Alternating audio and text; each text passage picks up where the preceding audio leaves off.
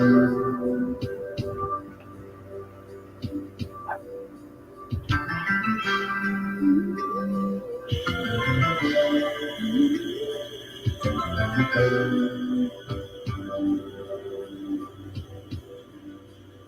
will be the day you will hear me say that I will never run. I am here for you, love is meant for two. Tell me what you're gonna do. If I gave you diamonds and pearls, would you be a happy boy or a girl? If I could, I would give you the world. All I can do is just offer you my love.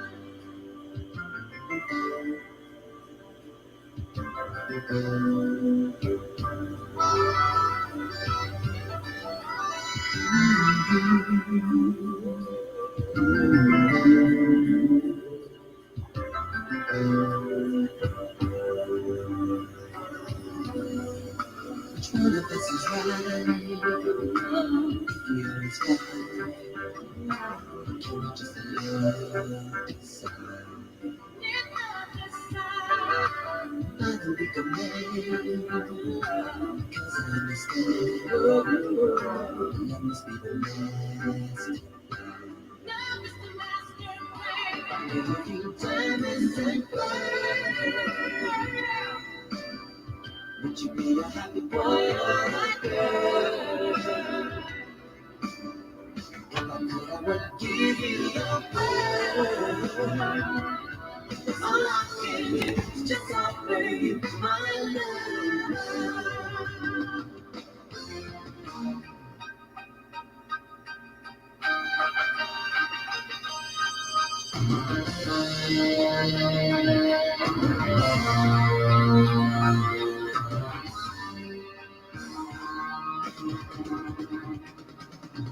D to the I to the A to the M.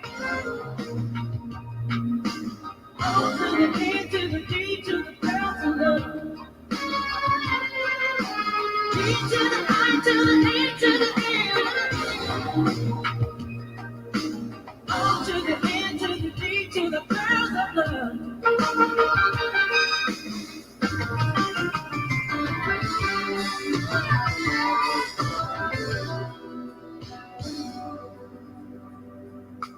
There will come a time, blow your mind, everything you look for. Take a look inside. There will be the time, everything will shine. Somebody makes you come.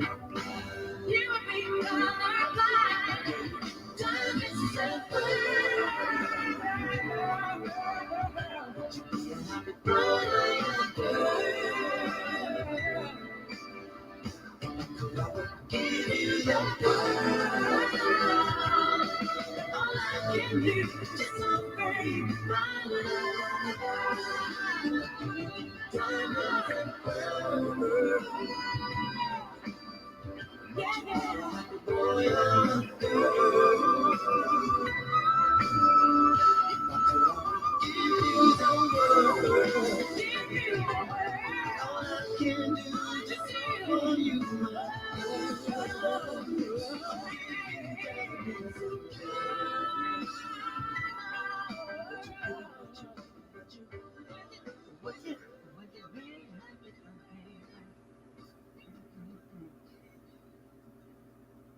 Baby, what's good? What's good? What's good with it? What is my mouse? Okay. Yes, sir. What's happening? What's happening? What's happening? Okay. Sir. All right, LaBelle, I got you. I got you. Woo! Y'all be killing me, killing me, killing me. Mm-mm-mm-mm. You know what? Something tells me not to make a bad decision, so I probably won't. Because here's the thing, right? If you don't give people nothing to use against you, they can't use it against you. And I'm gonna take my own advice. Shut the fuck up. That's what I'm gonna do. And but also I can also develop that what I just said into something, meaning if people wouldn't give other people, and people support the factions that are out here to govern, to whatever, teach, to whatever, whatever you know what I'm saying. It's people behind those jobs. It's people behind those movements. People behind those authorities. Yeah. Okay. So, and if you don't give the people nothing, then hey, listen. I had to make a decision what side of the track I wanted to be on. With the help of others. You know what I'm saying? And so, if you don't give them the tools to use, then hey, they're gonna have to make it up. All right. And sometimes you may they the tools and then these people have gotten so terrible, honey, that even though you may give them something, they'll take it and make it into something else, right? So you've seen that you can innocently give them something, and they'll take it and turn it into something else, which was what I almost was fixing to do by speaking on something, and probably was going to be used against me. And I've been very good not to go back to the hood. So, and that's what I'm gonna try to do. So I'm gonna keep it floating on over. So, I still what the new title I got now on my record, right? So, I be playing around with segments and titles and things of that nature, just to get it nailed down to one consistent offering. You know what I'm saying? So, I think I'm gonna name them uploads and stuff like that, and stuff I just be wanting to say or whatever on my record, because it's pretty much on my record, right? And with that being said, I wasn't gonna come on tonight, but the devil said do it. And the devil said, baby, I told y'all I'm going to come and unload where my enemies are. I'm not gonna trouble the people that love me and like me, all that type of shit. My friends, I'm not gonna do that. I'm gonna come out here where the enemies are and tell y'all about y'all ass or whatever it is. Get my cussing off or whatever. Cause shit, what up? Y'all used to it. Hell, don't worry about it. But you know,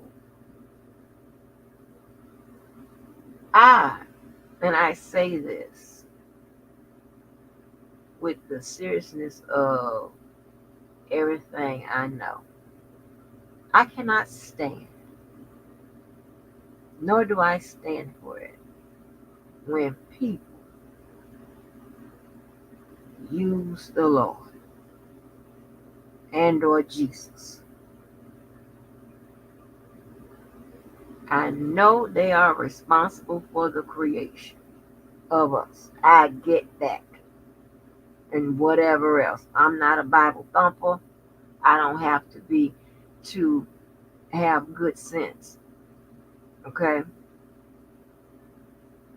To know that 1 + 1 is 2. I don't have to have all that. I don't have to, read it back and forth and memorize it and blah, blah, blah, blah, blah. Because guess what? If I did that, I'm going to take it for what's written. It's going to be very little interpretation. because I see what, now I'm getting upset, not because I see what these people do when it comes to the Bible, when it comes to religion. They take something that, I can't speak to the purity of it, but I believe it's meant to be more pure than evil. I think that, okay? And I think man, long time ago, established all these religions based off of something that was they think was meant to be good. That's just my interpretation. I interpret that because it makes sense. Now, I'm not talking about these extra religions that have come about and flip flop whatever and did whatever. I'm not talking about all that. I'm not talking about none of this. I'm talking about the ones that go back a while, have some type of connection to the beginning of the world, the Lord, God, all of that. That's what I'm talking about. So, so when I hear and especially, let me tell you, what really grinds my goddamn gears is when you hear and see people that ain't shit, and you know they ain't shit, weaponize the Bible, weaponize the Lord. Then it just goes on and on and on. I'm gonna stop it there. I don't like. I've said that before, and I've said that, and then I've heard it all. The Lord wants us to use Him, and this, okay, well, this, where it say that at? Is it said in red in the Bible? Something like, because I don't know. You have to show me. I'm not going by what you say. I'm never doing that.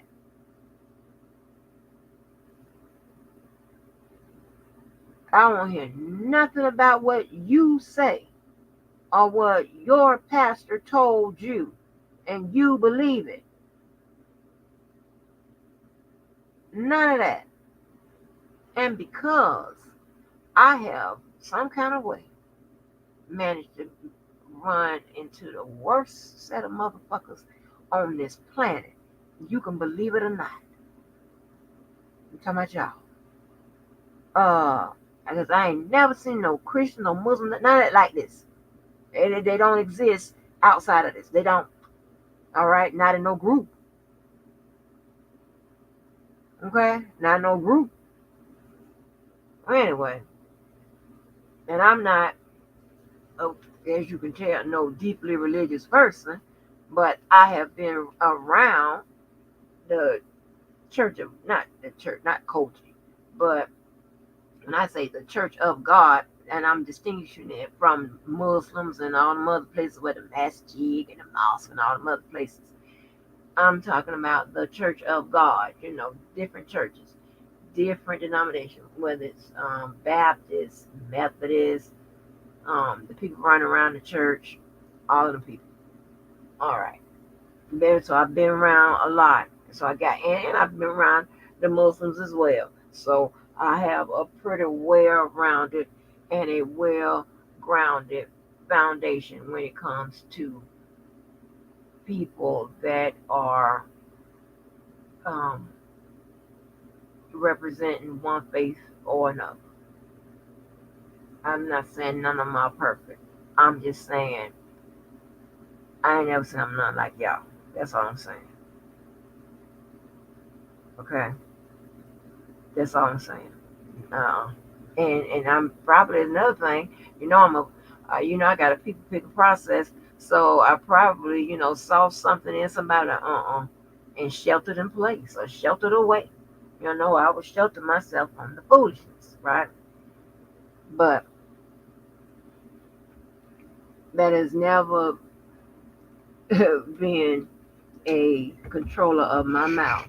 But I'm gonna try to let it control it now. Jesus, Lord. But you have people that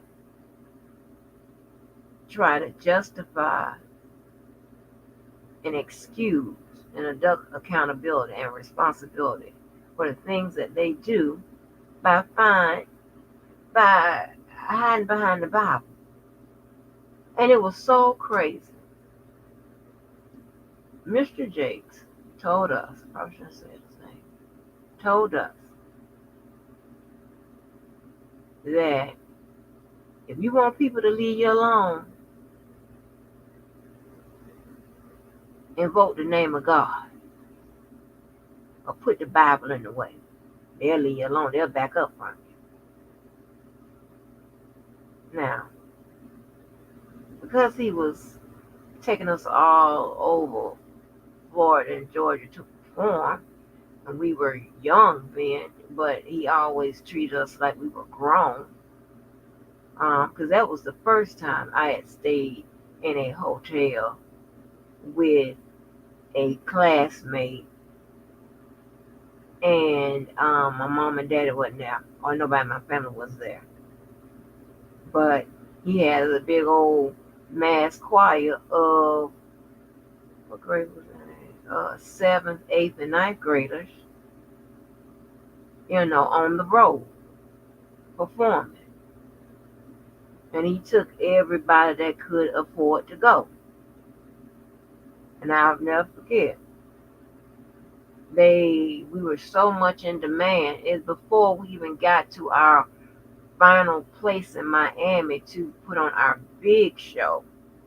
We had little stops in this is one trip, little stops in Florida.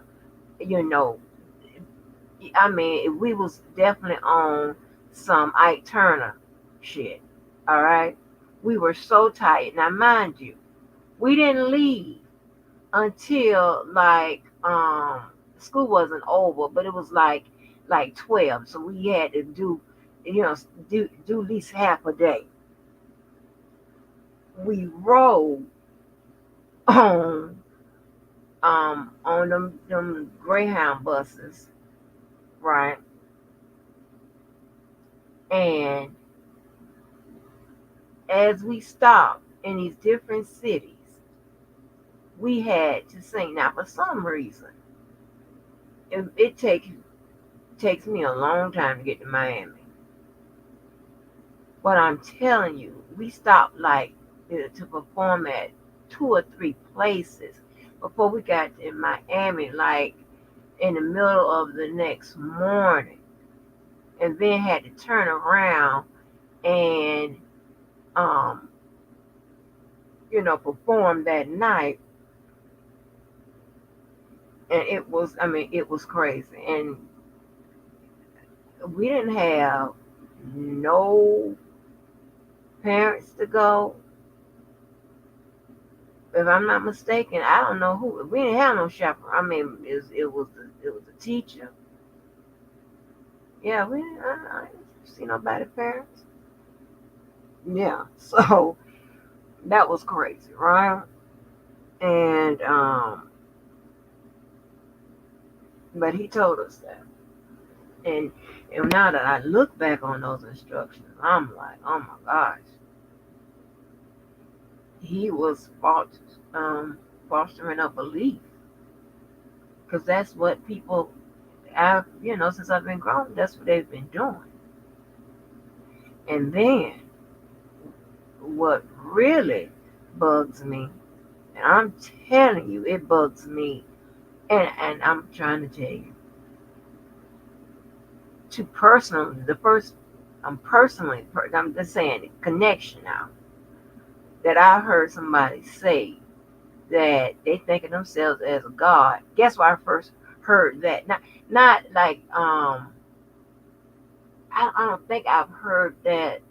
I know I haven't heard that in my personal spaces, right? Like nobody I know has said that.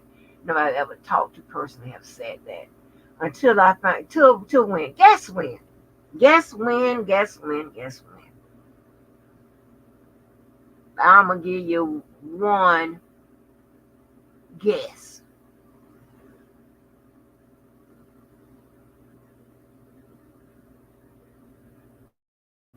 At him.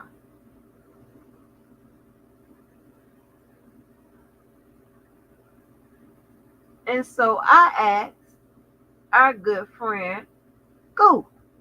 That's the only source you know. So, but again, I told you, if I find something that seems pretty reasonable on Google and reliable, I'm gonna go with it, right? And I asked, should men compare themselves to God? It says no. People should not compare themselves to God, but instead should focus on glorifying God by living a life that is obedient to Him. I heard somebody tell me that they think of themselves as a God. I've heard a whole bunch of stuff now. That was just, it was one person that started off, and I started, because I be having like a general curiosity. Is that the culture? Is that what you people think? Is what is going on, right? So of course I'm gonna ask the question of whoever I encounter. I never seen so many people that think of themselves as a god or, or compare them. I have no idea. So it goes on, and then it gives a Bible verse of 1 Corinthians 11:27-31, and it says, "We have done what was our duty to do." Luke 17:10. The one found worthy was not the one who compared himself and his works to others around him, but the one who compared himself to God and realized how completely unworthy he was. Now I'm just asking, not for a friend, but for me. That's in the Bible too. What up, Mo? Listen, I ain't even worried. I was going to hit you about 30 minutes ago, but I looked at the class and baby, now she's one eye down, the other one to go. I ain't gonna bother. Well, what up? What up? So yeah, that's crazy to me.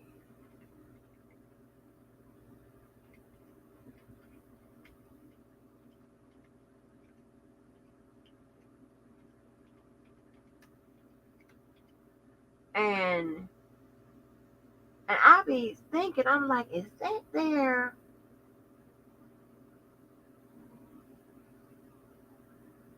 Hold on, I got another one.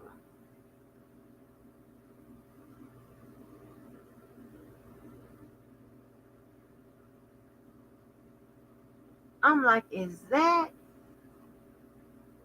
okay? And I also ask, should man think of themselves as a god? No, people shouldn't think of themselves as a god, as this is a pattern of behavior. I'm glad you're here. Associated with a God complex and narcissistic personality disorder, (NPD). Huh? I know I'm right. A God complex is a pattern of thinking that a person has great power, ability, and influence and is superior to others. The Bible says that humans are living creatures made by God in his image, and that God's stamp is seen in our moral and spiritual nature. God wants people to love themselves and to love the person he created them to be. Hmm? Huh? What we talking about? Hey, Jeff Short. I was about to say the Bible say man should not think more highly of themselves. And listen here, the pastor himself.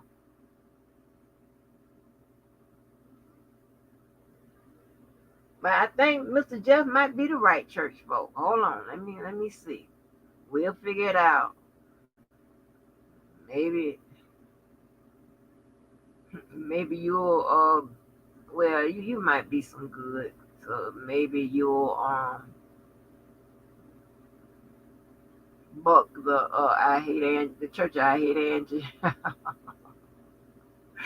But yeah, I just put Mr. Short in Club Blue. Okay, give him. So yeah, he done been over here enough times to be the Club Blue. So welcome, Mr. Short, to Club Blue. But yes, and it just, and it just, oh my, it does something to me because I'm like, I don't see nothing about you that say you should be comparing yourself to God, that you should think of yourself as a God. As a matter of fact, if you sit here long enough, I'll tell you exactly who you are. And you can do with that whatever you want to do with it. And people think you are telling different things, whatever, like tear down their self-esteem or tear down. No, no, no, no. It's to make you deal with reality. Because right now you ain't dealing with it. And I've been looking like, huh? Because people with God like, people that who are God like or think, I guess. Well, let's be fair. I guess it depends on what you think God is like. How about that? Maybe it depends on what you think God is like. If you think God is a dirty, low down, disgusting, vile, backstabbing, if you think he's like that, then maybe that's what you think he is.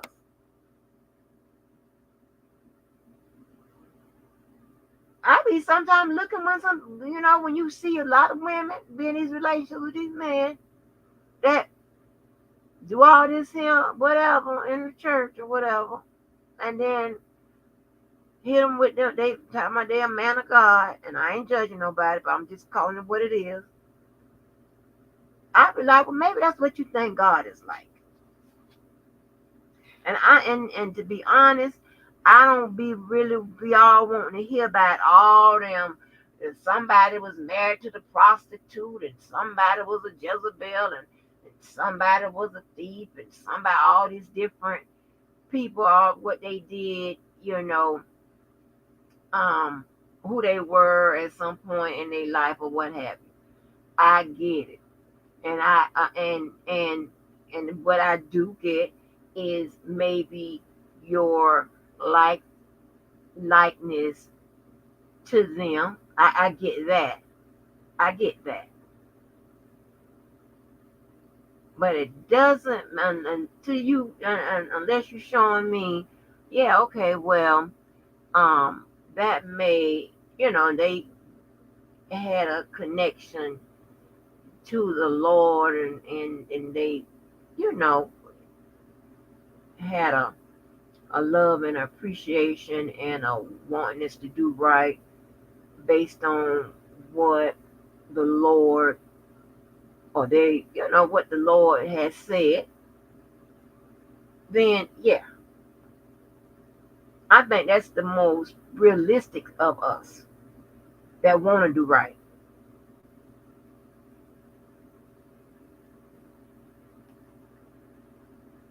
Yeah, but I don't keep it complex.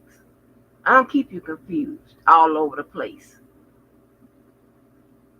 I just think if you got more bad qualities than you got good, um, you probably got less Lord in you. And God, even though you might want to, or you might say it, might just be something you saying because you might be covering because that also can fall up under your evil ways, your bad tendencies,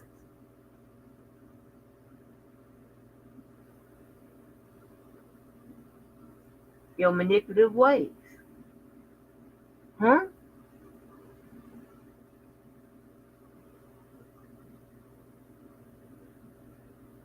Now, what are we talking about? It ain't that complex or confusing or whatever. If you sit down with yourself and have a real talk, not no fake talk, which is like a lot of y'all, I believe, do fake talking with yourself. Maybe you have to do fake talking with yourself because some of the things you've done, you just can't bear it. And you don't want to face the fact. I get it. But do real talking, real assessment. And in your heart to heart, you ain't doing right. You know you ain't done right. You know you ain't doing nobody right. You ain't doing no good in serving this earth. You know that. And my position is on people when it comes to the mental part of it. Until you are accountable, and that's why I don't mess around with them apologies. Forget that. What I told you. Accountability. What's the other one? Acknowledgement and atonement. I don't hear nothing about your apology. Especially when some people go on apology tours only to repeat the same foolishness in a couple more weeks, if not the next day. Because see, once you sit there with that accountability, that acknowledgement, and that atonement, you are going through the steps of what you have done. So you realize how it affected someone. You just with them, especially the ones with if I offended anybody, those them empty ones. I be like.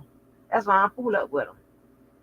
I don't give them and I don't accept them. I mean, unless I really, really, really, really, really, really mean it. Because if I'm giving you an apology, I done already did them 3 A's.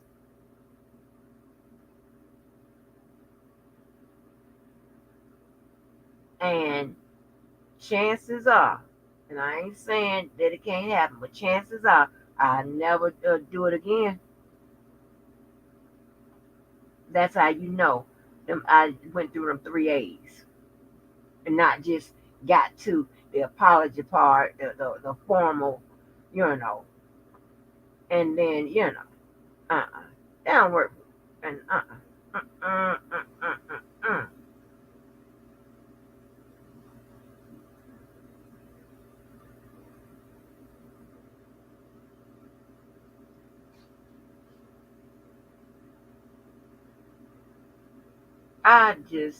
It just doesn't. It just doesn't do anything. God, oh my goodness, child. Let me drink this.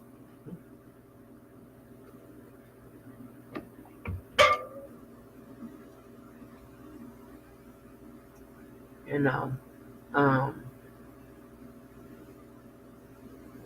and it is what it is, right? It is what it is.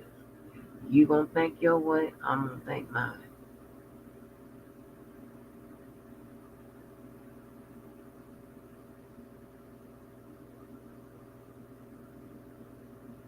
Yep, have to take a long look in. That's why I go through them 3 A's.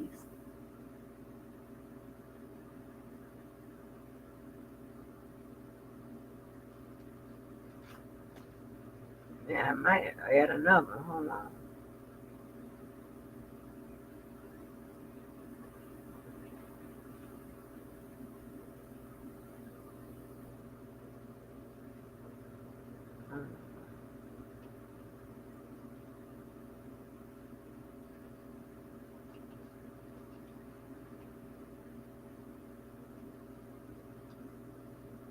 And a lot of people think that trying to do the right thing means you're not going to have any fun. That's a lie. That's a whole lie. And I don't want nobody to say like I'm, because y'all know goddamn well I'm heavily flawed. But I'll tell you that. See, the thing about you, some of y'all won't say that.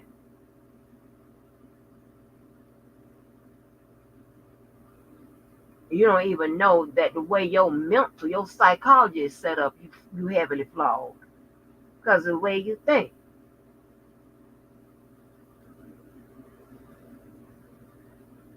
And you might not know it, but a lot of y'all are more like than you know it.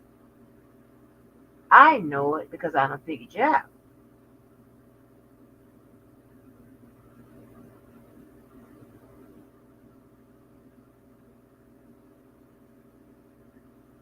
You know what I'm saying? You got more in common and you similar, and I have no idea. And that's probably why. Mm-mm, And I kept saying this: do not stick me in nothing out here. No family, none of that.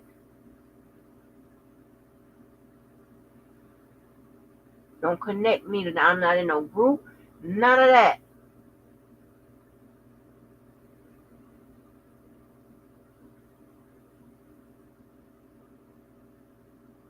Like what? How we simple? And what? Everybody like oranges. Is that it? Is that all we got? Common? Nope. You know what I'm saying? I mean, I don't be all the time be down with being so blunt like that, but I mean, that's truly how I am.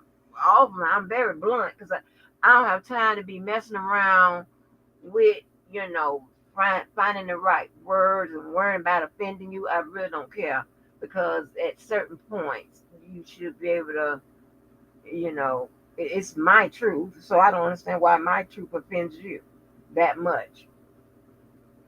If you're going to be offended by what somebody says and all her up and all this, and then you shouldn't listen. You should close yourself off from the world because the world is a cruel place. And please know that people are going to say what they want to say, regardless if it offends you or not. It ain't like they mean any harm. It's how they feel. So people speak how they feel. They're not thinking about if it's offending you. They're wondering why would it offend you if it's how they feel.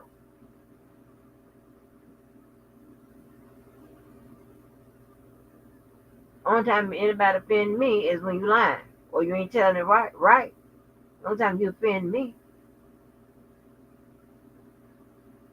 But if you tell me how you feel about me, and if you base it on some lies or something ain't right, then yeah, we don't. Then that's a problem. But I'm talking about like I feel like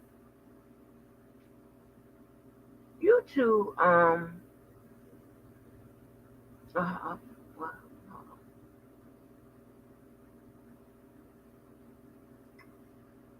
I don't know. But anyway, regard y'all understand what I'm saying. This says this isn't the kindergarten um corner. Okay, you know what I'm saying. If I'll make it simple. If you don't like my dress, okay, that's not gonna offend me. And you might be helping me because I'm like, oh Lord, because depending on your fashion sense, I'm gonna be like, oh, I might need to check this. But if I see that you don't have a clue, I'm be like, oh, okay, I'm glad you don't like it. I mean, it looks good, you know.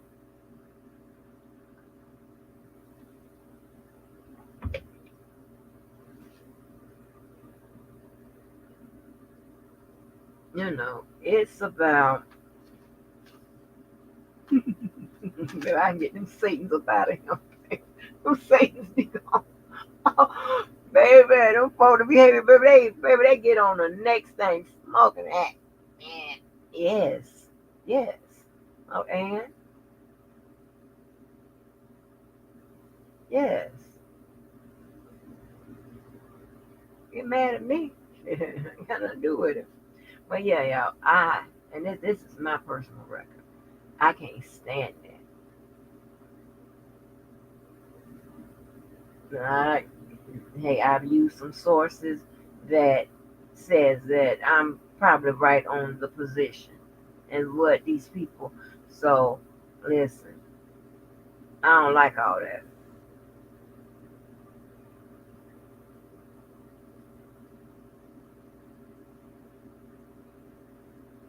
These people have a unique description of the Lord or God or whatever. People call them all kind of people say all kind of things. It's offensive to me. I've always made that known.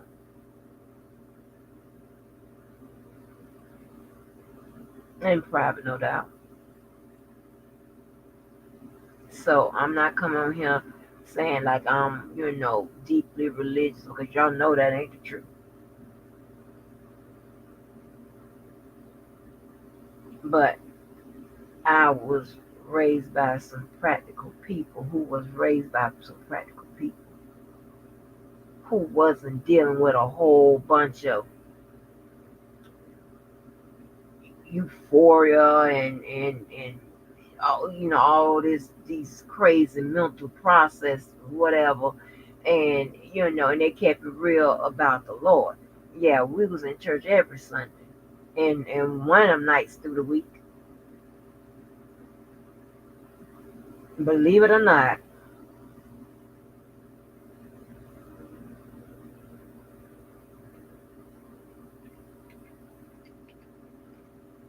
Me.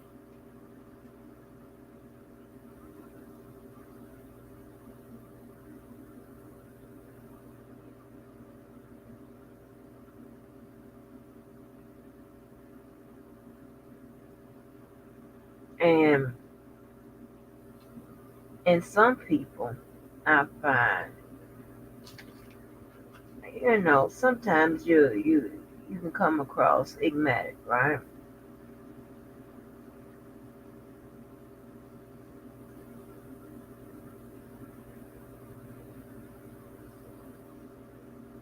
You can come across enigmatic, okay?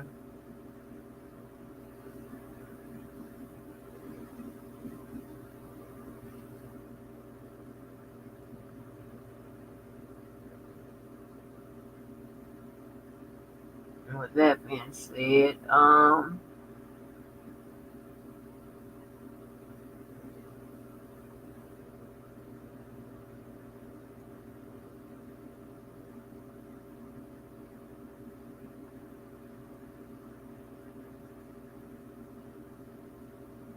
probably gonna shut up. Right? Because you can't. It's crazy. It is crazy when you can plainly say something and it has no motivations outside of the ones that you state it has, and people use it for other no motivations. That makes it. Those are people that are messy. They try to start shit, and they just have some extra energy because if they don't like me or like whatever, then they'll try to start some shit. So therefore, those people throw up barriers, throw up roadblocks when it comes to the vehicle of communication. And that's what this is. That's what social media is supposed to be for. I don't think this is not. I mean, unless it is, but I mean, I think I'm safe to say that I think everybody before they even came to this sector, or whatever, was familiar with social media, how it works,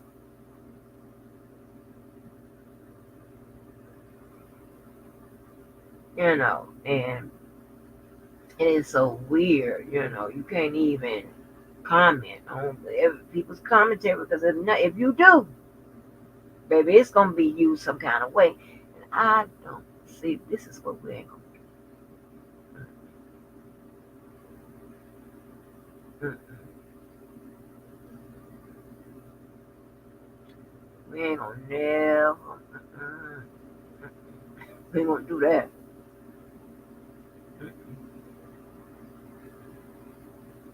Come on, Incredible Hulk. Come on, come on. I know you can't fit through the door because you're gonna be in the Hulk body. So just come on in and put your big old foot outside the window, and I know you're out there. Just come on through. Put that pressure on my mouth.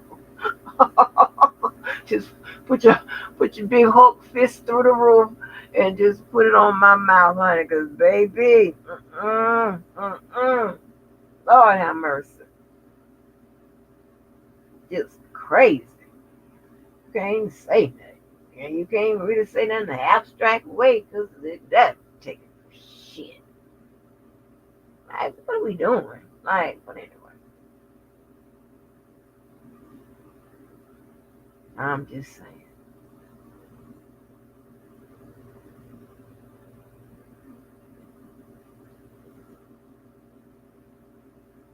There's a lot of sources out here on the law, right?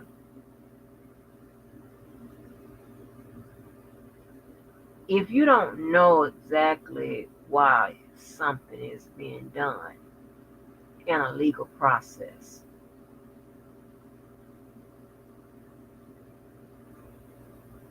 then either seek those sources, right? That's one. Or two, I keep trying to get y'all out, you know, Twitter out, Facebook out. And for $44.90 whatever cent, we actually should be able to stream to more than three sources. Because I would put it on Instagram, but Instagram only let you do an hour. But regardless, it could at least let us stream for an hour and just cut it off like they do Facebook. Like they do Facebook for the 8 hours, right? You can't even stream more than three. They talking about upgrade. Upgrade to what? How much you want me to pay a month? Huh? I ain't got it. And I ain't trying to give it to you if I had it. $44.90 something cents. You done tried me. Listen, and I've been meaning to do this, but I'm going to go and see. Hold on, let me see how much Restream is while we sitting up here, because I'm tired of this taking advantage of people. Crazy.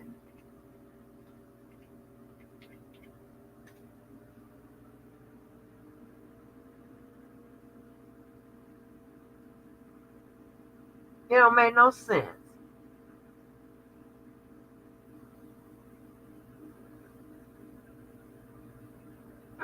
I put in Restream. No, it. Oh, okay. Hold on. Let me go to Restream. Yeah, try it. I put in Restream. Um, StreamYard comes up, right? So you got to scroll down. So check this out right here. Check this out right here, y'all. We gone. We leaving. We leaving. Restream for the three channels. Is that what the streaming? Is that what they call it? For three channels, and I guess that's for the streaming, and 10 on-screen participants, it's $16 a month. For the professional, which is $39 a month, you get 5 channels, and how many people? It says starts at 2 team seats, and all them seats and stuff. They have seats and stuff in the StreamYard. I really don't know what that is, but it's talking about split record and all this extra. I really don't know what that means, but you probably could guess that they for $39 they probably got the 10, the 10 people that you can get to come up on your platform. This is crazy. Custom channel, unlimited recordings. I wonder what it means by unlimited recordings. I'm sorry I'll take y'all down this, but I wanted to make sure.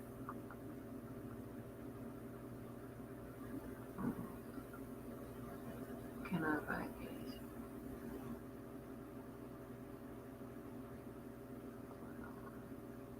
Yeah, we're gonna try Restream. Surely it is. We're gonna try Restream. I already got the account set up. Devil is a liar. Devil is a whole liar. If you think I'm gonna pay 40 something dollars, I mean, yeah, for what? And I'm still only gonna use the whatever I use, and the stuff that I use, you're not doing nothing. You don't meet the you're not giving me more in that capacity. So no, crazy. No, you ain't Satan. Yeah, so channels mean how many channels you can stream. So on Restream for $39, we can do 5 channels. Huh, Child Shibuki.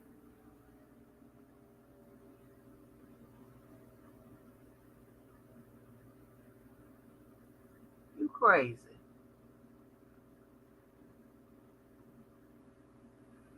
So that's what it means. Mm-hmm.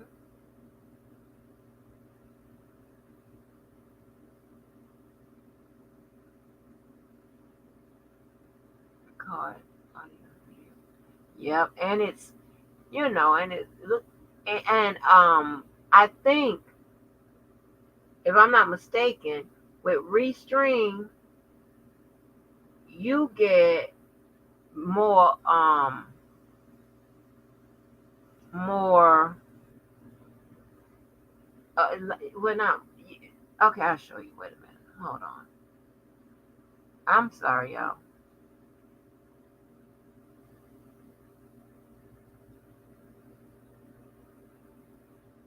But I got to sell it to y'all because y'all are part of the app, right?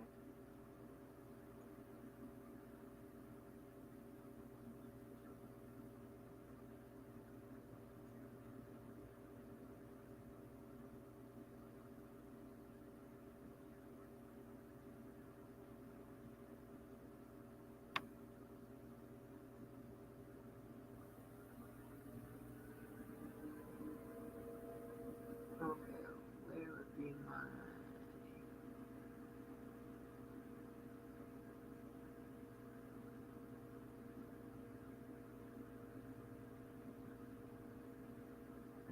club?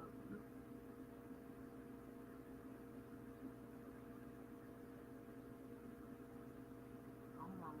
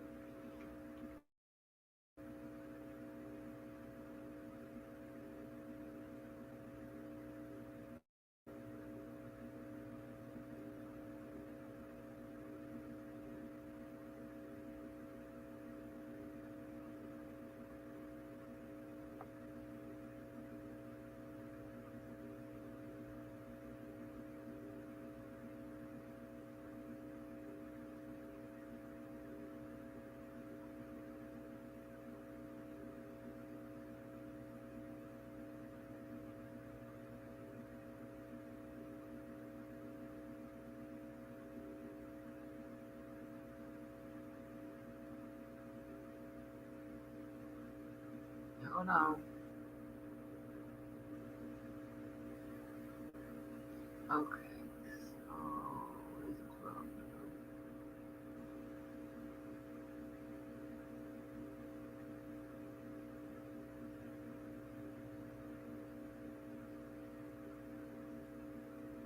Okay. I'll show y'all.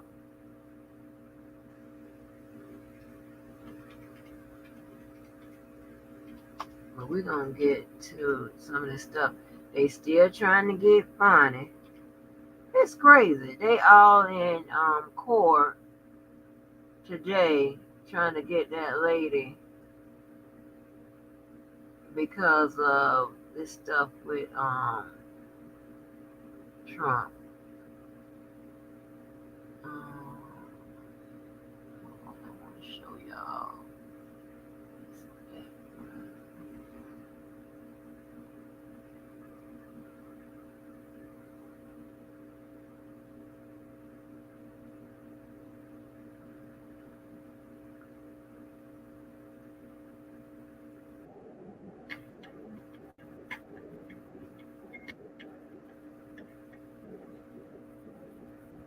on, let me show y'all this real quick.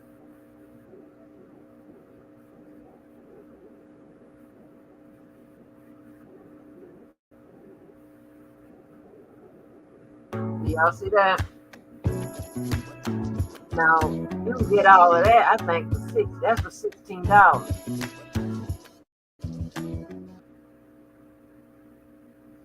Yeah. So that's how our restream will look. Um, you got this background. Yeah, they got backgrounds back there. You see that? So what you want me to do? I mean, stream y'all. I have tried, boo boo. I don't know what to tell you.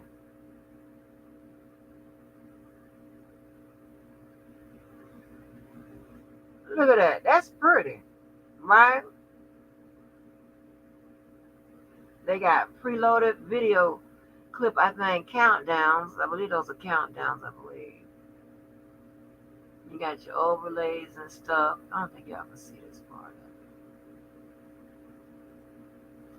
but they got QR codes and stuff. You know, y'all, a lot of y'all that wanna that real good with all of that. That's not really that. They got music already loaded up in there. Um, yeah. Mm-mm. I'm gonna have to I have to stream y'all. I love you, and you know me. I'll try to figure out how to have both because I'm not a woman of inconvenience. And I like to have what I want, right? Definitely what I need. Mm-mm. But at $44 something, are you crazy? You must be out your goddamn rabbit mind. You had all of that. Yep, so you got your customized logo if you want. As you see, some of the I don't get think y'all can see. Yo, y'all can't see the backstage. Oh, I need to show you the backstage. Hold on. Let me see if I can show you that. But you should be able to see it. Oh, y'all see it. I'm sorry. Y'all see the backstage. That whole thing back there is the backstage.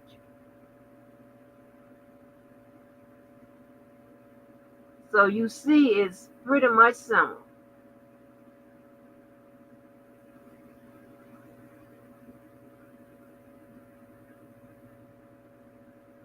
See what I'm talking about? It's pretty much similar. Invite a guest.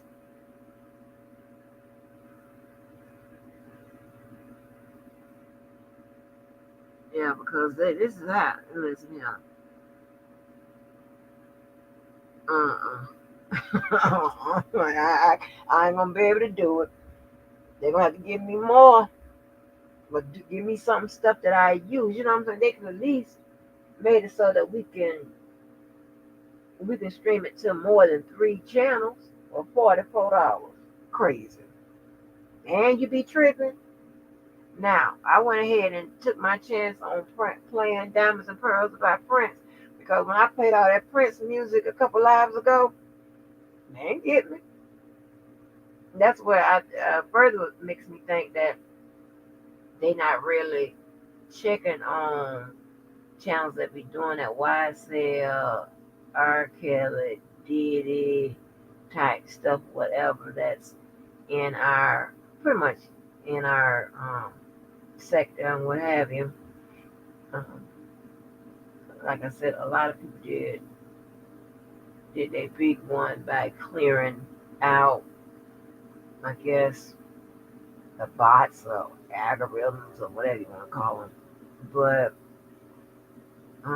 and they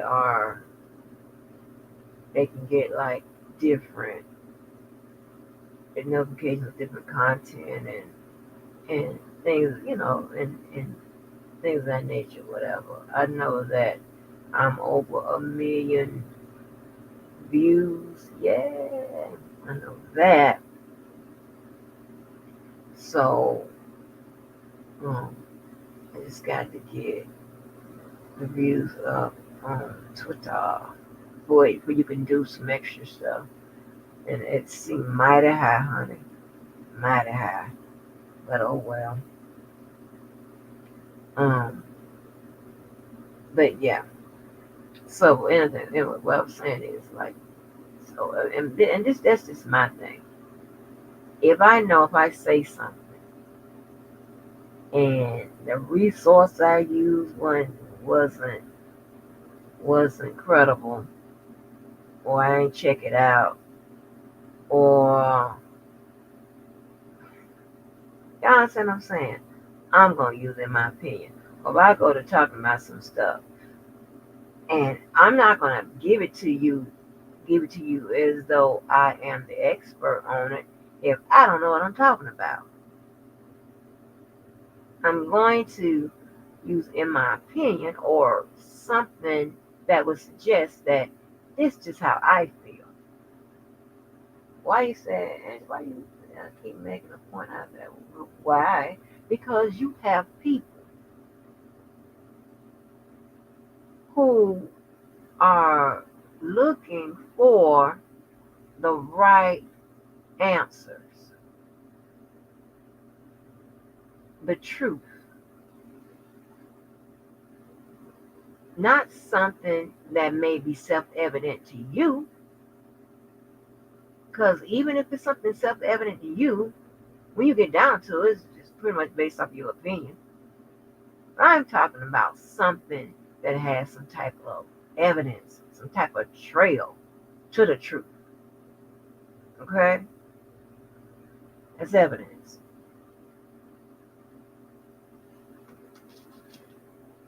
All right? And mm, mm,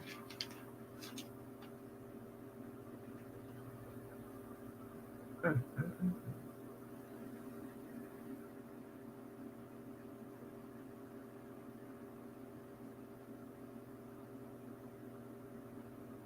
Um,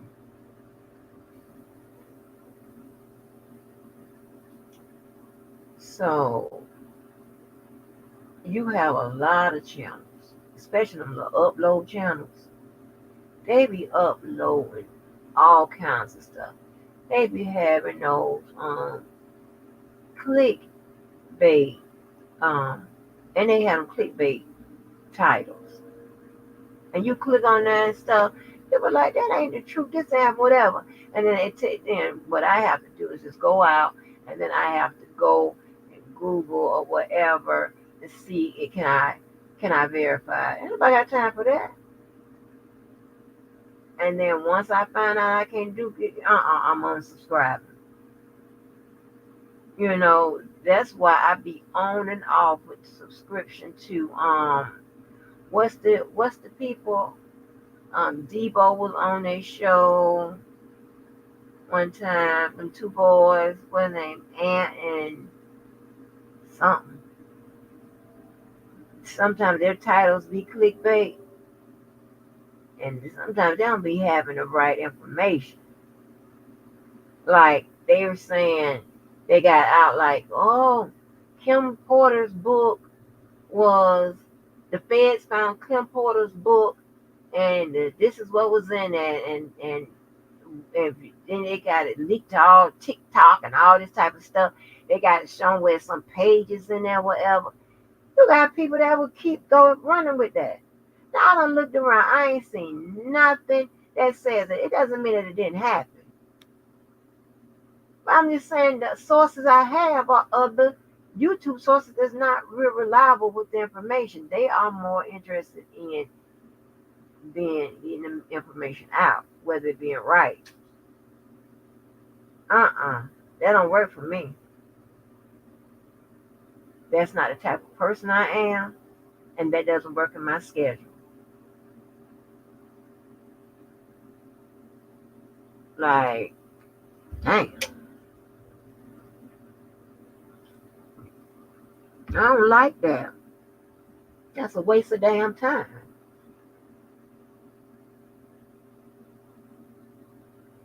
Hey, purple, purple. So,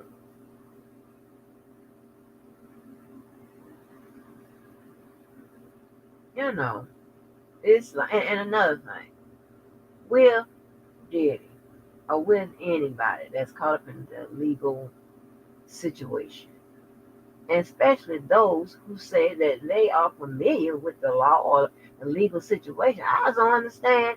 It's some shit you should be able to get. It's all to be common sense. And it's not the answer to why something is done isn't always the juvenile way you perceive it. I mean no harm. But let me say this, and I'm not giving professionals no level of up they're up here, and it's because I'm put us down there. I'm putting me down there too, okay? And we're down there. That's not what I'm doing.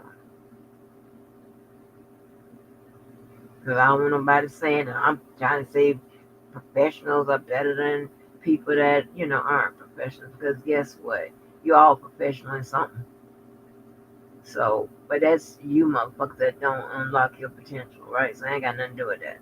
All right? Mm-mm. But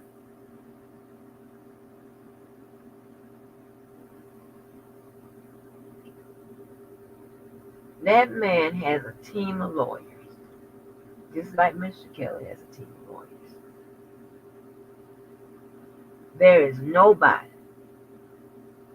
not me, not nobody else out here, although they be self-proclaimed, I don't give a fuck, none of that knows more than any lawyer that that man has had on his case. None of us. You know why? They have the records and they have the client. And what he won't tell any of you motherfuckers, he gonna tell them lawyers or they gonna find out anyway. Some way, what have you. So you best believe that they have the best knowledge and the most accurate knowledge.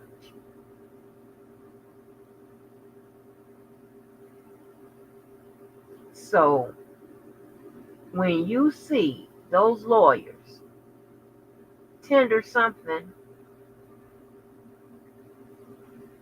they're doing it for a reason, a legal reason. And here's the thing, and this is just blows my goddamn fucking eyebrows on that eyebrow grew back. Hey, it grew back right. Hey. But that just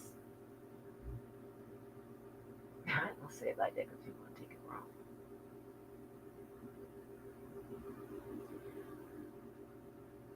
I'll say it like this. In whatever legal documentation, in whatever filings that is submitted to the courts, they tell you why they're doing it. Hello. You ain't even got to guess why. The document somehow usually have a header and in that body it explains more. You ain't got to get you ain't got to put no sauce on it. You ain't got to wonder and make shit up and come up with something that just hey what? Like, oh my God. And of course, when anybody fuck up the law part of it, yeah, that's gonna fuck with me more. Just like when I uh be prescribing geodone to people out here. Hey, that sends more in a cardiac arrest. You know what I'm saying? Somewhat, right?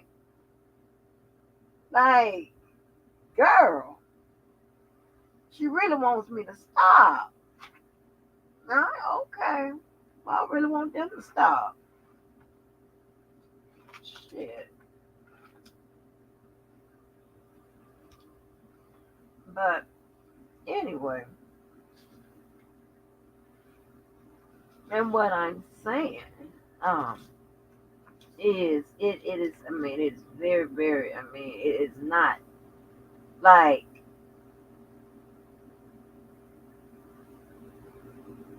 I'm not going to that, but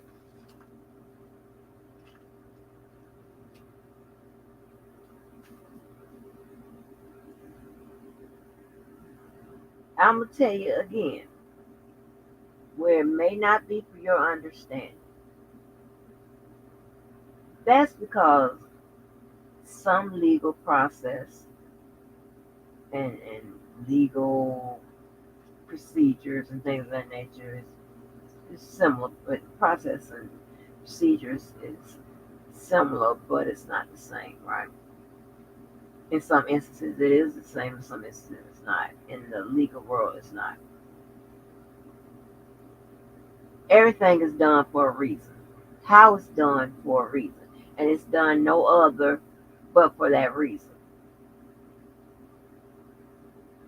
The judge would know that, and any lawyer would know that. Any first year student, second or third, would know that. You may not know that. I'm surprised,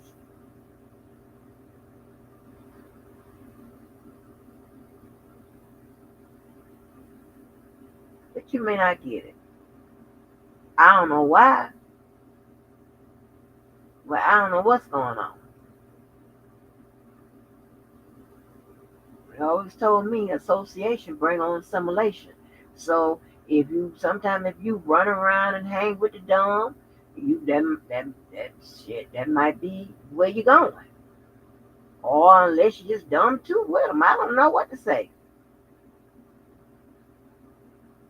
I know I need to mind my own damn business. I tell you what, you won't catch me no more Satan's traps. You won't do me like that no more, baby. Uh-uh. Uh-uh. I stayed a little bit too long on the blocks, baby. I can't be doing all of that. Get me in trouble. Yeah. Mm-hmm. Right. Oh my gosh. And then some people, and I've heard this several times, but I don't know if some people don't understand if they are switching points and sides and whatever, and are they not realizing it or what? Or is their mind all over the place? Like, now you don't have to be, a student of from the debate world. You ain't got to be that to have a position.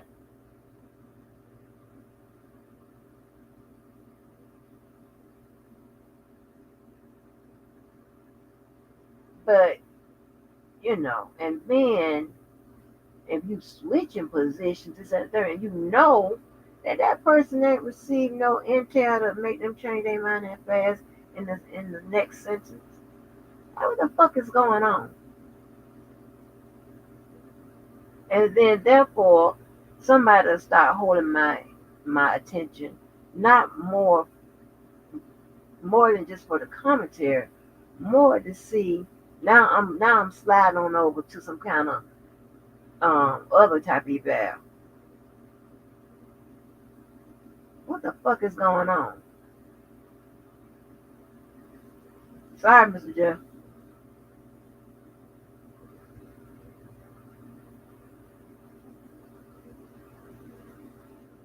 You know? Mm-hmm.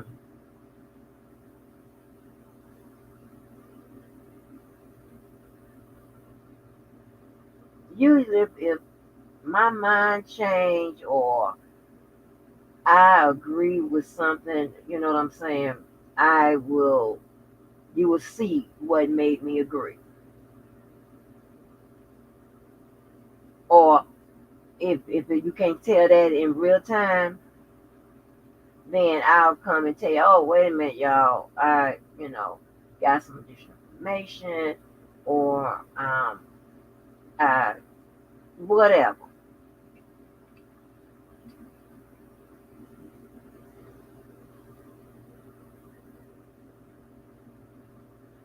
What happens is it's confusing, and everybody doesn't have the tools to unconfuse themselves. They'll wait for you to do it, or they'll just run around just as confused as you know, you may sound.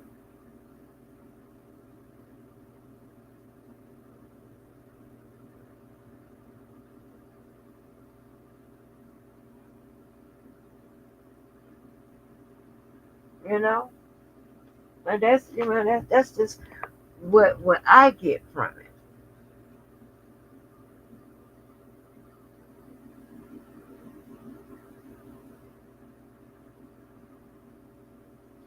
And then you have some people who views change depending on who they around. If they rolling with the Crips, baby, they got on all blue. If they rolling with the Bloods, they got on all red. You done seen that out of celebrities. And what do the real ones do? Point it out. Now wait a minute now.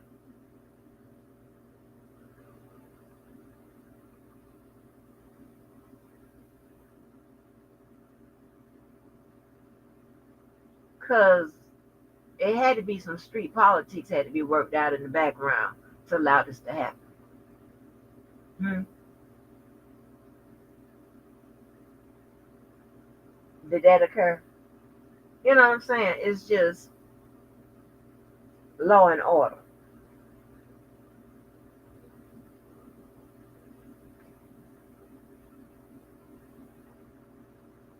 It's the law and order of different things, right? And street politics is one of them.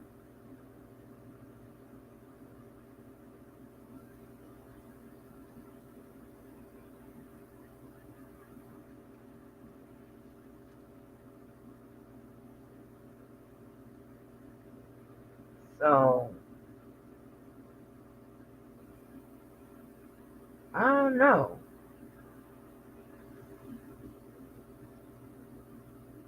That's crazy to me. Like, how it happens like that. I swear like you had to give me something for me to change my mind. Or because I'm gonna be I gotta stop and think about it.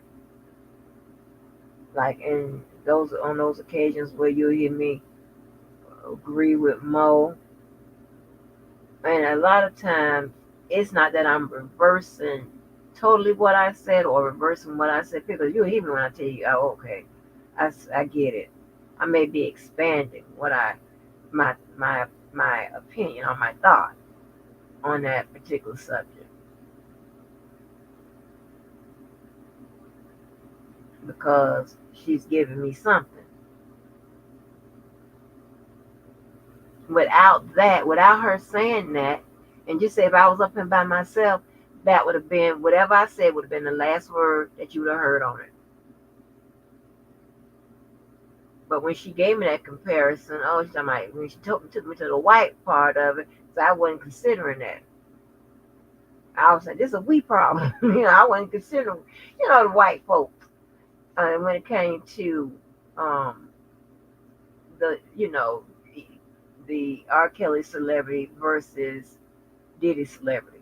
I wasn't considering none of no white folks. This is a black thing. That's what I was thinking about. And a black thing in America. That's what I was thinking about. And had she not been up here, that's the last thing you would have heard me say, what I said with regards to R. Kelly and Diddy. And that's how most of us are. Well, away from here. I'll say that.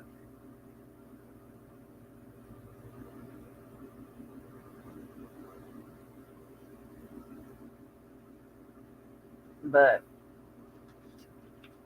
my thing is, I've never cared out here or in the world really, who I'm be accepted by.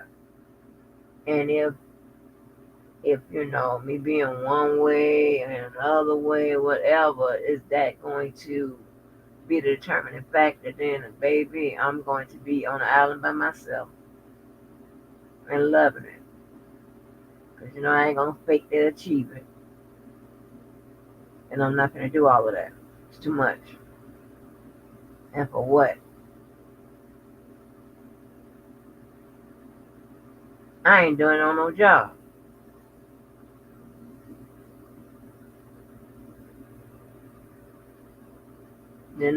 So, mm, yeah, it's very, and you know me, I love to be comfortable with my findings when I, figure out who a person is, right? And whatever I find out, I become, I'm like, yes, that's all. So I won't be confused. 'Cause I don't like being confused.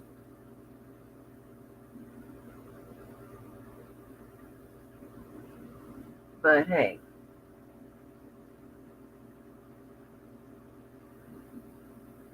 but yeah, just know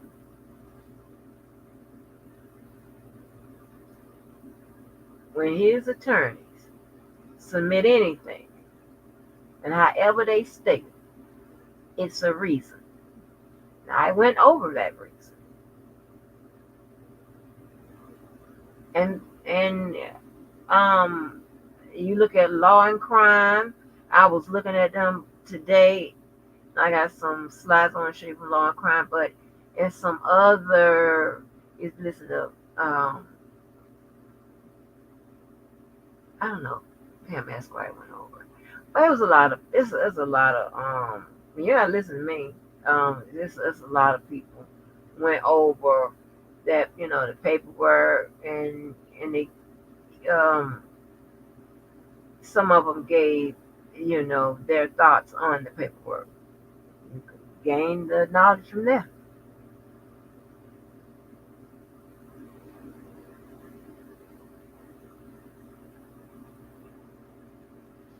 Mm.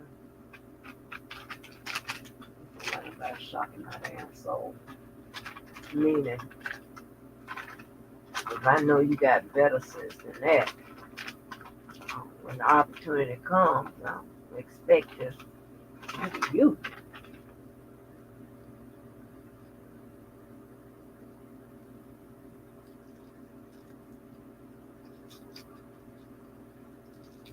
Yeah, I'm gonna stay. Listen, I'm gonna stay right back out these alleys and these streets.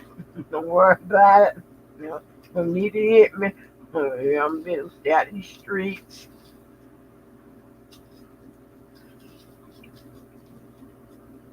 Yeah. I know how to build a self defense claim. Uh-uh.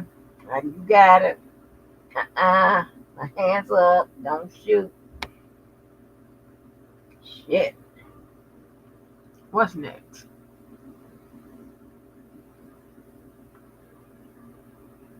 Oh,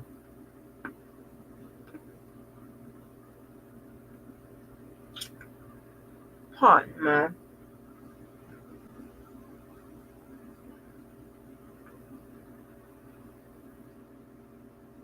Rudeness.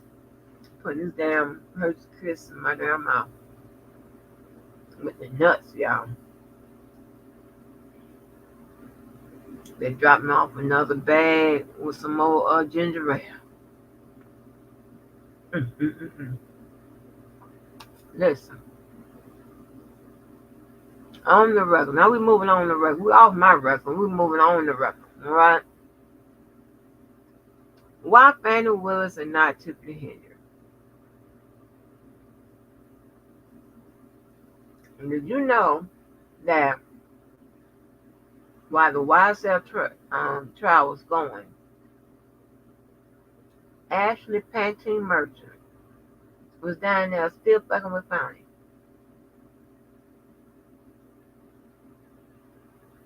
Yeah, in my opinion, I think that it is all motivated by politics, politically motivated.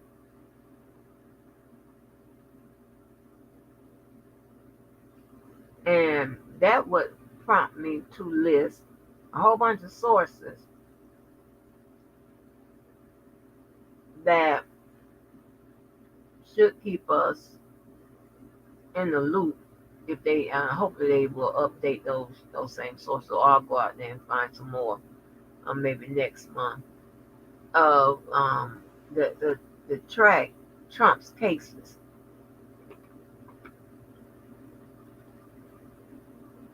I don't like when people weaponize the legal system for their own personal bullshit.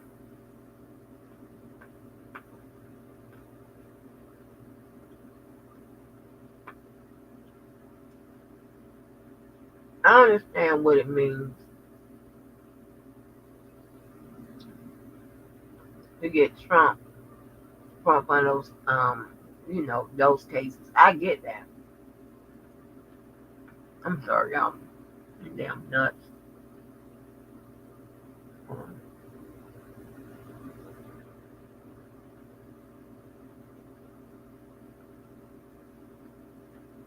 Okay, that looks better for him going forward. That gives him a lot to brag about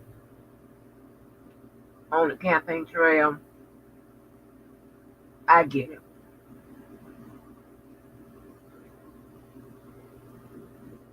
But it seems like they're trying to exploit every little thing in order to make it happen. Like you are down there acting like a fool in a polyester. Woo, um, that thick polyester from back in the day, honey. About FOIA request. What? You want to tie up that lady's time by some goddamn FOIA request? And I understand the objective because, hey, if the people deserve to know where the money went or what have you, okay. But I believe in that disqualification hearing, they went over Fani's books and the money and who got paid what to do what in the office and who took the contracts and this, that, and the third. Now, did they do a deep dive in and I don't know if it was more that she wants to know now, like every cent that you paid out for every contract or everybody's salary. I don't know if she's asking that. I don't know. I don't know what was the nature of the FOIA request and why it has culminated to something that's going on now like that in the court. I don't know. See, I tell you, I don't know. Because I'm in my opinion, shit, I don't know. I'm asking y'all. Okay, if y'all know, shit. But we need to understand the difference between Fani and Tiffany's thing because we know Tiffany done fucked up them people money and is unapologetic to it. And as you see, she's still fucking it up. All right, she got a head problem.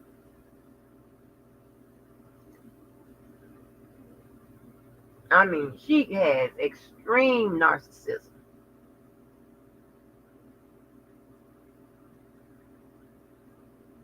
And her ass ain't even been indicted. Her ass ain't even, I don't think her ass in the, I mean, like,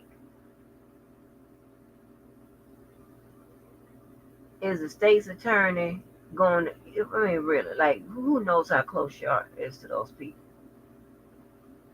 This really needs to be handled by entities that's not inside that state, or at least in that city, those cities, because this is ridiculous.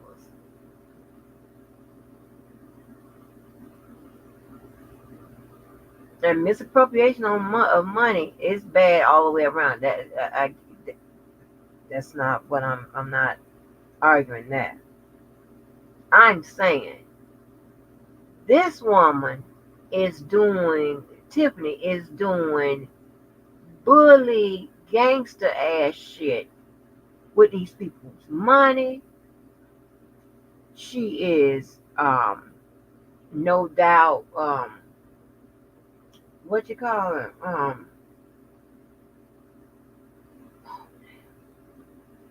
when payback, like, because the people won't support her, or what is she handling, she holding up people's business licenses, stuff like that, just any kind of petty ass shit. Like, what the fuck?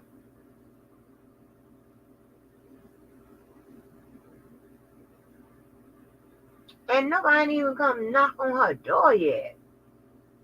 And here, Fani, see, I mean, and I know what the difference is. The difference is this is white pressure versus black pressure.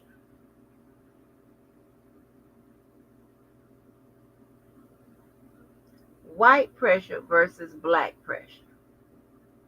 And of course, this is my opinion. But let me tell you this, and this is where I will agree with people with when it comes to this Diddy and R. Kelly and all this other shit. As long as it was like like black victimizing blacks, and there was no white concern or whatever, everything was fine. Shit, they didn't give a fuck. Remind me of the white dude that was looking at me drowning in the damn beach, until I pulled down his motherfucking trunks, grabbed hold and pulled down his motherfucking trunks. That's when he grabbed me. Right?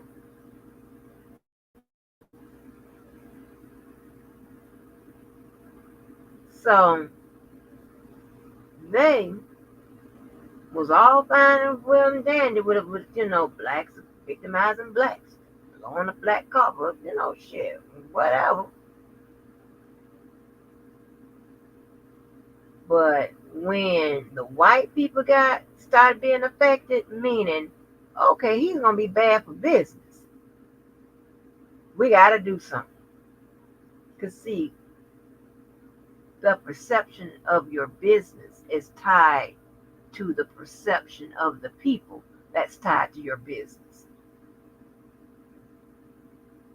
So listen here. So what is the great white way in business when it comes to marketing? Cut ties, make a statement.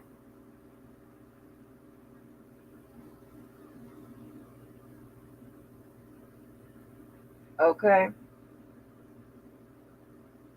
Because you got to save your business, and a lot of business is based on reputation, word of mouth.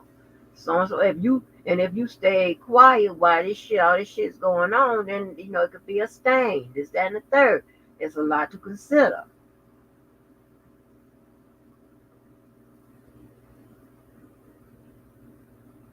Well, that's the difference in my opinion. That's the difference. When R. Kelly was, cranking them out and number one and dealing with all, writing for others and doing, working with others and all that kind of stuff, he was making who money? The white people.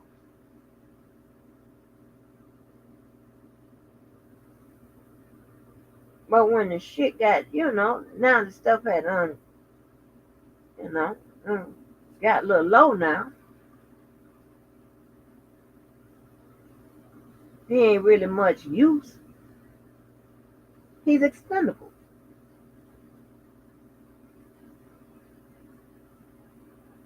Diddy, on the other hand, is tied to a lot of white businesses. A lot of white, this, that, and the third. His visibility all on the TV, all this, that, and the third. He is a potential harm to white business. So, and of course, I'm not talking about no conspiracies. So I'm not going the conspiratorial avenue with it. I'm talking about in why the concern. That's what I'm talking about. Made, what I think would make them concerned about what Diddy is doing with a whole bunch of baby oil and these parties that everybody has known that he has had for years, decades.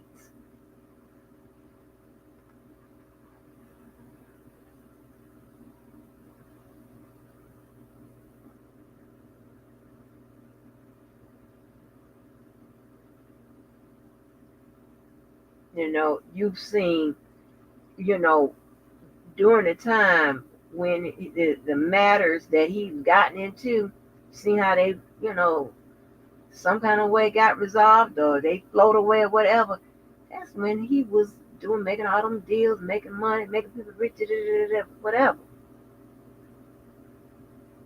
There wasn't a real concern about being a witness somewhere or whatever. And here's the thing, right? When the government, again, that's anybody trying to lock your ass up, knows that, yeah, how this culture is going, how everything's going, we won't get nobody to cooperate nothing. We're not gonna get nobody to speak. We're not gonna get nobody to do this. So why even bother? Why even throw the manpower behind trying to come after your ass, trying to see if somebody's gonna talk about things that we've heard, whatever, because at this point it's just things we've heard. And we have a budget.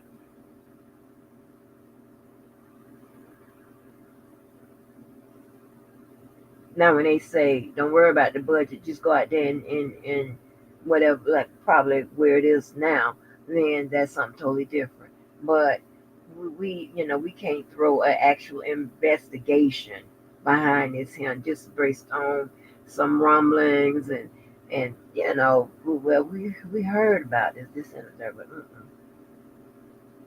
that ain't enough.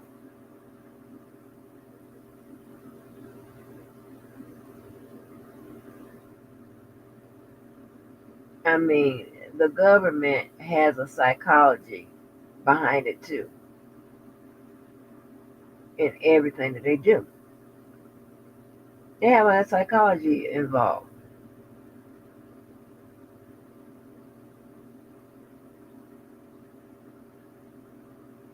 So I'm asking why Fani Willis and not Tiffany. So let me run this clip.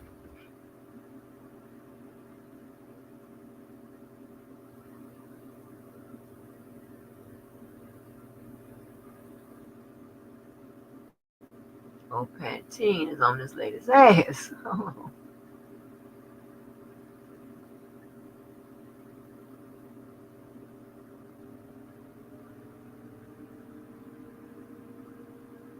Okay. And this was happening today, y'all.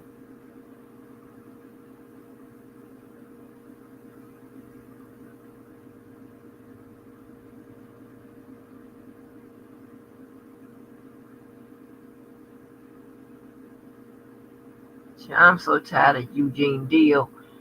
Like, I don't know how, like, y'all just stop being, black people, come on with it. Just because somebody gets some shit right it doesn't mean that everything that they've said about that person is the truth. I don't believe too much of. I mean, I don't believe everything Gene Deal has said, and I'm sorry, I just don't believe that much of QPD. I just don't. I just don't. I don't know. Like, I don't know. You show me where he's hollering puppy when it wasn't convenient to holler puppy. Then maybe you got something on it then.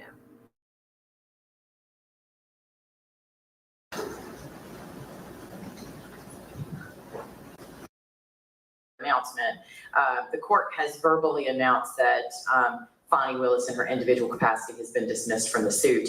I apologize for not having you a written order yet, but I had to stop and turn my attention to some other things. I was also at a conference, and so I expect I'm almost done with that order, and I expect that y'all will have it today or tomorrow, depending on how things go.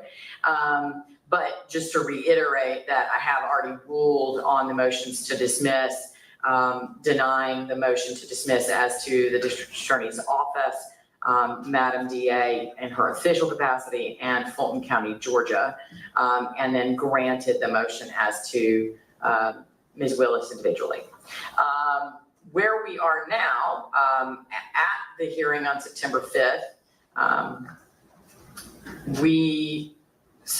the hearing on September the 5th was originally noticed as an evidentiary hearing associated with understanding some of the underlying issues of efforts to comply with the requests.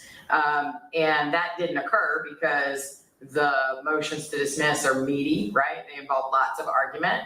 The parties needed to make that argument. The court needed to be educated about what those issues were. And it took a while. And so we did not end up hearing from the witnesses that day.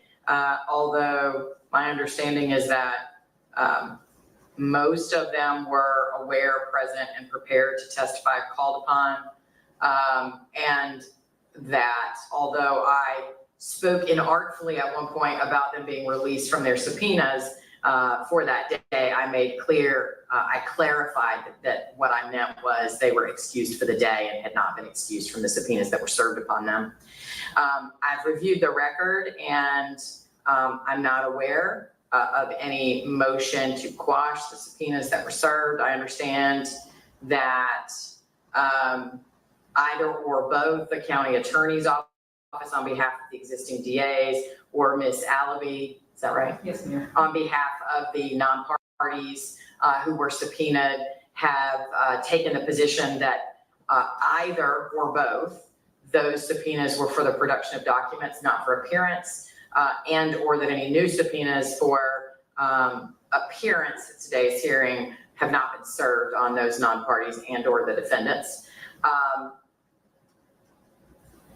I will note that I received a motion to hold Ms. Willis in contempt for lack of compliance with the subpoena for today's appearance.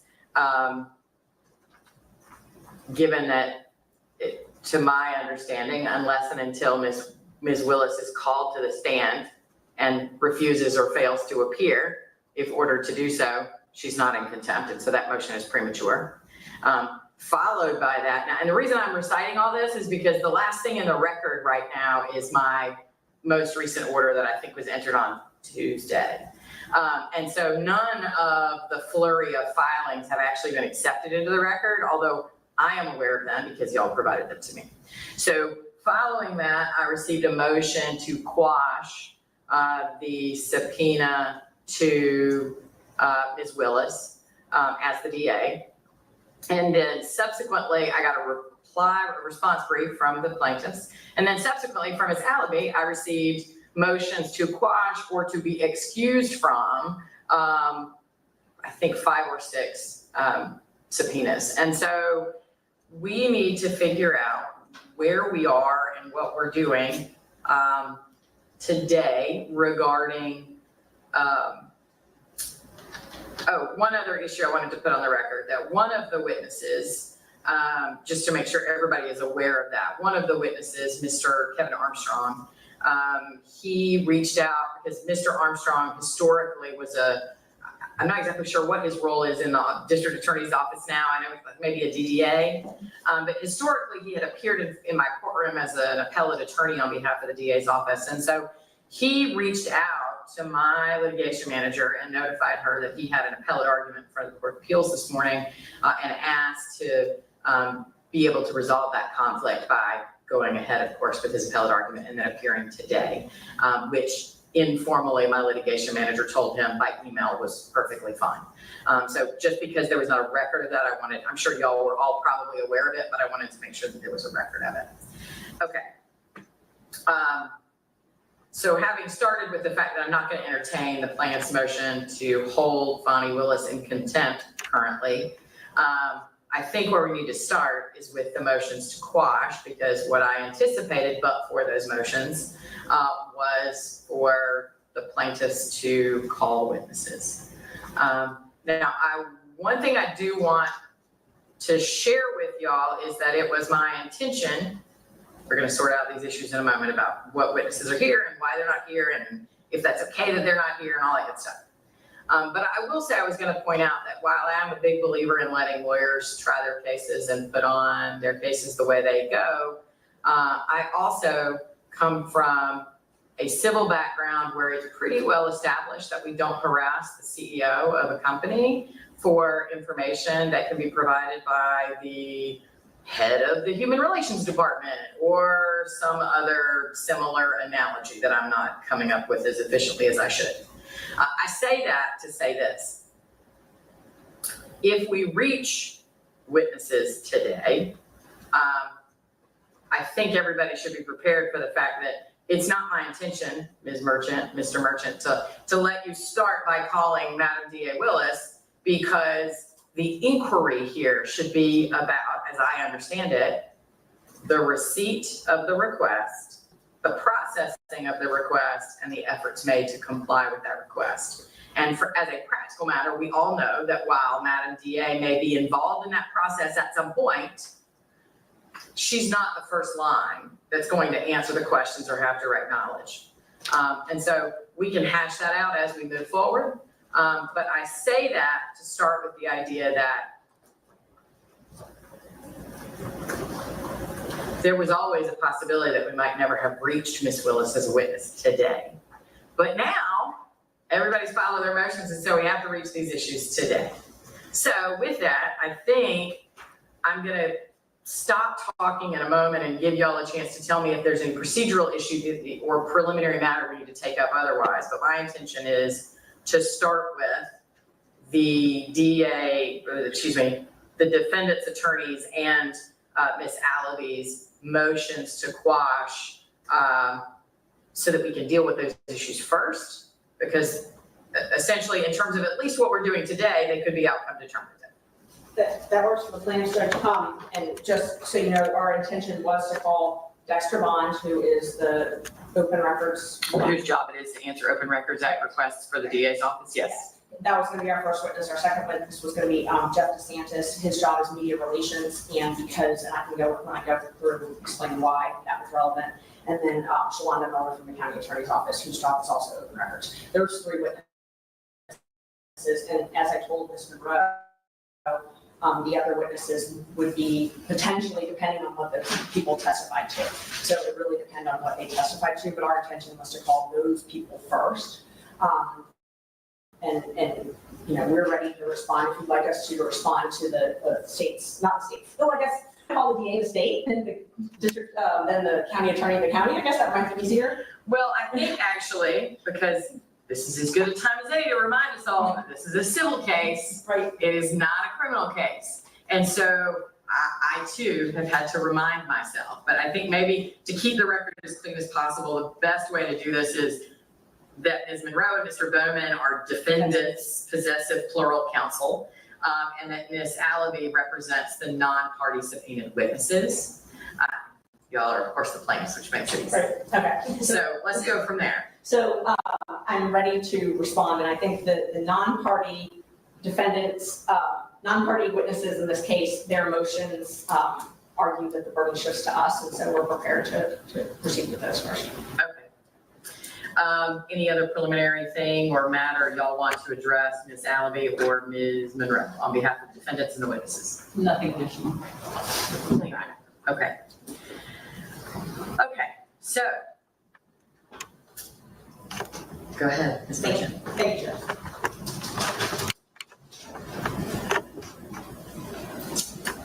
Is it okay if I stand at the podium? Yes, please. Okay, I wasn't sure, there's a lot of equipment, so I just want to make sure. Yeah, no, for purposes of the cameras, they're everywhere, so. Okay.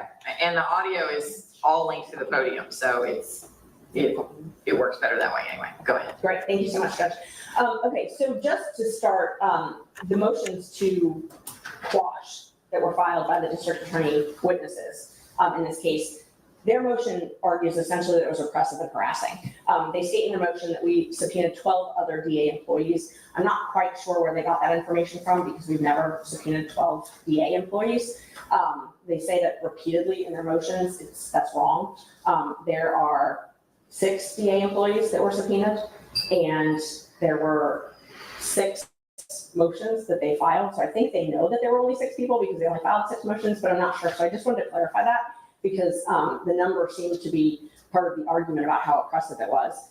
It says 12 separate subpoenas for 12 other DA employees. The separate subpoenas, as the court knows, we sent subpoenas originally for the first hearing date, and that hearing was an evidentiary motion. It was more fashioned about the motion to dismiss. So we focused on one primary issue with our open records request, the critical mention documents, so that we could have that ready for the court. Once we learned was essentially the final in this case, we knew that we needed additional documents, and these are the same documents that we've been asking for 9 months. So they're not new. None of this is new. None of this is oppressive and new, and us sending it to them on the last minute, Judge. These 6, it's 6 separate subpoenas. It's 2 per witness, a witness and a motion and a production of evidence. So it's only 6 people. The non-party in their arguments first said that our first subpoena was compliant with the September 5th subpoena. They're saying that they have produced all responsive documents. Right, and that is supported by the certifications of business records that were filed that are actually in the record from, I think, immediately before that hearing on the 5th, right? Yes, Judge, we filed those into the record as well. And the issue is that's authentication. So that's not the scope of the documents. That's not us being able to ask questions about, are these really everything that you have? And just by way of example, just yesterday, one of those people filed a new certificate that said, oops, yeah, I found another document because I sent that document to them. So Ms. English, who was a county employee, when she certified 197 pages and said, I sent all of it, I said, oh well, that's ironic because you didn't send this. So she said there were no documents, and then I had one of the documents, and so they had to recertify it. That is why we need to be able to question the witnesses about that. And that's why that was not, they didn't produce all responsive documents. That's false. They did not. We have documents that are responsive that were not produced, that we have submitted into evidence in this case. So we have a right to question the witnesses about that. But that's back for the September 5th subpoena. Moving on to the September 19th, the one for today, their motions to quash admit that they received it. They received it by email. They're claiming that it's defective because they haven't picked up the certified mail copy. Well, they could leave that there as long as they want. We are members of the bar. They are county employees. They're tax-funded paid employees that work in this office. Everybody was still under subpoena from the last hearing. This is about documents. Well, let's be specific though, because part of their argument is that the last subpoenas that were served for September 5th, as I understand it, their arguments are twofold. One is that the argument was for the production of documents, not for the appearance of a witness, which this happens pretty routinely. You send somebody a subpoena and what you need is for them to give you the documents, and once they give you the documents, you consider their obligation of that subpoena satisfied. I'm not saying that that's the rule, I'm saying that's typically how it's done. So one argument is that it was for the production of documents, not for them to appear as a witness. And number 2 is, to the extent that it was for the production of documents, which you've already addressed, they comply by saying either here are the documents I have, or I don't have any documents. So start with, because I think it's clear that the newer subpoenas that you sent, at least by representation, were very clearly for appearance to testify at a hearing. So start with addressing the issue of whether or not prior subpoenas that nobody objected to were in fact sufficient to require their appearance. Well, because, and we addressed this. So the reason they're sufficient is we addressed this at the hearing, and it was all by consent. We asked, and the reason that we asked was because we were afraid that they would try to evade service. And you asked if we were okay with an expedited discovery process. We waived our right to discovery. We waived our right to do depositions in this case. We waived our right to do notices of production. We did that because the county, the defendants, agreed to an expedited hearing, and they agreed that the 19th would work. So we did that in good faith, believing. They said they were not going to file motions to quash. Mr. Bowman at the end said he was not going to engage in that. We asked that. We asked that on purpose. You cleared your calendar. You gave us dates that were available. We all talked about the dates. We all did that in good faith. Had we known at that point, had they told us, hey, what we're really going to do is we're going to agree to this date and then we're going to hide from your service so that you can't actually subpoena any of these witnesses. That's what we're going to do. Then why would we have agreed to that? You were offering us an expedited hearing date. We were trying to minimize costs and get the documents. We've been trying to get them for 10 months now. We're just trying to get the documents. And so that's why. I mean, that the subpoena, it was clear. Everybody in that hearing agreed that the subpoenas were going to continue. You even mentioned to them, are you really going to make them reserve it? That just drives up the cost. Then, Judge, just so you know the history, so that happened at that hearing. Us being extra cautious, emailed Ms. Monroe immediately after that hearing. And I said that I was worried about it. And I asked them specifically if I needed to reserve these subpoenas. And they told me that if they were properly served, we did not have to reserve them. Nobody has said that our original subpoenas were not properly served. They said we did not have to reserve them. She said that by email. Then she backtracked and said, oh wait, actually the DA's office, you have to reserve them. We can't accept service for the DA's office. So this is like a week ago. This is after we've agreed to this expedited hearing. This is, and we emailed them and said, are you gonna make us reserve them? Do I need to go get a process server? We already have $1,500 in fees. I have over 100 hours in this case. John has 70 something hours in this case. We just wanted documents. And it's getting ridiculous. So are we gonna have to hire a process server now to go and serve them? I don't think the law, I mean, process servers are required for summons, but I think anybody over the age of 18, including even lawyers, can serve a subpoena. As I understand it, the alleged defect here in the motions is that it wasn't personally handed to those witnesses. That I think instead it was delivered to like the front office of the DA's office, for example, since these are DA employees.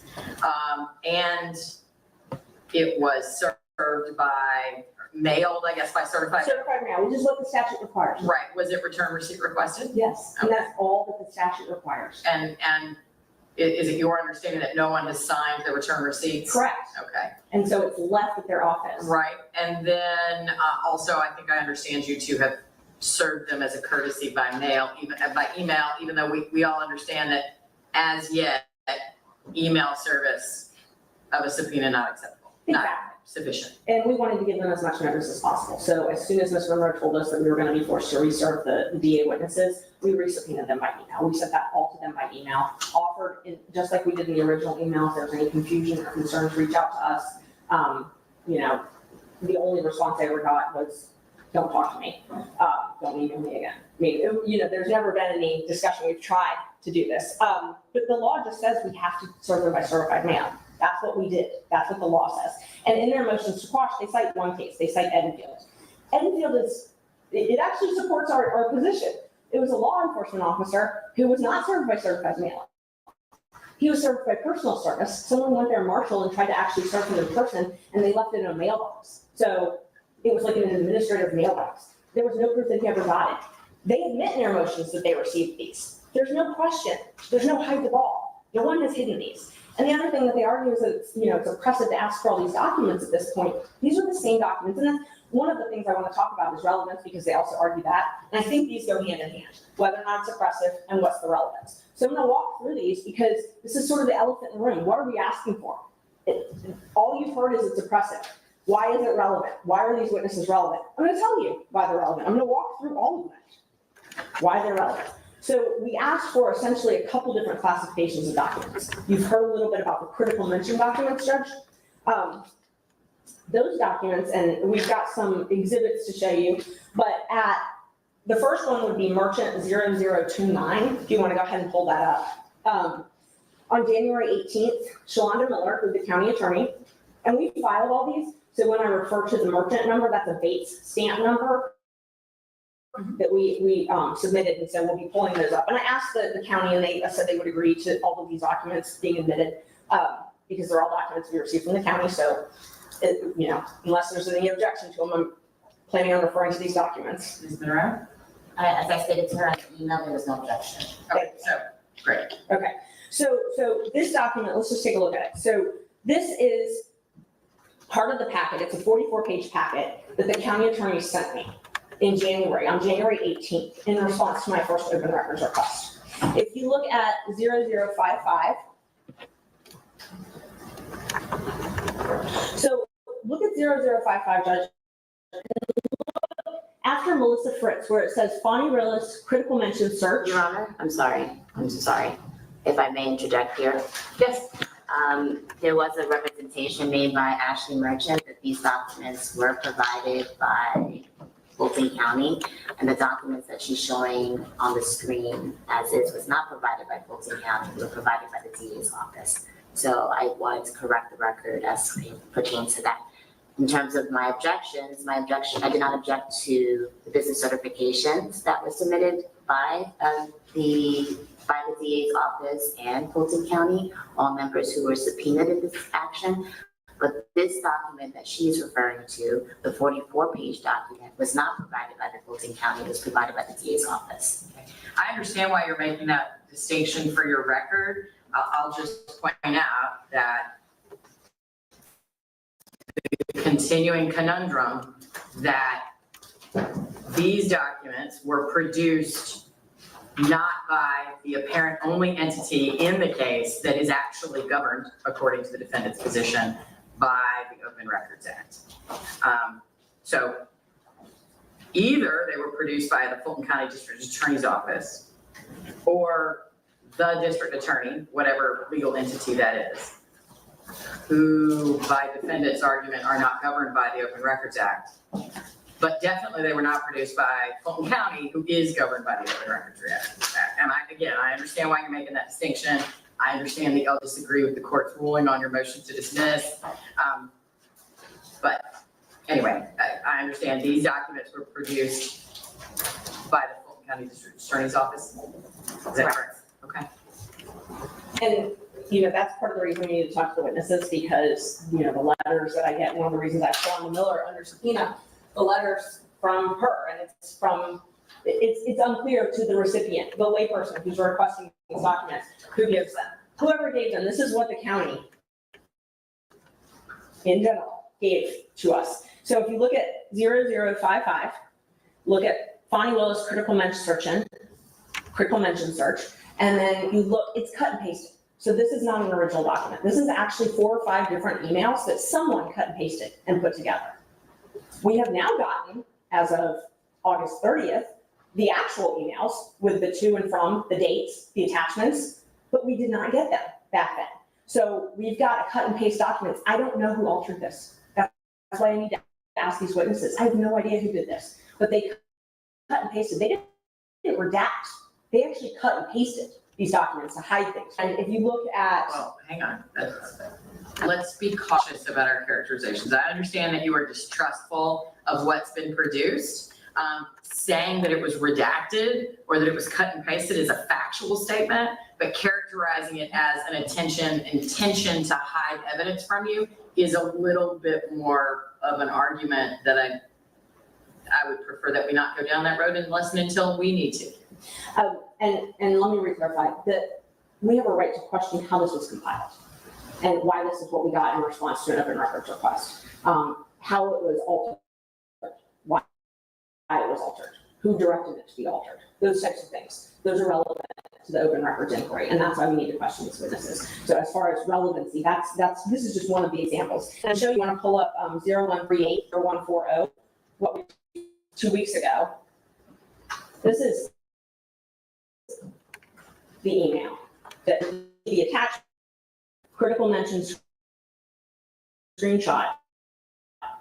This is what we've been asking for 9 months. Right, but I thought leading up to the September hearing that I had finally been provided to you. On August 30th, yes, Okay. it was. And I actually wanted to clarify that. So since you brought that up, I'd like to take the chance to clarify that, because the state did, I'm gonna mess that up again, I'm sorry. That's fine. The defendants, Ms. Monroe specifically, said that the brief update was that this case had been deeply rooted in the alleged failure to provide documents or attachments. And then she said the attachments were provided 9 months ago. As of yesterday, we learned it was not an issue of providing those attachments. It was whether or not the requester, us, had the ability to view the attachments.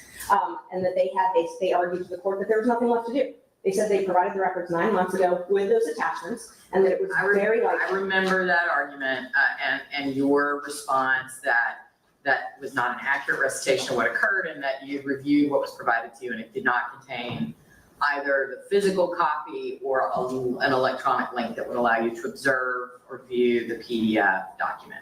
I'm not saying that's factually correct, but I am aware of that representation of what the defendant's position is and your response to it. Well, that's no longer their position. So Okay. they have told us that they are not the same. The 44 pages we were provided in the open records is not the same as the 197 that were provided 2 weeks ago in the lawsuit. They're not the same. So that representation was not accurate and I think needs to be corrected. We were not provided those attachments. They said that they were in the process of reviewing and comparing the documents provided by the DA and Fulton County IT. 9 months later, they're in the process of reviewing those. So it's clear these are not the same documents. And that's part of why we're here. That's part of the litigation and why it's relevant to question these witnesses. What this whole hearing is about. Who supplied the 44 pages? Who decided what was in it? Why the other documents weren't provided? And what else is outstanding? What else is there? Because this was a contract, a media monitoring contract that was renewed by the county. It was so valuable it was renewed. And they want us to believe that there were 2 reports for a 2-year media monitoring contract, that they had 2 screenshots, and that is the extent of all records from $20,000 spent to a company to monitor Fani Willis's image. I think that we have a right to ask them that on the stand, if that is really all of the documents that exist and what steps they took to actually find those. So if we are limited to 6 people, and it sounds like more directly, at least as an initial matter, your focus had intended to be on 3 people, one of whom's job is clearly, like, that's his title. Yes. Is to comply with open records requests. Let's assume for a moment that I would agree with you that assuming that the nature of your questioning is narrowly focused on those issues associated with receipt and compliance and effort to respond, from a relevance perspective, what of the defendant's argument or the non-party witness's argument that these are, the need to question them is overburdensome or harassing? It's not. These are published documents. These are documents that they are required to maintain. The law requires that they maintain these documents. So us asking them about these documents, it's very simple. These are documents that they have a public duty to maintain. The taxpayers paid for this. This wasn't something that was privately paid for. The taxpayers have a right to know what they're spending their money on. And this is just for critical mention. There's other classes of documents that we haven't even gotten to. But this is just for critical mention. These are open records. These are records that we're entitled to. I asked for them, I'm entitled to have them. There's nothing oppressive about asking them under oath. What did you do to find them? How do I know that I actually have all the documents? How do I know you didn't not give me something? Because we actually have proof that they did. We have a pattern already because they gave 44 pages and they were cut and pasted. And then later on, they gave us other documents. The documents they gave us on August 30th have some redactions in them. I still don't know what their redactions are. Why? I know what they are because they gave me the redacted information back when they gave me the 44 pages. I don't know why all of a sudden they decided to redact it. But we have a right to ask that. It's not oppressive. These are not difficult questions. It's not deep diving. They are public servants. This is a tax, the money, Fulton County paid for this service. We have to maintain this, and they have a duty to have these records if we want to. I mean, that's the whole point of the open records and open meeting requirement. To be able to go back and see what's going on, see where taxpayer money is going. If you've got a district attorney that's asking for extra funds, saying I can't process rate kits, I can't do all this other stuff because I don't have any money, we have a right to know where that money goes. It doesn't have to be related to any case. I can just be curious. I'm a taxpayer. So, I mean, I understand your argument. I mean, I think we should all take a step back though and be reminded that the Open Records Act doesn't require a showing of relevance. It simply requires a demonstration that the records are public. I don't think there's any dispute that the documents are public records. And the question really, to my understanding, is the extent to which they are maintained in the normal course, and to be produced when requested. And if they weren't, then why? I mean, that to me, and I understand what your argument is. Respectfully, I don't need to know why you think those documents are important. What I need to know is, does anybody dispute that those documents are public records that would be subject to the Open Records Act, which I don't think there's any dispute that there is. The thing that I agree, I'm arguing irrelevance because they brought that up in their motion to quash. They said that these items are not relevant. And so I'm trying to explain why they are relevant. Right, and my point in saying I don't think we need to go there is that I don't think that relevance is a relevant inquiry in an Open Records Act litigation, because in a civil case, obviously, there's always what is the relevance of these documents? Are they material to the issues in the case? Here, the issue that those issues don't have to be reached if the documents are themselves understood to be public records. And again, I'm not aware of any assertion other than the argument that the district attorney is not governed by the Open Records Act, which is a different issue. I'm not aware of any formal interposition of an exception that these records would fall under, other than I think maybe I saw some informal communication about perhaps invoking work product or attorney-client privilege, which is one of the exceptions. But I think all of the formal certainly everything do not assert that any of these records are subject to an exception, or that they are not in and of themselves public records. So I think we should be asking these witnesses questions when, because I think that's where the defendants go mostly, is that asking them questions at all when they've already said on a document, we don't have these records, I've looked and they don't exist, or I don't have them, that itself is the overly burdensome or harassing part. Judge, I should be able to ask them if they've looked, because I don't believe they have looked. And so, and I know my belief doesn't matter, but I've submitted documents that exist in response that they have not provided. I've gotten them from other entities. So I have proof that they have not complied. So we have a right to ask them, how did you look? What did you do in response to this? And if I can go through, there's a couple, so let's talk about the confidentiality agreements. I asked for all of the confidentiality agreements that the district attorney's office required employees to sign. I requested that on January 9th in my open records. I followed that up on January 24th and said by letter, please don't make us sue you. I want the confidentiality agreements. I had one. I had Nathan Wade's. I had gotten it in another proceeding, and I had a business record certificate from Dexter Bond that it existed. Guess what his response was? No records exist. Well, so I've got a business record, which I've admitted, it's in the documents, a business record where he's certifying a confidentiality agreement from Nathan Wade, and then I've got the response in the open records that no responsive documents exist. So I should be able to ask him, why did you tell me no responsive documents exist when you were asked in a other case and you certified that they did? And now, just 2 days ago, I was given 22 additional confidentiality agreements. 10 months later, 22. I know more exist, but I was given 22.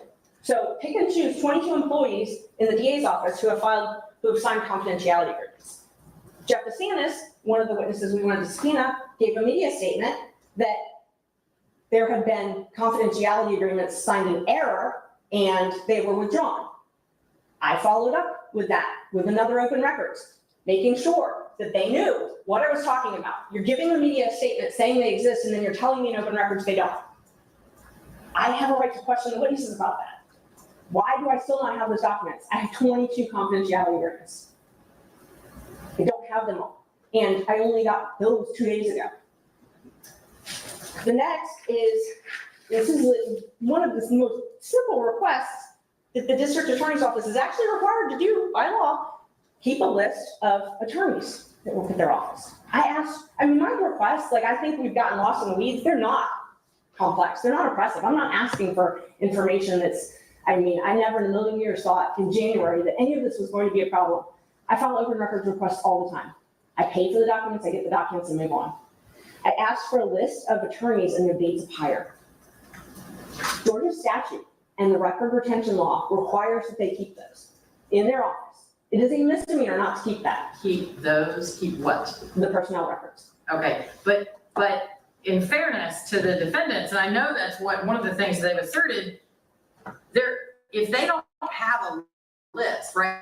They might have let's call it, they might have a file cabinet somewhere, probably electronic, of personnel files of the people who work in their office. I know you've mentioned, and I am familiar with the reports that the DA's office puts out that says these are all of our great people who are doing great work. But if they don't have a list, they're not required to create a list in order to respond to your request. Correct, they're not.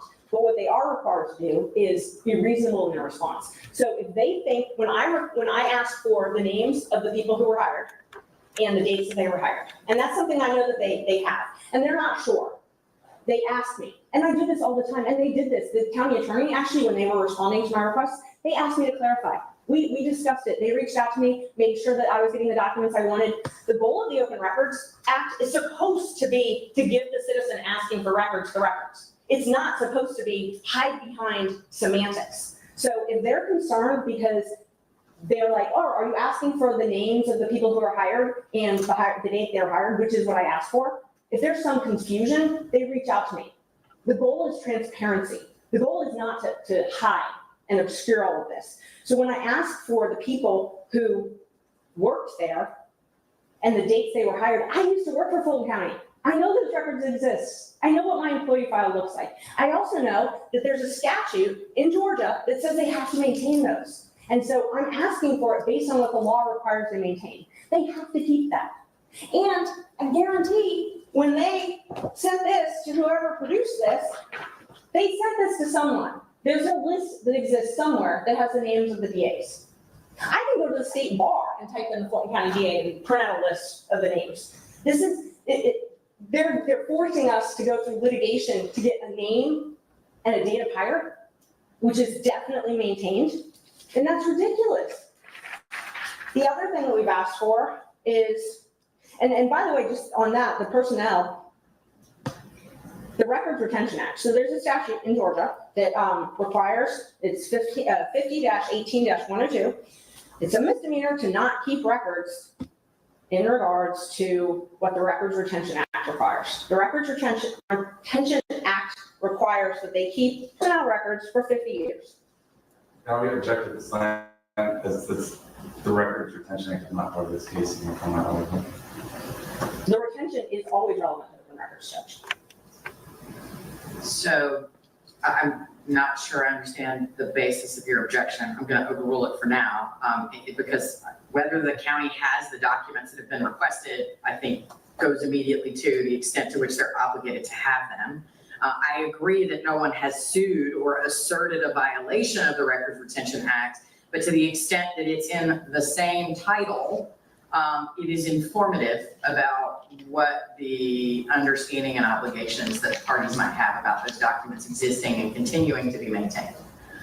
So to the extent that you're objecting that they're asserting a violation of the record retention obligation, I agree with you. We're not going down that road because that's not before us.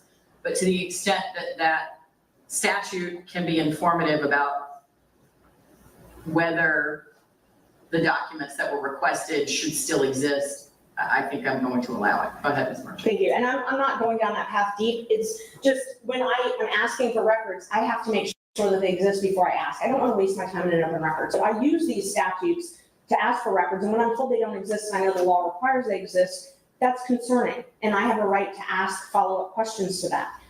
For example, on the personnel card, the law requires that the DA keep a list of all employees with ID cards. They have to keep that list. They have to maintain that list by law. If you have an ID card, and everybody has an ID card, I was a Fulton County employee, we all have an ID card. You have to keep that list, and you have to keep it for 4 years post-separation. So when they tell me they don't have a list, I think I have a right to not believe that. And I think that's why I have a right to question these witnesses. Where is that list? Why am I told that there's no responsive documents? Other places there could be responsive documents. The law requires they keep property receipts of everybody who has a cell phone. The district attorney's manual says that every attorney employed has to have a cell phone and a laptop. It's in their manual, it's required. The law says they have to sign a property receipt and they have to keep that. They have to keep a list of that.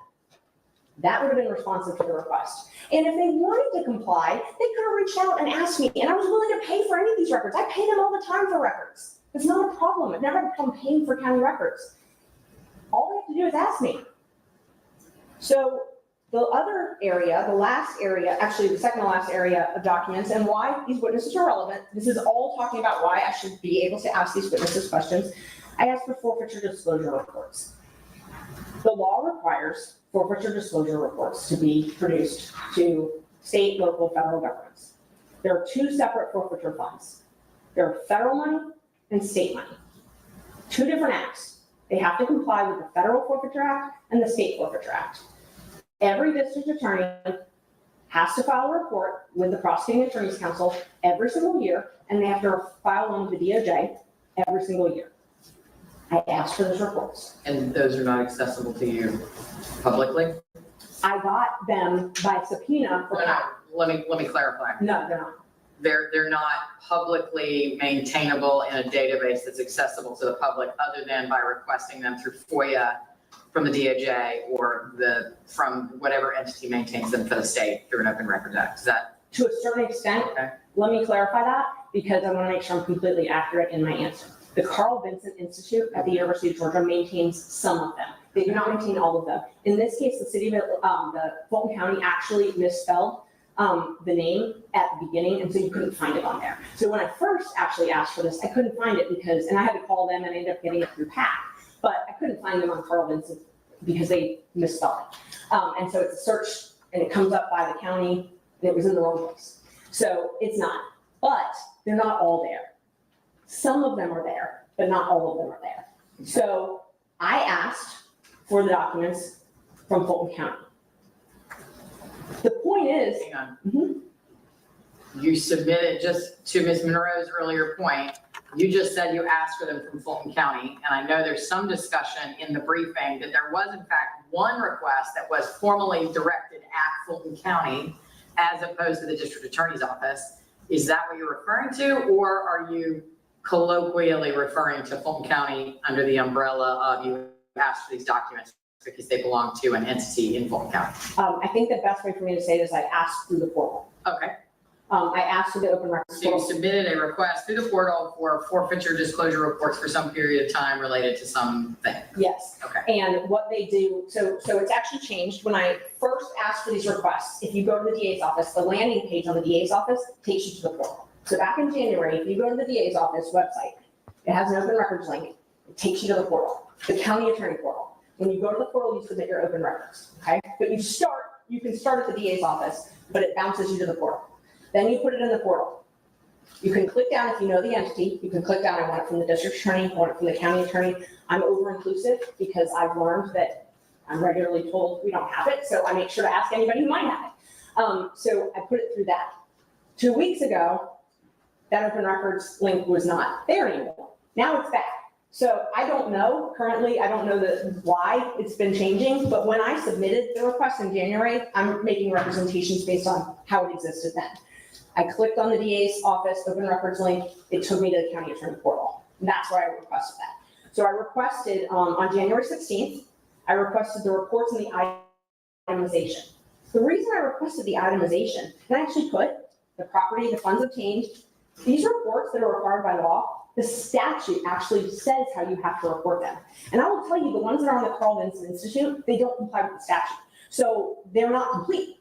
So I'm assuming maybe they've got other documents because I'm assuming they're complying with the law. I'm asking for those. I'm asking for those forfeiture documents. I asked in January. Mr. Bond sent me a letter January 26th that said the records are attached. They were not. Only the equitable sharing, which is the federal summary, was attached. None of the state forfeiture documents, none of the ones that the law requires that they itemize were attached. Kept asking, been asking for 10 months for these documents. In the meantime, there's been media statements made by the district attorney's office that it was false and it was an error that any forfeiture funds were paid to any private contractors, Nathan Wade in particular. The forfeiture funds were used to pay Nathan Wade. It's clear from the documents that I got from purchasing and finance. So again, I do not want to go down the road of what it is you believe these documents are relevant to, what use you plan to put them to.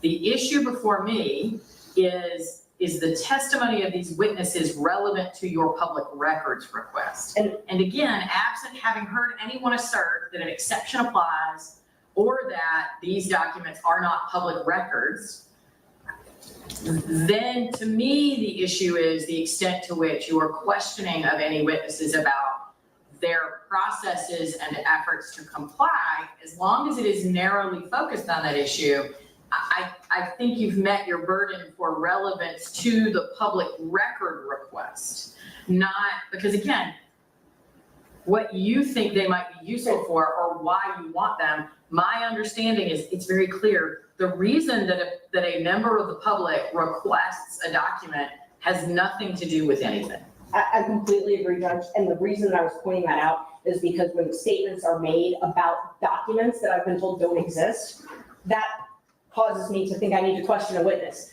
If you're telling the news that a document that I've requested and you tell me doesn't exist, you're making statements about them. That leads me to believe that they do exist. So that's why I want to question Mr. DeSantis, because he exists. And I was very specific about all of these. If you walk into the DA's office, there's big wall hangings, things like that with, rebranding. There was this whole rebranding campaign. I asked for how that was paid for, like rebranding, payment, requests. I tracked the statute. So the statute, and the reason that that's relevant, tracking the statute, is because I know they're required to maintain these. The law says they're required to maintain these. And so because they're required to maintain this, and it's an open record, and I'm told that they don't exist now, I think I should be able to question the witness as to why they don't exist. If they don't really exist, under oath, the law says that they've got to include all the accounts payable, bank statements, all of this stuff, deposit slips, canceled checks. They have a duty to maintain that for 5 years pursuant to statute. So where are all of those documents? And I was again told they don't exist. They have to exist or else, and they should exist. I guess maybe they couldn't exist. Maybe they didn't pay for them. Maybe these vendors donated this out of the goodness of their heart, whoever printed this. Maybe the taxpayers didn't pay for it. I don't know. But that's why I need to ask the witnesses. And the last thing I'd point out is to relevancy. Goes along with the paycheck or the accounts payable. Honorable mention was paid. I've been asking for 10 months how it was paid. And you finally did. Yes. I still haven't received that. They still not even admitted that exists, that account exists. I got that from critical mention. That the reason that that's relevant is because part of what you have to decide is if they have been hiding documents, obscuring, keeping things from us for 10 months. Did I have to file a lawsuit to get that? Did I have to waste all of my time to get that document. I still wouldn't have it from them because I still don't have it from them. They're required to maintain that. They're required to keep cancelled checks. I still don't have that from them. I had to file a lawsuit to get it. So it's relevant for you to inquire as to whether or not they've complied with the open records request, for me to ask about that. So I think all of these things, Judge, are why we should be able to question these witnesses. Thank you. Thank you, Ms. Merchant. Who am I going to hear from first? Ms. Alavi or Ms. Monroe? I'm happy to go first, Your Honor. Thank you Okay. so much.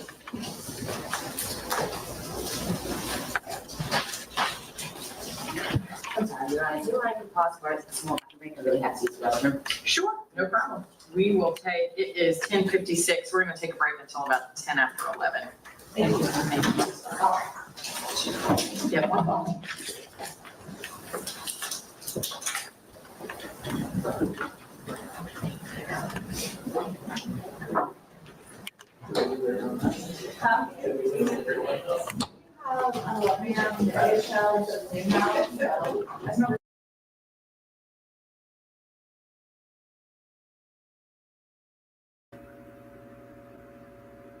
Yeah, okay, I want to get that on the record. Because that is a case that we have followed somewhat, we fast track over here. Jump right in and,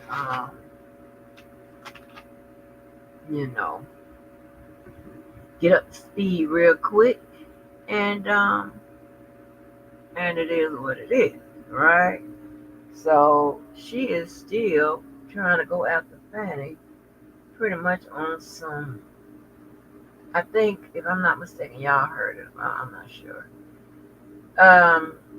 About some requests of some public information or whatever, from FOIA request or whatever went on with the money back in the day. What up, Karen? So,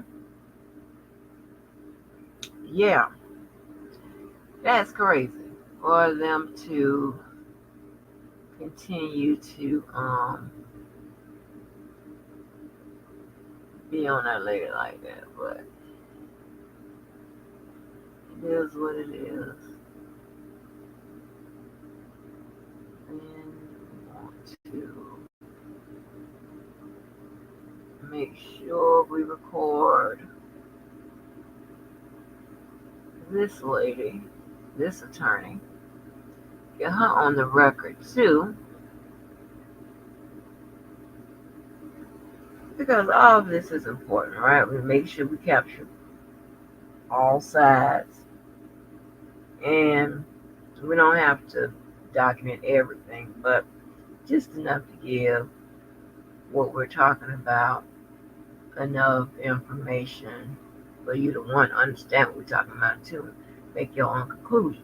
But I am just trying to figure out, like, at least they can document that Fani Willis paid people to work. Now, whether or not that work was sufficient or whatever, that's neither here nor there. There's a standard for just about every professional job that I can think of, if not all of them. There's probably a standard for non-professional jobs, because I've had a lot of them as well, and they've always had a standard of what they consider your work to be efficient, effective, or what have you, right? So what we have, what we see now, and then, okay, and pause right there. Then you have Tiffany, who have shown that she have blown through these people's money. People have been, in danger of losing their houses because of some personal vendetta she has against them, and so on and so forth. Business licenses not getting renewed or issued. All kinds of bullshit. Have bankrupting not one but two. What? in her boat in her position. She fucking them both up, and it has something to do with the money.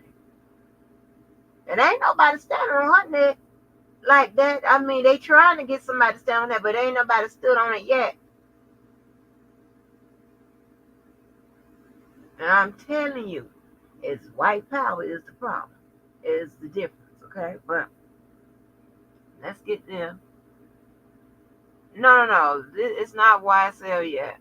Let me put my topics up. Y'all finna start coming and asking me questions.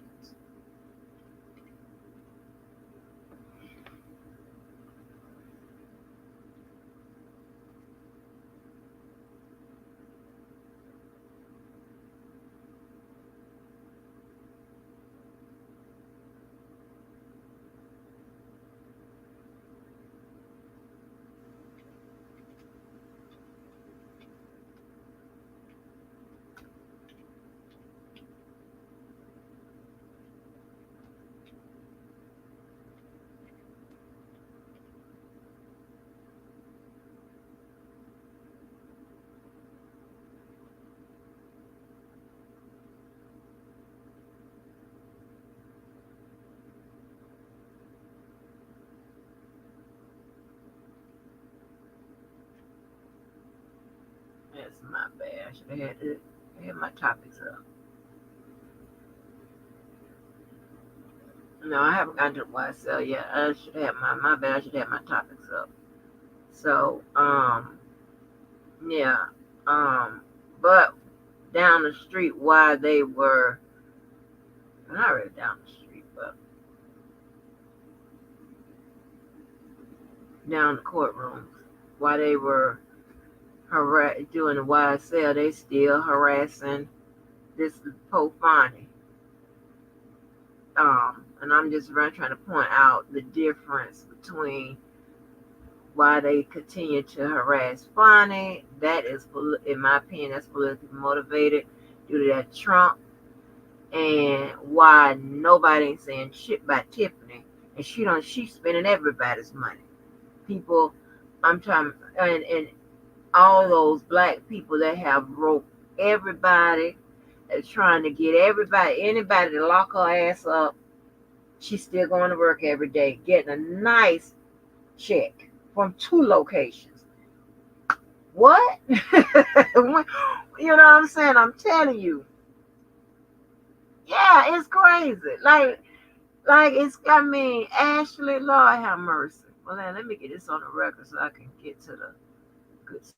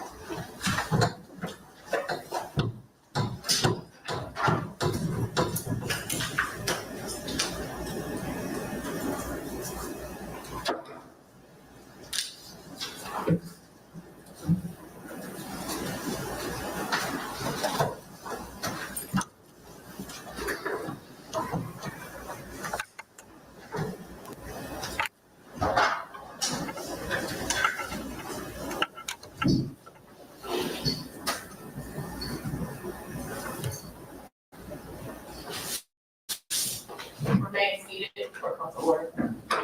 Okay, Ms. Lonnie, where did we leave off? thank you, Your Honor.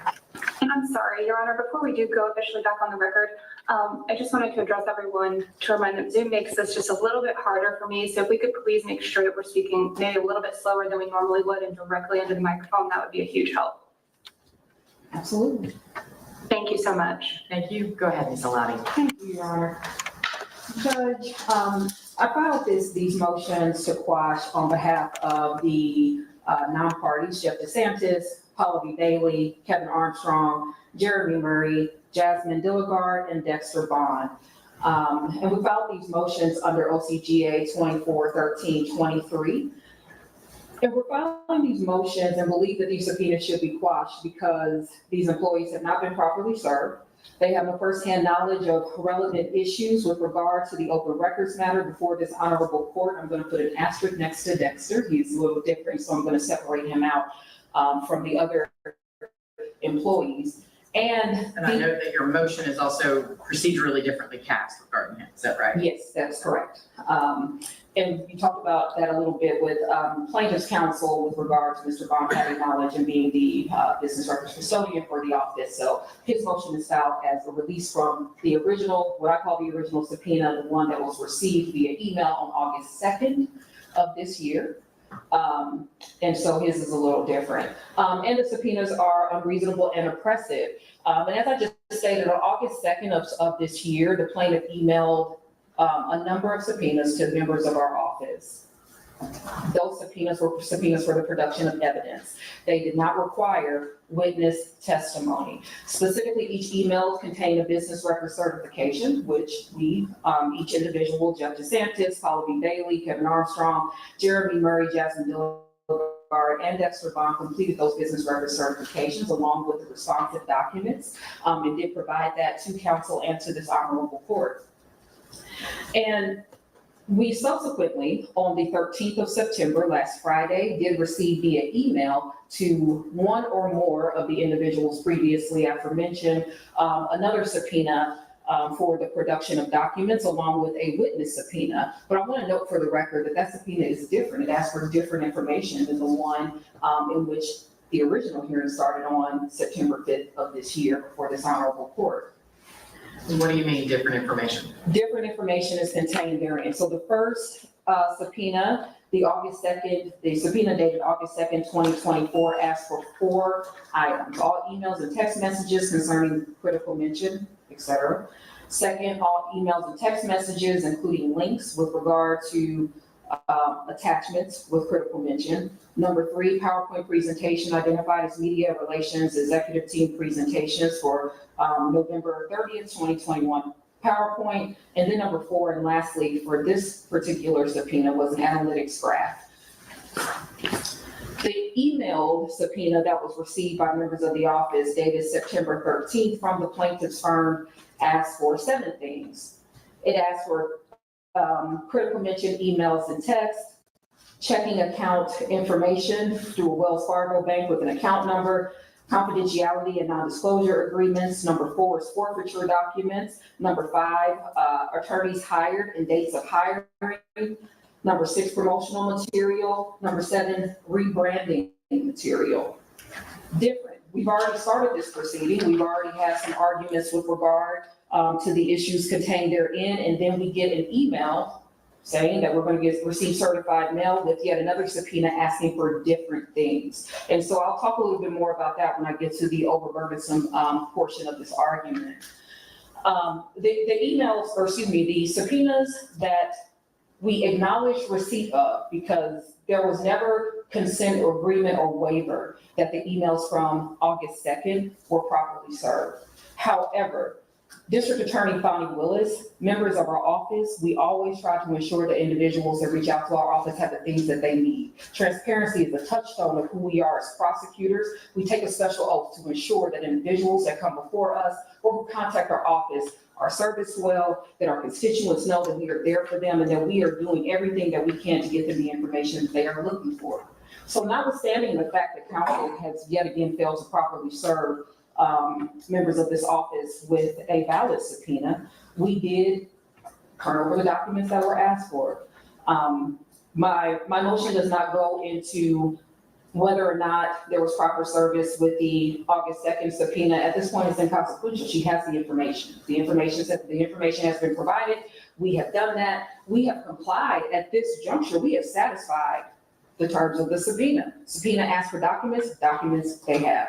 And so at this point, there's nothing additional that is needed. And I will note for the record that during the September 5th hearing, there were two individuals that joined the Zoom, Ryan Holmes and Andrea Geiger, with critical mention. And less than 5 minutes into that hearing, according to the timestamp on the Zoom video, those individuals. For the record, not an official court record of the proceeding that occurred that day. Yes, ma'am. I understand that we can all use it as a reference point. Just to be clear, not an official court record. Absolutely. Those individuals were allowed to be excused as their business record certifications were sufficient. They did the exact same thing that we did. They provided business record certifications with the information that was provided, that was requested from the plaintiffs. They provided that and they were excused. Right, and in fairness, and I don't mean to imply that I agree with plaintiff, but I think plaintiff's position is they had no reason to question the complete compliance with the request that was made to critical mention. And again, I'm not saying it's fair or justified, but the plaintiffs have made a great deal of hay of the fact that they question the completeness of the representations from various witnesses, that in fact, documents have been, all responsive documents have been produced in response to the Open Records Act. And I recognize that. And I say this in the least flippant way possible, but plaintiff's assertion that there is a belief that she is not receiving all of the information does not make that a fact. It does not make it true. It does I not make agree it. with you, but the plaintiff has to some extent been able to point to independent documents received from other entities, like for example, critical mention, that would seem to indicate that additional documents should exist. Maybe they don't anymore. Maybe they're not in possession of somebody. There might be lots of reasons that they weren't produced in response to the Open Records Act that aren't willful or in bad faith. But I think in fairness, the plaintiff has pointed to third-party documents that would seem to indicate that those documents did exist at some point. And I think in fairness that there has to be a look at the totality of the circumstances. The district attorney's office is not the IT custodian. We only have access to records to a certain date. We do not contain, or have a database that is big enough to keep every single email, every single correspondence, every single document that may have been received within the office. That is literally why we have an IT department. And so if we do not physically have it within our office, we literally, not even 6 months ago, had a cyber attack with this county. And so this assertion that there is a disbelief that there's some nefarious intention, or that we are hiding something, that we are intentionally trying not to give documents or information to the plaintiff or anyone else, is quite frankly just not accurate. Our track. So here, I'm going to back us all up again. And I continue to do this. I'm going to do it again because both sides are doing it. We are here because a member of the public requested from a government agency documents about that government's operations, right? And so the intention behind that request, the purpose that might be intended to use those documents, none of that, to my way of understanding how the Open Records Act is supposed to work, none of that is relevant. What is relevant is the extent to which the government agency should have those documents and should respond to those documents. And one of the things that's presented an issue, and that's one of the reasons I stopped and went back to this, is that I have no doubt that you are highly knowledgeable about the operations of the district attorney's office, but technically you are here on behalf of non-party witnesses. And I think it would help if, when you are talking about the motions to quash, if you talked about the specific witnesses that have been subpoenaed and why they should not be subject to the subpoena. I understand some of those issues that go across all of them, and let Ms. Monroe and Ms. Bowman argue about why Fulton County and the Fulton County District's Attorney's Office writ large and or Madam DA Willis do or don't have those documents. And do you understand the distinction that I'm trying to make for a moment? I do, but Okay. with one caveat, Your Honor, the law for service of subpoenas literally states that subpoenas are not supposed to be used to harass individuals or to, to use those subpoenas maliciously. And I do think that that is a point that needs to be made, especially during this proceeding, considering that the usage of subpoenas in the way in which they are used has been done with an intention to harass, to oppress, to malign the name, the character of not just the individuals that are contained, these non-parties, but also the district attorney herself. And so I would be remiss not to note that, and that the law does give guidance with regard to how subpoenas are supposed to be used. The individuals that Fair enough, Ms. Lobby, but here's the thing. I completely understand why the defendants in this case, given the arguments that Ms. Merchant has made, that I've, again, tried to get us away from, and let's focus on, these are public records, that's all that matters for now. I understand why the DA's office might feel that these proceedings and these efforts at public records requests are designed to harass the DA or the DA's operations. What I don't understand, though, is how is a subpoena to an individual whose job it is to comply with Open Records Act requests on behalf of the DA to come and testify about what efforts he took to comply with an Open Records request. How is that harassing? judge, the individuals, the non-parties, Jeff DeSantis, Kalabi Bailey, Kevin Armstrong, Jeremy Murray, Jasmine Dilligard, are not those individuals that are tasked with responding to open records. Their job duties, what they are assigned to do within the office and what they have been doing has never been that. They are not the business records custodians. They cannot talk about in the court, put it very succinctly, the receipt, the processing, the efforts made to process those requests. Those are not the individuals that can provide that information to the court. I agree with you, except that, again, I think what I think I understand is that the reason that the plaintiff chose to subpoena those individuals is because after being told there were no documents by the official people, they received some documents that, for example, emails that included Mr. DeSantis, that included Mr. Armstrong. And so then the plaintiff said, well, if Fulton County, writ large, the DA, whatever, all these entities, right, to whomever that request is directed, says they don't have them, well, now I want to ask Mr. Armstrong or Mr. DeSantis, were you asked if you had these documents? I mean, and again, the reason I'm trying to narrow this down is because if these witnesses were to take the stand and Ms. Merchant were to attempt to engage them or question them about matters that don't have anything to do with the request at issue and their association with that request, then I would agree with you, that would start to be harassing. But it's my job to narrow the scope of any witness's testimony to the matters that are properly before the court. And that's why I think this is the third time I keep coming back to this issue of these are public records, a request was made, there was some effort to comply with the request, which the plaintiff has asserted was incomplete and therefore is seeking to enforce. And so, as I understand it, the plaintiff wants to ask these witnesses, what effort did you make to comply, or were you even asked to provide documents that would be responsive to the requests that I made? And I understand the court's position with regard to that, but we are feeling around in the dark here. We have assertions that have been made that are not facts, that are not evidence. There has been no witness testimony that has been given. There has been no indication that what plaintiff has asserted is true, correct, that it's anything other than some assumption that there is some nefarious intention. Well, she has. Ms. Amati, okay. There are two reasons we haven't heard from any witnesses. Number one is there were motions to dismiss filed by all four of the entities who were sued, right? Which automatically created a say of discovery. And number two, no witnesses have testified because the witnesses have all asserted that they're not subject to subpoena or they don't have any information. So there might be, at the motion to dismiss stage, the court was required to, and did, rely only on the allegations of the pleadings. And I will say, many of them weren't disputed, right? It wasn't disputed that these were records that would be public. It wasn't disputed that there's a portal operated by Fulton County. I mean, there's lots of things that weren't in dispute, but the court was limited to the pleadings, the allegations in the pleadings.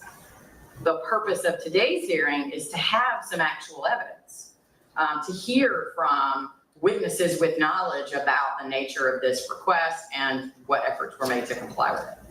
And those individuals, as discussed in the last hearing, have been designated. We know who those folks are. Dexter Barnes Jr. is one of those folks. Shalonda Miller, Deputy Counsel, is one of those folks. But those folks still are not Jeff DeSantis, Palaji Bailey, Kevin Armstrong, Jeremy Murray, or Jasmine Dillard. They have never been considered to be those folks in the discussions and the hearings that were had on the 5th. Their names never came up as individuals that would have information that would better inform or edify this court as to the receipt, processing, or efforts made to process any open records requests or responses to the subpoenas.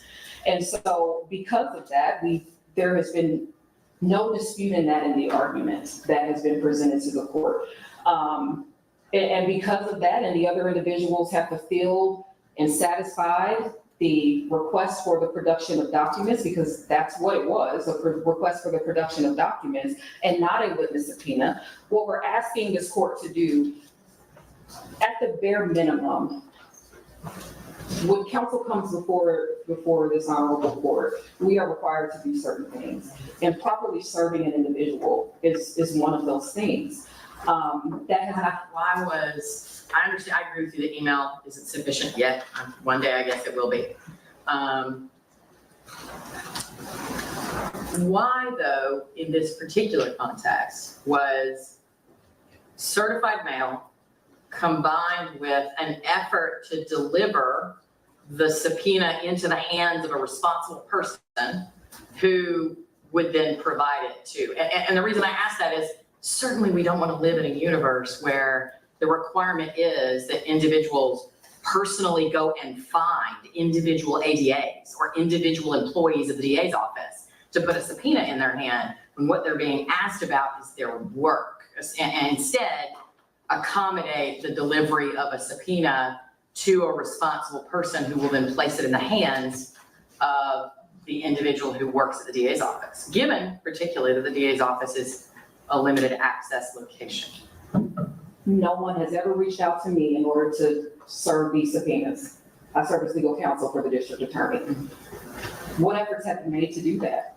Certified mail, we have no certified mail. We've not received anything. I literally accepted service on behalf of Prairie Swift just the other day, the week before last. There's not an issue with service in our office. We get served you'd be surprised to know, we get served all the time. So there's not an issue with service within our office. I don't understand why plaintiff wishes to be treated differently in executing the basic and fundamental duties of any attorney. I shudder to think with this court, how this court would view, rule, or decide in a case in which the state brought forth a case and did not properly serve our witnesses. That is our duty, it's our obligation. Counsel mentioned that we are members of the bar. We sure are. We need to act like it. Serve your witnesses. We do not have service. We do not have anyone who, to my knowledge, who has come to the office. I've not been contacted by the merchants at all in order to receive service. Our chief investigator has not. That has not happened. What about what about though this merchant's representation? And forgive me, I don't know if it's in the briefing that I read at 6 o'clock this morning, or if it's in email traffic that crossed with my staff. But what about, or even today in her argument, but what about her argument that I announced that this hearing was going to take place today? Everybody agreed that the hearing would take place today. I clarified that any subpoenas, any witnesses that were under subpoena continued to be under subpoena with the expectation that they would appear here today. And at no time until about 6 o'clock this morning did those witnesses say, oh, I was never served, oh, I'm not subject to that subpoena, other than the prior representation that had occurred overall, where most of these witnesses said, I've already complied with the subpoena because I've said I don't have any documents. Judge, I think one, service I was not involved in the previous hearing. I thought that was discussed, but it sounds like it was not, that improper service, because I saw an email stream with the plaintiff and Ms. Monroe talking about whether or not the individuals from our office needed to be reserved. And so. Right, I'm aware of that, but I also know that during that hearing, I said, I understand that I'm not releasing these witnesses from the subpoenas that brought them here today, and that I strongly encourage the parties to engage in good faith efforts to agree, and instead, the defendant's counsel took the position that no, you have to serve these individuals, but then does not acknowledge the email notice, the certified mail, and the delivery to the office of the Fulton County District Attorney's Office, which is, again, a limited access location. I cannot, even as a judge, walk into that office without pushing a buzzer and saying, please let me in, I'm here to see X. And so I suspect that no one, had the plaintiffs hired a process server, et cetera, would have been able to walk into the DA's office. I understand your representation is that they could have contacted you and secured service potentially, or acceptance of service or whatever on behalf of these individuals. Or they could have come to the front desk. We're open for business 8:30 to 5 every single day, Monday through Friday. We are not cordoned off into some, secret cauldron of some sort. Perhaps I misunderstood, but I thought the representation was that that's what they did, and they delivered the subpoenas to some front office worker. That was not my understanding of that, and we do. And I apologize if I misunderstood. We have not received anyone to our front desk on behalf of this matter that I am aware of. The certified mail receipt that was attached to the motion that was filed by plaintiff's counsel, there was an indication that there was a mail room or a front desk of some sort. I don't see an address on there. It does not say the district attorney's office. I don't know if it was delivered to the library. We have no way of knowing what efforts were actually undertaken in order to facilitate service, other than we don't have good service. We were not served. There was no indication that anybody came physically to the government center and to the district attorney's office in order to effectuate service. Okay, so are you arguing that the representation made by the plaintiff that they served by certified mail and attached copies, that those are somehow not accurate or authentic? I don't know what they are. I don't have anything that shows, proves, verifies that whatever counsel is representing made it to our office, actually made it to our office. I don't have that. Okay. And So let me ask you this. So let's say that I disagree with your assertion that the testimony that might be sought from these witnesses is overly burdensome or harassing or not relevant.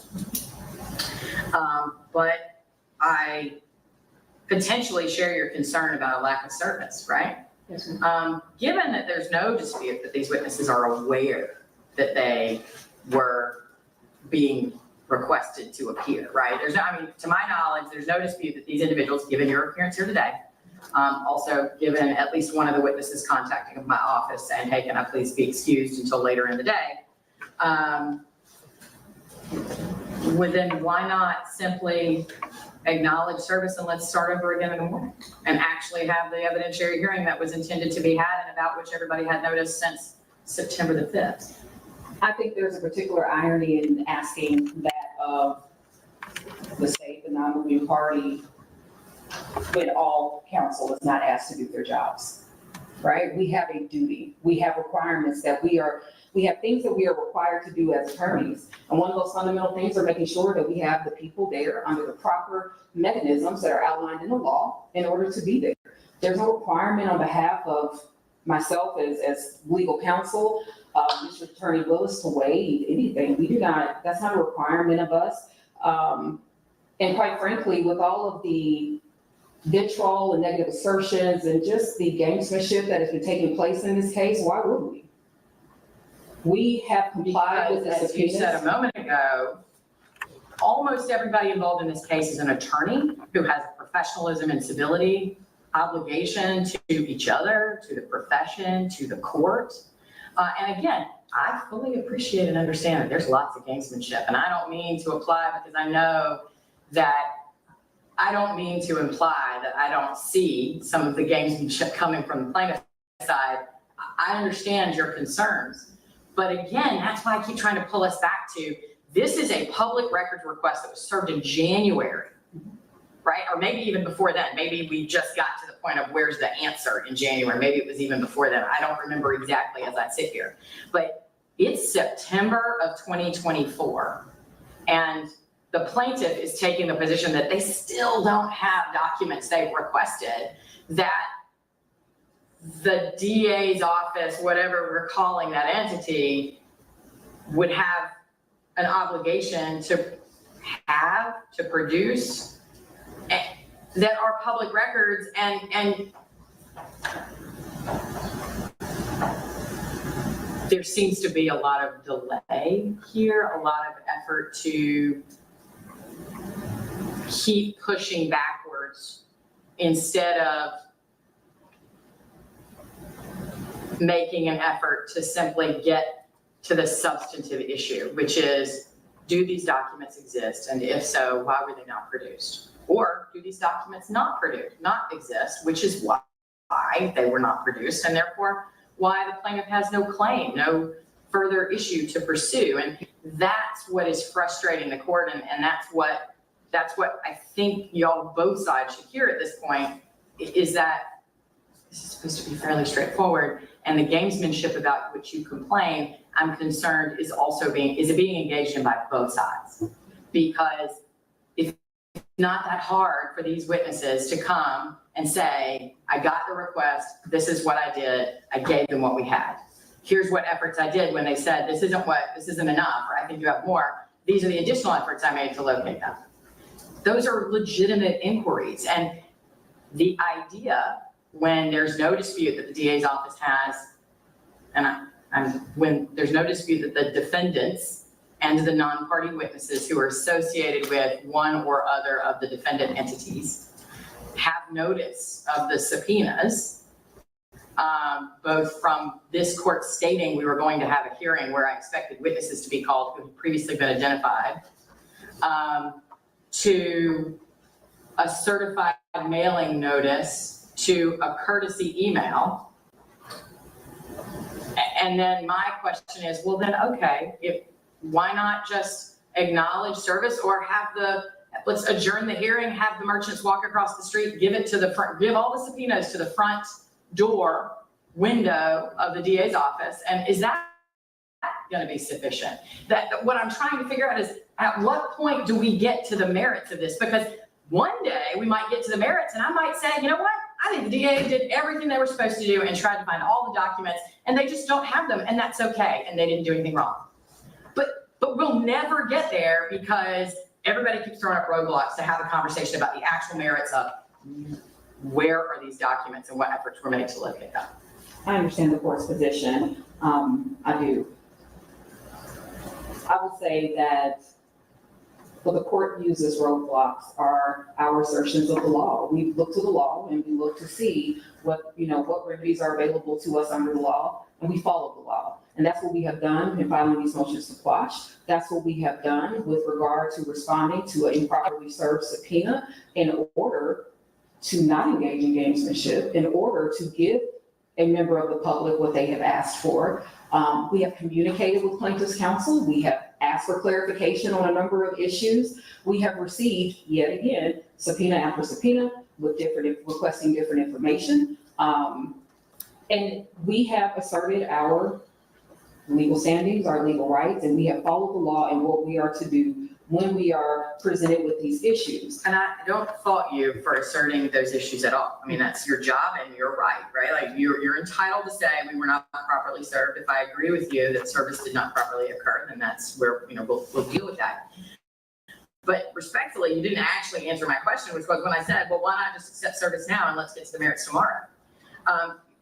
Instead of saying, okay, or no, because you just said, well, I think it's rich for them to, ask the court to go forward and force y'all to do something without observing the legal niceties when they haven't observed the legal niceties. And so I think I respectfully disagree with your assertion or recharacterization of what was said. My position is we are here and we have been requested to produce certain things. All we're asking is that we have an even field, even requirements, that everybody who walks into this courtroom is treated the same. That when we come in, that we are prepared to proceed with our case. When counsel comes in, they're prepared to proceed with their case. And if we are not properly served, if the law is not followed with regard to whatever it is that is asked of us, the law is not followed, if we drop the ball, then there is that next step, whatever it is that flows from that, we own that if we mess up. Right, but again, so that again begs the question, what happens if I adjourn this hearing today, say we're gonna start again tomorrow, and the plaintiffs take their subpoenas and come over to the DA's office and physically hand them to the front office? Then we're served. And then we can all have this substantive hearing tomorrow where I have a completely free open day. Your Honor, like I told you earlier,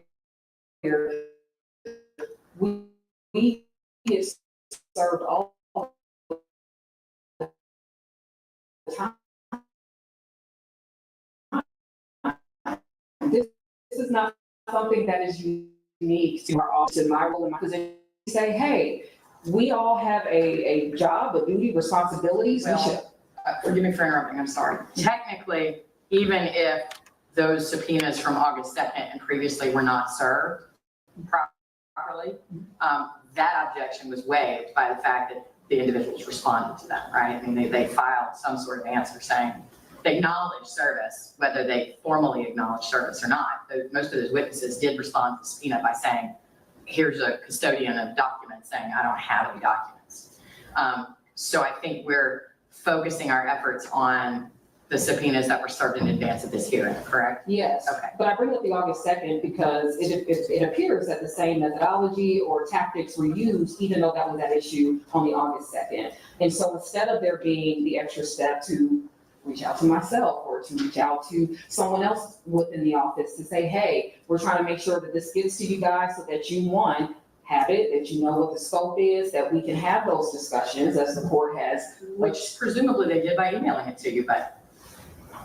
And let's talk about this email that we received on Friday, at the end of the day on Friday, to produce voluminous, I imagine, because we haven't even had a chance to take a look at these things, produce voluminous documents mid-hearing. We're literally on a pause from a hearing that started on September 5th, and the game changes on us. We get emails, because it's not even proper service, new subpoena, new information is requested, it is voluminous, and then there's that an additional request that we have multiple members of this office come in to testify to something that we have already certified, to something that we have already provided, and we're not even given a sufficient opportunity to respond really to anything other than what we have provided by way of the business record certification. I'm not sure what do you mean you weren't given an opportunity to respond to anything? That's what I'm not, I mean, aren't you doing that now? No, I'm talking about with regard to what's been requested in the September 13th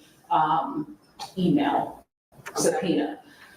So Ms. Merchant during her presentation did not go into detail about the nature of the documents being requested in the subpoenas, or, you know, the areas that the witnesses were being requested to testify about. What she did, the way she framed it, is that the still open public records requests that they made related to critical mention documents, a list of attorneys, forfeiture disclosure reports, and promotional materials or rebranding materials, that those are all open, and to her mind, I understand this, the defendants disagree with that, open records requests that have not been responded to or fully responded to.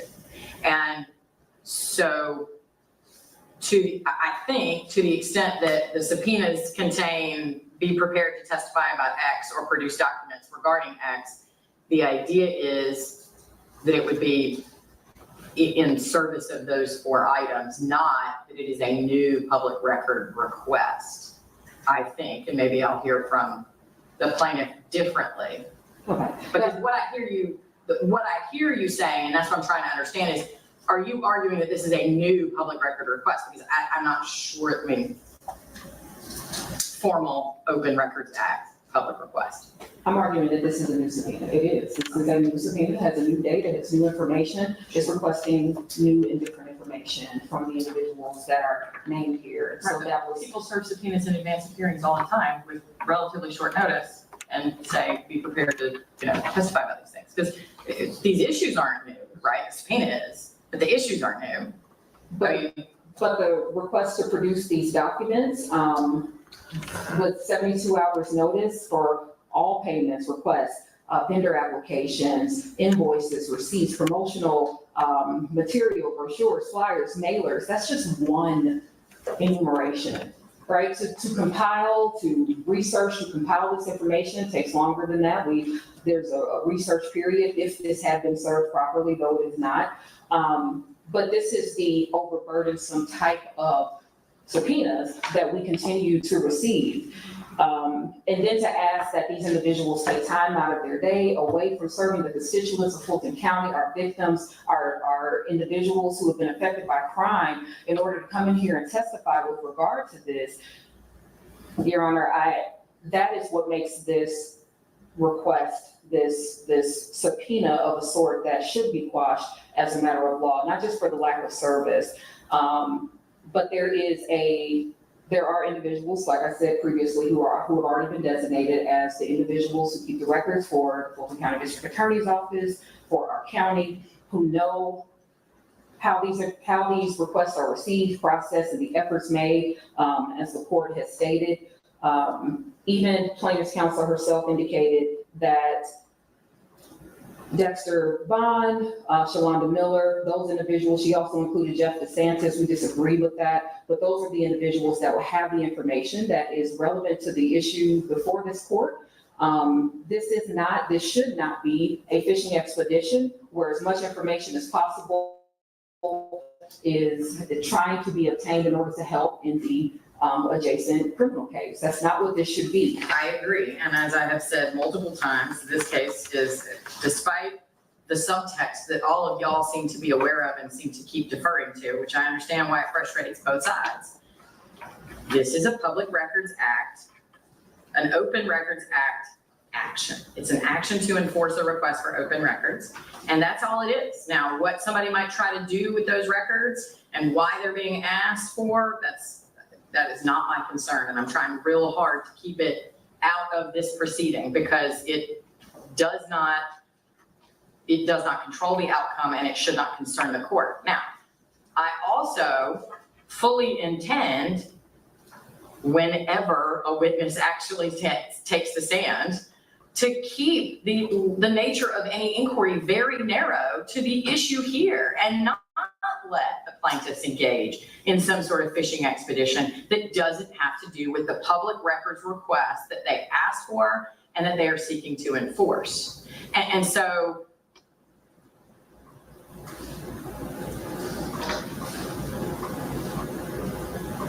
what I'm trying to, let's see, this hearing started at 9. Well, I guess we started late because we had to get a court report. So it started at 10 o'clock.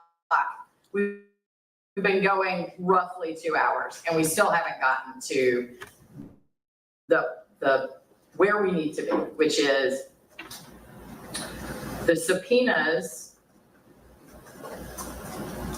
I except to the extent that it's my intention to limit the scope of any inquiry of any of these witnesses to the very narrow issues that are presented.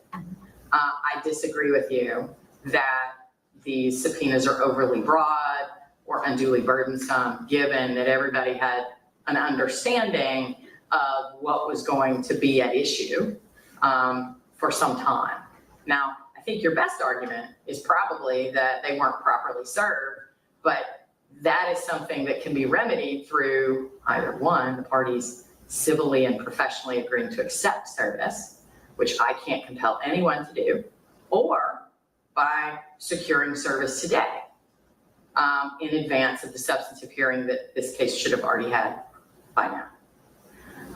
And so what I'm wondering, Ms. Alavi, is does that if I tell you that I disagree with your position that the subpoenas are overly broad, but that I might agree with you about service issues, but that service issue can be resolved, then does that resolve your issue, understanding that you continue to disagree with that ruling? But it would ultimately be a ruling denying your motion to quash on the basis that it was overly broad, but perhaps granting your motion to quash on the basis that it wasn't properly, specifically served in the exact manner on the individual required by law. What are your thoughts? I still think, and based on my motion, that the individuals listed for the non-parties, minus Mr. Bond Jr., they have no relevant information with regard to the issues that are before the court. They are not the custodian of records. They are not the individuals that are tasked with determining how those records are received, what we do with them, how we process them, the efforts that we made for diligent searches. They are not those individuals. They just happen to be individuals that may have sent an email or received an email. They are not the individuals that can speak to how open records are handled within the office. So Right, and I think I understood both Ms. Merchant's statement here this morning and also cross email that I saw. That Ms. Merchant, I think at the beginning of this hearing, identified 3 witnesses that she intended to call. One of whom is Mr. Bond, right, whose job it is to deal with open records. understood. And that I think the discussion in the email communications that the parties copied the court on was that the only reason that they might need to get into the weeds of these other witnesses is if those 3 witnesses say, that document doesn't exist, when they have documentary evidence that an email was sent to somebody. And so part of the issue is, as I said earlier today, regarding the motion to quash the subpoena to Madam D.A. Willis, the motion for contempt, I should say, is premature because nobody's actually tried to call on Willis to testify in this case, in this proceeding. And I wonder if the same is true about those extraneous witnesses, because it may be that their testimony would be cumulative or immaterial to the proceedings, depending on how the testimony of those 3 witnesses that were initially identified by Ms. Merchant. And please forgive me, I know Mr. Bond was one of them. I don't remember the 2, maybe Mr. DeSantis and one other person. Yeah, Ms. Miller. Ms. Miller, thank you.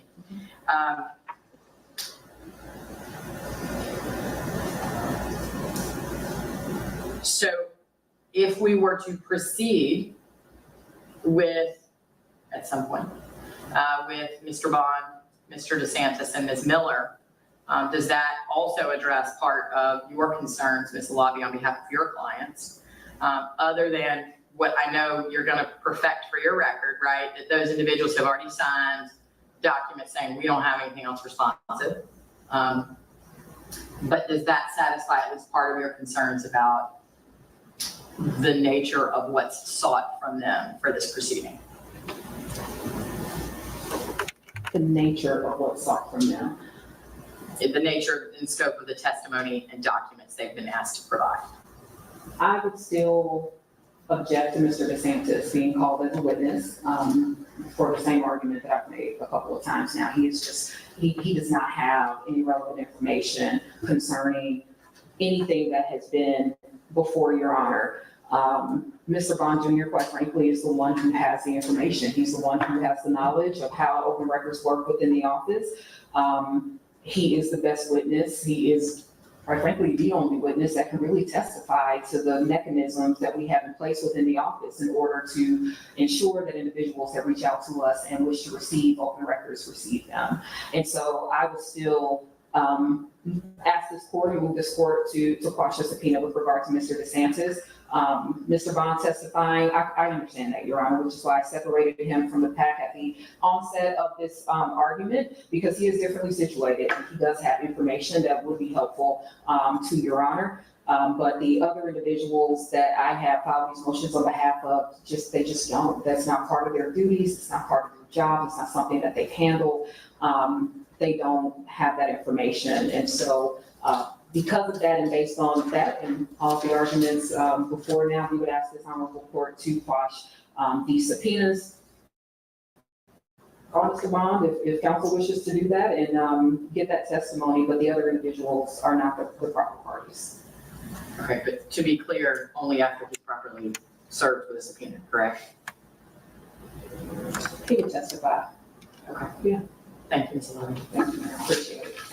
Ms. Monroe?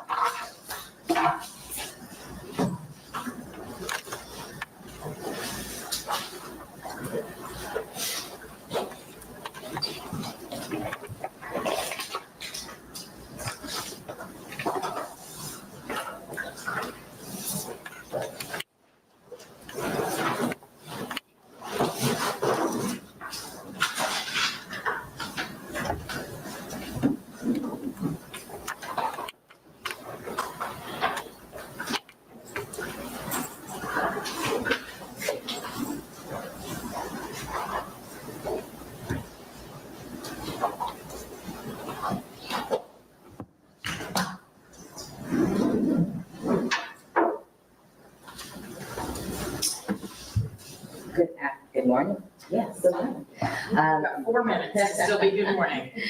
Okay, so I just don't want to belabor the court with just duplicative arguments. As it pertains to Fani, Madam DA, in her official capacity, we filed this motion to quash subsequent to plaintiff's motion for enforcement and contempt. And also to Ms. Fani Willis is not the person with superior knowledge who can speak to the things that I believe is before Your Honor. Well, let me save the trouble. I agree with you, Yeah. right? I mean, as I said, we are in the civil world. Most of y'all probably spend most of your time in the criminal world, but we're in the civil world. And in the civil world, there's a pretty well-established doctrine that says that we don't ask the CEO for documents until we've gone and asked the people whose job it is to have that information. And in this situation, by extension, the analogy here is that Madam DA is the CEO of this entity, and that there are people like the individuals whose job it is to provide these documents, to comply with these requests, and to talk about how they're maintained and how they go about responding. So save you the trouble there. I agree with you that there's a limited universe in which what particular knowledge Ms. Willis has about the nature of this request becomes relevant, but we're nowhere near that point yet. Right, and so that's where the harassment part comes in.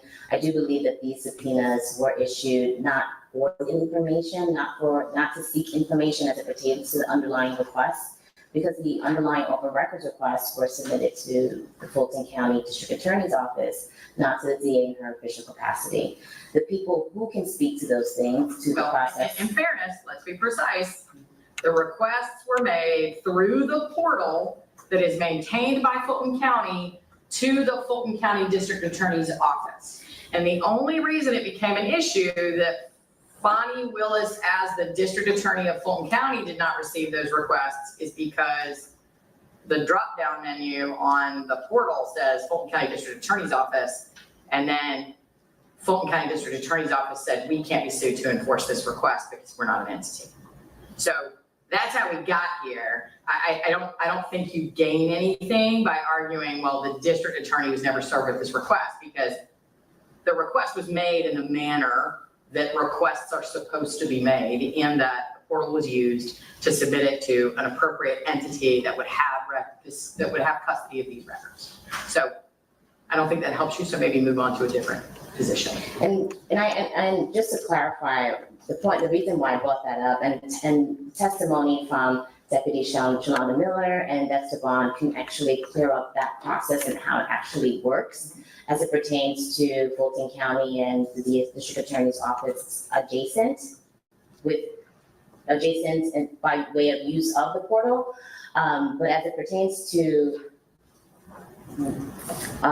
DA Willis and the process of open records, from receipts of the request, how it's handled, down to the request itself, and how it's provided, she wouldn't have any particularized or special superior knowledge as to that. And so in the interest of judicial economy, we want to make sure that we have witnesses that would be competent to speak to those things, who would have personal knowledge that would speak to those things. And to have DA Fani Willis here to speak to those things would not be that. But here's the thing. One, DA Willis is not here, Correct. right? Two, if I am presiding over a trial, right, the lawyers will typically subpoena 8, 9, 10 witnesses, right, if they think they can get through that many in a day. And I would never, ever hold a witness in contempt for failing to appear if nobody actually called them to the stand and then they weren't there in compliance with the subpoena. So that's number one, which is why the motion to hold Madam DA Willis in contempt, in my opinion, is premature. By extension, I think the motion to quash at this point is moot because nobody's actually called her to the stand. I've already said my belief based on the case law is that the plaintiffs are going to have to make some sort of showing as to why her testimony would be specifically relevant here. That doesn't necessarily relieve her from the obligation to potentially be subject to the subpoena, to be under subpoena.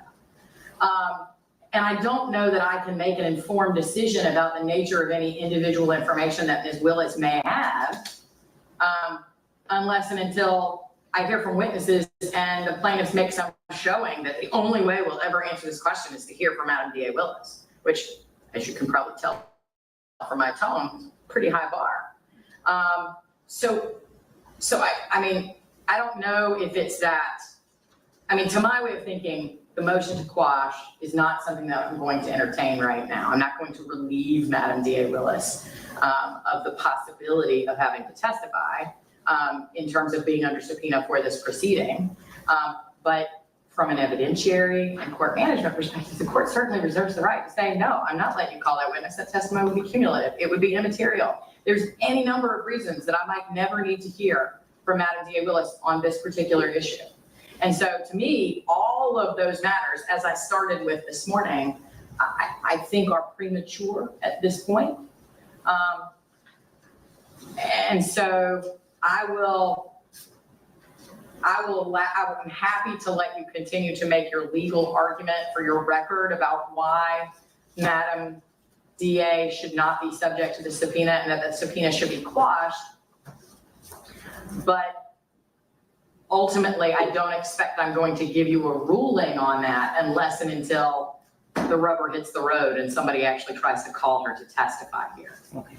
So we reached out to opposing counsel to inform them that she was not going to be present at this hearing.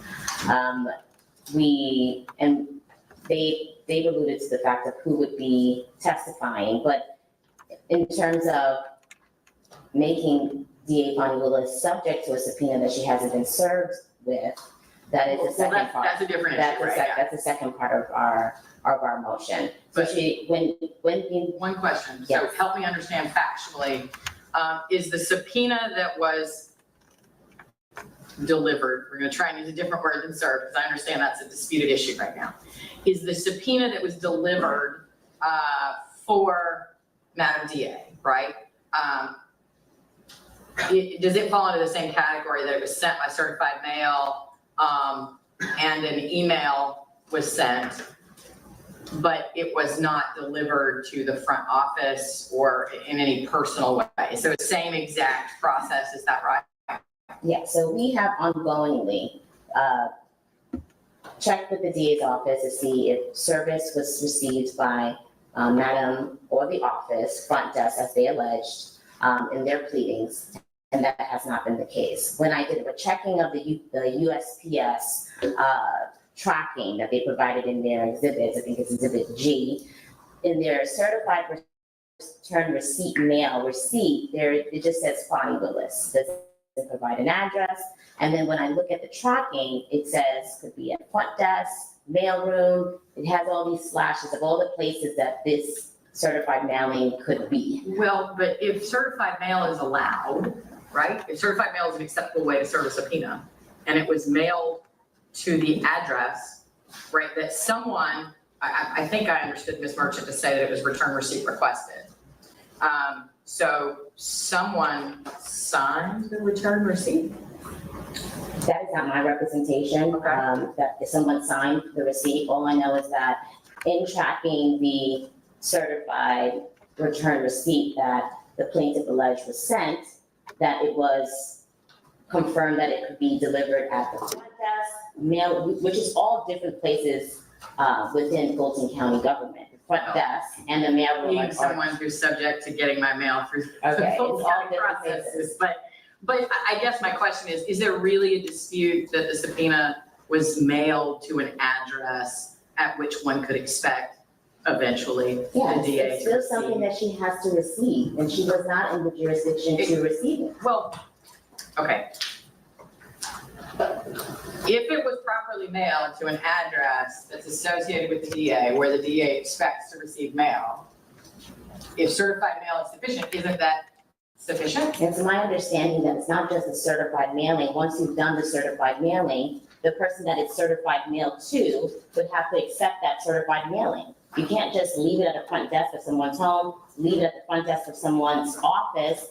That person would have to have received personally that certified mailing. I would not be able to accept certified mailing on anybody from my office. That's just not how it works. I think we need to talk about that a little more. I'm not sure that that is accurate. I think that if personal service is required, then personal service is required. If service by mail is allowed, then delivering it to the address where that goes 17 hands before it actually gets placed in the hands of the secretary of the CEO, that would defeat the purpose of allowing certified mail of a subpoena, would it not? Well, the thing about a subpoena that it subjects the actual person to do something, the actual person. So absent some sort of express consent from that person who is named in that subpoena is not, that service of that subpoena is not enforceable. The court does provide some direction on this. In the Edenfield versus State case, it says that the lack of personal service invalidates the legal force and effect of a subpoena.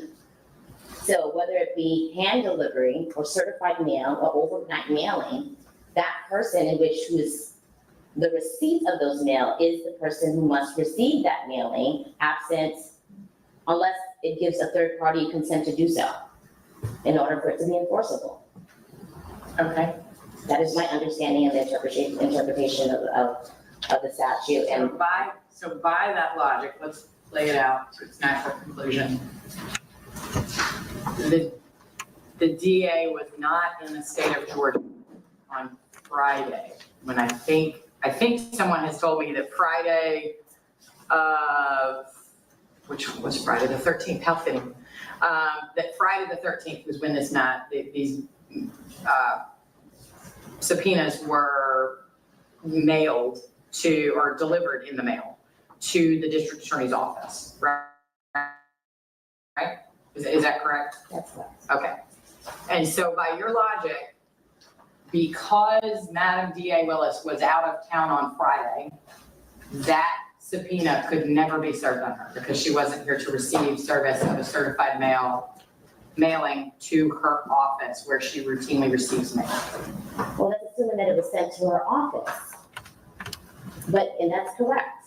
If she was not there to receive it in person and she did not provide express consent for it to be received on her behalf, that is not proper service. Okay. And also too, I failed to mention in the first part of my argument, in terms of the substance of the subpoena. If the court can recall, there were 2 subpoenas served, actually three subpoenas that were issued by the plaintiffs. In that the first one was for the production, a slew of production of electronic communication regarding critical mention. Then we have an alleged witness subpoena, which never took place. There was no witness subpoena. There was only a subpoena for the production of documents, and that was something that I raised at our last hearing. Right. And we had some discussions about whether or not we were going to incur additional costs as to effectuate service on those subpoenas. And I did raise the challenge that what plaintiff was alleging to be a witness subpoena was not in fact a witness subpoena, it was a subpoena for the production of documents. Now, with a witness subpoena, you're supposed to provide scope of testimony. In either cases where, in any of the subpoenas. Not necessarily. So a 30B6 deposition notice or subpoena, you have to require, you have to provide a sort of a list of areas of inquiry so that the entity can make sure that it's got one or more people sufficiently prepared to testify on behalf of the entity. But here, the scope of the questions are limited by what's relevant in the context of the case. Now I understand it might have been accompanied by subpoena requests for documents, but the scope of the testimony that might be offered or expected to be offered by any individual under subpoena is, controlled by the scope of the case. Okay, so to that point, which leads me to my next point, you have subpoenas for the request of documents that are not the same as the underlying open records requests. They do not mirror each other at all. Yes, there are key terms such as critical mention, forfeiture reports, analytical reports, but they're not the same exact requests or searchable items. So we're essentially, what plaintiff has done here is opened up a whole new compartment of information that originally she wasn't entitled to. And so now we have a slew of subpoenas to what started out as from 16 individuals to now 11. That's harassing. That is harassing within itself. When you know that there are designated individuals, Can you officials. clarify that for me? Because Yes. Ms. Merchant represented when she first started arguing that there really still are only 6 people. And yet I've heard the number 12, I've heard the number 11. I don't know, but I would love to know the answer of, are there 6 or are there 11? Okay, so from what I can recall, and I believe this is all part of the court's record, but there was a notice of filing of subpoenas. And I Yes. do believe that there were a list of somewhere around 16. Don't Yes, quote me, and I would have to just double check That is part of the record. It is for my benefit. I'm going to say this. There was a notice of filing subpoenas filed on August the 30th. It's docket number 48 in my record. So yes, and there were a number of individuals, all of whom, I don't know if it was that they were provided to plaintiffs and they filed them or if defendants filed them, but it looks like Bond, Willis, DeSantis, Bailey, Dilligard, Armstrong, Kerrigan, Murray, that is the list, but they all filed some sort of response and objection to the subpoenas that were served on them. Yes, Your Honor, I was the one who filed those objections Thank on you. their Okay. behalf. And also those responses, hoping that it would resolve it. However, it became a moving target where, oh no, we're not talking about critical mention documents anymore. We're talking about all these other things, rebranding, promotional materials, list of attorneys and their hiring dates. If you compare, and this, once we get to the hearing, Your Honor, we'll be able to view the open record request individually, precisely as to what was requested and how they were responded to. And also, we can also compare them to the actual subpoenas for production of documents to see what was requested of these individuals, why these individuals were even selected to request these things. I mean, I have a subpoena from Ms. English, and she's someone I didn't even file a motion to quash for, because at this point, it was just completely out of hand. But I said, you know what, her testimony or getting her here, I do believe is irrelevant as it pertains to the subpoena, all because she missed one email. To have her be subject to a subpoena I've never heard of that type of practice before. But this is how the plaintiffs have decided to practice in this matter, by subjecting all these people to subpoenas who they know that do not have access to that information. Ms. English, who is member of External Affairs, she does not work for the DA's office.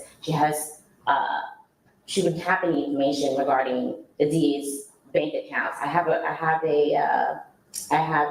subpoena in front of me here where she's asking from checking accounts from critical mention, contracts, NDAs from the DA's office. Why would Ms. English have that information? a member from External Affairs. This is why I say it's harassing. She's asking I members. don't know the answer, but I think my review of the initial requests were that these individuals are people who would have handled or been involved in branding and media relations such that they might have knowledge of documents that existed that have not been produced by the DA's office. Even though, again, I agree with you, probably not their job to be in charge of those documents. But if they know that they exist because they had them at some point because they were sent to them, or maybe if it's external affairs, if it's your job to send that out into the world, right? But now. But what the about DA's office has said, I'm sorry. But what about forfeiting documents? What about attorneys hiring dates for hiring? Like, why would someone from External Affairs have that information? So I don't disagree with you, but that's not a reason to say that they're not subject to subpoena. No, That's I'm saying that because they're not, I'm sorry. That's a reason to say the scope of what they're asking this witness is excessive. I want you to say they can only ask them X, Y, and Z. And what I've said, I think a couple of times relative to various witnesses, and certainly Madam DA Willis, is that you kind of have to trust me that I know what's relevant in this case and that I'm not going to let people go on a fishing expedition. That I'm just going to say, ask them about the open records. And if that witness, if they get asked a question about bank records and you stand up and object and say, this witness works for External Affairs, she would have no knowledge, and I'm going to sustain your objection. I mean, so much of this is subjective about how this evidence is going to come in and about what is relevant to the scope of this hearing, this proceeding, which is, are the records public records? Were they maintained? Were they requested? What efforts were made to provide them? I completely understand the court's position. And I guess because we're so closely tied to this case, we know the ins and outs of it. And we know that if your sole purpose is to obtain information, there's a comportment, there's a posture in which you do so. And plaintiff has not taken that posture. In fact, they're using this as a platform to create a show. This is not about gaining information. This is purely about harassment. And I'm not shy to express that to the court. And I understand how the court may differ on this point. It's not that I differ. It's that all of you are talking about the fishing expeditions and the harassment that I can, and the gamesmanship that I can see on both sides. But what I am telling you is the law does not support that as a basis, right? The questions that a court is to consider on an open records enforcement action is, are the records public? Were they requested? Were they produced? And if they were not produced, why were they not produced? Why the person wants them is not a relevant consideration, even if I think that the only reason the person wants them is for harassing reasons. That's not a relevant consideration. And so I understand your frustration, but again, I think we are wasting each other's time by continuing to talk about the gamesmanship and the harassing nature of this exercise, because I kind of agree with all of you that this is both frustrating and gamesmanship on all sides, and probably going to be used for some harassment or whatever on the back end. But my concern legally within the structure of an Open Records Act request is, are the records public? Which doesn't seem to be in dispute. These are public records that would be subject to the Open Records Act. Were they requested? Also doesn't seem to be in dispute. And were they produced? That is in dispute. And if they were not produced, why were they not produced? Also in dispute. And now, if we narrow ourselves to those issues, then it just feels like we can move this case forward to actually consider the substance rather than this, which seems to be, they're trying to harass me, so I'm not going to agree with anything they ask me, and vice versa. They're not agreeing, they're putting up roadblocks, so I'm not going to agree to anything, right? And that is not the way that we all want to conduct ourselves. I understand, Your Honor. Just to close, in terms of, Your Honor, we're not trying to belabor this point any further. We do understand that we have a hearing to get to, and we have individuals here who can testify to the merits of this case in a way that is efficient, in a way that is substantive, and in a way that can bring this case to a speedy close without all the extras. And those two individuals are Dexter Bond and Shalonda Miller. We stipulate to the point that that documents weren't provided initially, and as what the hearing will display, it will get into the request, it will get into who received the request, it will get into how the request was processed and how the request was responded to. But I would just ask the court, in the interest of judicial economy and to make sure that we are actually getting the information that will be helpful to the court to consider, so the court can have an easier job in hearing the case on its actual merits versus the narrative that the plaintiff wants to predict to the court. Okay, so thank you, Ms. Monroe. A couple of questions I have for you before you have a seat, and then we will move on. Essentially, same question and it maybe to Ms. Alabi, I'm not sure, but I think I understood that for the limited purpose of moving us forward, that Mr. Bond would be willing to waive that insistence on formal service and be available to testify today. Did I understand that correctly? Yes, Your Honor, I would ask this court to reserve ruling on my motions until such time that Mr. Bond does testify and see if that settles your mind with regard to the other individuals, non-party. And that was my intention. My next question is, what about Ms. Miller? Yes, Your Honor. She's willing to, Absolutely. We didn't file a motion to quash on her behalf. okay, just want to make sure. Okay,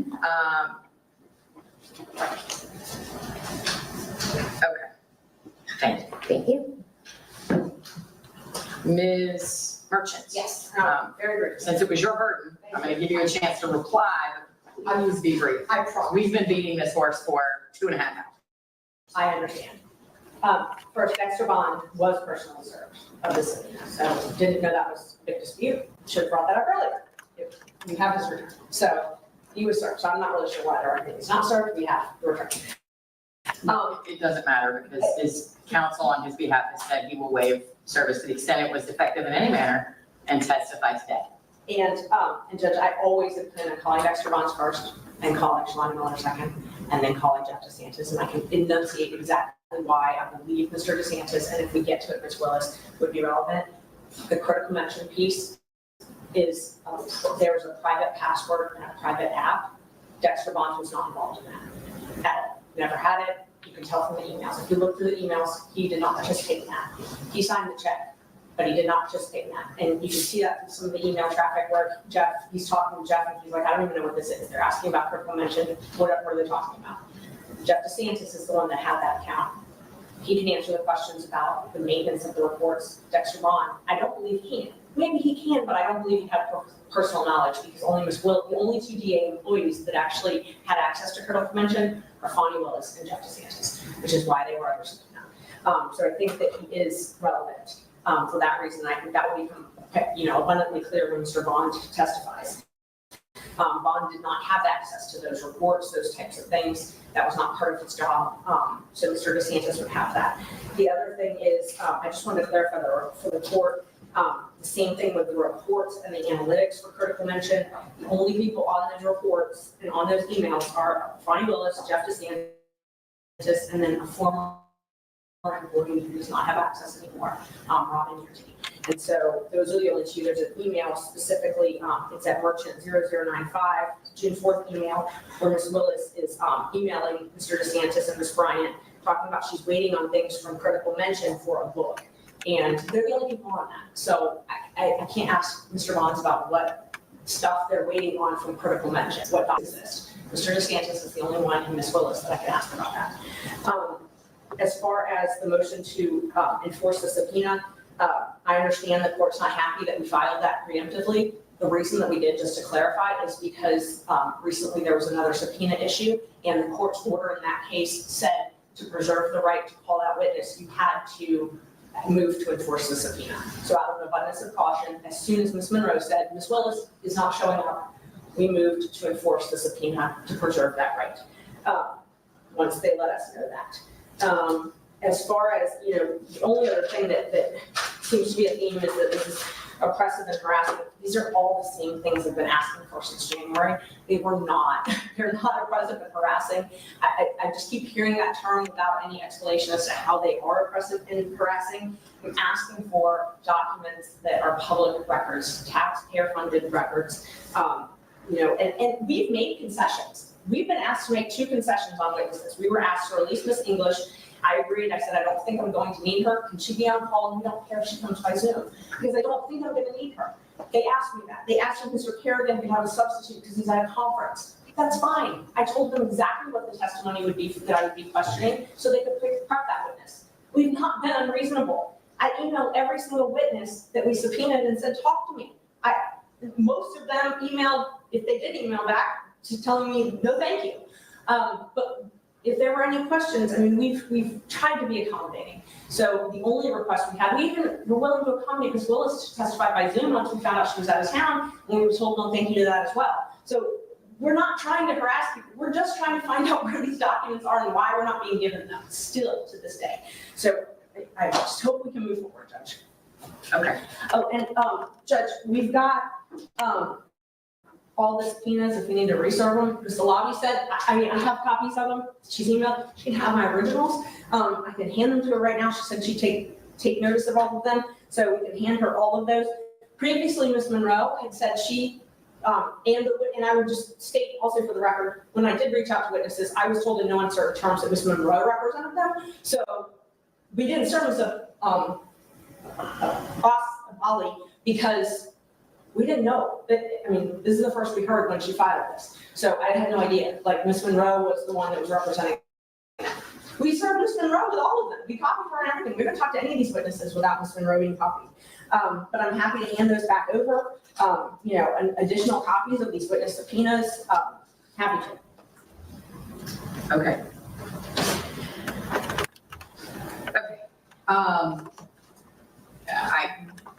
I think I've made it pretty clear what my thoughts were in reviewing the filings by the parties and trying to get to what are the merits of a very narrow issue, which is, are these public records resolved?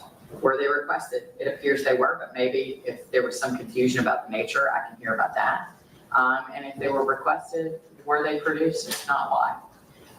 It sounds as if we have agreed that we can try to move forward with Ms. Miller and Mr. Bond regarding the merits of, did they receive requests? How did they get processed? What did they do to comply with the requests? And what did they do to produce?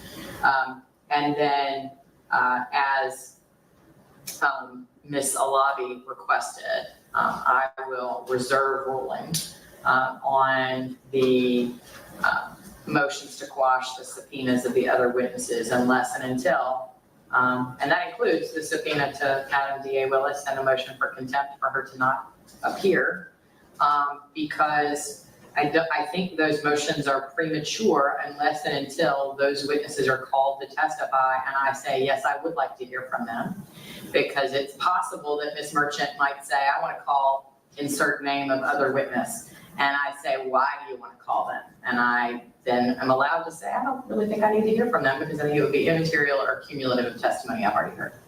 And so unless and until she calls a witness that may or may not be under subpoena formally, and I say, yes, I want them to take the stand, I don't think I need to rule on either the sufficiency of the subpoena in terms of its service or the scope of what was requested in the subpoena, unless until that issue is presented to me. So I will accept your invitation, Ms. Alabi, to preserve or to reserve ruling on those motions to quash until such time as I have to, until I think they're right.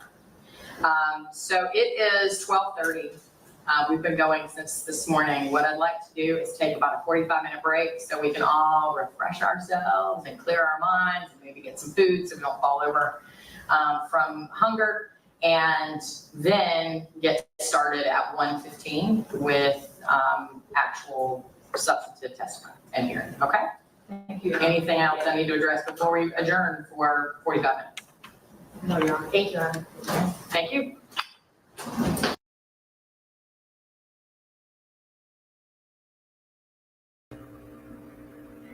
sorry to put y'all through that, but I had to get down to what the hell is going on, why they continue to harass us. So, listen, so one, and I told y'all a long time ago, when an attorney gets a claimant, first thing they're gonna look for is the easiest way to get it on the body, get it dismissed, get it whatever, but get their client from up under it, right? And a good, and you have to know your just your little quick legal guarantees, right? And one thing is always to look at service. And as you can tell from that crazy idiot that got that man shit tied up, did it shit tied up. Oh my gosh, these nut cases. And listen, didn't needs his stuff. And listen, it's when the judge signs the order, and that order and an order is served, Diddy can release, get his sell his properties and stuff like that, so he can make sure that his bail package is, attractive enough, right? Apparently, I mean, we know now that nothing's going to be attractive enough because the government use their legal arguments and what is afforded to them to make him look as it seem as a danger, and the judge agreed with them and saying, okay, I don't give a damn what you put before us, how attractive you make yourself. I don't believe you. I believe that you're going to be a danger to this community, and so on and so forth, right? And it's just, I mean, these are the things that you just got to do, in order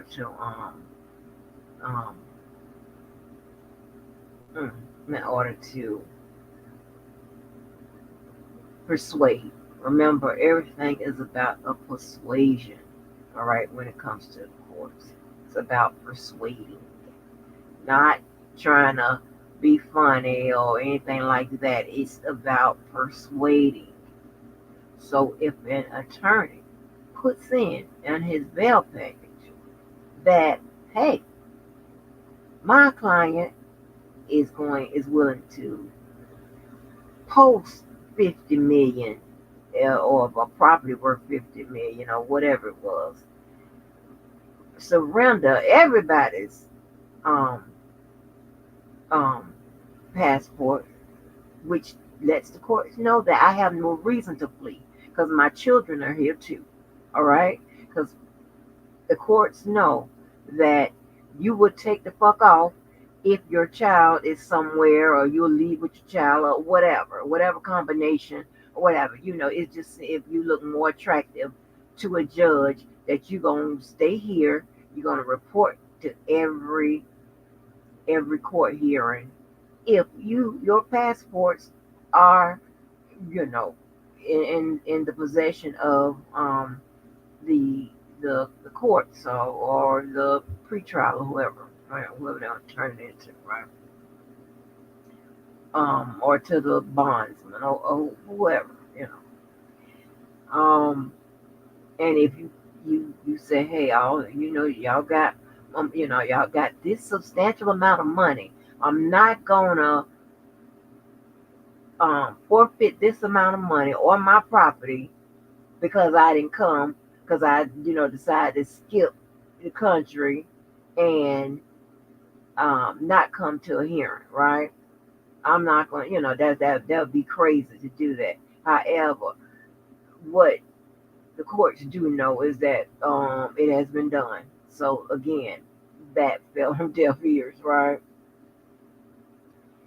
And And he just tried every attempt to make himself look attractive as a person who would keep their ass right here and would show up to every court hearing.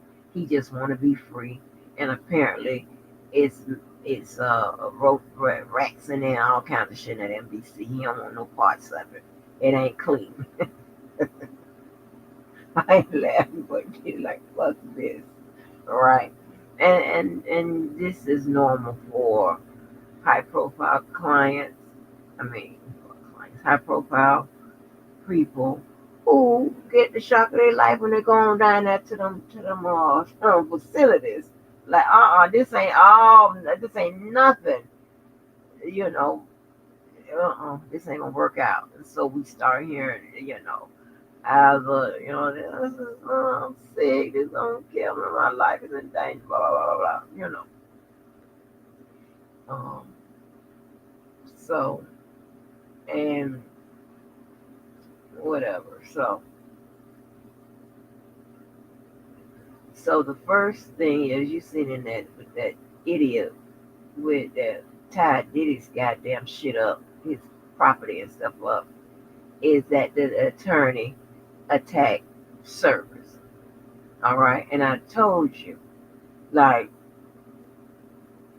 anything under the Constitution, those are rights.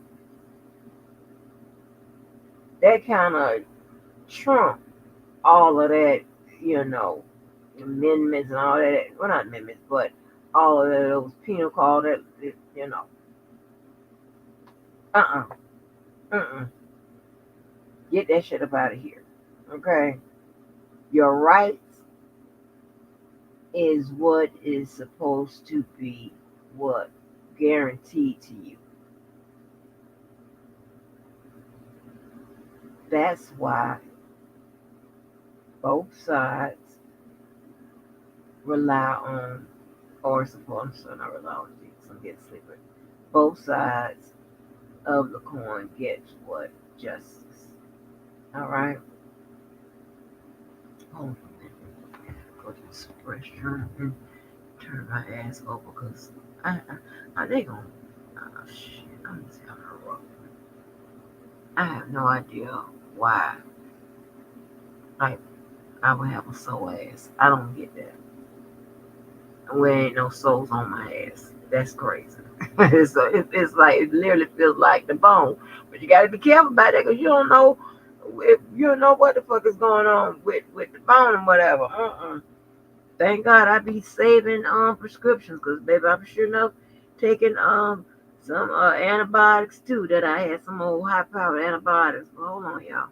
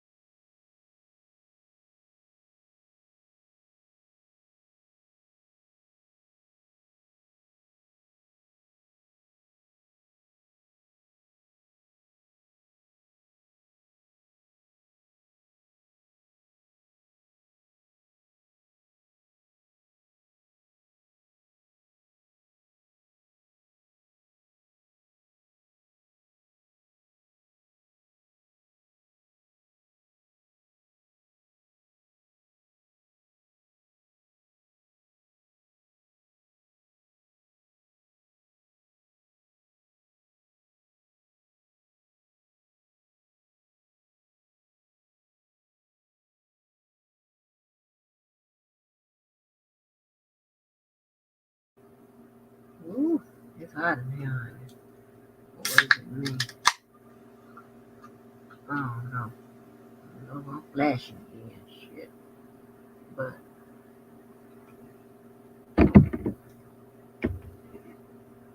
I have a poll up. The reason why I have a poll up because as you heard, one of them Kennys hollering at me about why you didn't tell me that thing.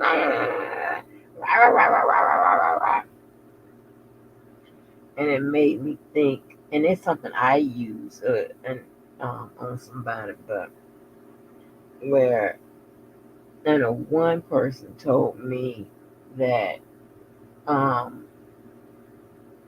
don't want to be loved.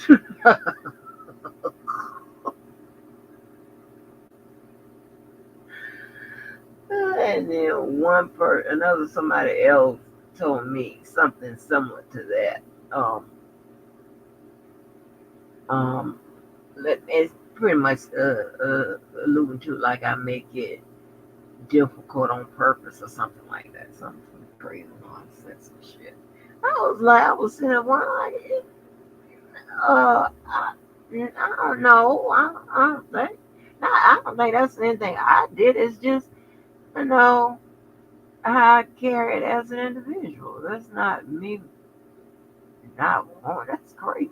Of course, who don't want to be loved? That's dumb. Like, that's some crazy shit. Now you could be difficult, but it's not that. You you used to be could be a hard. We got some people in your family like, baby, if you weren't kidding me, baby. But anyway, so what I'm saying is, proof of service, proper service, things of that nature. It's just one of those processes that we are guaranteed, right? That's something guaranteed under the Constitution. And you always look at it like the Constitution is the law of the land and legislation is the law of man. And if you keep that in mind, then you could you can distinguish between the two, right? So, when it comes to the Constitution, it's all the amendments, not extra shit, right? And due process is one of those things, right? Due process. And under due process, one of those things is being notified that your ass is in trouble, either civil or criminally, right? So you see in that clip where that black lady, that second black lady or whatever, the one with the bun in the back, she was talking about improper service, right? And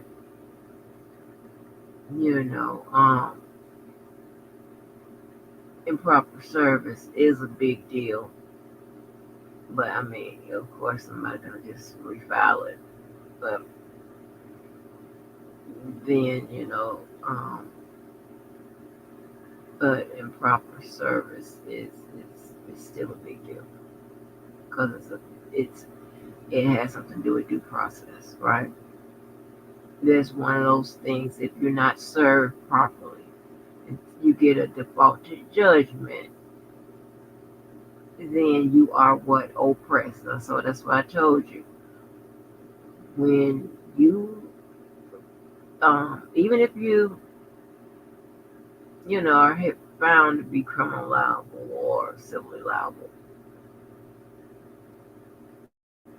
in some cases, well, not in some cases, supposed to be in all cases, and but it's oppressive. You're supposed to be able to receive some kind of relief, depending on the way it's oppressive. And the law just doesn't allow for oppression it's supposed to be under reasonable, if all conditions, right? It's just what it is. Now, that's all that's what's going on with this, with Fani, right? Over some FOIA drive. Freedom of information. Look what Tiffany is being allowed to do. I'm just trying to figure out, did I miss her?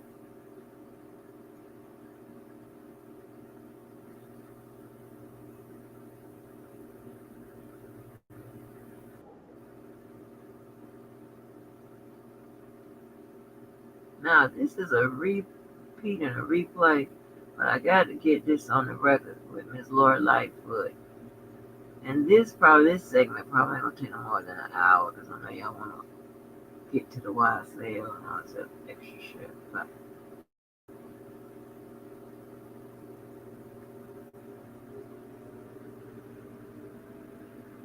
we got to get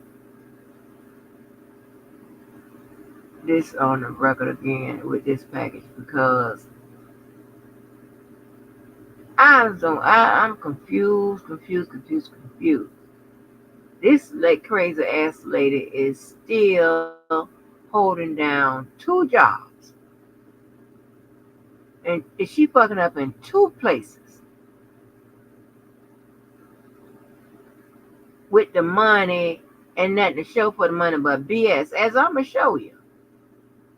And poor Fani, they just talking about, they just want to know, like, well, where the money or whatever. I don't know what the requests is about, but I think Pantene said it was about, they want to know where, about the money. Okay, well, who she paid the money and for what. All right, let's check this out.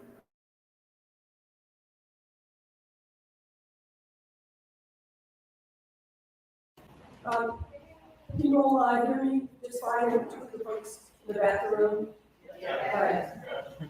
First and foremost, I want to just emphasize a couple of points that Trustee House and others have made. First of all, thank you to the trustees, to Madam Clerk, to Mike McGrath and Bert Olson. This has been a challenging investigation, to say the least, because we have not received the level of cooperation from the narrative team that I would have hoped. Nonetheless, we had, I think, a breakthrough that's allowed us to be here in front of you today to give you the information that I know that the trustees for sure and the members of the public have been seeking for some time. But I do want to emphasize, this is just preliminary. We have more work to do, but as Trustee House said, we believe that it was very important to come before the members of the public, so you have some context for what the current state of your finances are at city government. As has been alluded to, I think there's going to have to be some tough decisions that are made, but you've got to make that with as complete a set of information as possible. And that's what this presentation is intended to do. Our work is ongoing, and we expect to finish with in expedited fashion. But as I said, we wanted to get to you as quickly as possible. A couple of points, just so we're all. I'm not an accountant, and I suspect many of you in the room are not.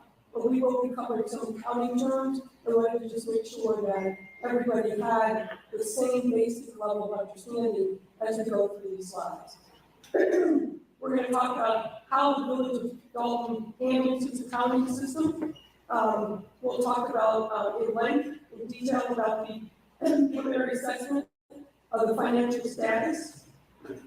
We're going to go over what we've seen as increasing expenditures since 2021, unfunded expenditures, the current cash status, credit card use. Then we'll do a summary, and then we'll entertain questions from the trustees.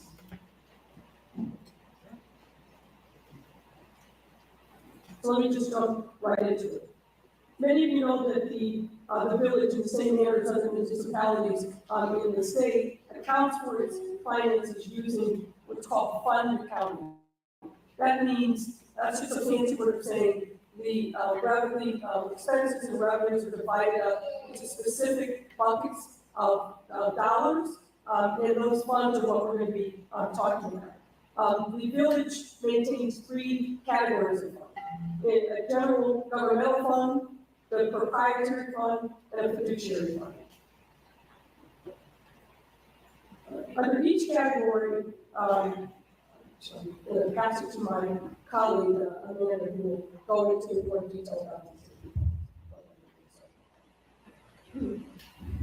So within each category of funds, there are underlying funds that are used to account for resources that are for different purposes. The first category, governmental funds, includes the general fund, which is going to be the focus of our presentation this evening. And the general fund is what's used to account for the day-to-day operations of the village. Additionally, there are what are known as special revenue funds. These are specific funds for specific purposes. This includes the motor fuel tax and TIF money. The final governmental fund is debt service funds, where the village's debt obligations are accounted for, which is primarily the public bond debt. The final 2 categories of funds, which we will not be covering today, are proprietary funds, which account for transactions that are more business in nature, operations that should be funded by customer payments. That's the water fund, the sewer fund, and the fitness center. And the final are fiduciary funds, which are held for non-governmental parties, and that is the village's pension trust fund.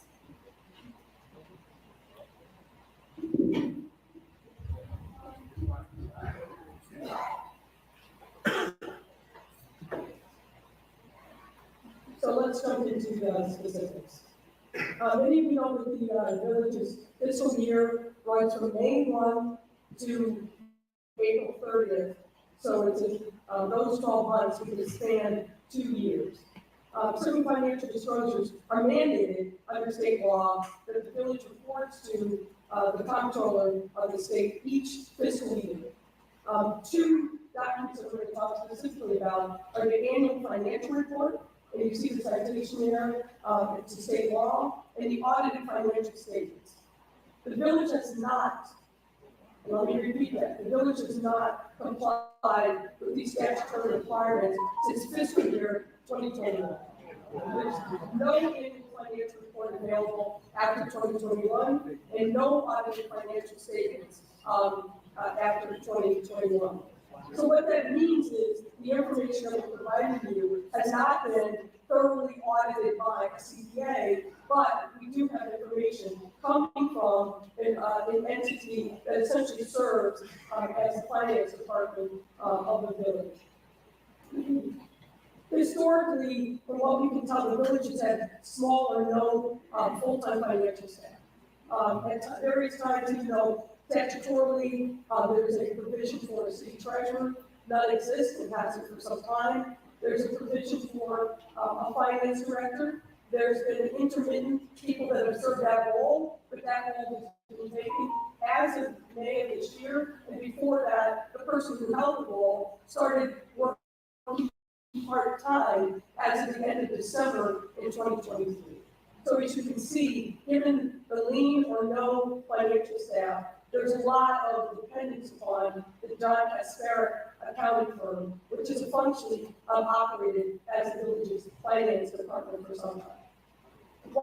What we have examined are monthly financial reports from January of 2021 to May of 2024, produced by the Kasparek firm. And as I mentioned, due to the village's failure to conduct an audited financial statement, we have to caveat the accuracy of the information, but we feel fairly confident based upon lining out not only the monthly reports, but looking at bank statements that match up with the information that's in the financial reports. And we had the opportunity to talk to some of the folks at the Kasparek firm who were responsible for managing the finances of the village. That work is ongoing. As of May 30th of this year, the village's general fund was in a net deficit position, meaning that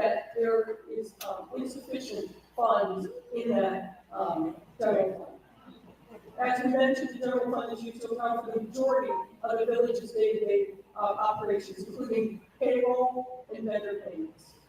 The village's special revenue fund and debt service fund, however, are in a positive position, but each of those funds are restricted funds, meaning we cannot borrow from one to get to the other. And that is what's causing part of the financial crisis. What's next you can see is a graphic that depicts where we started as of April, where the village started as of April of 22, with positive of $5.6 million in the general fund, and where we are as of May of 2024, which is a negative $3.65 million.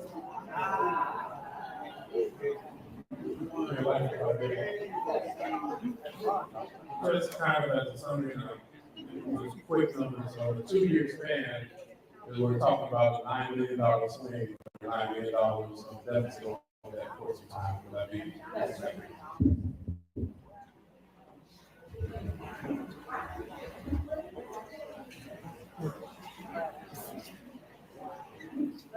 Turning now to the increasing expenditures of the village.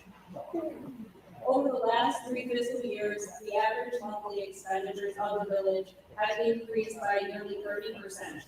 As you can see in the graphic, in fiscal year 2022, on average, the village spent about $1.9 billion a month. But in the last fiscal year, that amount declined to $2.5 billion. These increasing expenditures have not been accompanied by corresponding increases in revenue. Again, as you see in the graph with the blue bars, the revenues have remained relatively the same over that time period, around just over $24 million, while expenditures have climbed from $23 million in 2022 to $30 million in 2024. Ultimately, in fiscal years 2023 and 2024, expenditures exceeded revenue. Specifically, in 2024, it was over $5 million more in expenditures than revenues. To look further at the increasing expenditures, the table on the screen highlights the 2 village departments that are the main drivers of this spending increase: the General Administration and Administrative Compensation Department and the Police Department.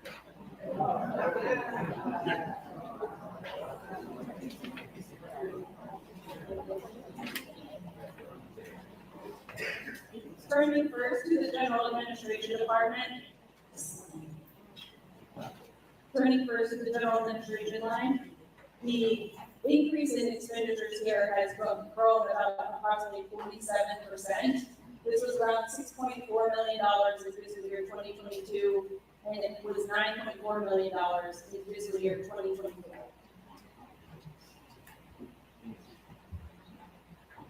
There have been increases in general administration spending in nearly every area, but there are a handful that stick out the most. As you can see on the first line, the largest driver of this increase is a more than double change in liability insurance costs. It's gone from $1.2 million in fiscal year 2022 to $3.2 million in fiscal year 2024. Other areas where we see large increases are miscellaneous expenditures, settlements, legal fees, and telephone. Let me just add regarding the legal fees. These are everything that we're representing tonight are things that have been booked in one of the general ledgers or otherwise. We know that the legal fees that have been booked so far are underestimated because there are a number of legal fees that have yet to be paid. And obviously, with the litigation that's been filed, particularly by vendors who have not been paid, those legal fees will definitely this is a very conservative estimate of what those fees actually are.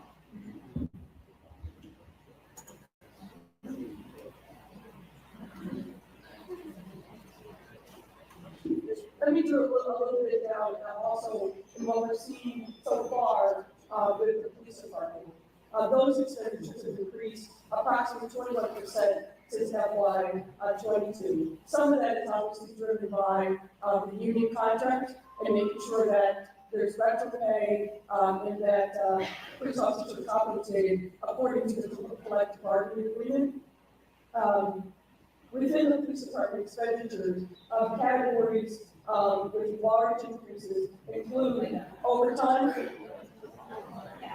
other miscellaneous expenses, and I will tell you, we don't know exactly what that is, but we're working on impacting that, contractual services, other professional services, and medical insurance. We wanted to highlight for you, particularly in overtime, what we saw as two outliers in officers, Officer Terry Young and Officer Roland Reed. Both of these individuals in the last 2 years have earned more in overtime than their base compensation. And you can see these numbers here. Officer Terry Young in FY 2023 earned $194,290 total in base salary and overtime. And then in FY 2024, that increased to $227,351, combining the base salary and overtime. Officer Reed for FY 2023 had a total earnings of $145,450, and officer, and in FY 2024, $192,732. We thought it also important, you know, that acting Chief Lacey has accumulated overtime. It's our understanding that he is not part of the collective bargaining unit and has not been for some time, which under normal circumstances would mean that he is not entitled to overtime. But as you can see here, for FY 22, FY 23, and FY 24, and we're now in fiscal year 2025, through those 4 years, he's accumulated $215,747,000.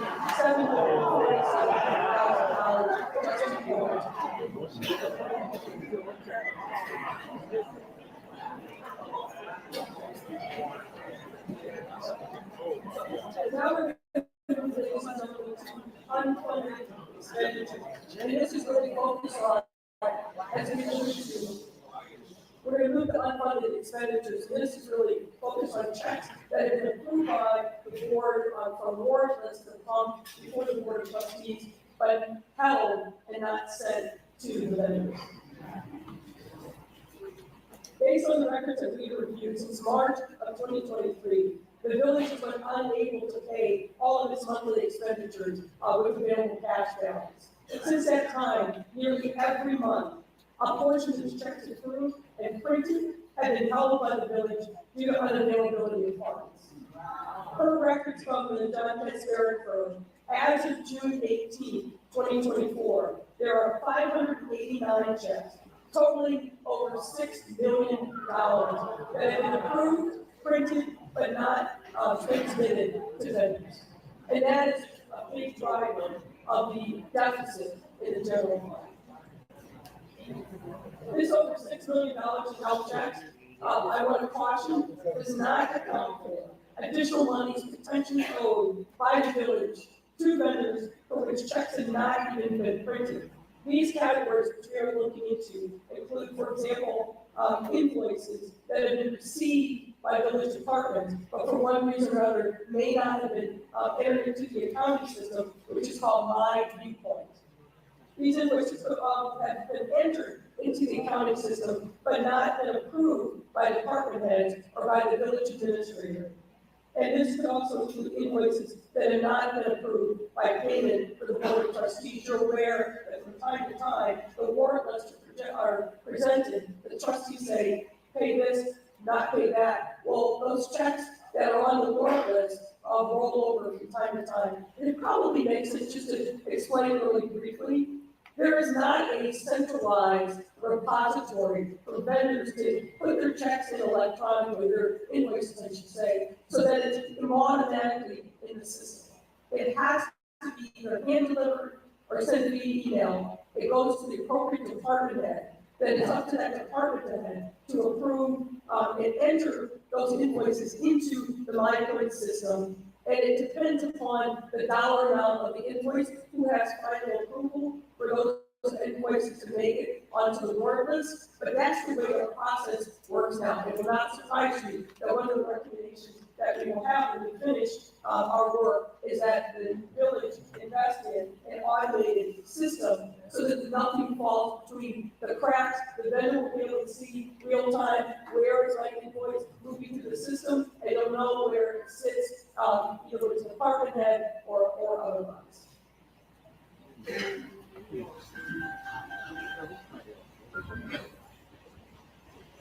All right, we'll turn now to discuss the cash status of the village. So the village has 22 different bank accounts. A majority of those bank accounts are designated for the special revenue funds or bond escrow funds. So the money in those bank accounts is restricted and shouldn't be used for day-to-day operations. I'll also note that these 22 accounts don't include the pension assets. The pension assets are held in separate trust accounts. Most of the village's expenditures each month are paid from one main operating bank account. As of June 30th, 2024, that bank account had a balance of $715,000. As of April 30th, 2021, that account had a balance of almost $1.5 million. So a decrease of over $750,000. In addition to the main operating account, historically, the village has held its excess cash in an account known as Illinois funds.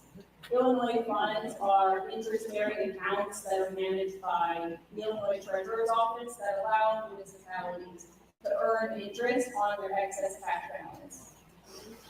The balance in the Illinois funds account as of June 30th was only $3,900. As of April 30th, 2021, that balance was over $2 million. So the balance of excess cash has dropped by over $2 million in that time.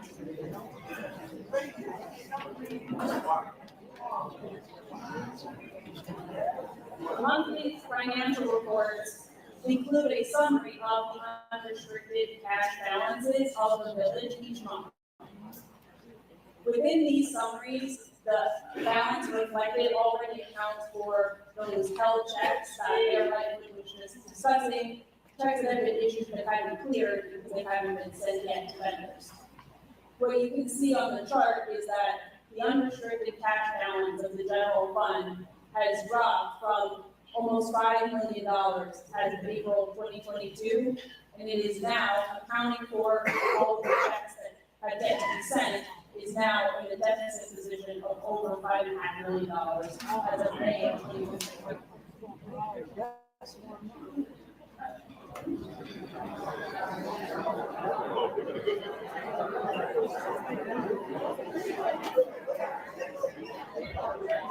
We thought it was important to give you a little bit of insight into credit card use by village employees. We do not have complete information yet. It is our hope that we will get further cooperation and be able to have a complete picture of credit cards, but we wanted to share with you what we do know so far. We are aware that over this time period, from 2021 to the present, the village used 6 different credit cards at various points. From January 2021 through May of this year. 4 used by various folks within the police department. The statements for these accounts were addressed to Ernest Mobley, Robert Collins, and Lewis Lacey. Mayor, I back there for a moment. Former Deputy Chief Mobley is present with us and our amazing officers on service. So this misuse over this time that while that perhaps I want to make sure. Over this time that while that perhaps I want to make sure state that because these are very officers. Yeah, we all we know was what we've seen in the paper so far. We're not interviewing any of these folks to get a better understanding of the specifics around credit card use. We have some knowledge of that, but we'll share that as part of the final report. There's one American Express card, which statements are addressed to Keith Freeman, the village administrator. And there was one Fifth Third card, which statements are addressed to the village. We've been told that that card is no longer in use. We understand from the records we received from the taxpayer company and interviews that we conducted that receipts for credit card purchases are rarely provided. Further, we understand that the credit card balance, because it comes due, of course, every month, we all know that, is paid as a matter of course.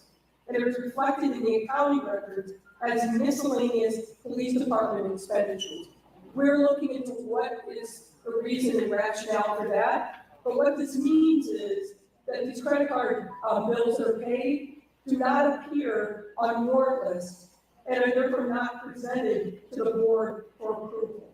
Again, that will be a recommendation that we make, and the board is obviously aware of this issue, which is in part why we took the action that they took the other day to rein in the credit card spending.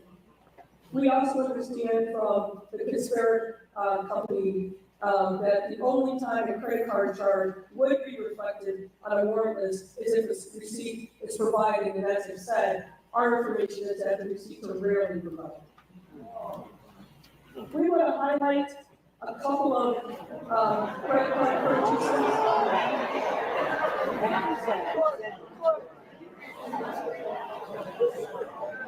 You're having the same reaction that we did.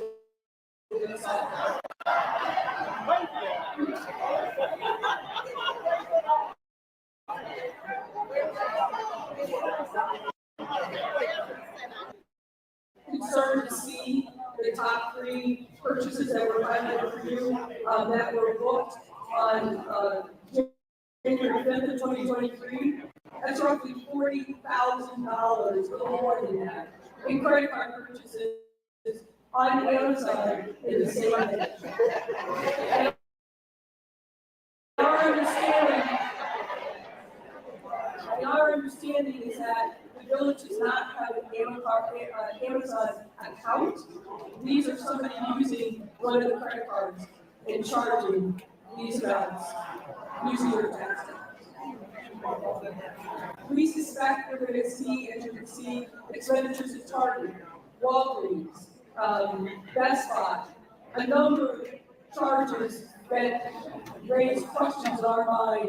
Are these legitimate purchases using the credit card? Well, we've also found in the credit cards, I know there's been a lot of interest in travel, and we have highlighted here on this slide some of the travel that is reflected in the village credit cards. Birmingham, Alabama, and Montgomery, Alabama, in March of 2023 with 5 no travelers. Washington, D.C. in 2023 with 4 no travelers. Las Vegas, Nevada with 8 no travelers. Jackson, Mississippi in June of 2023 with 3 no travelers. Austin, Texas in July of 2023 with 3 no travelers. Portland, Oregon in July of 2023 with 4 travelers.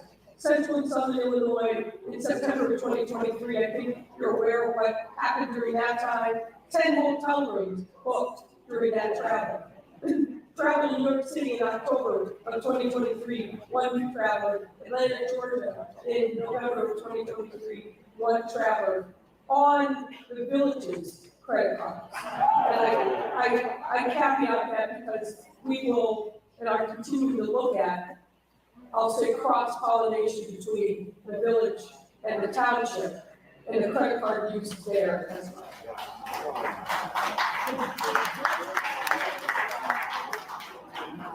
So let me summarize for you kind of what we presented, what we found so far regarding the finances. The general fund is used to pay the vast majority of the village's expenses, as you heard. As of May 31st of this year, the fund had a negative balance of $3.65 million.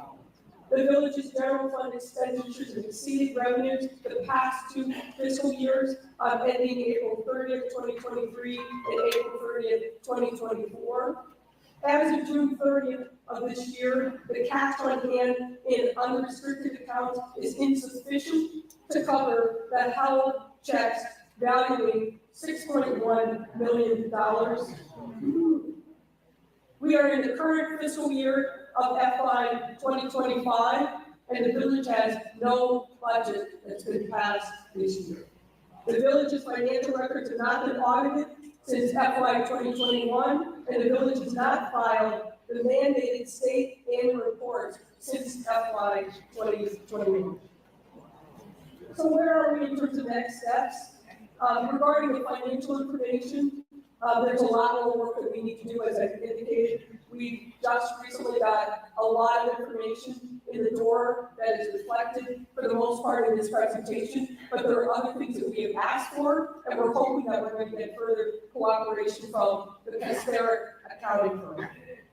Additional details regarding credit card spending, and any receipts that might exist. Detailed accounting records and reconciliations, check registers, which is important. Detailed accounting of intertrust fund transfers and balances. What we're seeing, and we need to really look at the detail here, is that there is a transfer from one fund, in some instances there's restricted funds, into another fund, and vice versa. Additional detail, we're looking at what are the financial policies and practices in place, and whether or not those need to be changed, updated, or beefed up in any way. We are continuing to look at what happened in Las Vegas. There are two trips, one in May of 2022, and a second in May of 2023. And as I alluded to earlier, the relationship and the intermingling of funds and personnel with Thornton Township is something we're very focused on as well. We refer to the trustees.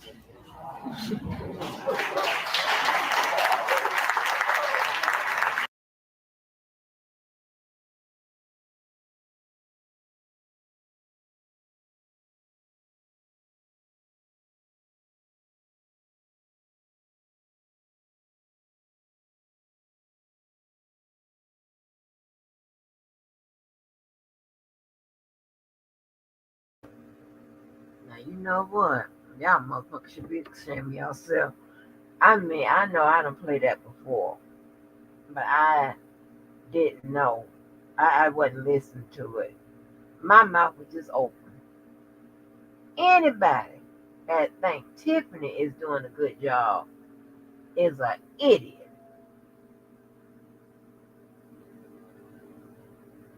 God damn. Is that any good representation out of Chicago? Any? I mean, Illinois, whatever. What the fuck? I have to take my cousin out of it because I know she ain't that way. And she lives in, well, I say she live at the good part. What is it? One of the suburbs. But baby, one thing we know for sure from that Illinois living, that Chicago and the surrounding areas, that education is questionable, but that shitting people out their goddamn money is on fleek. That's crazy. God damn. But let's show what Tiffany's what she her little latest shit. This is some ignorant ass nigga shit. Good God. Hold on. And this is 3 very short clips of this ignorant ass shit. We can move on. This some ignorant ass shit. I actually need to stay up all night. So I'm using you guys to do it. If you don't mind, motherfuckers. Boy, I'm trying to tell you, all the country ass, we ain't got, I don't know why they keep trying to compare, and I know we got some crime and stuff, I know that. I mean, they be trying to compare in that manner, but that's it. Cause baby, Josh Ibuka, I mean, shitting people is the way y'all get down to it.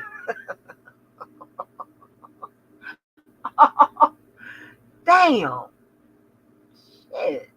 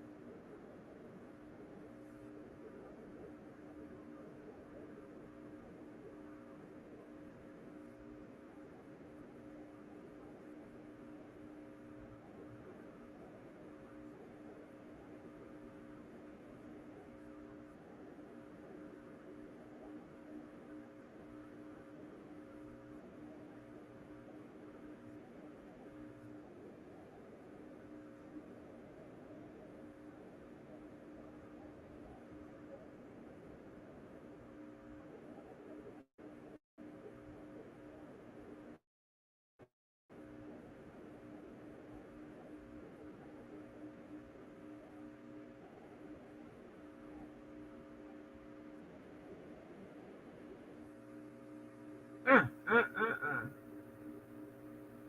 I promise you, I told you it was gonna be short.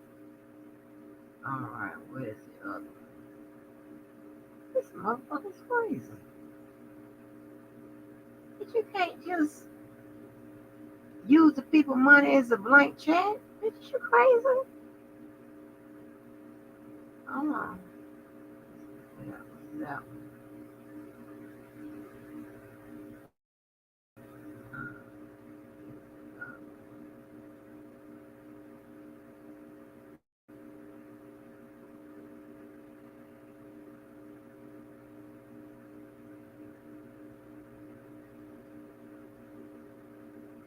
We hadn't checked in on her in a minute. Some crazy shit. They don't come to this meeting. Hold on.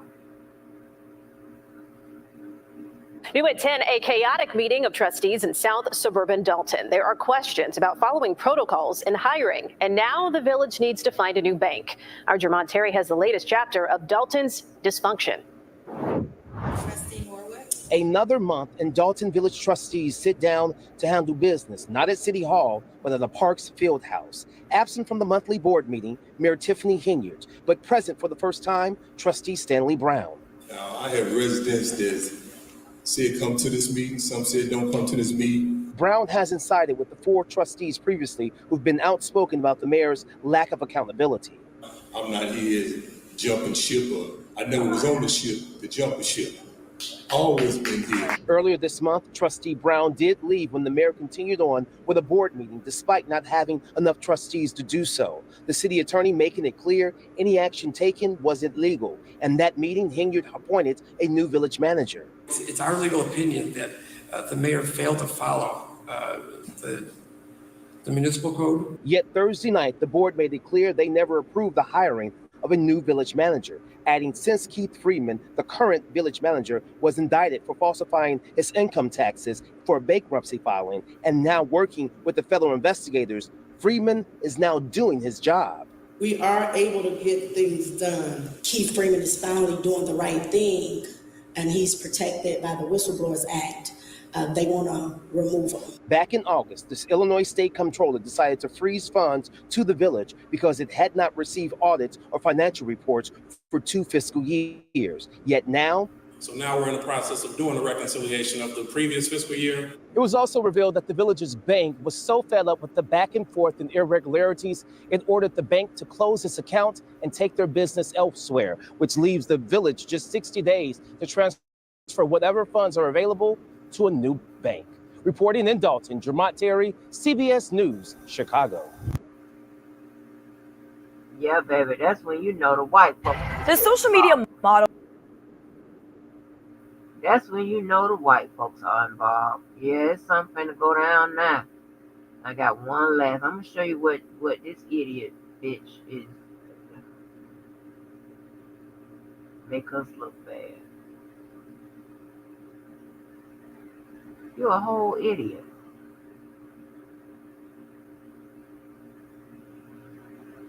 Let me tell you what she's doing.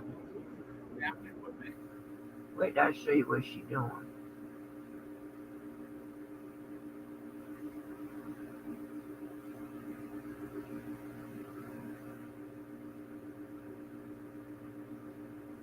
With these people, and this is narcissistic shit that she got going on. This motherfucker's crazy. Hold on, let me.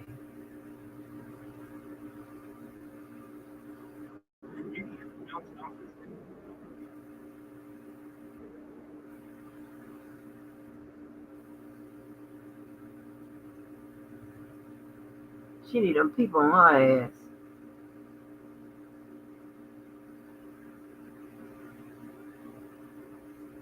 I'm talking about she need to get them motherfucking people on her motherfucking doorstep. Get us some motherfucking act right. Look at this shit. I mean, I'm talking about putting it in the people's soul, honey. Look at this shit. Ain't it ass bitch?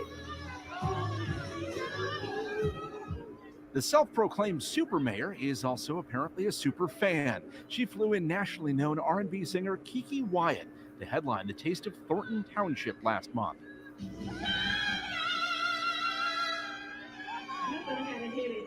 There were other performers plus daytime events for kids, but given the fury over Tiffany Heynard's spending, we were curious what the event cost. WGN Investigates obtained the bills through open records laws. They show Kiki Wyatt was paid $30,000 for a 30-minute performance. Rapper Jay Holiday made $20,000 for a half-hour set. Other costs, including comedians, bounce houses, staff, and equipment, add $35,000, meaning this single-day event cost South Suburban taxpayers more than $85,000. I was flabbergasted. I was pissed off. That's my money. That's the people's money. That was a flop. It might have been approximately 65 to 70 people there. We out here at Taste of Thornton. Yeah, keep raining, but it's still going on. Right now they got the comedians up there. To be clear, Heynard's predecessor also threw a Taste of Thornton Township event, but not on this scale. But see, this all for the babies. This is what they don't show you. They don't show you this side of Tiffany. The productivity. She liked to use our tax dollars to promote herself.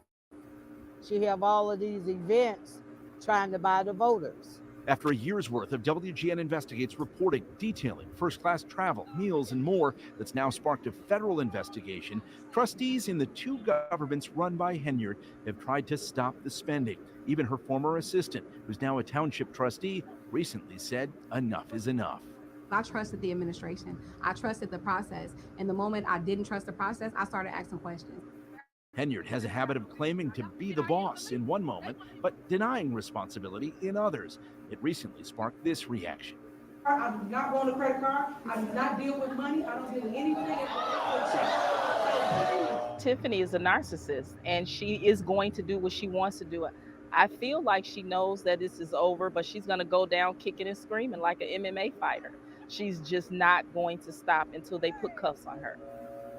Most of the contracts for this event were signed before township trustees put spending controls in place. So it's possible the concert and other activities were something of a last hurrah for Tiffany Heynard, at least as far as parties go. The federal investigation continues. Even if she's charged, that won't expel her from office. It would take a conviction to do that. But but voters will have their say when she's on the ballot next spring. Ben Bradley, WGN Investigates.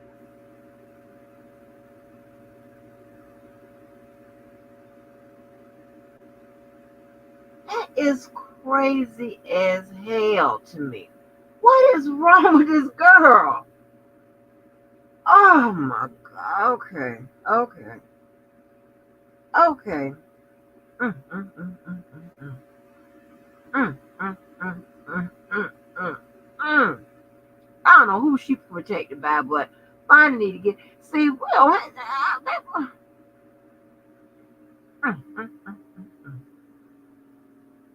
Fani, you need to find out who they got, child. Who they got? Let's do a quick YSL look back real quick from today.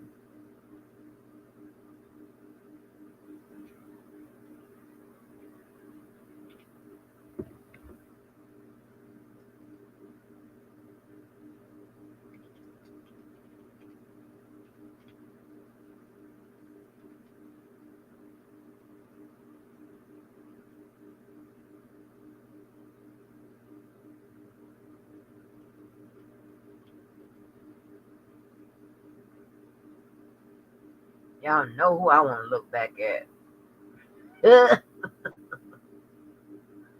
Ooh.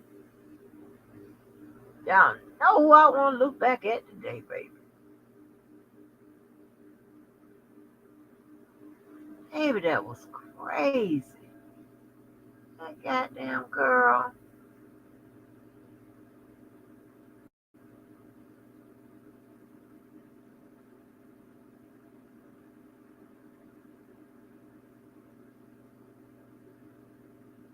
Where's her mom?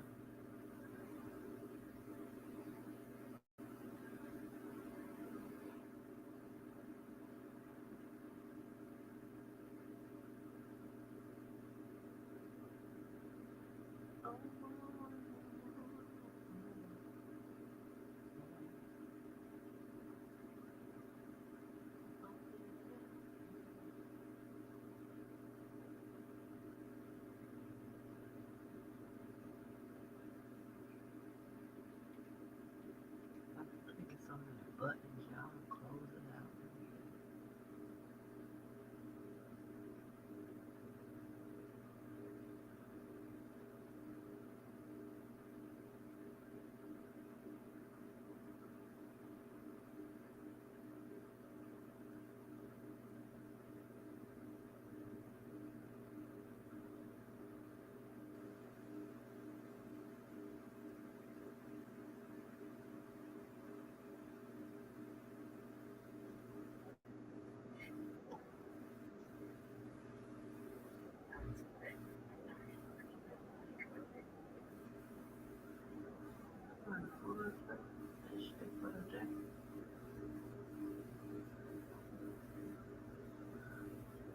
Oh, I don't want to see that because I done seen that girl.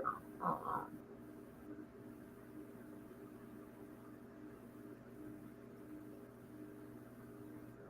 What it was about this man I wanted to find out about.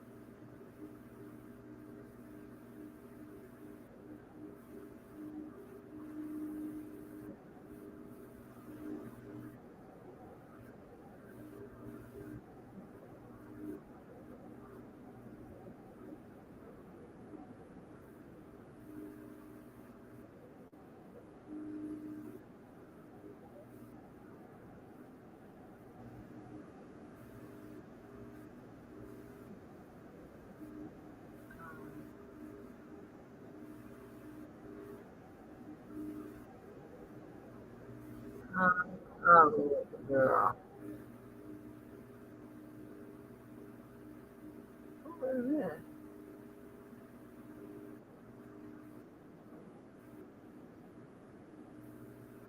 Oh, yeah, okay, let's go Miss Evening.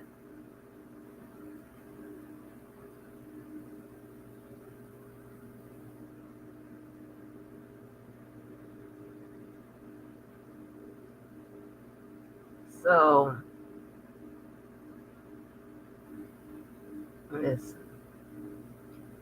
don't know where we get off in this society, and I think it's just people, and I'm telling you, y'all, a lot of y'all are more alike than y'all think, because you can't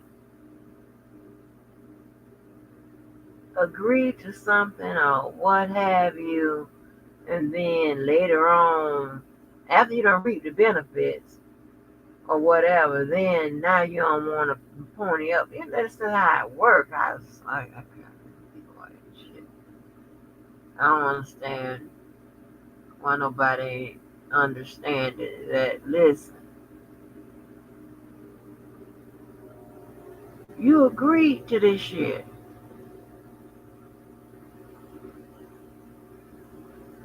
And it's time to deliver on your part of the fucking agreement. I don't get it. I guess I won't.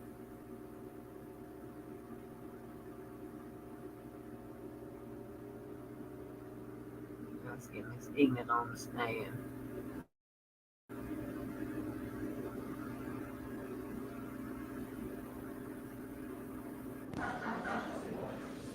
The witness and the jury? Okay, let's get the jury.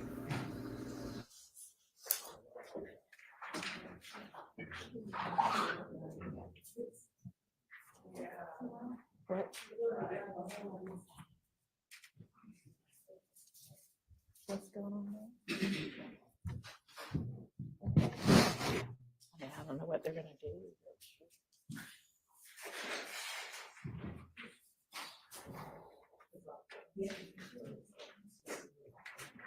She's just not this morning, no. No. Mm-mm.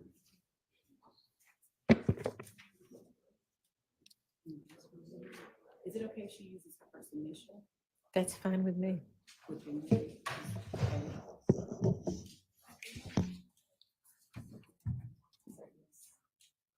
Yes.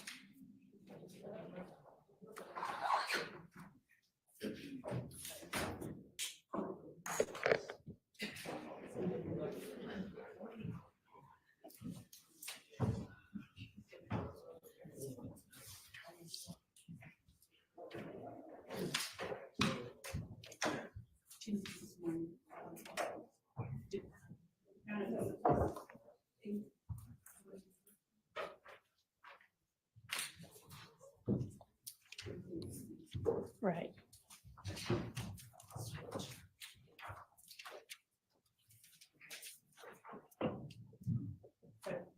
Jury President Counsel. Thank you. Okay, Ms. Love, go ahead.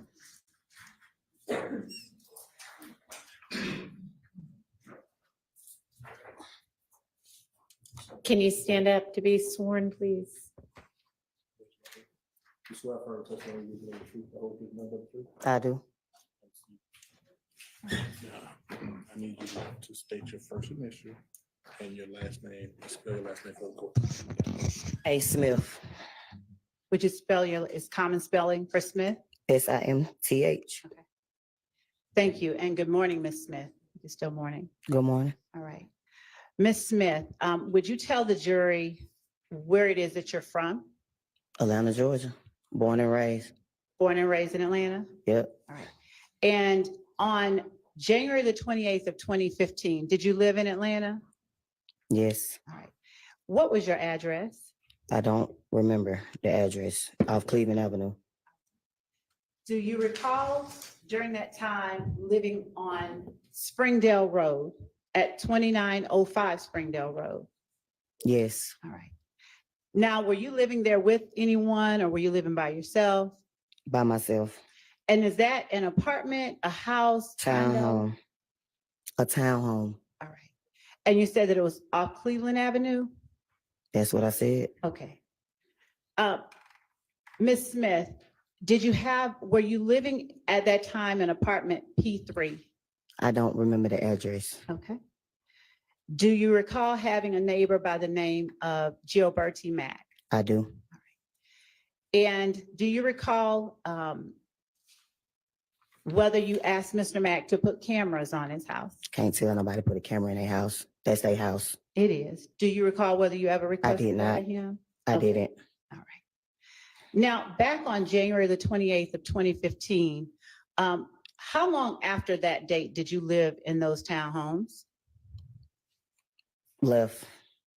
Did you leave on that particular day or the next day or shortly afterwards? I wasn't there before that. Okay. Now, when you say you weren't there before that, what do you mean? I just wasn't home. Oh, you mean you were home on January 28th? If that's the date, I wasn't there. Okay. When did you move out of those apartments? I don't remember the exact date. The day they said I had to leave. Did anything precede your having to leave? A shootout. All right.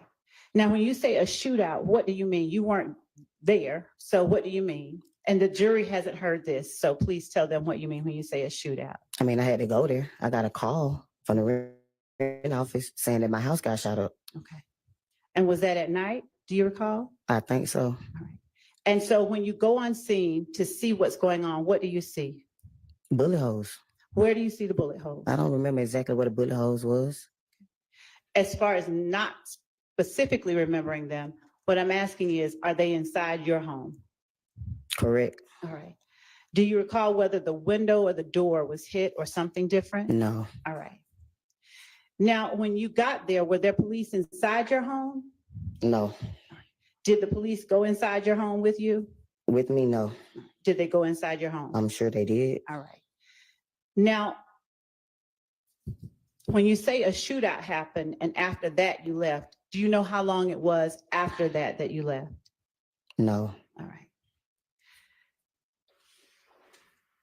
At the time that you lived, and I don't want to get too much into your personal business, but at the time that you lived at that apartment complex off Springdale Road, did you know a person by the name of Kelvin Watts?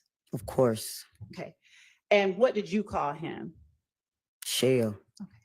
Shell, did you also call him Lil Kel? No. Okay. Did you ever call him by the short No. name Kel? I just told you, Shell. I understand. So at the time, around January 28th of 2015, or before, had Shell been hiding out in your house? Sustained. Had Shell been staying at your house at all? We was dating. Okay. How long had you all been dating? A few months. Now, when you were dating, did Shell stay at your house sometimes? He visit. He didn't stay. Did he ever hide out at your house? He visit. I just answered your question. I understand. Did you ever tell police on January 28, 2015, that Shell had been hiding? Objection, Your Honor. I just answered That your calls for question. speculation. Overruled. And Ms. Smith, I'm not going to keep you up here very long, but I'm going to ask you a specific question because the jury, Your Honor, if I may just be a little. Overruled. I'm going to ask you questions so that the jury who doesn't know the answers, so that you can answer for them, okay?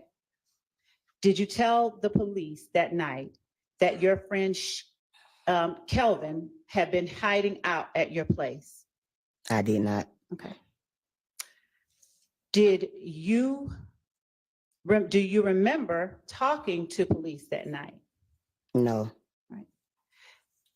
Do you recall the name, or do you recall an Officer Collins being the officer that responded to your scene? I do not. Do you recall what the officers looked like?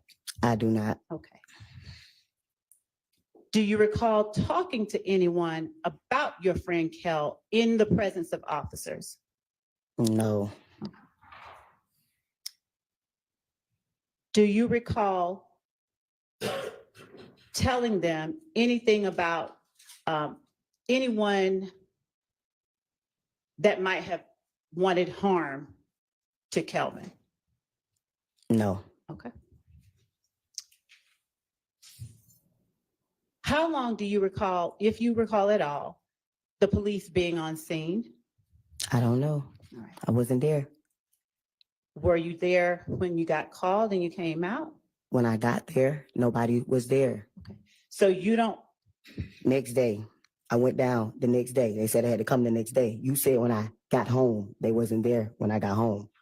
So the night that the rent office called you, Is your testimony The that rent off, just, I know the person. She called me and told me. The next door neighbor called and told me my house got shot up. And what was the name of the next door neighbor? Just called his name. G. Gregory, whatever his name is. Gilberty Mack? I know him as Gio. Okay.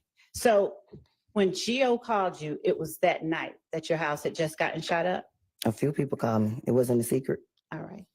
And did you arrive on scene that night? Did you get back to your house that night? I came, nobody was there. Okay. Do you know about how long after you called or you were called that you came back to your house? No, I do not.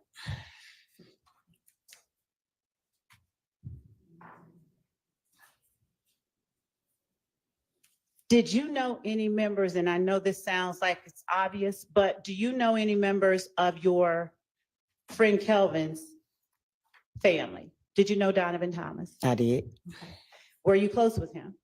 Yes. All right. And were you able to observe Kelvin's interaction with him? I wasn't. Okay. Do you have any knowledge of whether Kelvin was close to him? Nope, I do not. At the time, did you know an Antonio Sledge? Of course I did. Why do you say of course you did? Because I dated him. All right. Were you dating him at the same time you were dating? I wasn't. Kelvin, how long before your house got shot up did you stop dating Antonio Sledge? A couple of months, the same time I just told you when I started dating Kevin. Okay. And what did you call Antonio Sledge? Monktoon. Monktoon? Yeah. All right. How long had you known Monktoon by that time? Been knowing Monktoon since I was like 15, 16 years old. Okay. How long had you known Kel or Shell Kel at that time? Not that long. Okay. Now, at what point do you now recall speaking to the police at all about shooting at your house? I don't. Do you recall ever communicating with the police in any way? I just told you. I went down the next day. You just asked me that. Okay. Who did you talk to when you went down? I don't know. Where did you go down to? The headquarters. All right. Do you recall an investigator, Dennis? I just told you. I don't remember nobody's name. Okay. Do you recall providing a video to the police? I don't. Do you recall a video wherein Antonio Sledge was talking to the camera? It's all on social media. I play it, so of course I seen it. All right. Could you speak into the... It's on social media. Of course I seen it.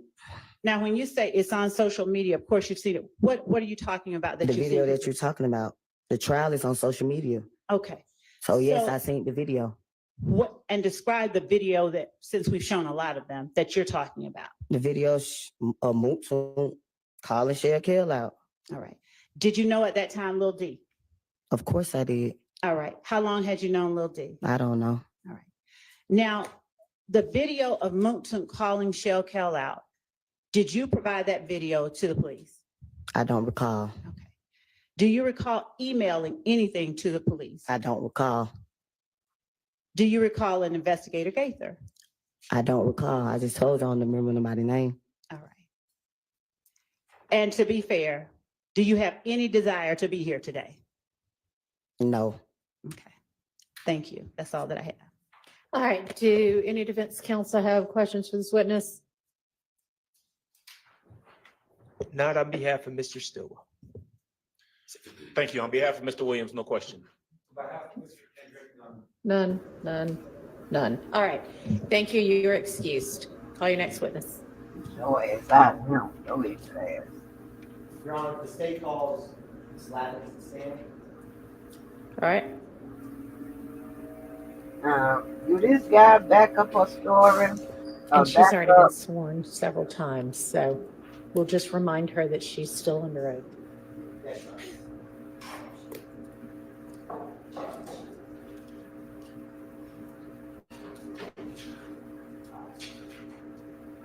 Who is he?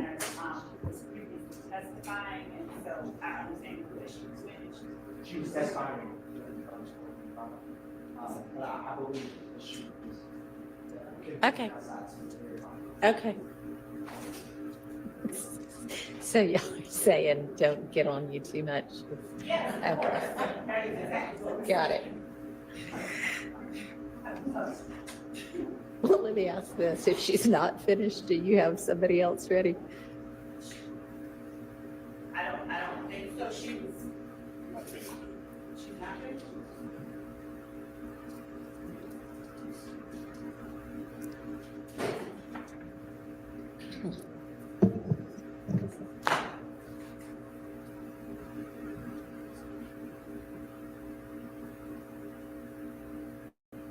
I mean, that just, oh my gosh. I don't understand. Why do they think that's cute? I don't understand. That ignorant ass shit. That ain't cute. I just told I mean, just disrespectful as fuck. Baby. I've been there shot that little girl an eye to let her motherfucking ass know, bitch. We can do this after you get off. Okay, well, you don't have another witness out there? Your ass outside. Then let's just do another witness. I mean, Thug done lost all that weight. He ain't as small as he used to be, but he is a lot smaller than what he was.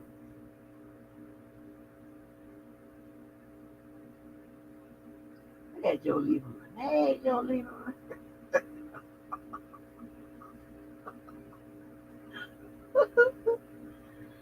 Oh, shit.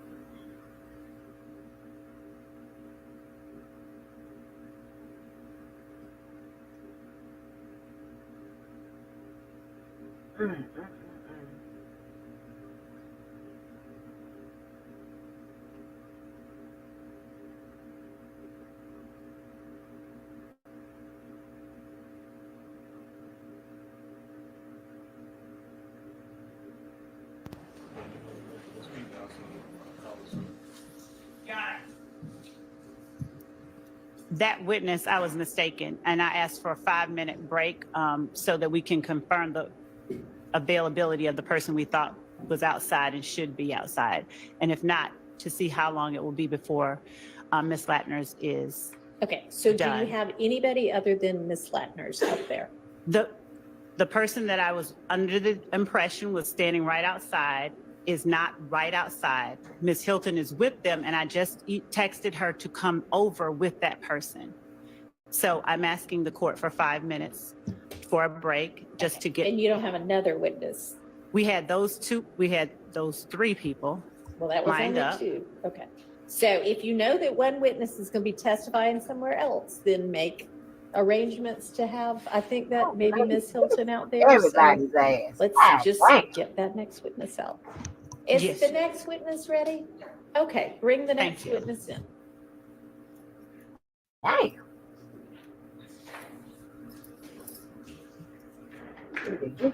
Coming up to the stand if you don't mind. Nerve. Feel something.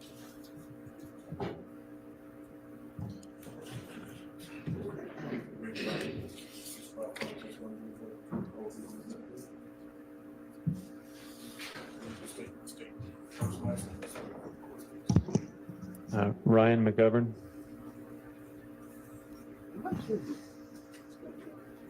RYAN MCGOVERN. Good morning, Mr. McGovern. How are you? I'm doing well.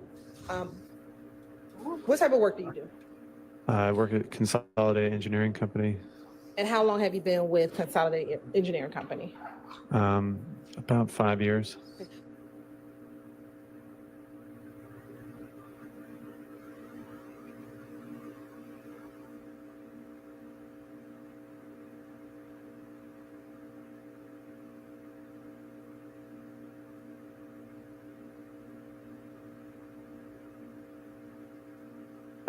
A shooting there, and I remember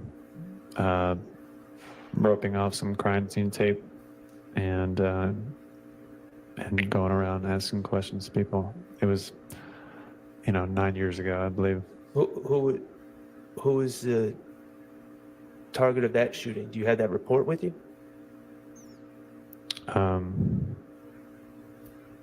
Which report are you referring to? This thing 9 years ago, January 2015.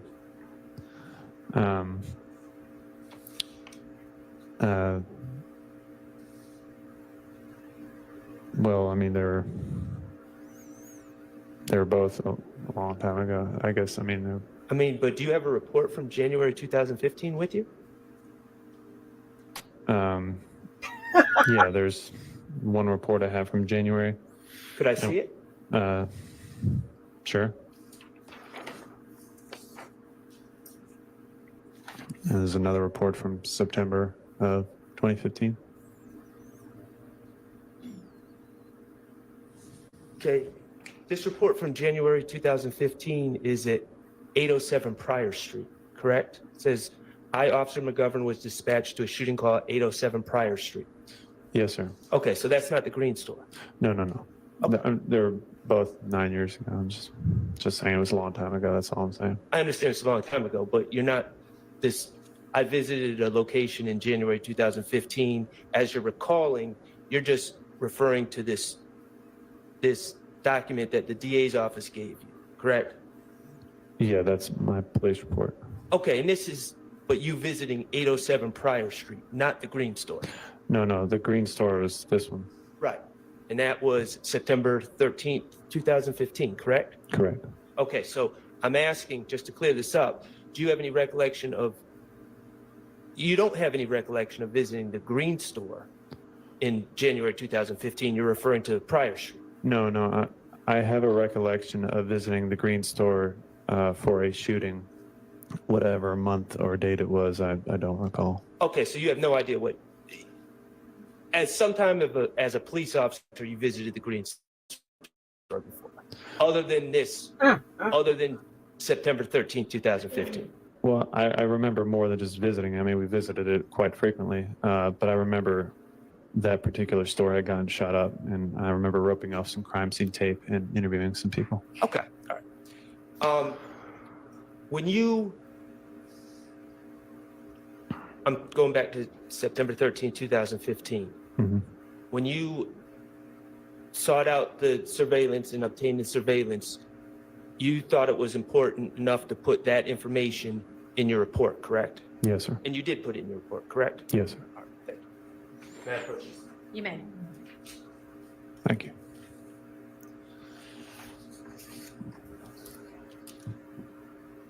All right, you are excused. Thank you for your time.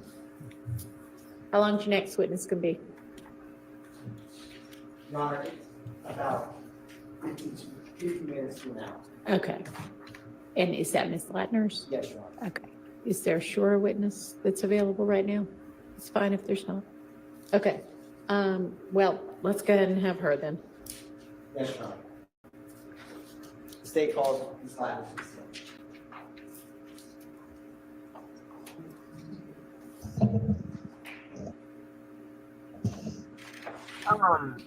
This is crazy. Like who did the witness prep? Like, what the fuck is going on?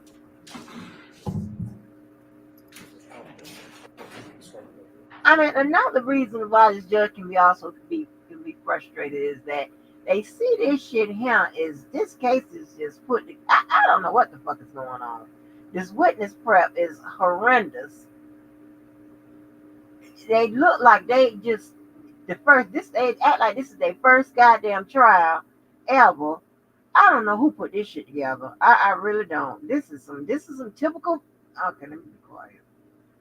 So you've already been sworn probably several times. I'll just remind you that you are still under oath. Go ahead and have a seat.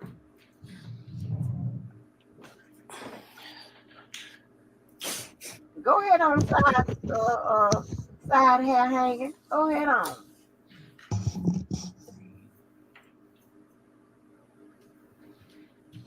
Good morning, Ms. Latner. Good morning. Is this the second courtroom you've had to testify in today? I haven't testified yet in the first one yet. Oh. Well, I'm sorry to hear that, Ms. Latner. With that said, Ms. Latner, before your testimony today, did you and me meet and go over some of the physical discs for you to mark? I did.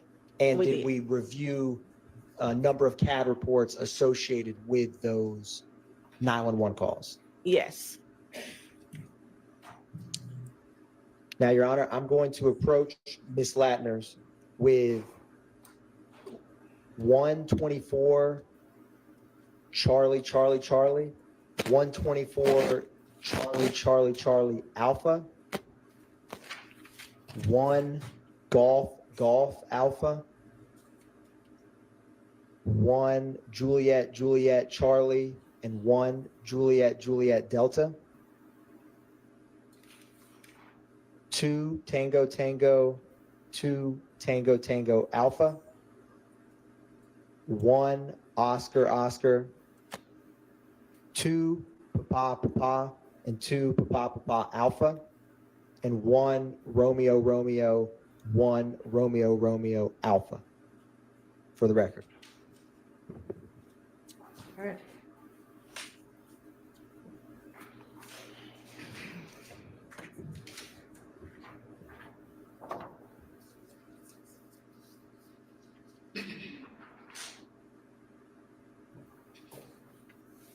I hope you have the letters all memorized, Ms. Latners, like we practiced.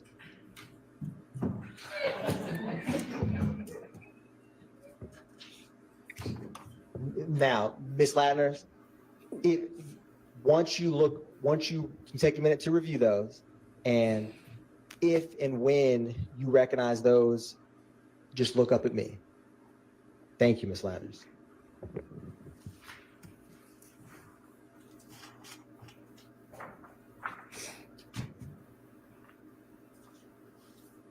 Baby, she got on her copper tunnel goddamn glove, baby. I know that's right. Got that copper tunnel, girl.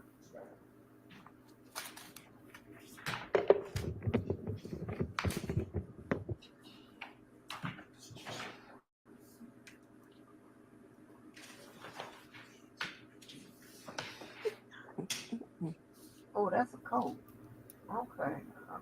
Glad it ain't no dress. Jesus Christ.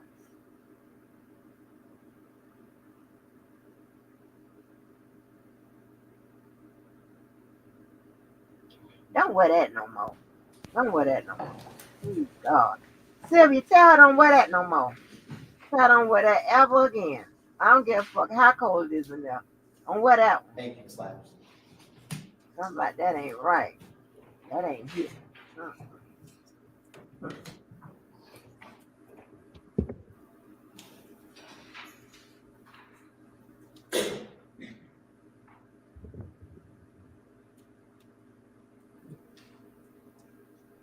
Have you had time to review those, Ms. Latners? Yes. And are they a fair and accurate depiction of the various CAD reports and 911 calls that you reviewed prior to testifying here today? Yes. Your Honor, at this time, the state is going to tender into evidence 124 Charlie, and as well as Alpha, 2 Tango, along with Alpha, 1 Oscar, 1 Papa, Alpha, or excuse me, 2 Papa, and 2 Papa, Alpha, 1 Romeo, and the accompanying Alpha, 1 Juliet, Charlie, and 1 Juliet, Delta, and 1 Golf, Alpha. All right, those are admitted. Thank you, Your Honor. Now, Ms. Latners, I'm going to...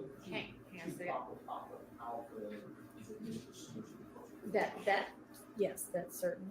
Absolutely. Thank you, Your Honor. Right. And publishing State's Exhibit 124 Triple Charlie.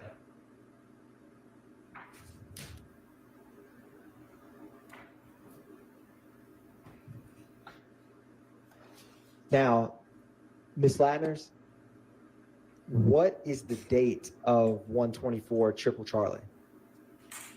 January 28th, 2015. What is the call type that this call came in as? Shot fired. And what was the location? 2905 Springdale Road, Southwest apartment Peepaw 2. What zone and beat in the city of Atlanta was this call? In zone 3, 3 is 11 beat. And for the record, what is the APD incident number associated with this call? 150280046. Was this officer generated or 911 call? 911 call. What time was this call placed?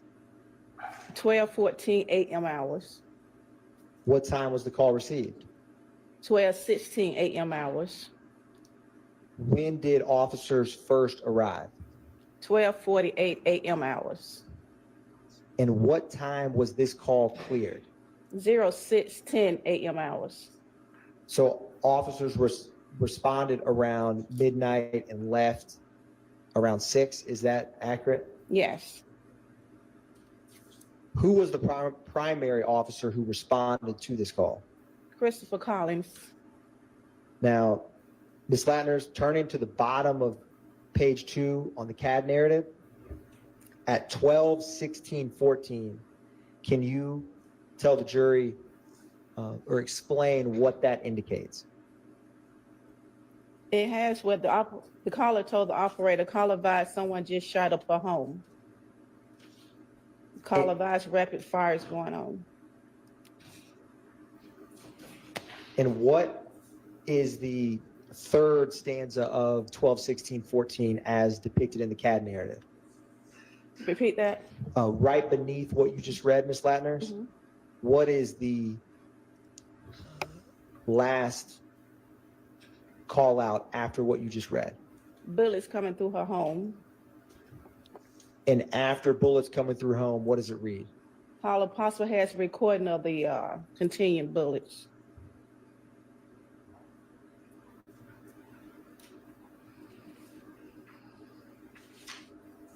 Now, Ms. Latners, I'm going to publish for you, and you have before you 124 Triple Charlie Alpha.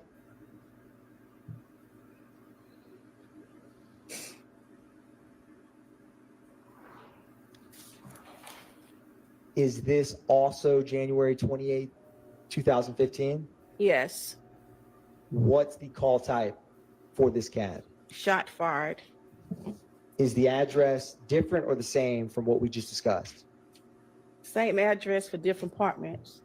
Number. On what time did this call come in? 12:17 a.m. hours. Is that close or far in time from the CAD report we just discussed? It's close. What time was this call cleared and reflected in the CAD? It was cleared at 12:19 a.m. hours.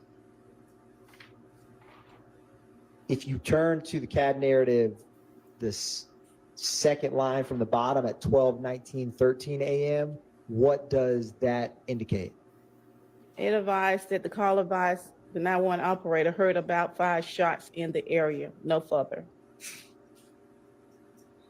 And Ms. Latners, what was the disposition on this CAD report?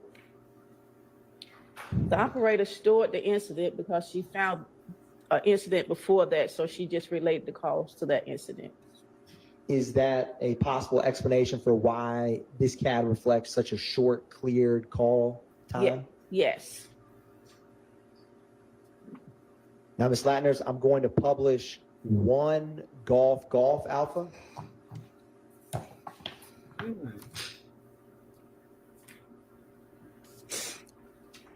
What is the date for 1 Golf Alpha? January 26, 2015. Is that 2 days before the call we just discussed? Yes. What is the call type that this came in as? Person shot. What is the location of this call? 1007 Hill Street Southeast, apartment A Adam. What zone and beat is this CAD report? Zone 3, beat 304 is beat. Was this citizen or officer generated? A 911 call. And who was the 911 caller? It says resident Freddie Reed. What time was this 911 call placed by Ms. Reed? It shows 21:33 p.m. hour, which is 9:33 p.m. hours.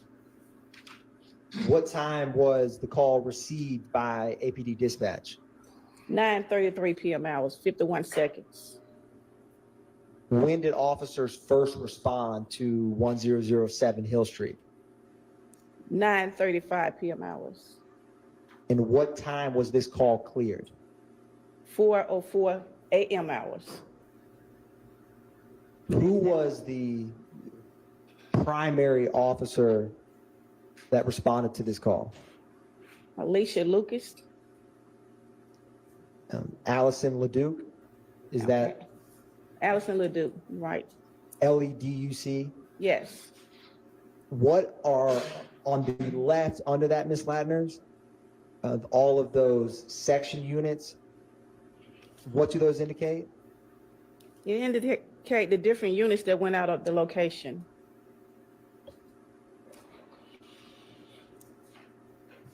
Now, Ms. Ladners, if you can turn to the CAD narrative on page 3, what is the first remark at 9:33:51?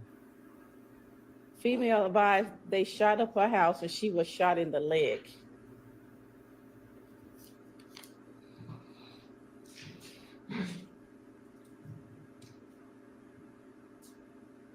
And Ms. Ladners, if you can flip back one page to the CAD narrative, page 2, or excuse me, the CAD report, page 2, do you see the time or the call out?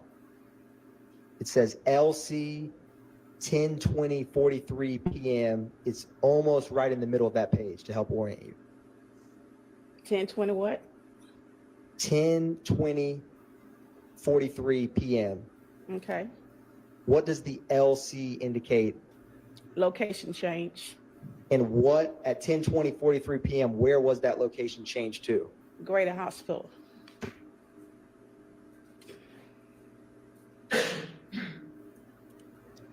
And Ms. Ladner's turning back to page 1, what was the disposition for this case, or this CAD?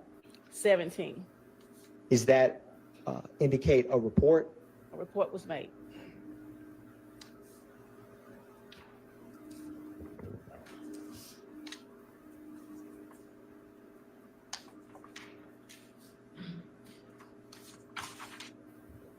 Now, Ms. Ladners, I'm going to publish for you what's already been admitted as 1 Juliet Juliet Charlie.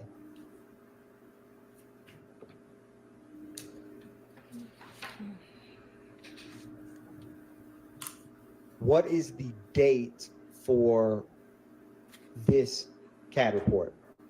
May 7, 2015. What is the call type that this came in as?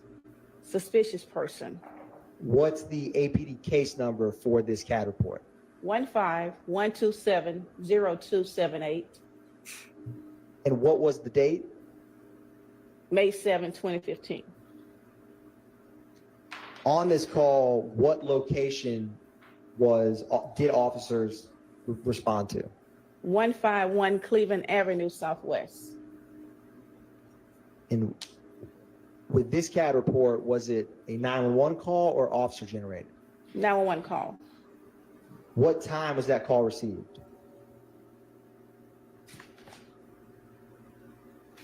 It received at 2:05 a.m. hours. What time were officers dispatched? 2:08 a.m. hours. And how quickly did they arrive? What time did they arrive? 0:10 a.m. hours. And what officer was the primary unit that arrived on the scene? It shows 1312 Baker. What time was this CAD report cleared? 0709 a.m. hours.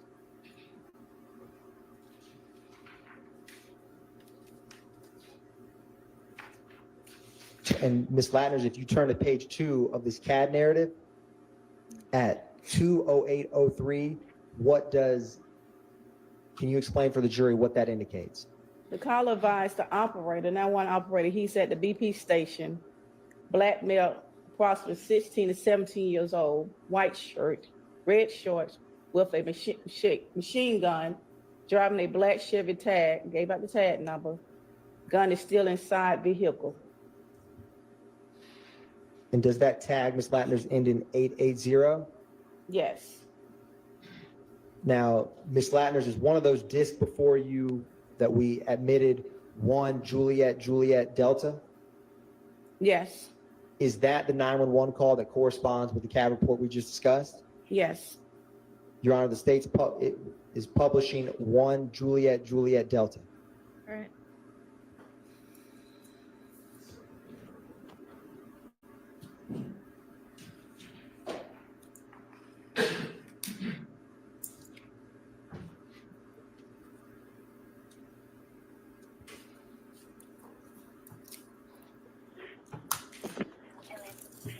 Atlanta 911, operator 6587. What is the address of your emergency? Hey, I'm up at at the BP gas station. The address is 151 Cleveland Avenue. Got a black four-door Chevrolet. I was walking out the store. Okay, This guy got out like with a Sir, is that Cleveland Avenue southwest or northwest? I mean, southeast or southwest? Okay. Southwest. 151 Cleveland Avenue southwest, and you said it's a BP gas station? Yes, Okay, do you need police, fire, or ambulance? police. Okay, what's going on now? It's a young guy with a white T-shirt on, red short. Just got cut like with a machine gun for no reason. I'm walking out the store. He on a black four-door Chevrolet. Tag number is Peephole X-Ray Lincoln 8880. I don't know what he's trying to do, but he walked to the store, then he put the gun back inside the car, like the female is driving, but he got the gun laying on the back seat. Okay. But I felt like I was about to get shot down coming out the store. He hit the counter now. Okay, you said he was driving a Chevrolet? Yes, ma'am. What color? Black. All right, and is it a truck or a car? It's a car, and it looked like he was about 16, 17 years old. Big old gun. Came to the store talking to somebody. We can get somebody out here on ASAP. You know, they can catch him before he pull off. Okay. But that's a big old gun. I want my call to be anonymous because I don't know him and he don't know me. All right. I mean, that's a big old gun he got. And is he still inside of the store? Yes, ma'am. As we speak, he's still inside the store. Baby, we caught you saying down here, big old gun. All right, and the machine gun is still inside of the car? Yes, ma'am.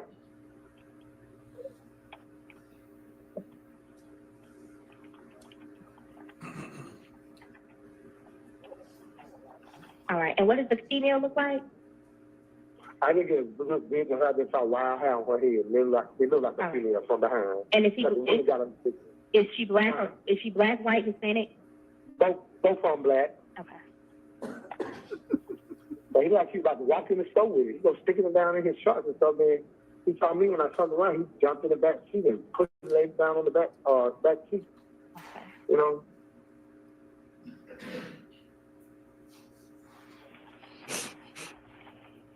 All right, hold on 1 second, sir.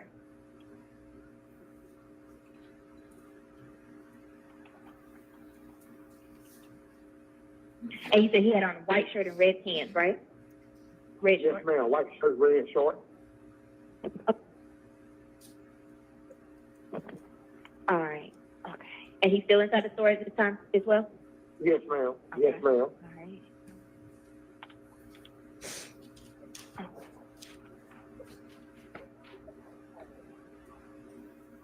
And you said when he saw you, he put the gun in the backseat of the car, but at first he was sticking it in his pants, like he was taking it inside. Right. Okay. Right. And me and another guy had said, man, what the heck? Excuse my language, but both of us had said, man, what the hell he called himself to do? Okay. All right. And he's still in the store now, right? Yes, ma'am. Okay. And the car's still sitting out there. All right.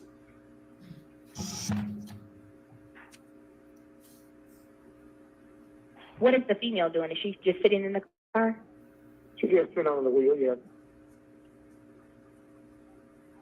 I don't know whether a machine gun or a chopper, but whatever it was, they had a big old banana clip on. Okay.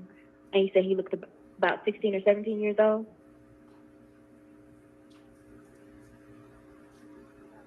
Hello, sir. Hello, sir.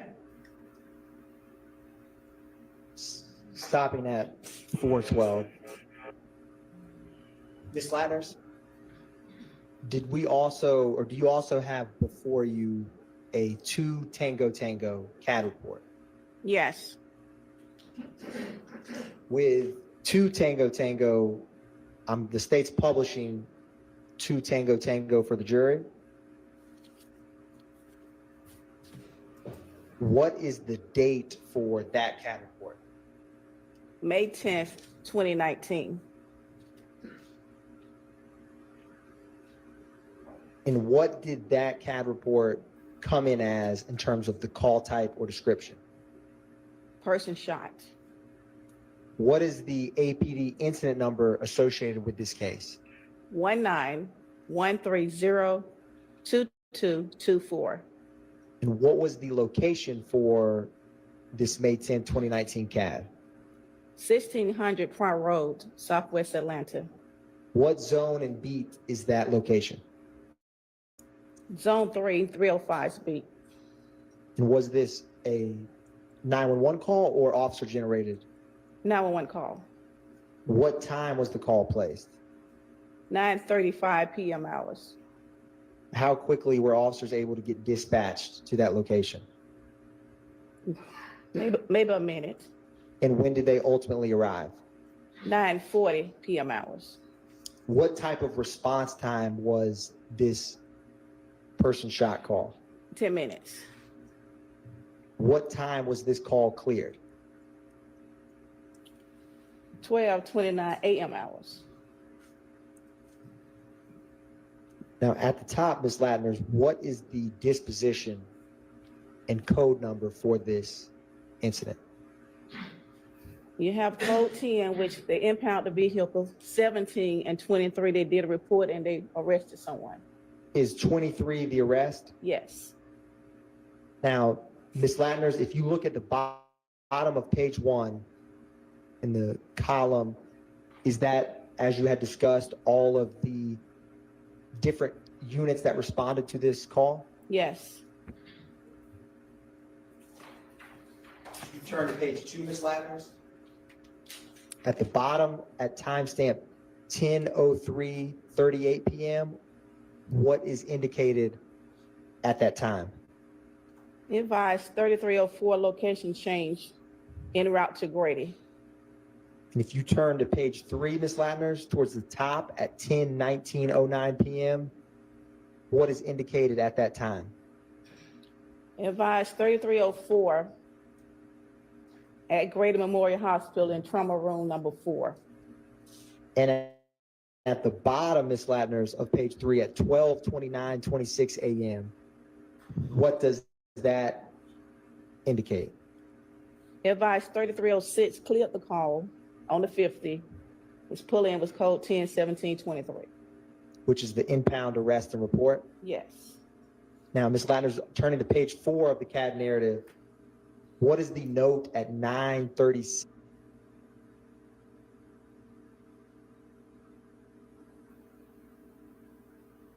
$6:21 p.m. Male possible shot. Subject got into a green sedan, green Audi sedan. And immediately below that, what is indicated?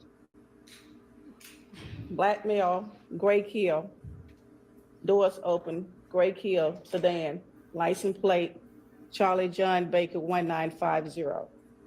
And a few minutes later, Ms. Latners, at 9:38 p.m., what can you explain for the jury what occurs at that time frame? 7300 unit advised a person on fleet on foot towards the apartment complex. What does it, do you see no further 78 Sierra? No further 78 on the subject. And what does that mean in CAD parlance? They have no more description of the person.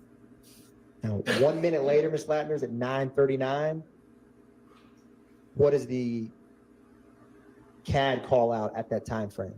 Advised left vehicle on Park near a three-way grocery store. And about 4 minutes later, a couple lines down, Ms. Latner, at 9:43 p.m., what occurs at that time? Vehicle is shot up. And do you see the unit number 7171 also at 9:43? Yes. What does that unit advise at that time? 3303 advised shot in the neck. Someone shot in the neck, alert conscious and breathing. And 3 minutes later at 9:46 p.m., what occurs at that time? 3303 advised suspect is a vehicle possible towards Amer Drive. And Ms. Latner's 4 minutes later at 9:50 p.m., can you explain what occurs at that time frame? 3309, which is overtime unit, advised Pride and Thornton shut down. They're trying to shut down an intersection.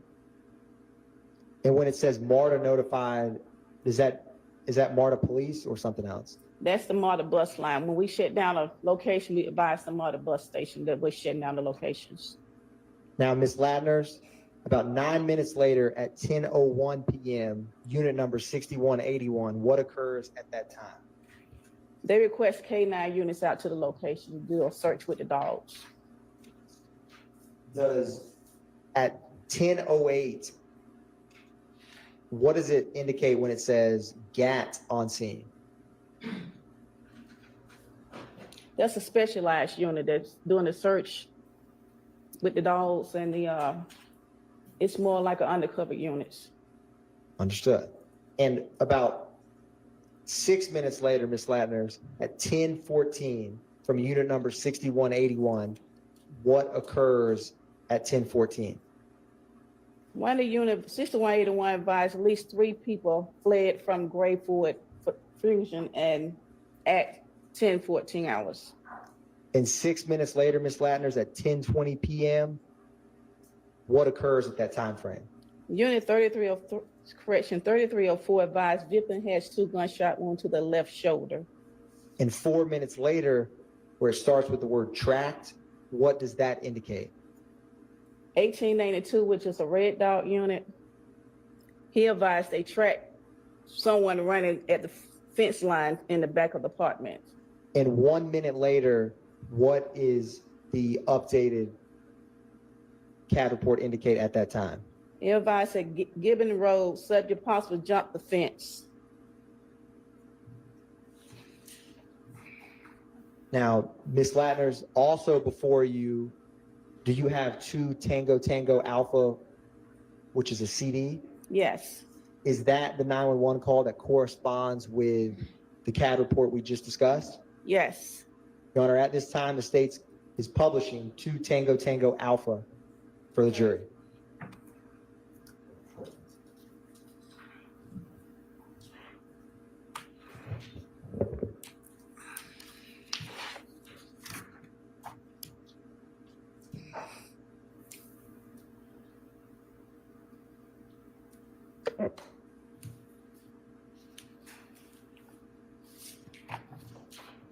John, can we close out the share or the Zoom to close? Yes, but I'm not sure what you're asking. One brief only, Your Honor. Okay.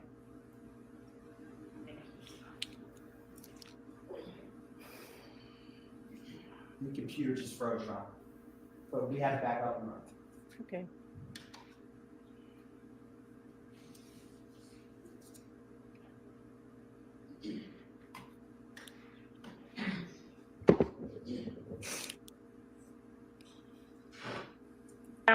Operator 7300. Yes, there's some boys that just ran out of the car and they just shot fires. They just shot someone. What's the location? Got out of the car and ran. Okay, they shot someone or they were shooting? Already shooting someone. Okay, what's the location? Here, also, I'm right here by the freeway grocery store. And they're running back right now to the car. Okay, give me 1 second. I'm trying to get the location. What 2 cross streets are you at? I'm at Pryor Road in Clare, and just as we turn on Clare, right by the Pryor Road in Clare? Yeah. They're running right now. Okay, was someone shot or are they just shooting? They just, and it looked like they shot at some boy. I don't know, I just ran past it. I'm by the car right now. What's the color, make, and model of the vehicle? It's an Audi, but I'm like away from it because it. What color is it? Like gray or blue.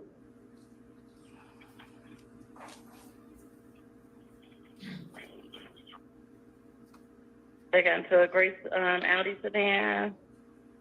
Yep, 4 doors. It's like the light on. Do you have a license plate number? I can drive back around. How many boys are there? It was like 3. I don't know if anybody's in the car. Like the door is open. Are you there? Black male, black, white, Hispanic, or Asian? Probably black. Yeah. Oh, that's a Kia.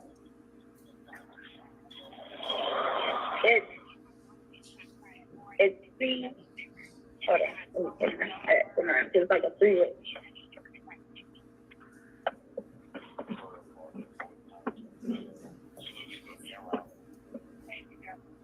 I'm still here. Give me 1 second. It's CJBL 1950. CJB 1950. Okay, that's Charlie John Bravo 1950. And it's a gray Kia sedan? Yeah. And you said the males left. What direction did they run in? Oh, shit.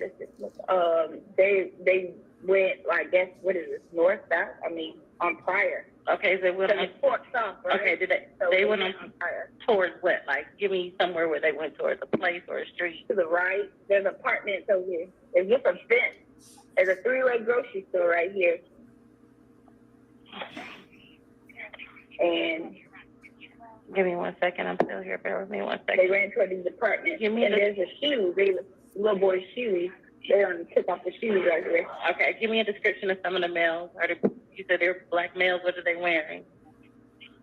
They hoodie and regular clothes. I was far away. I couldn't identify them. Okay. But we're by the park place. They left the vehicle near. They left the vehicle near the grocery store. Yep, right here on Pryor Street, like went 4th off to the right. And what was that grocery store name? 3-way grocery store. Did you want to meet with police when they get there? Excuse me? Did you want to meet with police when they get there? No, I'm gone. Okay. I didn't see anybody. Thank you so. I didn't go by the car remotely. Okay, thank you so much for calling. If anything changes or you see anything more, What the hell? No. Your Honor, publishing 1 Oscar already admitted. All right.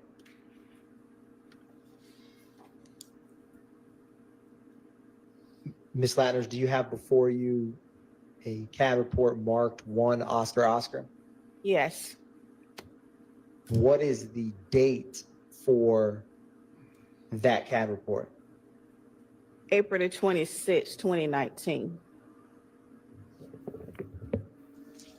What was the location that officers responded? 741 Morosco Drive, Northeast Atlanta. Now, was this a 911 or officer generated call? Officer generated call. What was the zone and beat for that 751 Morosco Drive? Zone 2, 211 speed.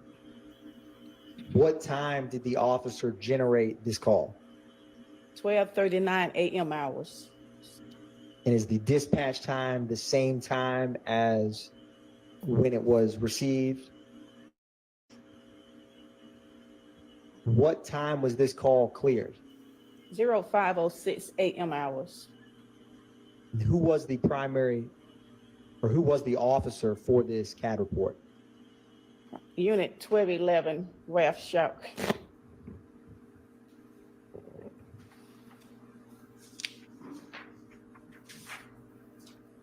Is this a 10-minute response call? Yes. And what was the call type and description for this? On page 3, he advised he was flagged down for this call. And Ms. Latner's, what was the disposition ultimately for this CAD report? 17, report made. And did additional officers ever arrive with Officer Suck? Yes, Roughly how many? I see 5. And Ms. Latner's, if you turn to the CAD narrative on page 3, do you see the time at 12:39:33? Yes. Can you explain for the jury what happens after you had just mentioned he was flagged down? Unit was flagged down, 12 named assistant supervisor. He copied the call. Officer advised his dispatch at the time possible person was shot in the parking lot, in the parking garage. And was it does it give any description of what level that parking garage they are at? The bottom level of the parking garage.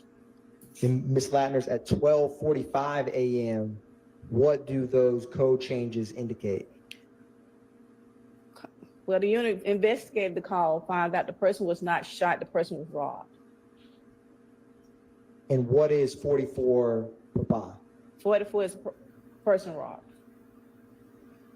And at 12:45, when it says victim not signal 50, He's not shot. and at 12:52 a.m., what is indicated at that time? Perk left in a black Ford Mustang.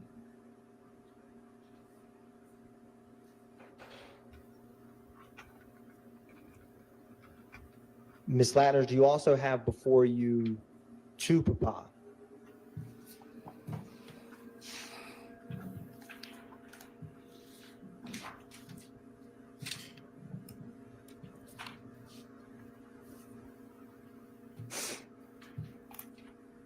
What type of, or let me ask you this, what is the date for this CAD report and publishing 2 Papa at this time? October 1st, 2020. What is the incident number for this case? 20-275-2065. What did this call come in as? The call came in as a 44V, which is a vehicle being carjacked. What did the call end as? As a 39 information for the officer.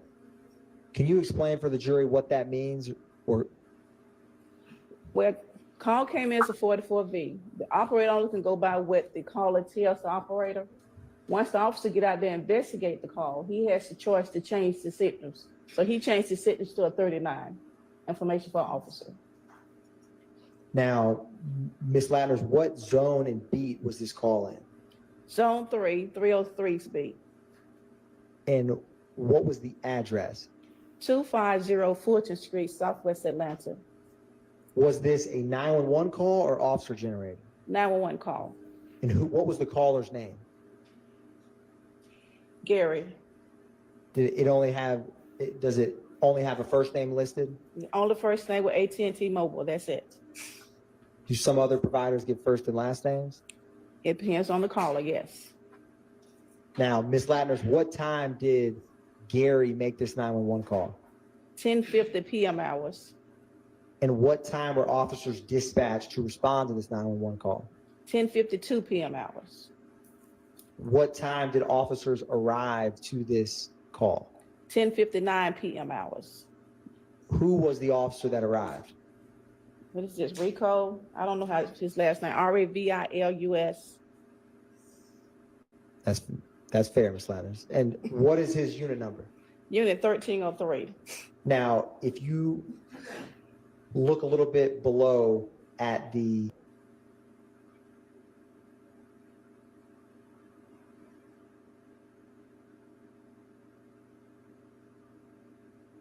unit time 11:14:12, what does that indicate? 44V vehicle contract. And then at 11/26/25. They changed it from a 44V to a dispatch to a 12, which is information to the office. Now, if you turn to the CAD narrative on page 2 at 10:51:46, what happens at that time, Ms. Latners? The operator put on here just occurred, the incident just occurred, a 2016 Gold Buick LaSalle paper tag. Is that a gold Buick LaCrosse, Ms. Latners? Gold Buick LaCrosse. Then it has a paper tag. And after it lists that it has a paper tag, what is the next update in this CAD report? It advised a black male, dark skin, tall, 69, which is 69 is a gun, AK, and 1395, which is supervisor, copied the call, took all money, and his iPhone 11. Now, right beneath that at 10:54 p.m., what is DOT on Fulton towards I-75? That means DOT, they have DOTs out all times of night. They already out there on the location of 75. That's where DOT handle their stuff on the highway. Understood. Is that direction of travel? Yeah, it could be direction of travel. Now, what was the other DOT you were just talking about? The DOT units. Understood. Which one do you think this CAD report is reflecting? Excuse me? Do you think what on this CAD report, is it direction of travel or the units you were just describing? Direction of travel on Fulton towards I-75. And after that direction of travel is provided, what is the next update 1 minute later at 10:55 p.m.? It has Pink Auto Nation tags on the back around the temporary tag. It's a temporary tag. And Ms. Latner's a little bit later at 11:12 p.m. Was any other units raised? The robbery units. And can you explain for the jury what it means when you raise the robbery unit? City of Atlanta have different departments, different officers in different units. We have robbery units, we have red dot units. So since this was a 44 vehicle, they raised the robbery units to handle this call. And Ms. Latner's a little while later at 11:26 p.m., what does the unit advise at that time? That the caller not cooperating with the unit. And 4 seconds after that update, is that when it changes from a 44V to a vehicle theft to a 39? Yes. Do you also have before you, Ms. Latner's, the accompanying 911 call that is to Papa Alpha? Yes. And is this the 911 call from what we just described, the gentleman with AT&T known as Gary? Yes. Your Honor, at this time, I'm going to publish to Papa Alpha. All right.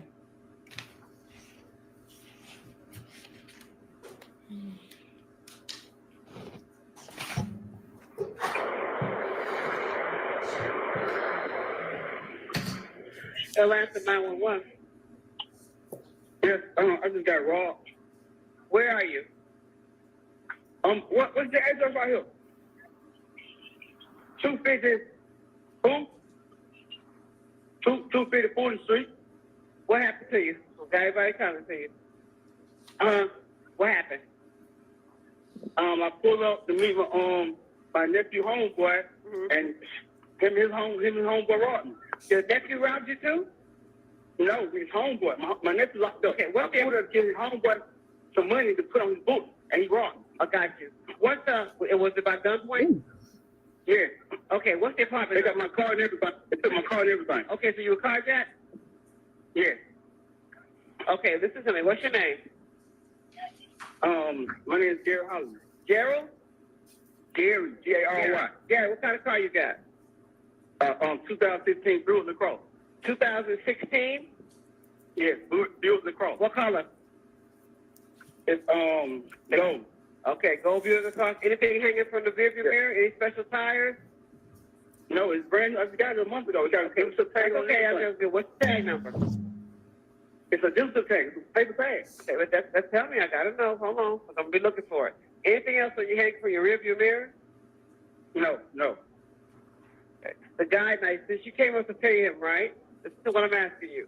What did he look like? So I'll know who's in that car. He's short, black the one male? who jumped in my car, the one that jumped in my car was dark and tall, like about 5'8". Black male? Yeah, good y'all. Dark Black skin? male. Yeah. Okay, and he's tall? Yeah. What's he got on? I don't know, man. Yeah, That's okay, no, you're doing good. You're doing good. So you had on the hoodie. Okay. Yes. You're doing really good. Oh, No. what about his my phone? Oh, good. Okay, that's good too. He took my other phone. He don't know I had my other phone in my pocket. That's what I'm talking about. That's what I'm talking about, Gary. You're doing good. As long as they didn't hurt you. He had a weapon, correct? Yes, they had an AK and the other one had a handgun. You serious? The one that got in your car got an AK? Because I never know when the police pulled him over. The one that got in your car, does he have an AK or a handgun? AK. One got an AK, one had a handgun. Both in the car with you, right? Both what? Both guys are in the car? No, one is in my car, the other was in the other car. Now, the one that is in your car, does he have the AK? I don't know, man. They told me to go. I don't know. No, listen, you're doing good. No, I'm doing a lookout. So we're giving everybody, I'm telling everybody on the radio what's going on, okay? Because we're coming to you. Don't worry about that. But I want to try to find him. Okay. I know I have my phone good. I got to know me. He took my phone. Okay, I just see you. You're doing really good, Gary. I need you on the supporting line. Okay. All right. So you came to pay. Well, how much did you give him? They said I want money. Okay. I want. Okay, gotcha. I haven't even given. You know what I meant. Okay. Now, what kind of phone did they take from you? iPhone. Okay, iPhone 11. iPhone 11. That's good. That helps me a lot. But they're gonna have to explain it. Okay. 6, 7, 8. Do you know which way they went? They went down 4th Street, like towards 75. 6, 7, 8, 7, 8, 8. Okay, on 4 towards 75 north or south? 7, 8, 8. 5, 7, 5, 4. Don't worry about the phone number. I need you to pull towards 75. Yes. All right, you doing good. Are you hurt or anything? You need an ambulance or anything? You all right? No, man. Yeah, I'm good. That's okay. You know, your object is to go home. Okay. All right. And I got you on here. It's going to be a 2016 gold Buick LaCrosse with a paper tag, correct? Let me ask you something. Where'd you buy your car from? Auto Nation. So Auto Nation. Is Auto Nation on the back? Yeah. Good. Okay. It says. What? No, it's right here. Who is that behind you? Hold on, baby. It's a female right here. Okay, tell her, hold on for me. It says Auto Nation on the rear bumper. It's a pink. It's a pink. Okay, so a pink Auto Nation tag, that helps. Okay. Yeah, okay. They already rolling to you, and they're looking to.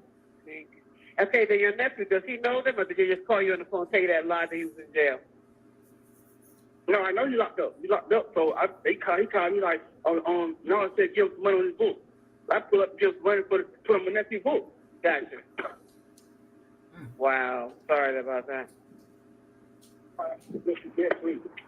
All right, we're on the way. I'm going to look out for your vehicle. We'll be in a minute. Okay? All the reason I'm doing this, man. I want you to stay where you are, Gary, okay?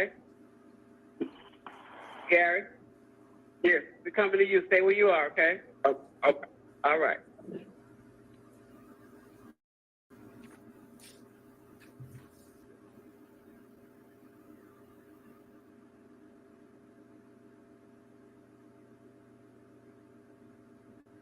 And what kind of investigator is Bacon? He would have been a general investigator. And what does the general investigator? All right, we're on the way. I'm going to look out for your vehicle. We'll be in a minute, okay? All the reason I'm doing this, man. I want you to stay where you are, Gary, okay? Gary? Yes. We're coming to you. Stay where you are, okay? Okay. All right.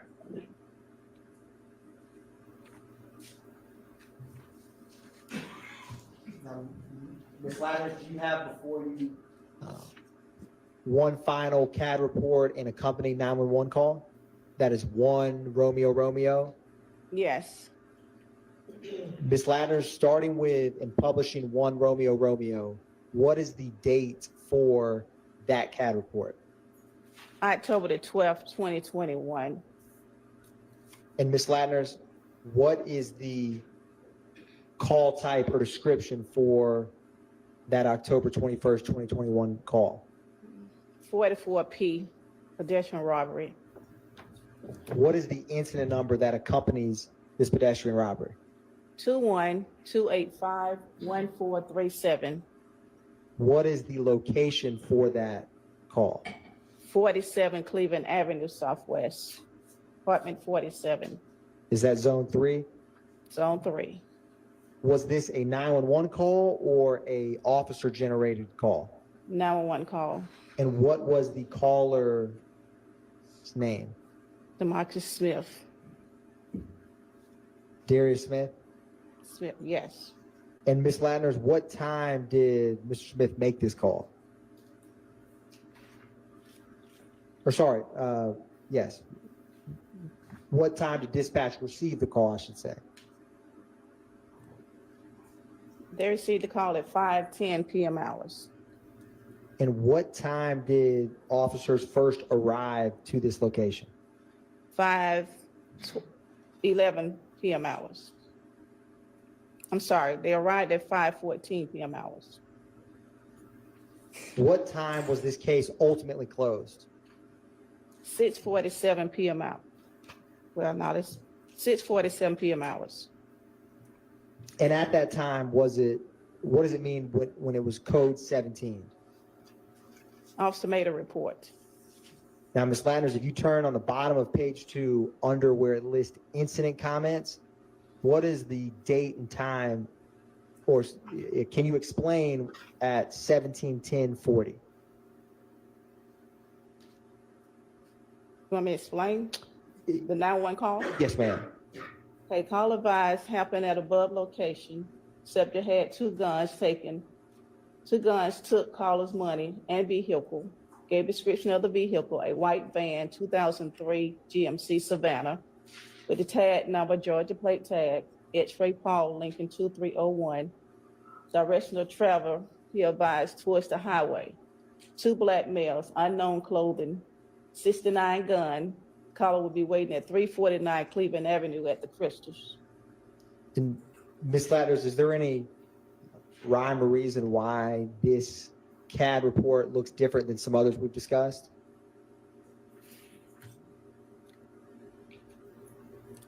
Well, it all depends who print the CAD report out. Understood. If you were printing CAD reports, which do you like, this version or the ones we've discussed earlier this morning? Sustained. Your Honor, the state is going to publish 1 Romeo Romeo Alpha. Is that the 911 call, Ms. Latners, that goes with this pedestrian robbery? Yes.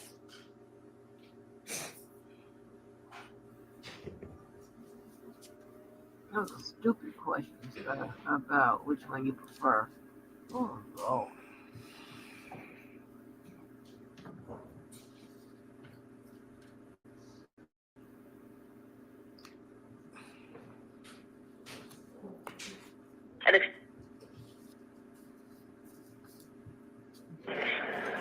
Atlanta 911 operator 7663 with the address of the emergency.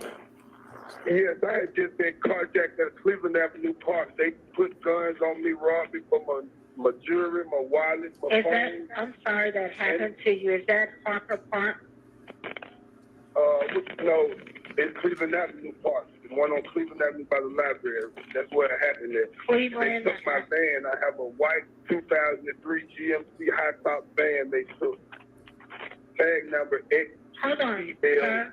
I don't mean to be sounding like I don't share, but you're actually talking a little too fast for me to type it, okay? I'm still trying to get the address to where you are, okay? Yes, I left from there, ma'am. I left from there. Okay. Where are you now? I'm right here on Ruby Harbor. I'm in the car. Got it. I'm looking for Well, y'all need to stay put for the police, okay? Are you able to, if it's safe for you to go back to where it occurred at? No, ma'am, I'm not going back there, ma'am. Okay. Do anyone know the address? Because I'm trying to pull it up and I'm having a hard time. It's the same address as Cleveland Avenue Library, ma'am. All right, hold on. And they got my van, my wallet, everything. Yeah, but you don't need to follow them, okay? It's not worth your life.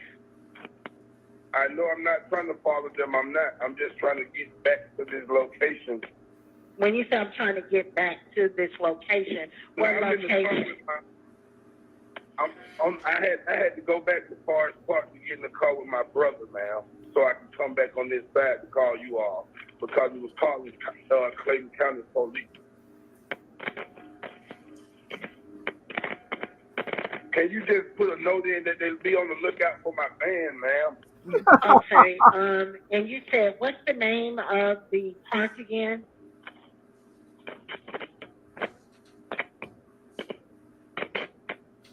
Hello? Carla, are you there? Maybe you better call somebody else. Hello? Yes. Okay, listen. What's the name of the library? Cleveland Avenue Library.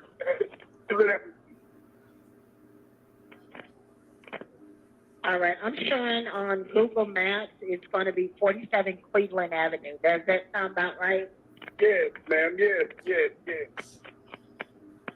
All right, and you advise you do not need an ambulance, is that correct? Correct, ma'am.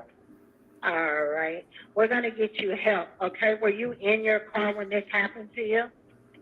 No, I was standing outside of my car talking to somebody. They ran up with masks on, put 2 guns to my head and made me take out my jewelry, took my wallet out my pocket and my phone, and took my keys and jumped in my van, man. They somewhere around my van right now.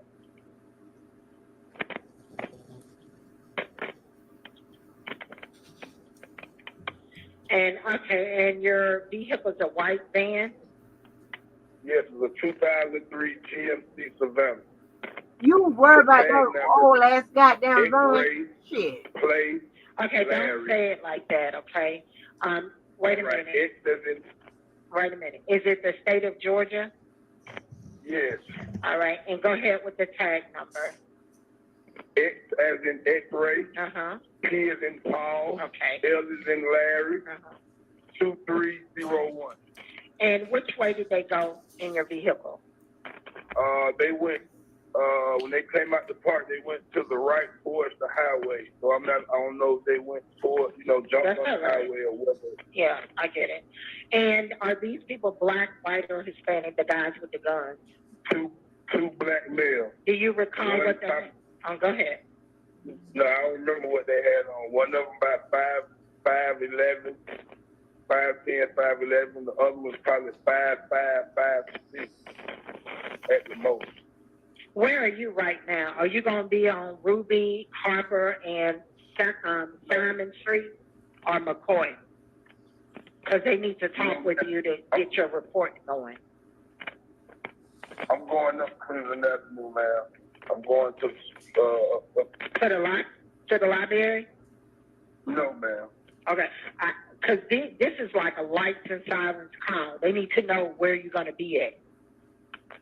You understand? Like the officer needs to come to you. You don't want to meet with an officer? Hello? Yeah, I could meet them at the Kroger parking lot right there by the Papa John's. No, I don't think you can go there because that's going to be on South Fulton, I believe. What's your name? King on Cleveland Avenue. What's your name? Darius Smith. D-A-R-I-U-S. Smith, S-M-I-T-H. What's your phone number? The phone number that I'm calling from now is 678-914-7175. Okay, so I need to find out where are y'all going to meet with an officer, because now I got to Google the address to the Burger King, unless you know it.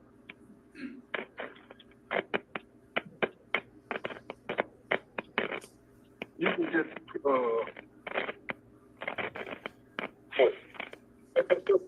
the Crystals on Cleveland Avenue. So you want to change it now to the Crystals on Cleveland? Yeah. Hold on, let me Google that address. Take this long for y'all to see the system. Well, do you have an address for 911?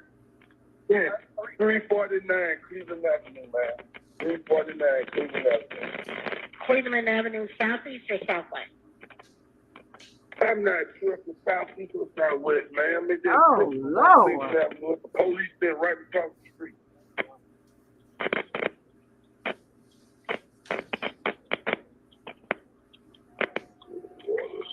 All right, sir, we're going to get the officer out. It's an emergency call. Like I said, they're coming to you, okay? All right. Oh, you doing this to you. Get your ass off. You've been driving me crazy. Thank you, Ms. Latners. Your Honor, no further questions by the state. Thank you. Defense attorneys have questions for this witness? Go ahead.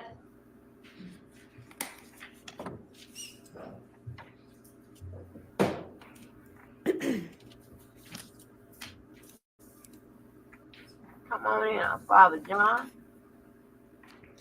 Good afternoon, Good afternoon. Ms. Latners. Ms. Latners, I want to ask you some questions concerning various matters here this afternoon. I'd like to begin, Ms. Latners, with an October 1st, 2020. That's going to be a CAD report that's been put into evidence as 2 Papa.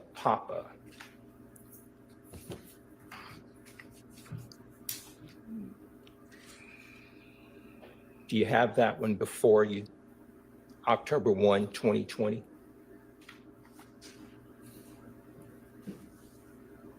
Yes. Okay. Now, you've testified numerous of times in this case this year, correct? Correct. And we have heard today numerous 911 calls, right? Yes. We've heard numerous 911 calls throughout this trial, correct? Yes. And the callers that are calling in, they are giving information to the 911 dispatcher, right? 911 operator. The 911 operator, correct? Correct. They're giving a story. They're telling a certain story of what they say happened, right? Correct. Sometimes it's true, correct? Correct. Sometimes it's not true, right? Correct. Okay. Now, I want to direct you to October 1st, 2020. That call began at 22:50 hours. That would have been around 10:50 in the evening, correct? Correct. Nighttime in the state of Georgia, right? Correct. Okay. Now, I want to direct you to page 2 of that CAD report. Specifically at 10:120 at 10:51, it says 44V. You've testified that that would be a robbery or carjacking or something of that nature. Is that correct? 44 is a vehicle robbery, right? A vehicle robbery of a gold Buick LaCrosse, according to the report, right? Correct. The caller indicated that his name was Gary, correct? Correct. This caller says that the person involved was a dark-skinned, tall black male. Is that right? According to the CAD report? Yes. And according to the information that was given to the 911 operator, right? Correct. Okay. Now, during the course of this CAD report and the officers being out there, there was an officer who responded, right? Correct. And according to the report, the officer that responded was a Officer Willis. Is that right? Correct. Okay. This CAD report documents a time frame from 2250, 1050 hours to 2326 when it says it's clear, correct? Correct, Little under an hour, right? correct. So that tells us that the officer is with the caller, Gary, during this period of time. Clear, correct? Objection, Your Honor. Calls for speculation. Sustained. Now, Ms. Latners, let's talk about the entry where it has on page 2, 10/1/20, 11/12. It says raised robbery, correct? Yes, That means that Officer Willis is raising up or calling a robbery detective. Is that right? that's right. Okay. Now, when that's happening,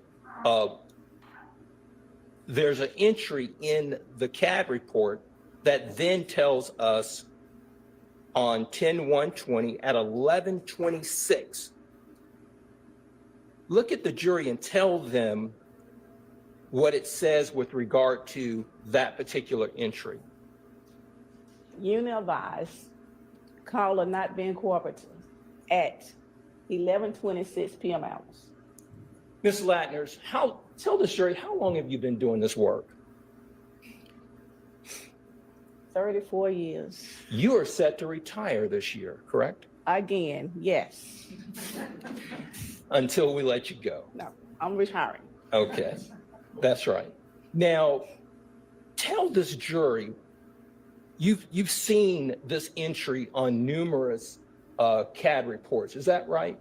Correct.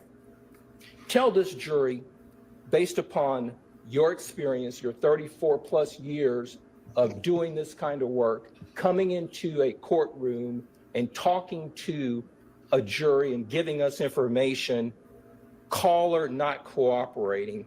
Tell this jury what that means. Objection, Your Honor. Relevance and compound. Sustained. I'll break it up.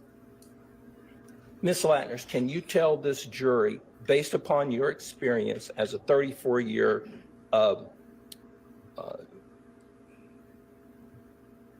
employee with the City of Atlanta Police Department as a custodian of 911 calls and CAD reports, when this particular entry is in there, what does it mean? It means 911 operator only can receive what they get from the caller. Once the officer get out on the scene, he investigates and he advised his dispatcher to change the call to a different incident. Okay. And she does what he asks him to do. Okay. Now, the responding officer, he raises up robbery, right? Correct. So he's talking to a robbery detective, correct? Correct. All right. Now, when he's talking to a robbery detective, the officer of Willis then goes to a code of a 44V. Tell the jury one more time what 44V means. 44V is vehicle carjack. Now, we have gone then on this report within that hour from a vehicle robbery. Tell this jury what 39 means. Objection, Your Honor. Asked and answered. Overruled. I mean, it may have been, but I'm going to permit it. Tell this jury what 39 means. Information for the officer. That means that he gathered the information that he needed and he changed it to a 39. So the officer who's on scene, correct? Correct. On the scene with Gary, correct? Correct. On the scene getting information, correct? Correct. It starts out as a robbery of a vehicle, right? Correct. On the scene at that location, the officer and the raised robbery detective, they change it from an armed robbery to an information. Is that correct? Correct. And information is not a crime, correct? Correct.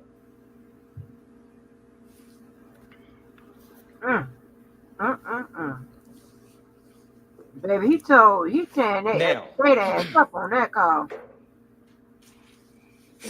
Get it, Father John. we heard a call, a 911 call, associated with the same 10-1-20 incident, correct? Correct. We heard it for the various number of minutes that it took place. We did not hear at any time the name Delmisha Coppage, did we? No, We did not hear that she was robbed, did we? no, We did not hear that her vehicle was stolen or carjacked or robbed, did we? no, Come on, Father John.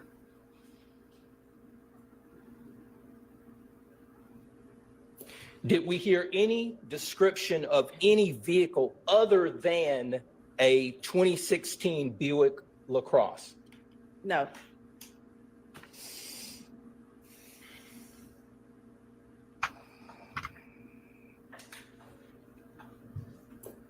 Did we hear any description in the 911 call other than strike that?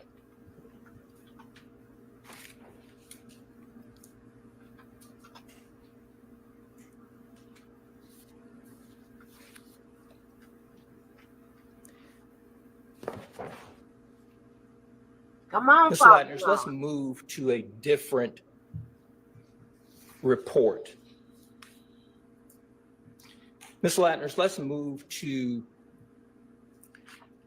April 26, 2019. That's going to be one Oscar.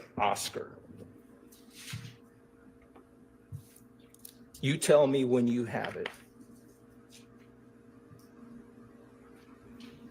About as old as that goddamn call, sir. Come on, Father John. okay. You have it, Ms. Latners? Yes. Okay. You didn't prepare the report, right? Yes, You didn't make any of the entries, correct? correct. The report started out as a possible person shot, correct? Correct. It was downgraded to no one being shot, correct? Correct. Now, there was no description of a perpetrator on the report, correct? Correct. It stated that there was no information or a tag number given to this vehicle that is alleged to have been involved, correct? Correct. And this entire time frame was from 12:39 a.m. to 5:06 a.m., correct? Yes. Now,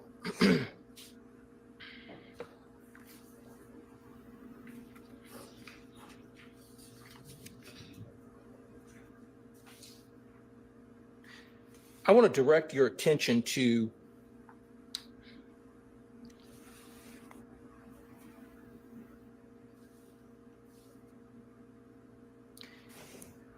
page 3 on the CAD narrative. I wanted you to go down to April 26, 2019, 12:49 a.m., 7:07:08. You see that entry, Ms. Latners? It says gate code 478. Gate code 478. Correct. Can you tell this jury gate code 478? Tell this jury what that means.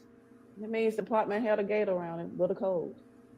So that tells us that in order to get into this particular garage, it requires a gate code to enter, correct? Objection, Your Honor. Calls for speculation. Sustained.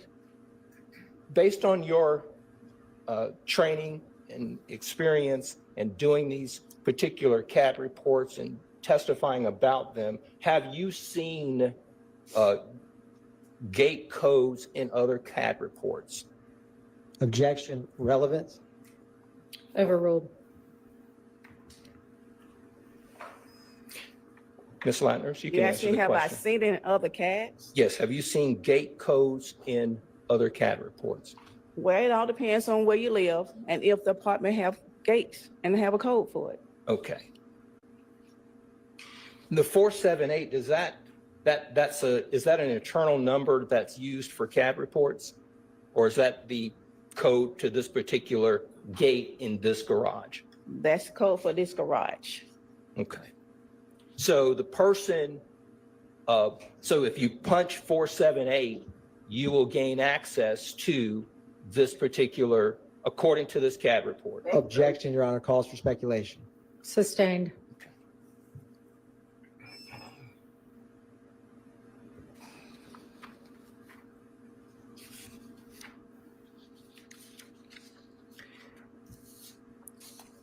Did you see gate code in the CAD report that we talked about for the 10/1/2020 CAD report?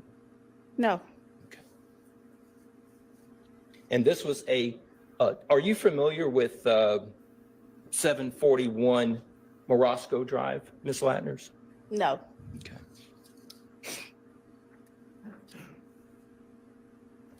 He got that motherfucking shit ready and tapping his knee. He got the mic ready.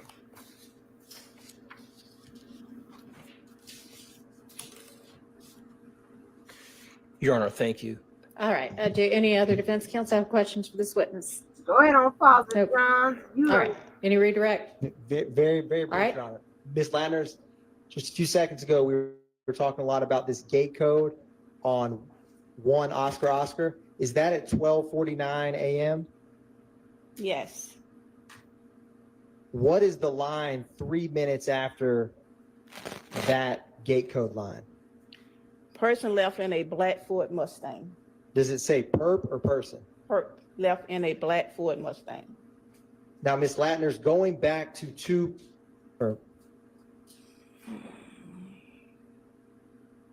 was there more than one person identified in a robbery? In the robbery? This call right here? Yes, ma'am. I don't see any. Does the caller indicate, is there anywhere in this CAD report that has any information about how someone entered a parking garage or location on that CAD report? No.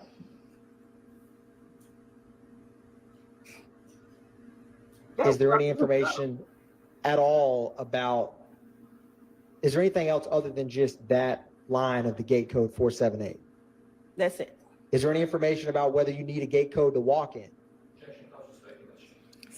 Well, no. If there's any information, overruled. Is there any information about whether that gate is broken? No. Is there anything in this CAD report that indicates whether the robber was visiting someone in the complex? No. And Ms. Latner's going back to Papa, when a call comes in on cross-examination, you were asked about some information's true, some information's false. Do you recall that? Yes. Is there any way to know when someone, before officers arrive, what's true or not true about what a 911 caller is stating? No. And from the 911 dispatcher's perspective, do you try to determine if what is being said is true or not true before you respond? It's not their job. And is the initial officer's perspective of an on-scene victim the end of any further investigation? You can answer that if you know that from your personal knowledge. Repeat the question. If an officer, do you remember on cross, you have discussed about the 44V being changed to 39 info for officers? Correct. In Atlanta Police Department protocol or procedure, if you know it, does that stop a case? Can no for Overruled. Based on your own knowledge. Can you complete the question, please? Yes. Can further investigation by the Atlanta Police Department be done on a case where the initial officer changes the call to 39 info for officers? Overruled. Yes.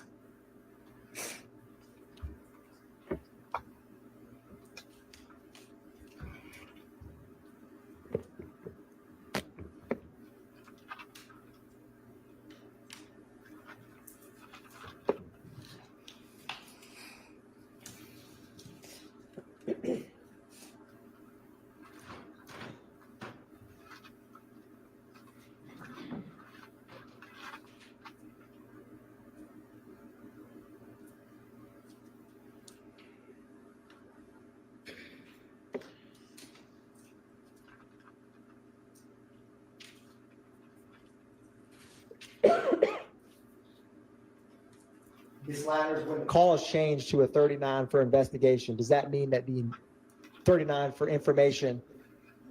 Objection mischaracterizes the 39. I misspoke, Your Honor. My apologies.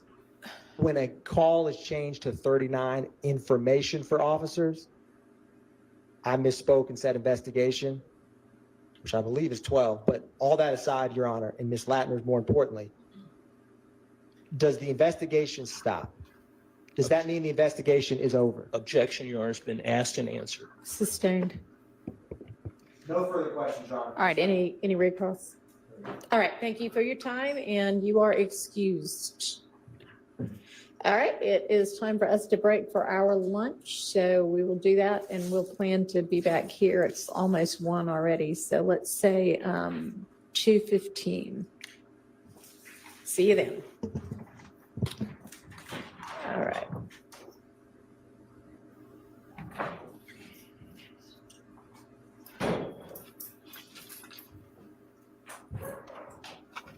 Well, she got a pocketbook. Yeah, she got a pocketbook. If I know us, our black folks.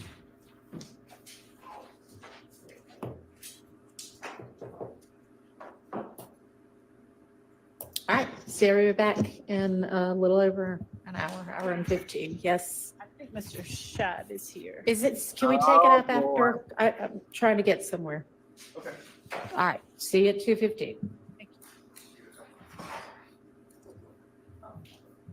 Wait a minute, what every time he show me some bullshit. Let me see. I wasn't gonna put him on the record because I ain't know he hadn't showed up. Every time he Check show me this some out. bullshit. Now Let's see see what's over going the on. computer. Every time he enter in the view of the camera, it's some bullshit.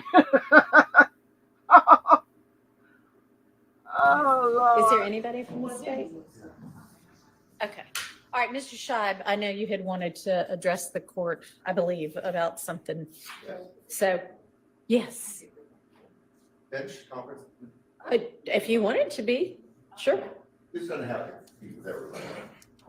Well, yes, it does, as far as I'm concerned. We're not doing that again. It's something personal. Personal about you?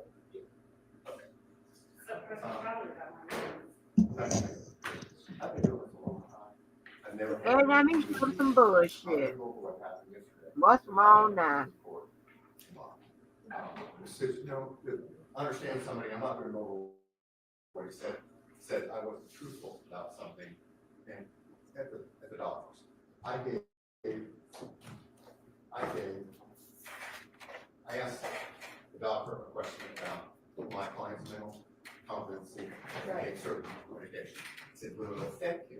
The doctor gave me an answer. Right. That's it. The phone was about 10 or 12 inches away from me, and I asked a question. And once I got that, and I relayed it to the court. I understand somebody came in here and said, what I said wasn't accurate.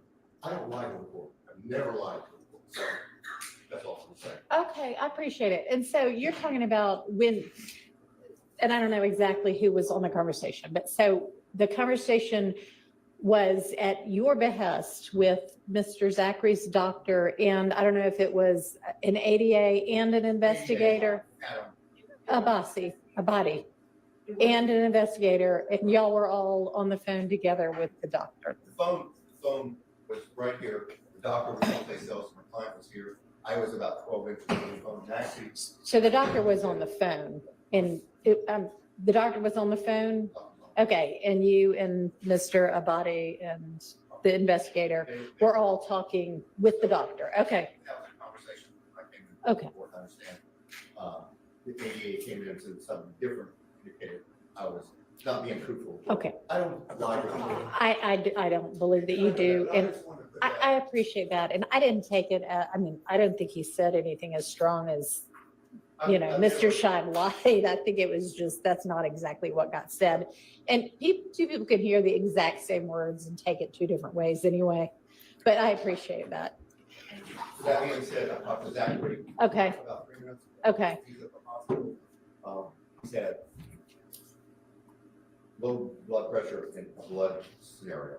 They were gonna release him today, they didn't. Okay. They're gonna maybe release him in the morning. Okay. But he has to meet a criteria of blood pressure and blood volume. Okay. I don't know. So he may be released tomorrow, he may not. I've got 5 courts and 5 different jurisdictions on, so. So have you filed a conflict? No, well, all those are like trial calendars, cases 3 or 4 years old, trafficking and different things. This is, I'm an attorney for a witness. Right. I know. So I think they take precedent. I'm trying to put within. I mean, I would be happy to, given the circumstance of your particular client and the request that, he not be held anywhere and that he get this over as soon as he possibly can. I am happy to communicate with the courts if you'll let me know and see if they can. We'll see what we can do. I've been here all day, every day. Yeah, I I know. get it done. I know. I know everybody else does. I And know. then what I was gonna ask for, under 601, is have a hearing to deal with his competency. I think it would be something short as to mental competency because he is on drugs. He is on Dilaudid, and so under 601, the court. Well, I don't know what he's going to be on when he gets released. Can't read without, he's a painkiller. He's on Dilaudid. Okay, lots of people, and I don't mean to interrupt you, but lots of people can take and do take painkillers every day, and depending upon what it is and the amount and what have you, it treats their pain. It doesn't necessarily make them incompetent or unable to do things. So, I mean, if I am presented with something that makes me believe that there is an actual issue as to his competency, then certainly I can entertain that, but. That can only be from him testifying, number one, to that issue. The other issue, he doesn't recall, this is 10 years ago. Well, he may or may not, and he'll just have to say that on the stand. I mean. And then also we deal with the scenario of immunity. We want transactional immunity. Well, that's something between you and the state. You can order him up there. I'm not arguing about that, but he's not going to testify unless he gets immunity. Because he was an unindicted co-conspirator in reference to this stuff, and he did prison time. Have you talked to the state about any of this? If I may, Mr. Shire has talked to me, and what he has said has nothing to do with concerns about a legal exposure. What he has said has to do with fear and not fear. It has to do with fear and his client's desire to not testify, period. See, I didn't know until yesterday. Excuse me, can y'all mic up? Can y'all use the microphones? Yeah, just walk back to the podium. You'll only be 3 feet further away, and then they can hear. I'm sorry. It's okay. I didn't know until yesterday he was part of this 10 years ago. I did not know, he did prison time, but I didn't know that he was part of this. And as far as immunity, he could be brought in, I mean, as far as conspiracy, and if he gets up and testifies and says, hey, I was involved in this and involved in that, they could prosecute him. I didn't know that until yesterday he was involved in this scenario. Okay, I don't quite know what you mean by he was involved in this scenario, but. He did time for some of these acts involved in this. Well, he certainly can't be prosecuted for anything he's already done time for. I mean, that's double jeopardy. Well, And I don't know if, as far as conspiracy to commit murder and everything, I don't know what he was prosecuted for entirely. I just found out, and the family has told me more today. I thought I was getting involved in, I'm fine on it, getting involved in a scenario where I was going to help him, give him information, whether to testify or not testify. Right. But it turned out to be, and that's fine. I like this. It's a lot more to it. So I have to protect him. I understand. So, I mean. Judge, I don't have any problem doing that, but I just do want to make the record very clear for a couple of things. I don't believe that Mr. Shive has, and I don't think the court entertained it, so it may be worth nothing, but the competency Mr. Shive doesn't have, I don't believe, maybe I'm wrong, standing to assert regarding competency, a hearing regarding competency as far as this person as a witness. But second, given, I don't know what all Mr. Shive knew, but given the comment, given the communication between Mr. Zachary's father and our office, right? I don't know how, and given what I was told not yesterday, but I think day before yesterday regarding what Mr. Zachary would and would not do and why. I don't know that I don't know how that there was no knowledge of what his involvement in this was. There was specific commentary, and I'm not saying that. I don't know either, but I mean, Mr. Scheib's right. Based on the way this case has been indicted, even, I mean, the RICO count seems to be something that if the state wanted to, they could indict anybody on who had any involvement in any of the crimes, even if they've already been, I mean, I don't know that, you know, at least be indicted. Whether it would hold up or not, I don't know. But so, Your Honor, as in as much as there is a concern, I assume that there is a concern regarding Mr. Zachary, I don't know, implicating himself in something that he could get indicted for. We don't have any problem asking the court to compel his testimony pursuant to the same statute that we have had to compel others. We don't have any problem doing that. All right, well, it sounds like y'all might need to get some sort of an agreement in place between yourself and Mr. Scheib. We definitely like something in writing. I mean, that's basically what you're saying, Mr. Scheib, right? Is that Part of the situation. And also, I think I ought to make Mr. Scheib aware. I just want to make sure he's aware that part of the requirement for that statute is that he not commit perjury on the stand. And Mr. Zachary is currently on probation for a long period of time. And so I'm gonna put that out there. That's it. All righty. Well, Mr. Scheib has been a defense attorney for more years than probably he can count anymore. And a good one, a highly experienced one. And so he'll be able to advise his client as to all of the, you know, potential drawbacks and dangers and what have you of such an agreement. Easy, clear-cut scenario. We're going to wade through some things. Okay. So we'll draft up that document. Okay, but considering that it sounds like it may be as early as tomorrow morning that, I mean, I don't know. We'll have that. Doesn't sound like anybody knows yet. It's a developing kind of thing about when he might be released, but y'all need to get on that. So we'll have that drafted this afternoon for Mr. Scheib to review. And Mr. Scheib, if you want to communicate with my office about wherever we might need to be able to talk to other courts about your presence here. I have a simple way of doing it. If you issue an order me back into your court tomorrow, You know what? If you want to draft one up, I will sign it. Okay, that'll be great. We'll send it over And to you in do a couple hours. Great. You've got all of the addresses, right? Okay. I'll see you tomorrow. Thank you. All right. We need anything else from Mr. Scheib? Anybody? I don't need anything from him. If the court would indulge me what I asked right before he came in, because I have the next witness. Okay. And I don't Because during the whole entire lunch break. Well, okay. Thank you. Okay. Well, go ahead. We've got Ms. Hilton now. All right. Anybody need to bring up anything before we get the jury in and start with our next witness? Anybody? No? Okay. So we got yet another motion in limine. The people at Mr. Steele's firm are working full time on filing motions in limine. It's very impressive. So motion in limine number 59 is about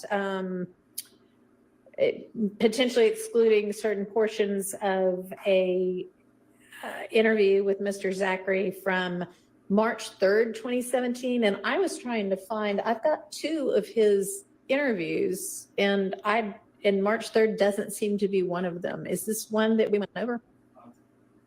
Should have, and his 2 are August 5, 2015, Your Honor, and then March 3, 2017. Okay, well, I don't know. Y'all hear how she said this? The motion in limine was very impressive, honey.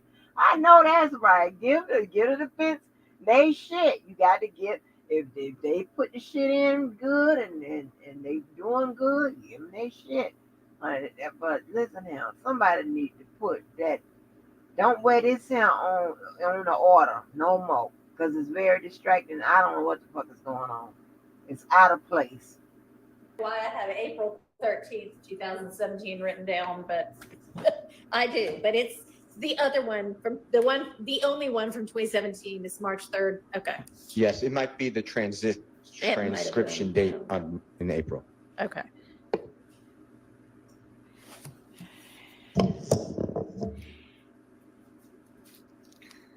Them defense attorneys is fucking them up. And is that something?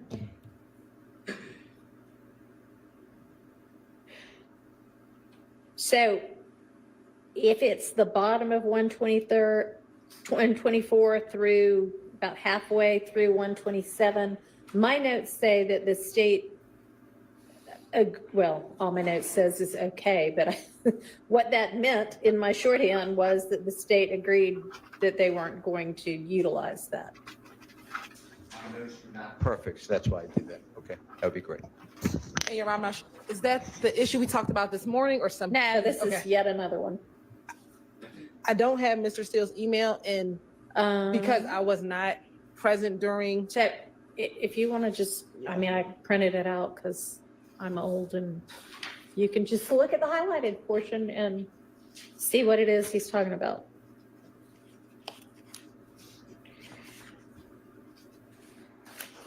And I've got a copy of the transcript up here if you need quick access to that.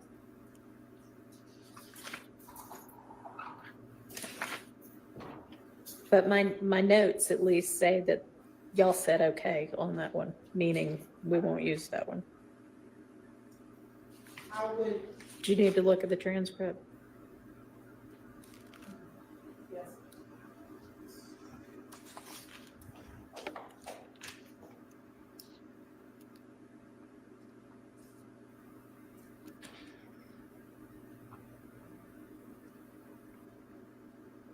Because at one point on 126, he says, that's what I assume, that's what I heard. Correct, Your Honor. We're only going to play portions that we believe he was told as either a co-conspirator statement, which is probably not reflected as much in the March 2017. Okay, but y'all agree that y'all don't intend to use that portion, correct? Just so Yes. we're all on the same page? Yes. All right.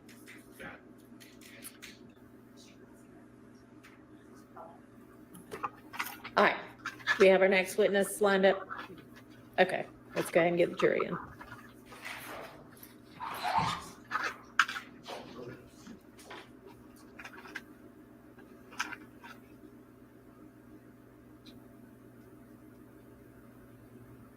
Okay. Let me stop this look back.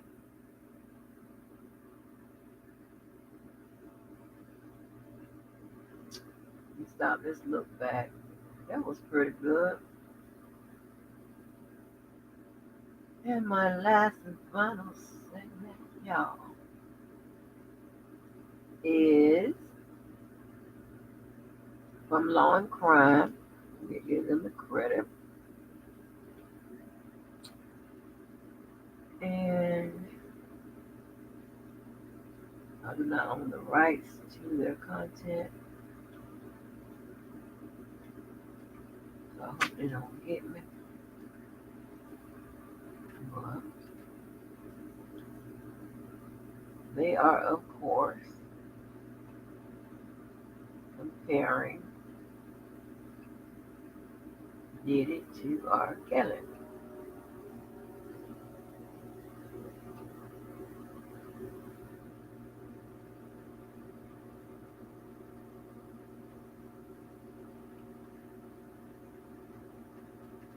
R. Kelly, baby.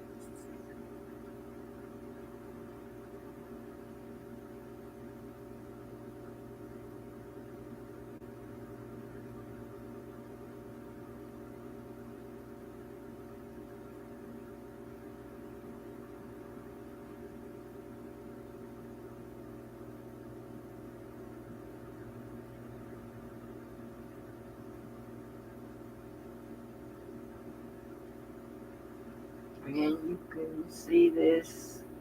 I'll put the link in the chat. You can also see this on Law and Crime yourself.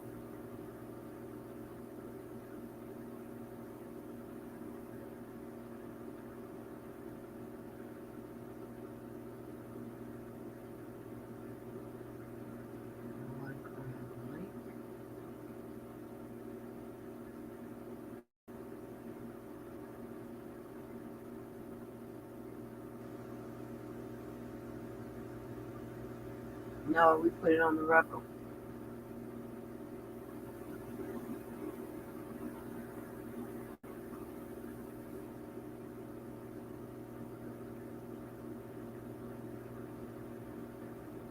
After the indictment of Sean Diddy Combs, people have been comparing the prosecutions of Combs and R. Kelly, both famous figures in the music industry who have been charged with federal sex trafficking and racketeering crimes. And after the conviction of Kelly and the new indictment of Combs, we are going to break down the similarities and what we can expect with former R. Kelly prosecutor Nadia Shihata. Welcome to Sidebar, presented by Law and Crime. I'm Jesse Weber.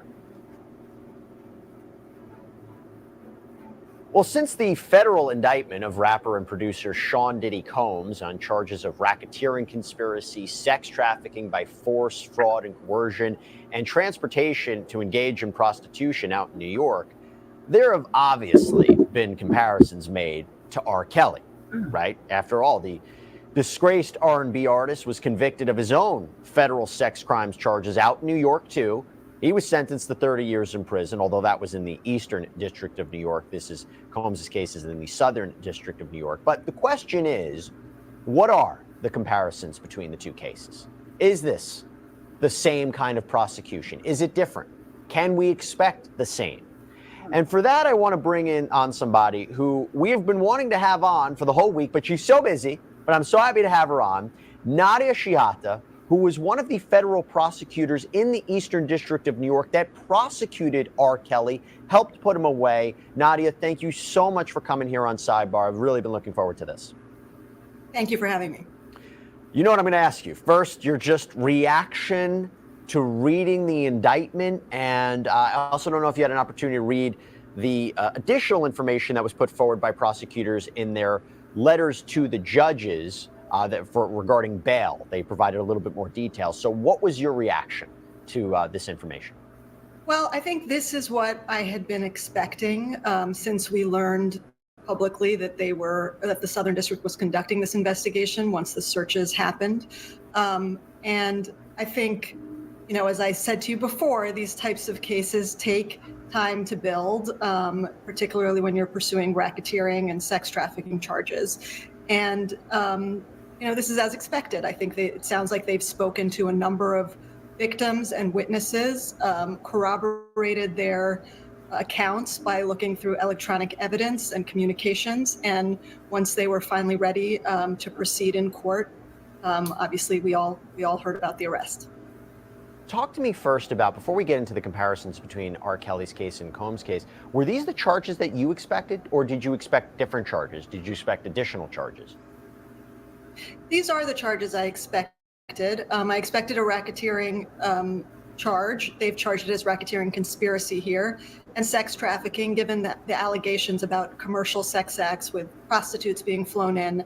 I think these are the types of charges I would have expected in a case like this. Okay, so let's get into it, because the first thing that I noticed between Sean Combs' indictment and R. Kelly's indictment was the Southern District charged him, as you said, with racketeering conspiracy. You charged him with racketeering. Why the difference? What's the difference in prosecutions there? We could have charged it as racketeering conspiracy in the R. Kelly case as well. What we decided was we wanted to list out the specific predicate acts, which is something you don't have to do when you're charging it as racketeering conspiracy. It does give kind of notice to the defense of exactly what conduct is at issue. And so for strategic reasons, often you charge it that way in order to have jury instructions that are more clear to the jury and to avoid having to respond to a motion for a bill of particulars down the line. By the way, as we're sorting through these legal filings surrounding Sean Okay, that Combs, office was these really smart. disgusting details, can I just take a quick second to talk about something positive, something that I think you're actually going to really love? Here's a question for you. Would you want cash back when you buy gas and groceries? Because if you do, that's where our amazing partner and sponsor of Sidebar comes in, Upside. So this is a free app, truly so easy to use. Upside gets you real cash back, money that appears in your Upside app that you can transfer straight into your bank account. So just this weekend, I used Upside to find a gas station. I claimed an offer. I paid with my credit card at the pump, and then I followed the steps in the app to get cash back. It's so simple to use. It's free. Why not try to get cash back? And you can use Upside at all different kinds of places, including restaurants, convenience stores. So to find out how much you could earn, click the link in the description to download Upside or scan the QR code on screen and use our promo code SIDEBAR, and you'll get an extra 25 cents back on every gallon on your first tank of gas. So to work through that just a little bit, are you saying it is easier to secure a conviction for a racketeering conspiracy charge versus a straight up racketeering charge? No, I think they're both difficult charges to secure convictions for. The evidence supporting whether it's a conspiracy or a substantive RICO charge is essentially the same. But it's just really kind of a preference of the prosecutors about how they want to pursue it. Because racketeering, right, we're talking about a criminal enterprise. We're talking about these underlying crimes. And with conspiracy, you have to say there was an agreement to break the law. There were overt acts that were taken in furtherance of that. And there's common themes, right? You need a criminal organization. You need a common purpose, them all acting together. I am getting kind of mixed analysis on this, and I figured who better to talk about this than you. But for all the underlying crimes, so remember I went over that days ago, like whenever this shit happened, was it Monday or whatever? Remember I went over exactly what he just said: the conspiracy, the overt acts, and furtherance. Remember I told you all a part of the RICO house. It was R. Kelly, where there were underlying crimes of sexual exploitation of a child or forced labor. Or here you're seeing in the Combs indictment, they have arson, they have kidnapping, they have, again, forced labor. Does the prosecution have to prove those underlying crimes, even though he's not specifically charged with that? Do they have to prove beyond a reasonable doubt that a kidnapping occurred, an arson occurred, forced labor occurred? Did you have to prove that sexual exploitation of a child occurred? What do you have to prove in terms of racketeering? So in order to be successful on their charge, they don't have to necessarily prove every single one of those types of crimes. I would imagine that they intend and want to present evidence of each of those types of crimes to the jury, so they will in fact present evidence to support those crimes. But essentially, you need to, for racketeering conspiracy, you need to prove at least two such kind of predicate crimes, and an agreement that members of the conspiracy would agree that at least two such crimes would be committed. And is that beyond a reasonable doubt the highest standard, or is it something lower, preponderance of the evidence, which is a lower standard? No, it would still be, you'd still have to prove that beyond a reasonable doubt, given that it's a criminal case. But for example, in the R. Kelly case where we did it as substantive RICO, we listed, I can't remember how many, but multiple predicate acts. We needed to prove two of them beyond a reasonable doubt to secure a conviction. Obviously, we intended and tried to prove all of them beyond a reasonable doubt, but the key is two for racketeering.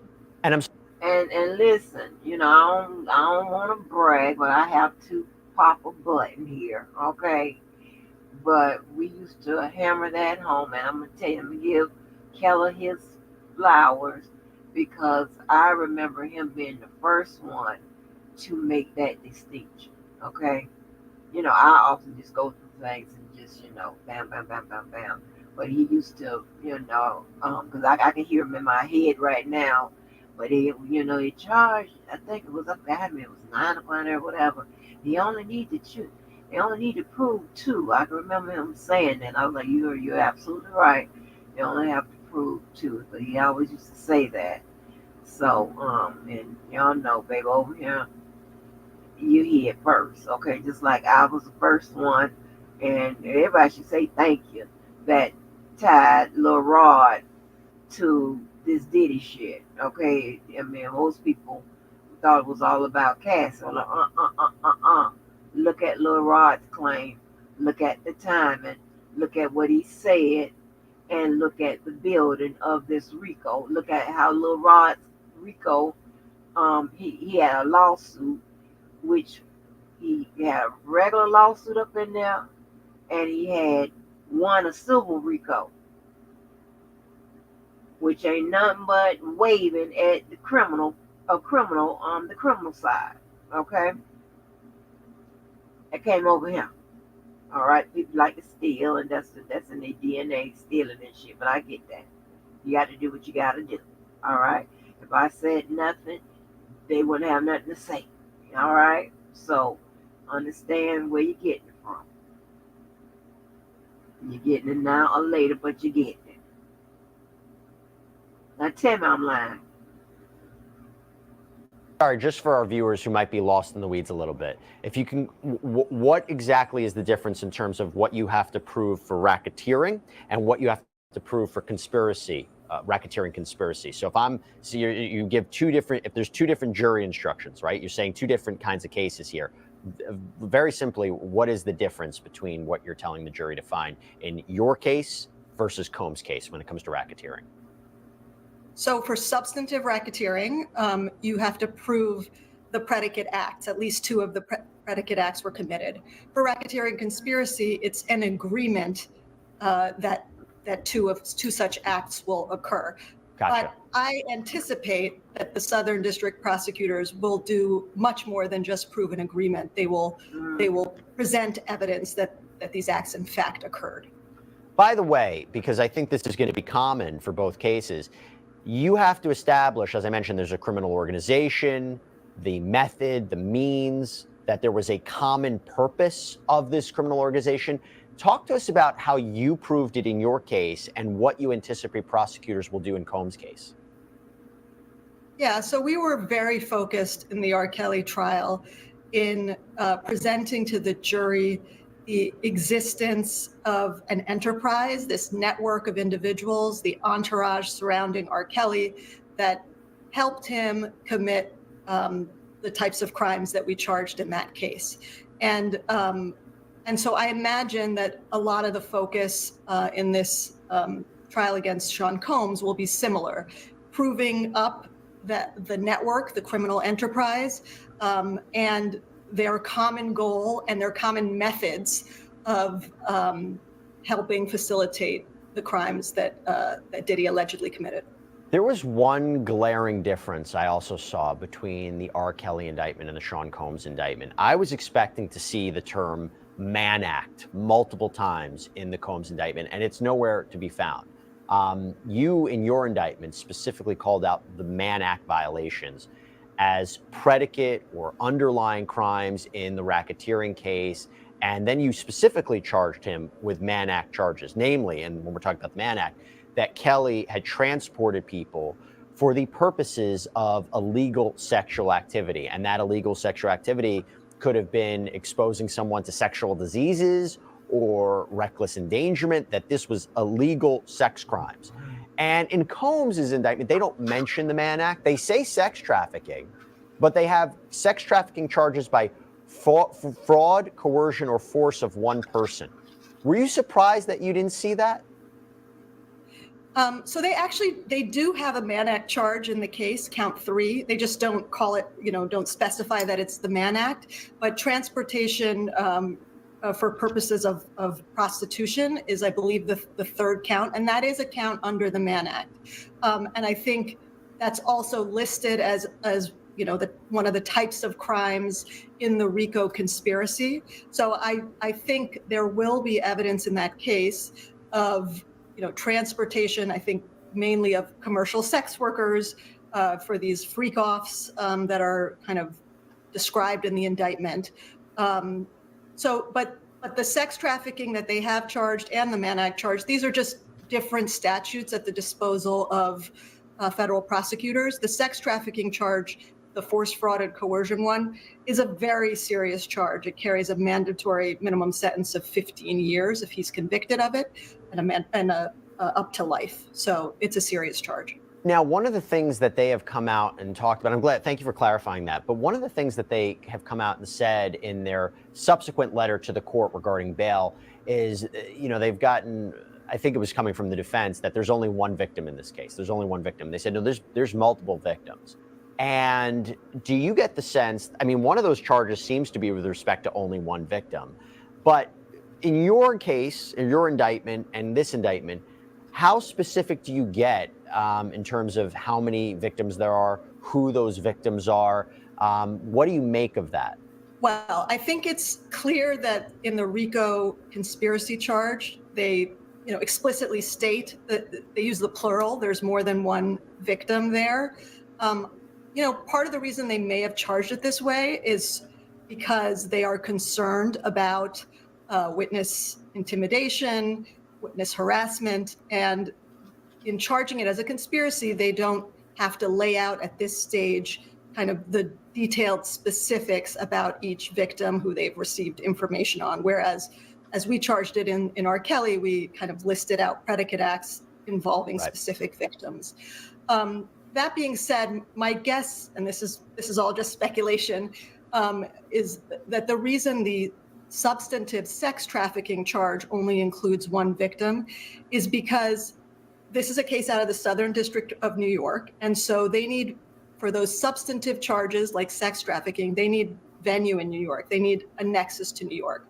So the RICO conspiracy charge may include sex trafficking victims because of the way RICO works from throughout the country, that the Southern District would not be able to charge as separate sex trafficking counts because they don't relate, they don't have a nexus to New York. Just so I understand, you're saying that this something could be illegal maybe in another state, but not necessarily in New York, or am I misunderstanding that? It's a bit complicated, but it's essentially a venue issue. Not that it's not illegal in New York, but that they would need to charge it out of venue in New York. So you could have a charge that said, victim number 2 was sex trafficked in the Central District of California, if it happened in Los Angeles, let's say. Right. And a defendant could challenge that and say, you don't have venue to bring that charge here in New York. But with RICO, the advantage of RICO, whether it's a conspiracy or a substantive RICO charge, is as long as part of the RICO has a tie to the district where you are prosecuting the case, you can include conduct that occurred entirely outside of New York. Gotcha. Okay. Now, one of the other glaring differences, of course, is that R. Kelly's indictment, it was about sexual exploitation and abuse of children. That was a main theme. And one of the things and I've spoken to different legal analysts about this, they were surprised not to see that in the Combs indictment because there were allegations, we don't know if they were true, but there were allegations regarding minors being around these parties or soliciting minors. And there was nothing about that in this indictment. Now, you could say it all stems from one alleged victim of his. It all stemmed from Rodney Jones, who said that he was tasked with securing minors for these parties and things like that, and whether or not he was credible. But were you surprised there was nothing about underage people in this indictment? I can't say I was surprised because obviously I'm not privy to the evidence that the prosecutors have been able to gather in this case. And they can only pursue charges that they believe that they can prove beyond a reasonable doubt. So while there may be allegations out there, to the extent they haven't been able to reach that threshold that they think they can win a case charging those types of crimes, it's not surprising that they wouldn't be included. I will say, though, they have, repeatedly said in their press conference that the investigation is ongoing. And I think they likely anticipate that now that the charges are public and that Mr. Combs is in jail, that there is the possibility at least of other people coming forward, other victims potentially feeling more comfortable coming forward now that they see that this is a serious investigation with charges pending. And so maybe we will see additional charges of that ilk in the future. By the way, just generally speaking, when you were reading this indictment, did it remind you of R. Kelly's indictment? Because there's similar themes, right, of coercion, power, influence, violence. Did you, a network of people, did you get that feeling that it read very similar? There's certainly similarities, and they are similar types of figures and relying on the same type of network that a lot of kind of powerful entertainers have around them. So yeah, I certainly saw some parallels between the two cases. Both of those cases involve forced labor allegations, right? The idea that, you know, I think for Combs, and please amplify this when it comes to Kelly, is that getting people to do what you want with promises either of money or promises of something of value or promises of opportunity or threats to their career or livelihood, forcing them to engage in certain behavior. Talk to me about that forced labor allegations, and because we see it in the Combs case and we definitely saw it in the R. Kelly case. Yeah, in the R. Kelly case, it was focused primarily on the forced labor of being essentially sexual services, which courts have found can constitute labor under that statute. So not only kind of the actual performance of the sexual services, but also in the R. Kelly case, there was videotaping. So essentially kind of compelling people to star in these pornographic videos with others. It's not specified in the Diddy indictment exactly what the forced labor charge encompasses there, but I wouldn't be surprised if it was also these sexual services and related to the freak-off events. I can see that being charged as both sex trafficking and forced labor. Interesting. Another comparison I think you can make between the Combs and R.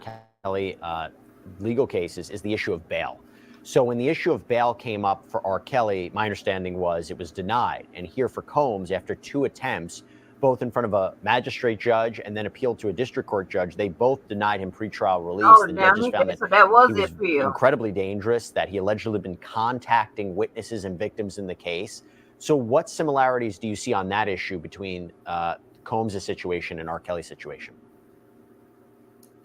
Yeah, in both cases, obviously the seriousness of the crimes and the potential lengthy prison sentence that each individual faced is, a key determination for the judge. And I think also that the allegations that are included in the Southern District indictment about obstruction of justice and witness tampering, those are things that judges take very seriously when they're considering their bail determinations.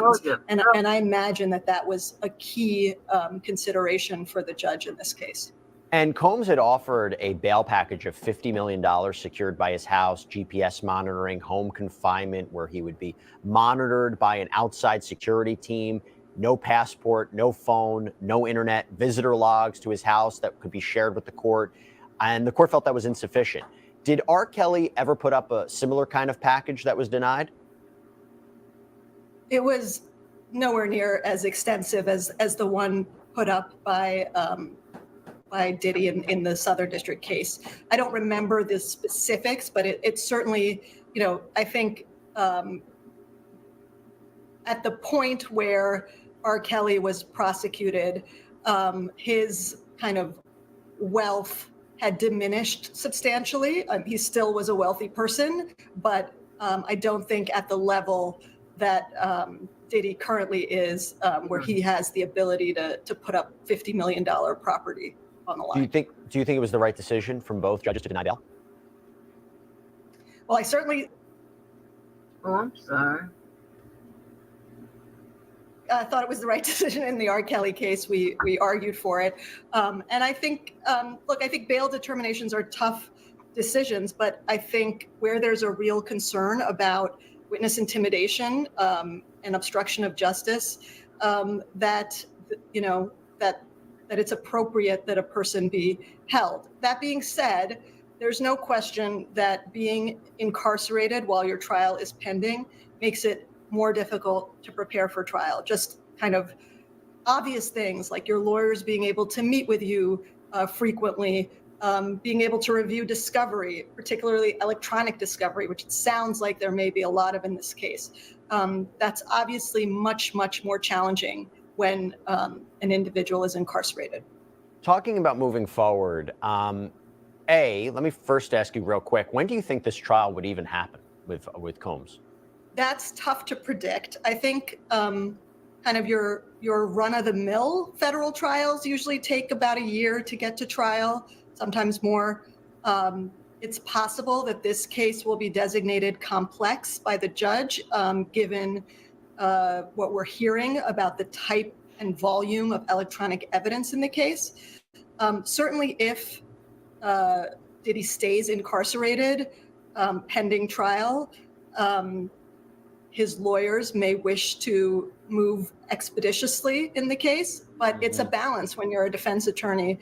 Obviously, you want to get your client out of jail as quickly as possible, or potentially as quickly as possible, but you also want to make sure you're prepared for trial. And that involves ensuring you have enough time to prepare the case properly. And again, moving forward, with respect to the witnesses and the victims who would potentially be testifying at a trial, how do you keep them protected? When do you reveal who they are? How does it work in terms of them testifying in an upcoming trial? Because that's a very, very sensitive issue moving forward, particularly since now, after the release of the indictment, we're still not entirely sure who is cooperating with the government. Yeah, that was a big concern for us in the R. Kelly case, because the victims that were publicly known faced an incredible amount of harassment, both online and some even had crimes committed against them. So, you have to, at a certain stage, tell the defense who your witnesses are going to be and and identify the victims for the defense so they can prepare properly. But I imagine that the prosecutors will do what we did and tried to do in the R. Kelly case, which is kind of make sure that the identities of the victims are not publicly disclosed for as long as possible. And for certain victims who were kind of never publicly known in our case, we filed motions to allow them to testify under pseudonyms, which the court granted. So I imagine that similar motions will likely be made in the Diddy case, and they now have a precedent to follow for doing just that. And before I let you go, one final question about pretrial release. Look, I think his attorney at the time of this recording is now appealing that decision to a higher court. Are there any, and going from your experience with the R. Kelly case, and I don't recall off the top of my head how many attempts he might have made to have that bail issue revisited, but are there opportunities for Combs to have a court revisit this? Are there opportunities for him where that bail, he will be allowed out on bail? Or do you think, given the decisions of the magistrate judge, the district court judge, your experience with R. Kelly, that is unlikely? I think it's unlikely that he gets released, but I don't think it's unlikely that he will continue to try to get released. R. Kelly filed a number of motions and appeals to do just that. He was not successful. I think it's particularly difficult on appeal to the Second Circuit because they will not be conducting a de novo review of the district court judge's decision. They will apply a very deferential standard. And so the question won't be if those judges would have made a different decision if they were deciding this in the first instance, but rather whether the judge below made a clear error. And that's a tough road to climb. Yeah, because it makes sense why the judge decided this way. You might disagree, but you're like, it might have the legal backing to understand that. Like the district court judge was actually reviewing the magistrate court judge's decision de novo, fresh, clean slate, clean eyes, not giving deference to what the prior judge said, and clearly was persuaded by the prosecution's argument. So this is now the beginning of it. It will progress. I'm sure there's going to be more similarities moving forward between Combs' case and R. Kelly's case. But Nadi Shihata, thank you so much for coming on. Again, really, really appreciate your insight, your perspective, your experience. Thank you, thank you, thank you. Thank you. All right, everybody, that's all we have for you right now here on Sidebar. Thank you so much for joining us. And as always, please subscribe on Apple Podcasts, Spotify, YouTube, wherever you get your podcasts. I'm Jesse Weber. Speak to you next time. Yes. So remember, those terms should be very familiar to you when I talk about appeals and review de novo. And then he also talked about applying a lot of deference, right? I mean, I explained to you when they review it de novo, like it's fresh eyes, just like you said, like it had never happened, and they're going to look at it and not give the decisions made by the lower court little to no deference, right? Meaning they're not going to consider what the lower court said. When it's a bail review, that's judicial discretion, right? Which means it's going to be pretty much the highest level of deference applied. So that was a great review. I didn't watch it. It came out about 10 hours ago, and I saw it, and I said, "Oh, I'll include this in the little package." But let me see if there's any other reliable sources that's doing those comparisons. Hold on.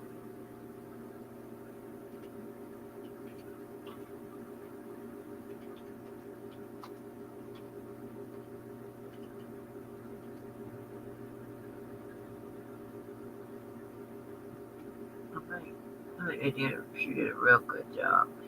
And so,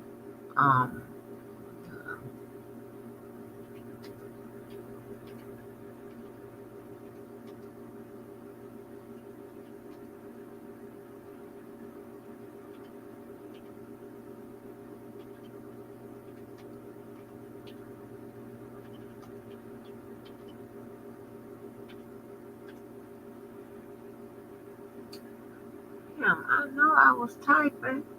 Damn.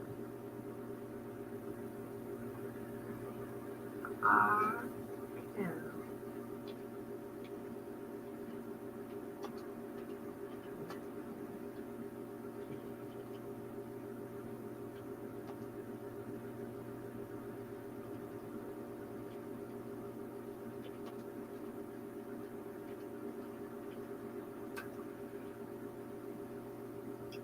Let me see.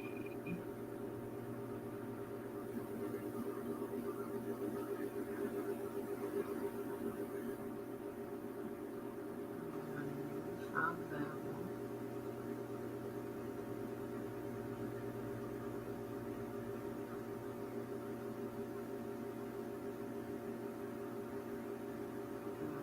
Back in the day.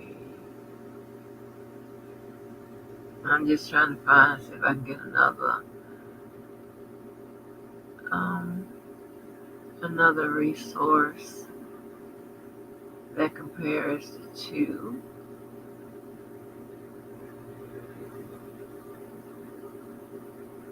Now I would like to do a well-rounded pack.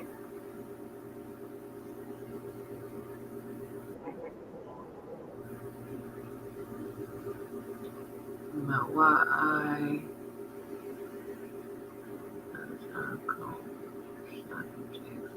oh, you know what? Y'all had the text messages early, and I didn't realize that it was in the information I had received. What it was, not yesterday, but the day before, whenever I was on here doing it. But anyway, so I like the fact that she was really breaking down the difference between the two RICOs that were charged. I think she said, with R. Kelly, they charged him with the substantive RICO, which meant that they only had to prove that he actually violated or committed the predicate acts, right? that were charged.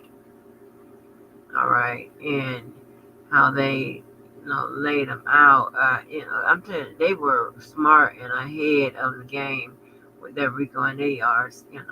New York is just probably the mecca for as RICOs. All right, but like to me, Miss Love them should have let that shit go down there in Georgia. And the difference between the RICO conspiracy that Diddy was charged is that not only do they have to prove that he violated, but that he also, because here's the conspiracy part, right? He intended to do it. They have to show an element of intent. So, and there are language that any legal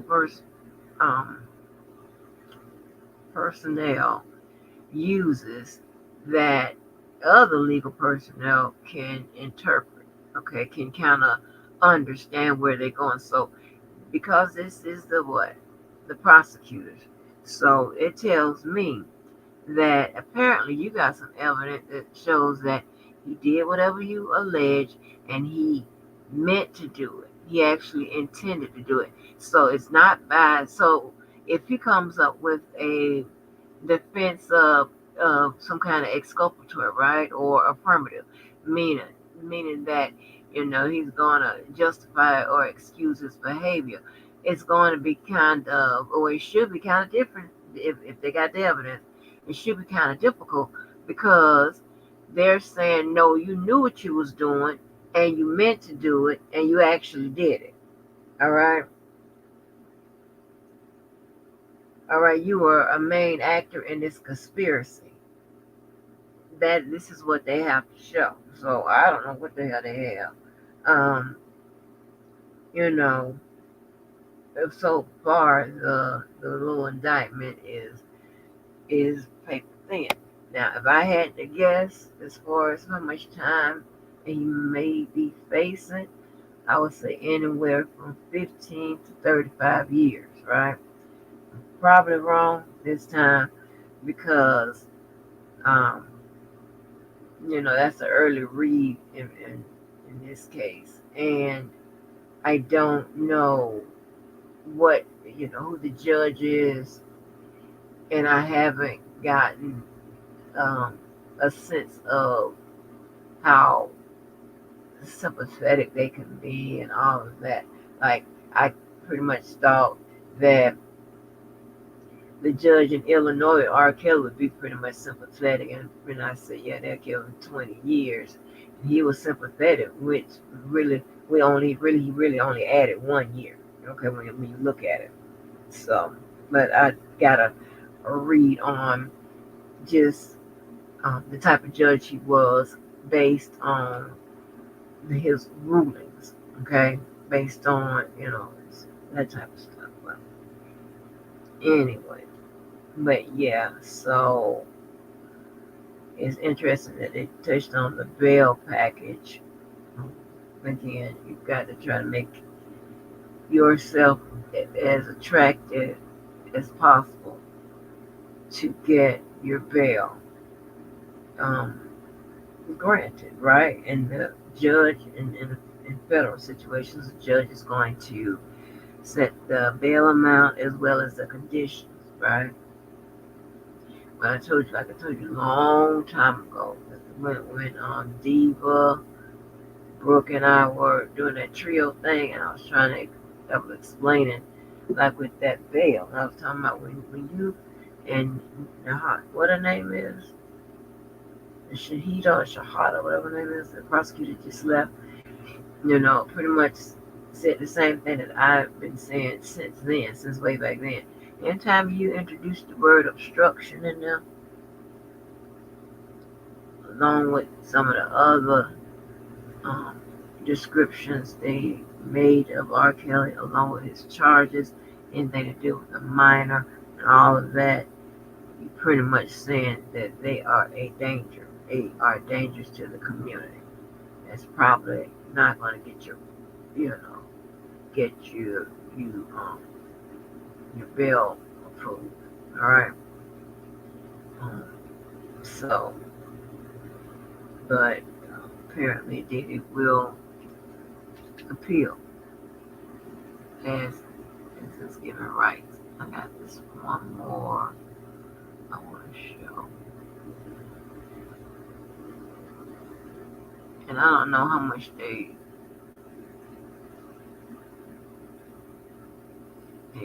speak on R. Kelly, but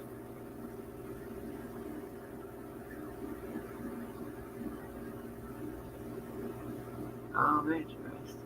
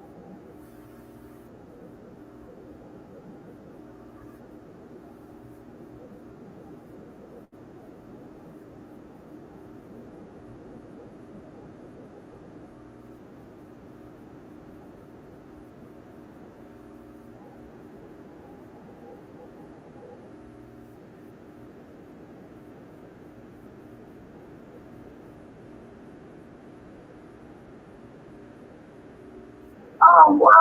I just spoke to her on YouTube.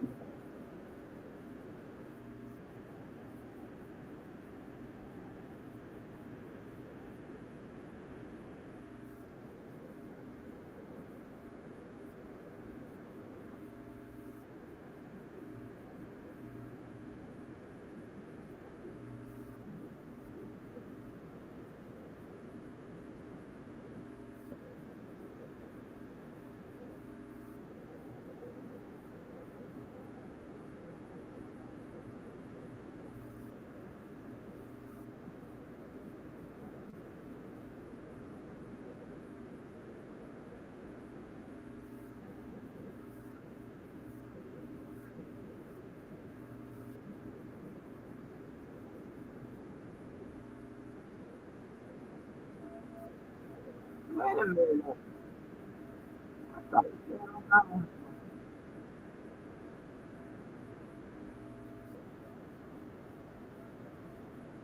That's why. Yeah, I think just the nature of the charges, and then the sex trafficking charge in particular, there's a presumption that it warrants detention. And the people who've gone before him in the Southern District of New York on that charge haven't fared very well. I mean, Jeffrey Epstein, there was a cult leader who actually Diddy's current lawyer represented a couple years ago at trial and was convicted. He was detained pre-trial too. So there definitely is a precedent for this. And just given the nature of the charges, it seemed like an uphill battle for him.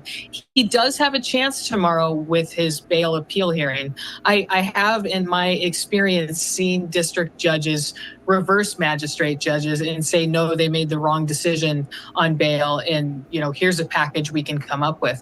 I'm not sure if this case is going to be one of those cases. The incidents where I've seen those have not been cases of this nature, of this magnitude, or anything like that. So it will be interesting to see what his lawyers argue tomorrow, and if they put forth any kind of new argument, or if they're just plainly arguing that the magistrate judge got it wrong.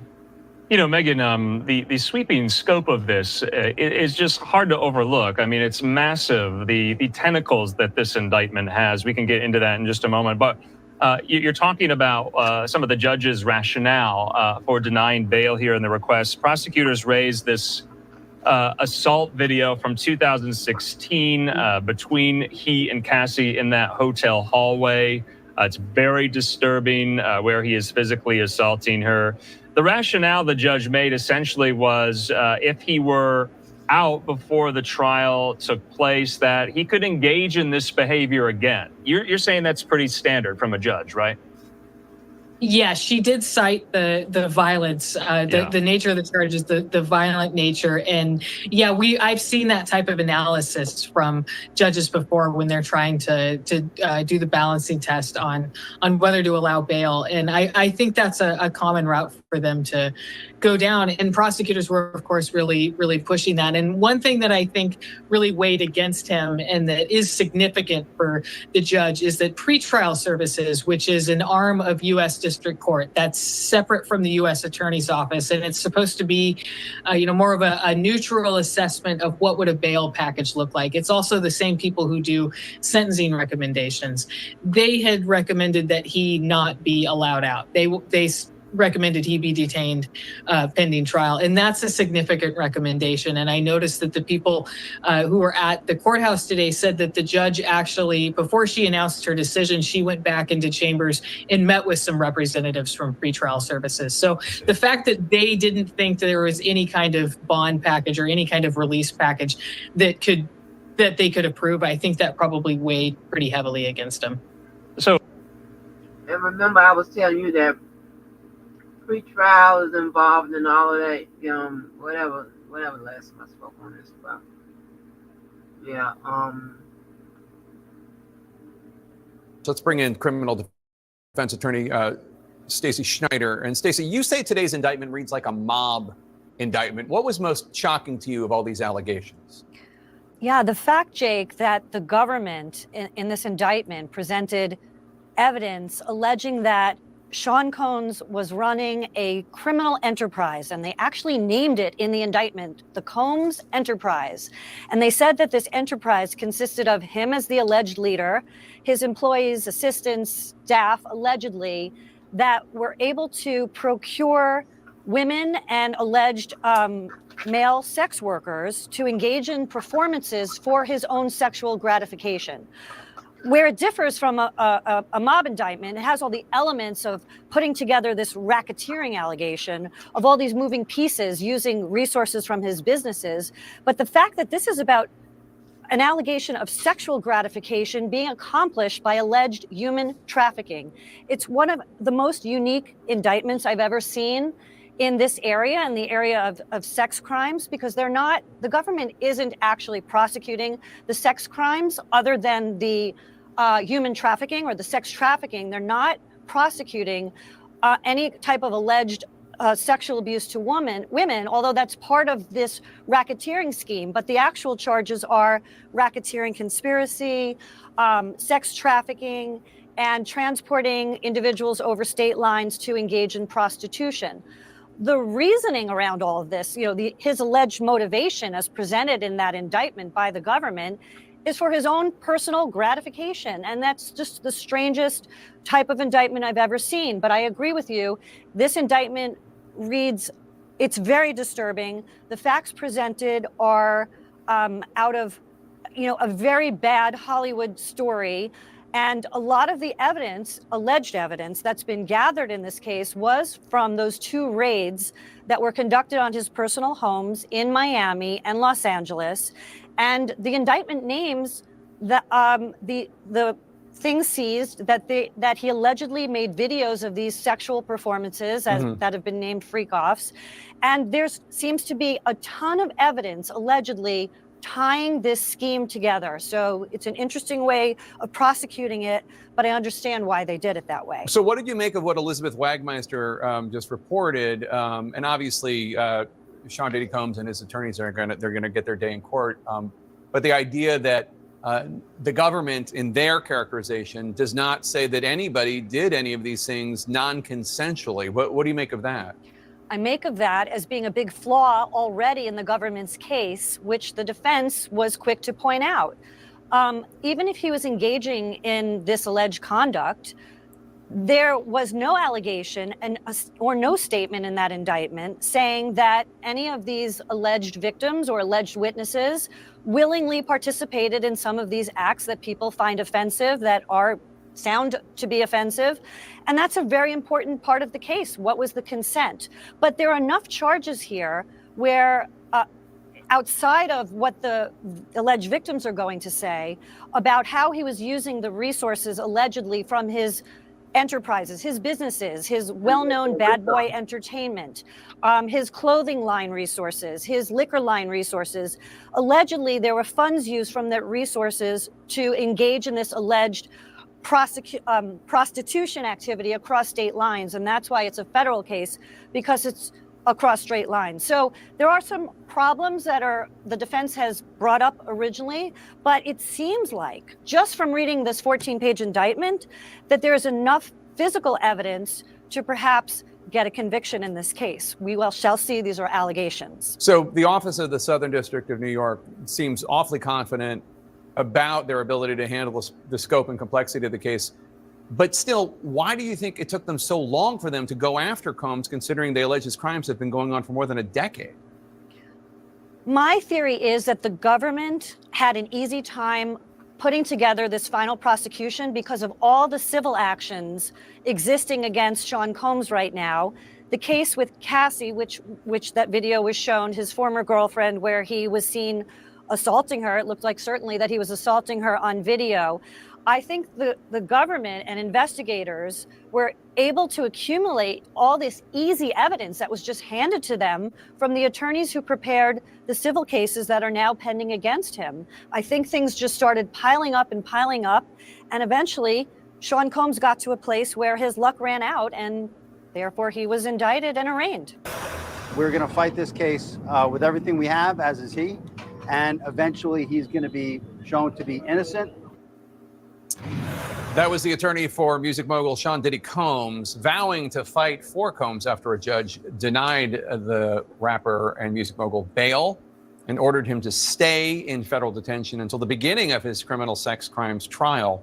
Combs faces 3 federal charges: racketeering conspiracy, sex trafficking by force, fraud, or coercion, and transportation to engage in prostitution. Combs has pleaded not guilty to those charges. In an unsealed indictment, prosecutors allege Combs, quote, abused, threatened, and coerced women and others around him to fulfill his sexual desires, protect his reputation, and conceal his conduct, unquote. It goes on to say, quote, on numerous occasions from at least in or about 2009 and continuing for years, Combs assaulted women, among other things, striking, punching, dragging, throwing objects at, and kicking them, unquote. Combs has been for years a celebrated artist. His work is credited with growing the hip hop genre and cultivating top artists such as Christopher Wallace, better known as Notorious B.I.G.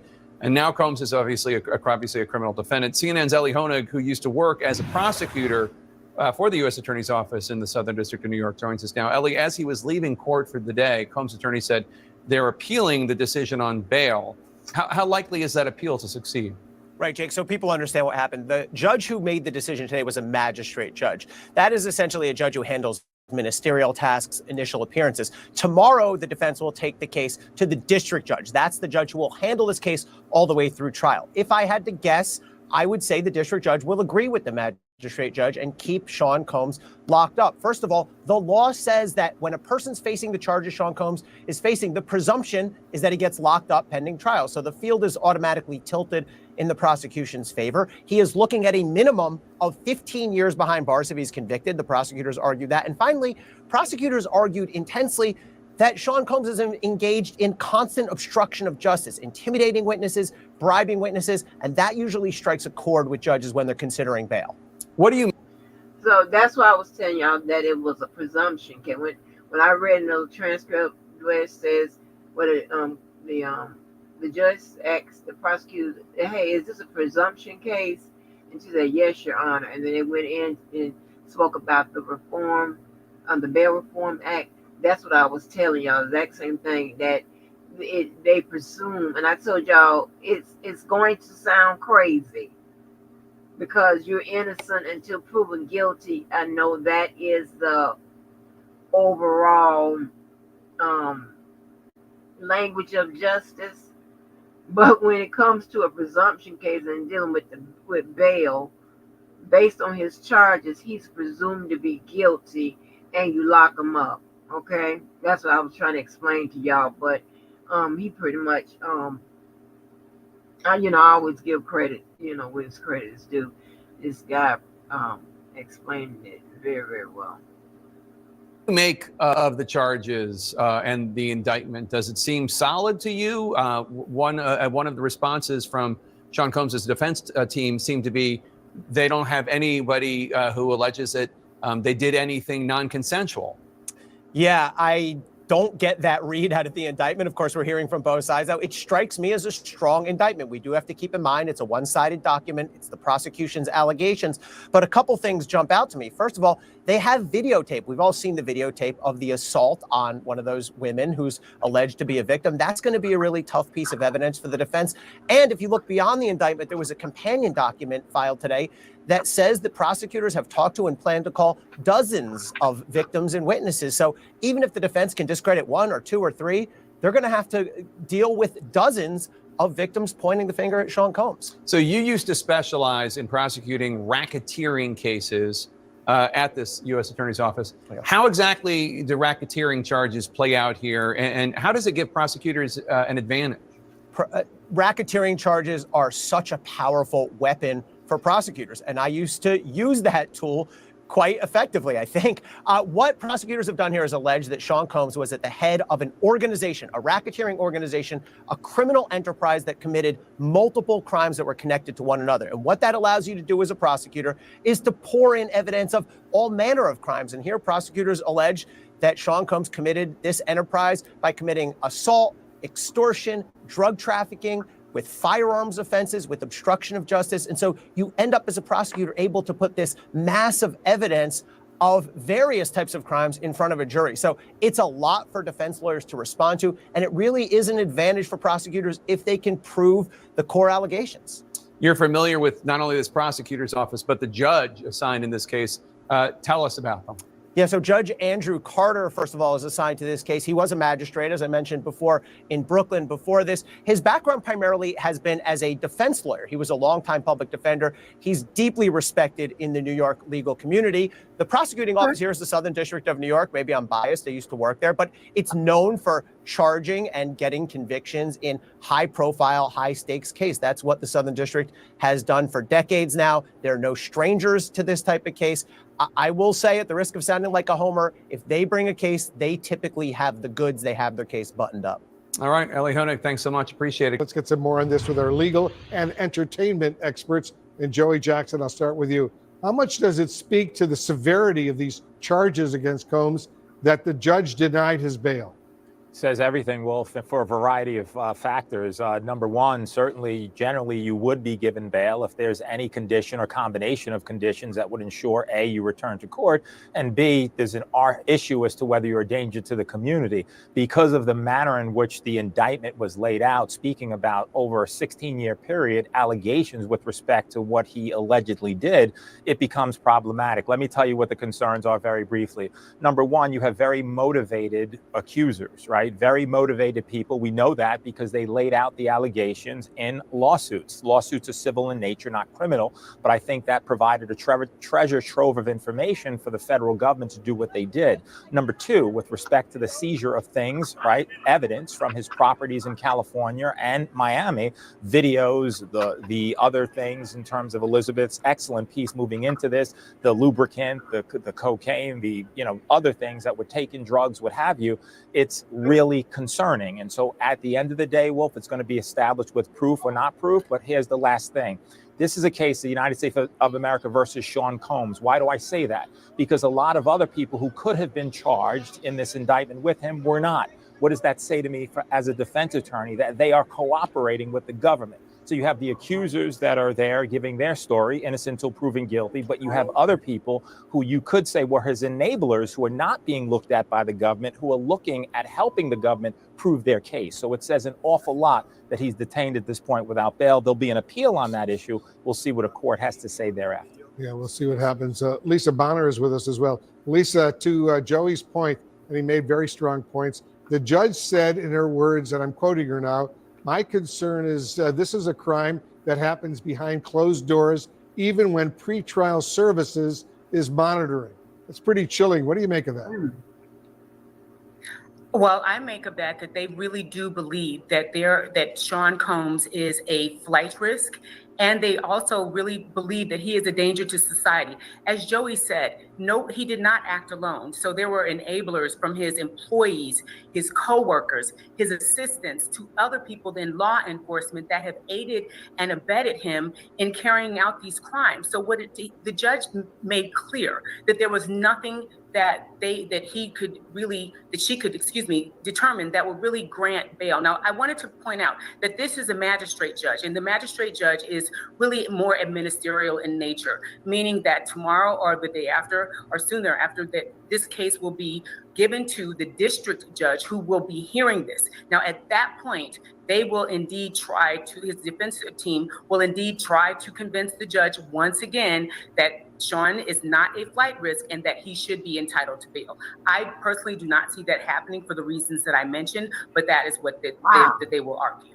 Interesting. Lisa Respers-France is with us as well. Lisa, that very disturbing video of Combs abusing Casey Ventura at that hotel in Los Angeles was a key point of evidence in today's hearing. How significant was that? And put into perspective for us, Combs' enormous fall from grace. It was very significant because up until that point, people were saying that Cassie Ventura and other people who were accusing him were lying and just going for a big payday. But here we see with our own eyes actually what happened and that her allegations were true. And so it's been very difficult for Diddy because he's a much bigger star than just hip hop. People think of him in terms of being a rapper and a producer, but he had a fashion line. He had spirits. He had a restaurant. Like, Diddy is probably one of the biggest stars of our time. And so to see him go from last year in September receiving a key to the city in New York where Diddy has literally referred to himself as the king of New York, Wolf. And so this was a big deal. And then in June, after we aired that exclusive video, Mayor Adams then asked for that key back. And so Diddy returned the key because he had to, because it became such a huge deal. Because it's one thing to be accused in a civil case or civil cases when it comes to Diddy, but it's quite another thing to see with our own eyes someone being brutally abused like Cassie Ventura was. And so consequently, Wolf, when you had that, it opened up the possibility that other people must not be lying either, is how a lot of people in the industry felt. And I personally, I don't see how he comes back from this. Yeah, we showed our viewers some video of Combs actually receiving that key to the city of New York. Joey, you heard Combs' attorney say they're appealing this decision in a hearing tomorrow. What would they try to argue to get this bail decision reversed, and how likely is that? So, Wolf, what they will argue is we know that at the outset of this case that he moved to New York. And what they're going to say is that, listen, he wasn't fleeing anywhere. Yes, he's well-resourced. Yes, he can go to anywhere really in the world if he wanted to, but he didn't. He came here to New York to fight the charges. Number two, in addition to coming to New York, he offered to surrender. They chose it as prosecutors to get him at the hotel. Why? That was the indication that they were going to look to detain him, right, indefinitely until the case comes. And number three, they'll argue that, yes, these are decades allegations in terms of 2008 to present, but what they will say is that, you know, he hasn't, as of late, been certainly a danger to the community, and these certainly are allegations. Last point, Wolf, and that's this. These are life-changing allegations. Every indictment is, but there's also a forfeiture provision in here. So irrespective of whether he's detained or he's out, if he's convicted on this, and it's an indictment which is a mere allegation, this has to be proven in court to be clear. But if he's convicted, the government can forfeit everything from the criminal enterprise. That is his world. That means the government could take everything and anything that was a result, right, of proceeds from who he is and what he does, entertainment or otherwise. So this could change his life as he knows it.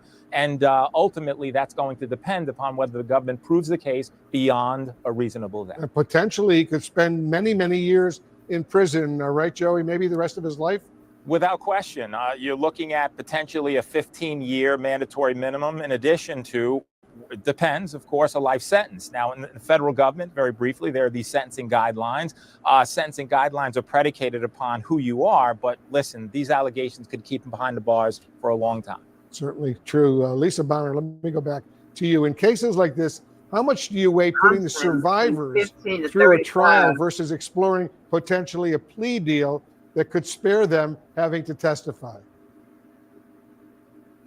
Well, I don't perceive them really accepting a plea. At this point, there is so much evidence that is levied against him, and the indictment is very strong. It is specific, it is laid out in detail, and it is very extensive. And so when you look at that and you look at the vehement denials that Sean has given over the course of this past year, and it wasn't until the video evidence came out with Cassie Ventura, where he was seen brutally beating her, kicking her, dragging her by the hair, throwing a vase at her. And so at this point, really, he was really denying all of that. So I don't really foresee that changing. He had an opportunity at some point. He knew this was coming. He still was trying to negotiate a surrender versus a plea. So I really don't think that they're going to be inclined to offer a plea, or will Sean be inclined to offer or accept one? So I do see this playing out in court, very similar to what R. Kelly did. And that was tried over just across the bridge at the Eastern District of New York. So I really do not foresee any kind of plea. And it is unfortunate for the survivors because you are pitting them up against the evidence and having to speak on that. All right, Lisa, thank you. Lisa, Joey, and Lisa, thanks to all of you. Appreciate it very much. Our legal analyst is Michael Moore. Michael's with me now. Let's just deal with the, if you will, the logistics before we turn to the gravamen.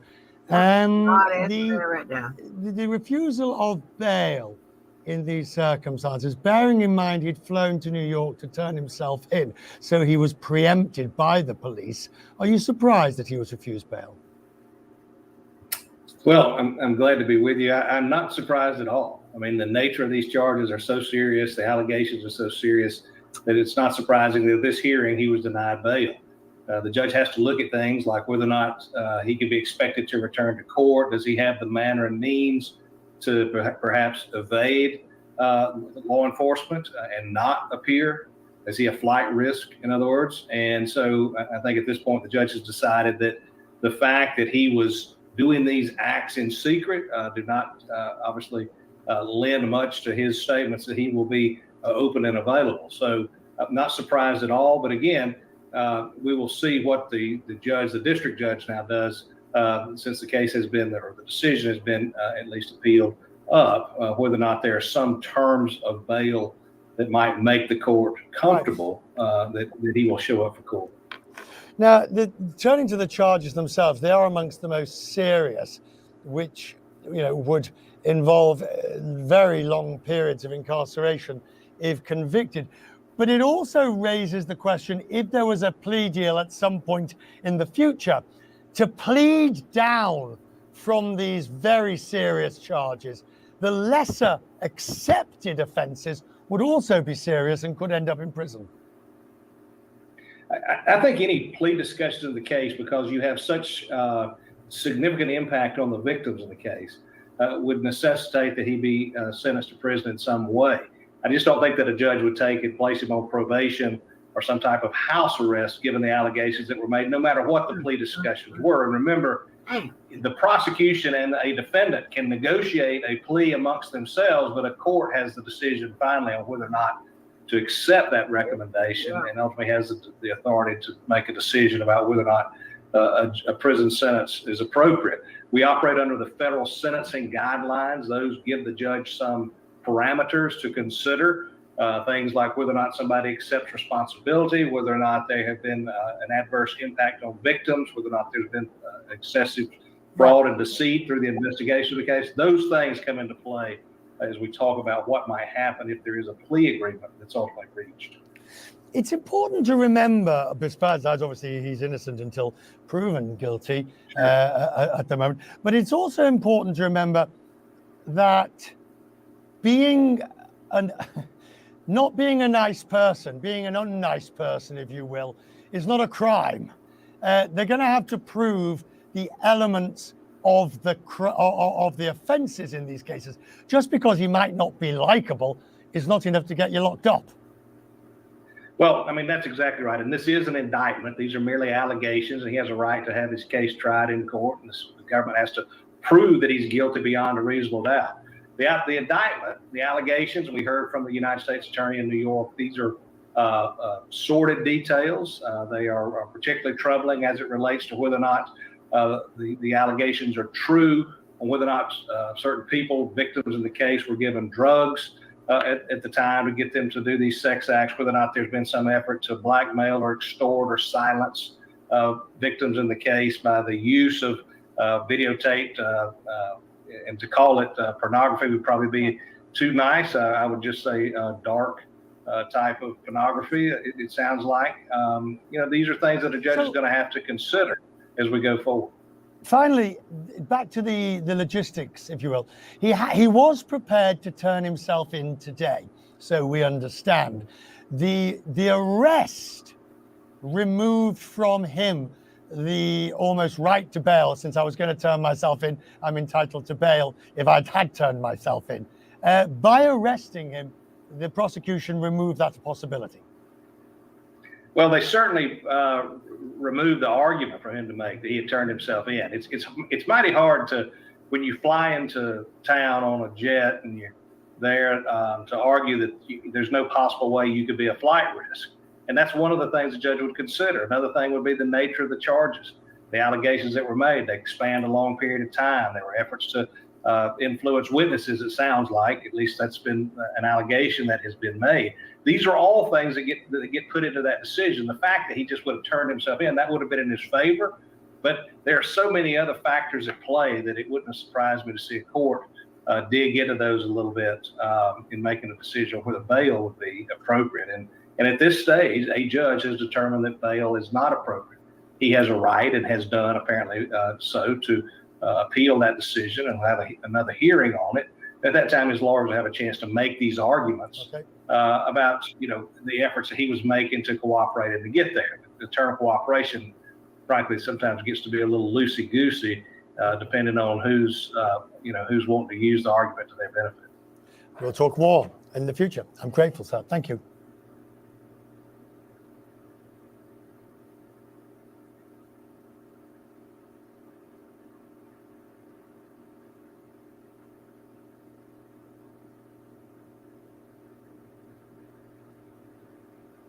Okay, let me see. That was.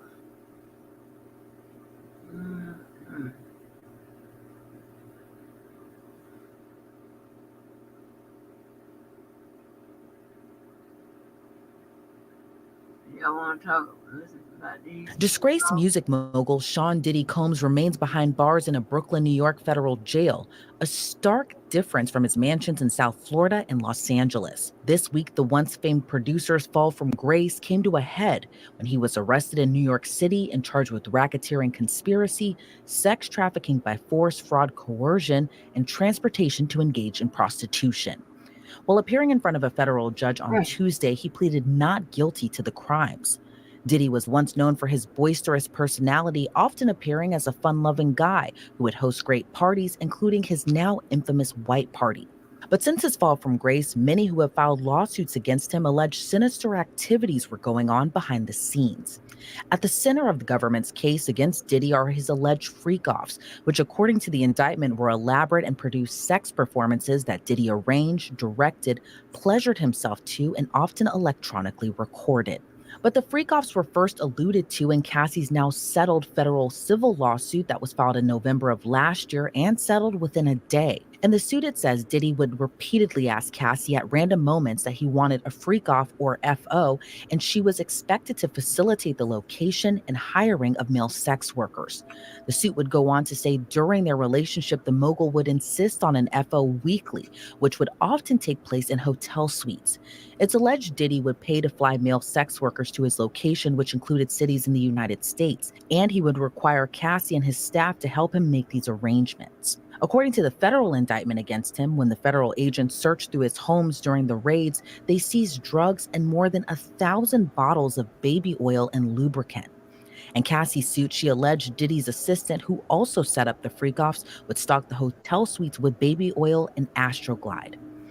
And Diddy always supplied her and the sex workers with copious amount of drugs like ecstasy, cocaine, GHB, and ketamine. According to her suit, she would frequently get anxious before the FOs to the point she would become physically ill. But still, Diddy would shame her into performing for him, and if she didn't want to participate, she was met with anger and violence. In Rodney Jones Jr.'s civil racketeering lawsuit first filed in February of this year, he alleged Diddy had a habit of regularly drugging his party guests and having forced sex with men and women. Like the federal indictment laid out, Diddy didn't work alone. He always had a team helping him with his alleged crimes. Jones, who was also once in Diddy's inner circle, alleged in his lawsuit he was required to solicit sex workers and perform sex acts with them for Diddy's pleasure. Adult film star Adria English, who filed her suit against Diddy in July of this year, alleged she was groomed into sex trafficking over time by Diddy. In her suit, she said she first met Diddy around 2004, when her boyfriend at the time was auditioning for a modeling gig at Diddy's fashion line, Sean John. She claims her boyfriend and another model were asked to perform oral sex on Diddy in order to get the job. And when he refused, Diddy's associate offered him the job as long as Adria worked as a go-go dancer at his White Party in the Hamptons. She says at his party, she regularly had to drink alcohol laced with drugs like ecstasy. According to her suit, Diddy demanded she have sex with party guests. And if she didn't, he would tank her career and blackball her and her boyfriend from the industry if they didn't comply. Diddy's most recent accuser, singer Dawn Richard from Danity Kane, alleged in her lawsuit filed about a week before her former boss's arrest that at an after party she saw a copious amount of illegal drugs, and the girls who attended the parties appeared lethargic or passed out while Diddy and his guests allegedly performed sexual acts on them. She alleged in her suit Diddy told party guests, "This is a buffet, enjoy yourselves. This is what we do. This is how we party." Under Diddy's federal indictment, it alleges the producer threatened and coerced women and others around him to fulfill his sexual desires for years. When federal prosecutors announced the unsealing of the federal indictment against him, U.S. Attorney Damian Williams said the victims were filled with drugs to control them for long periods of time, with participants of the freak-offs typically having to get IV fluids to recover from the physical exertion. The freak-offs sometimes lasted days at a time, involved multiple commercial sex workers, and often involved a variety of narcotics, such as ketamine, ecstasy, and GHB, which Combs distributed to the victims to keep them obedient and compliant. As alleged, when Combs didn't get his way, he was violent and subjected victims to physical, emotional, and verbal abuse so that they would participate in the freak-offs, and that Combs hit, kicked, threw objects at, and dragged victims, at times by their hair. While arguing for bail after he was arraigned, Diddy's attorney reportedly told the judge it's not sex trafficking if the participants of the freak-offs wanted to be there.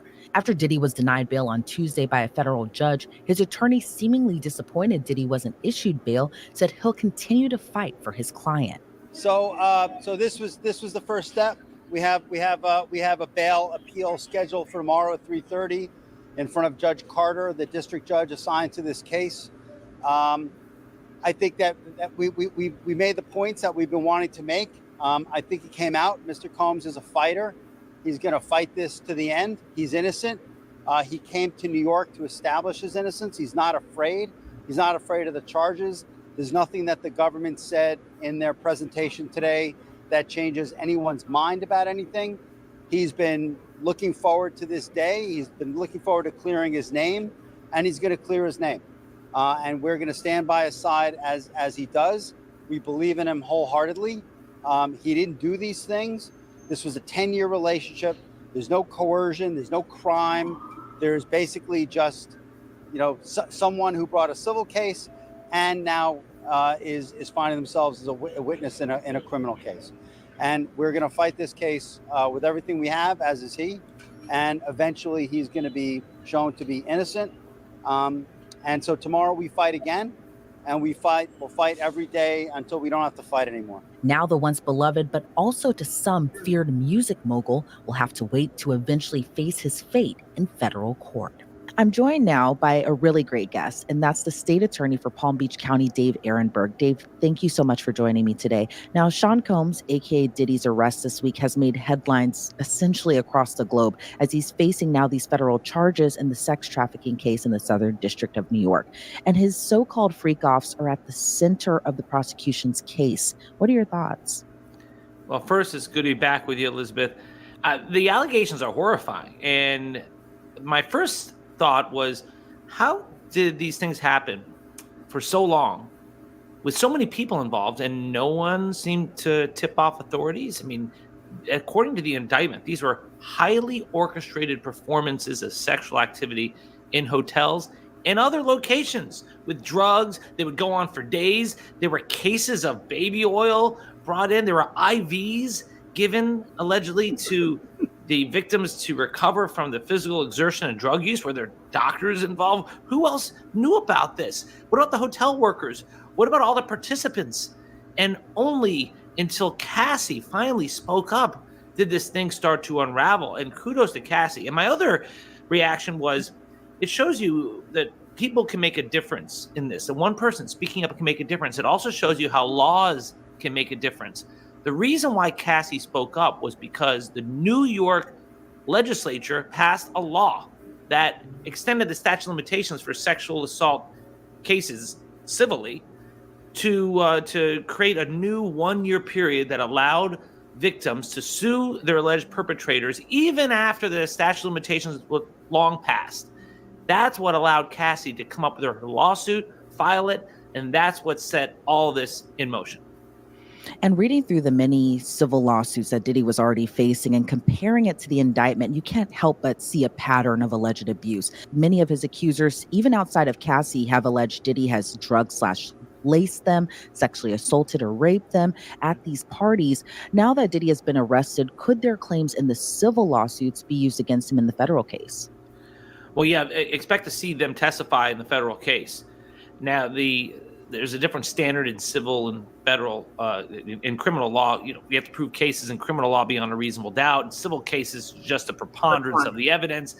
And there's looser evidentiary rules in civil cases than there are in criminal cases. But do expect to see those complaints that were made civilly to come back against him criminally, because when you allege something in a sworn pleading that something happened, yeah, that can come back in a criminal proceeding against Diddy, as long as the statute of limitations has not expired. And in this case, you have this pattern alleged of racketeering activity, of sex trafficking, things that could put him in prison for the rest of his life.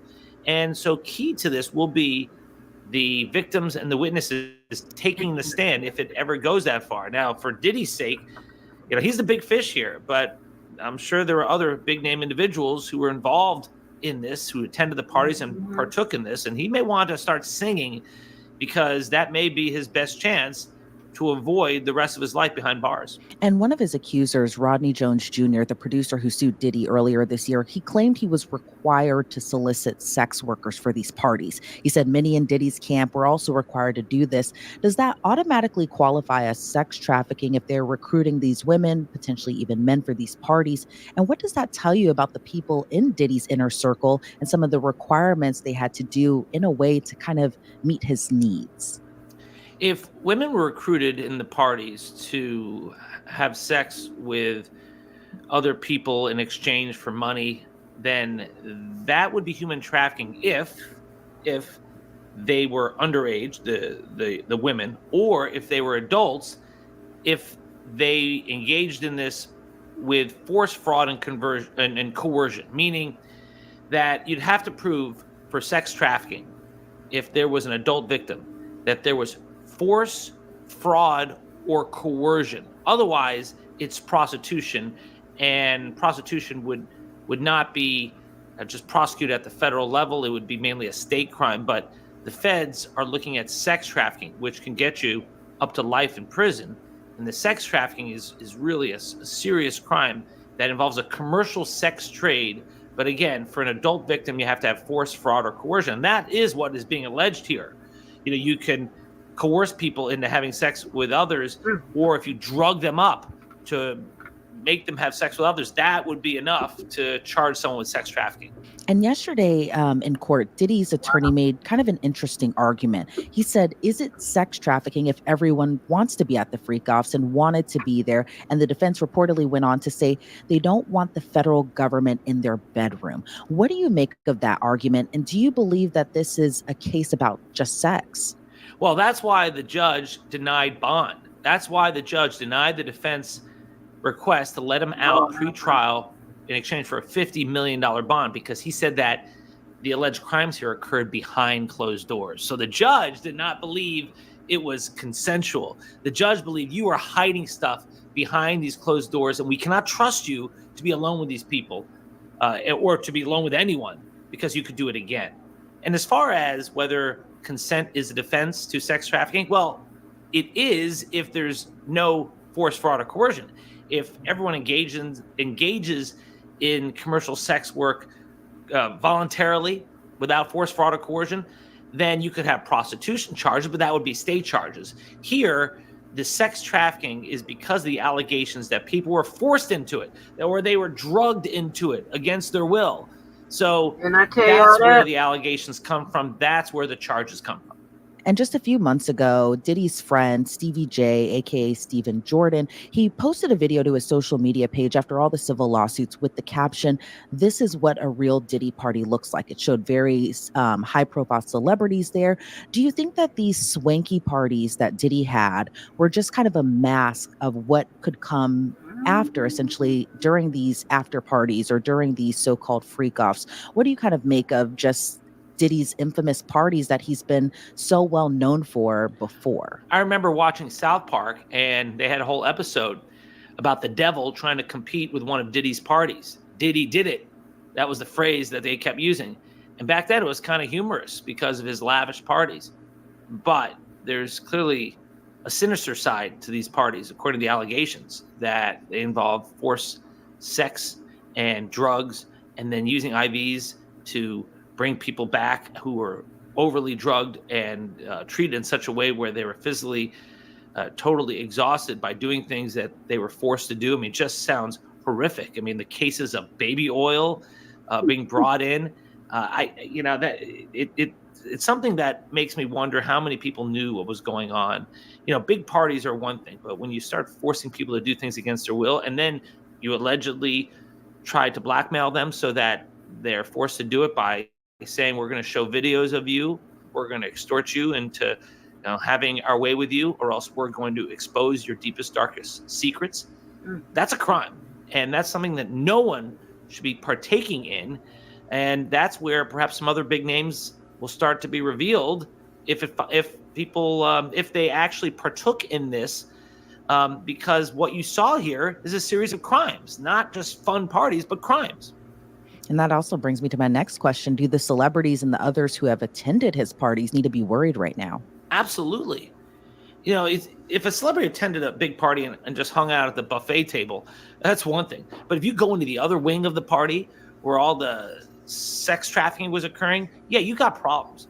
And, their defense may be, I didn't know. Well, you can't stick your head in the sand and just say, you're innocent.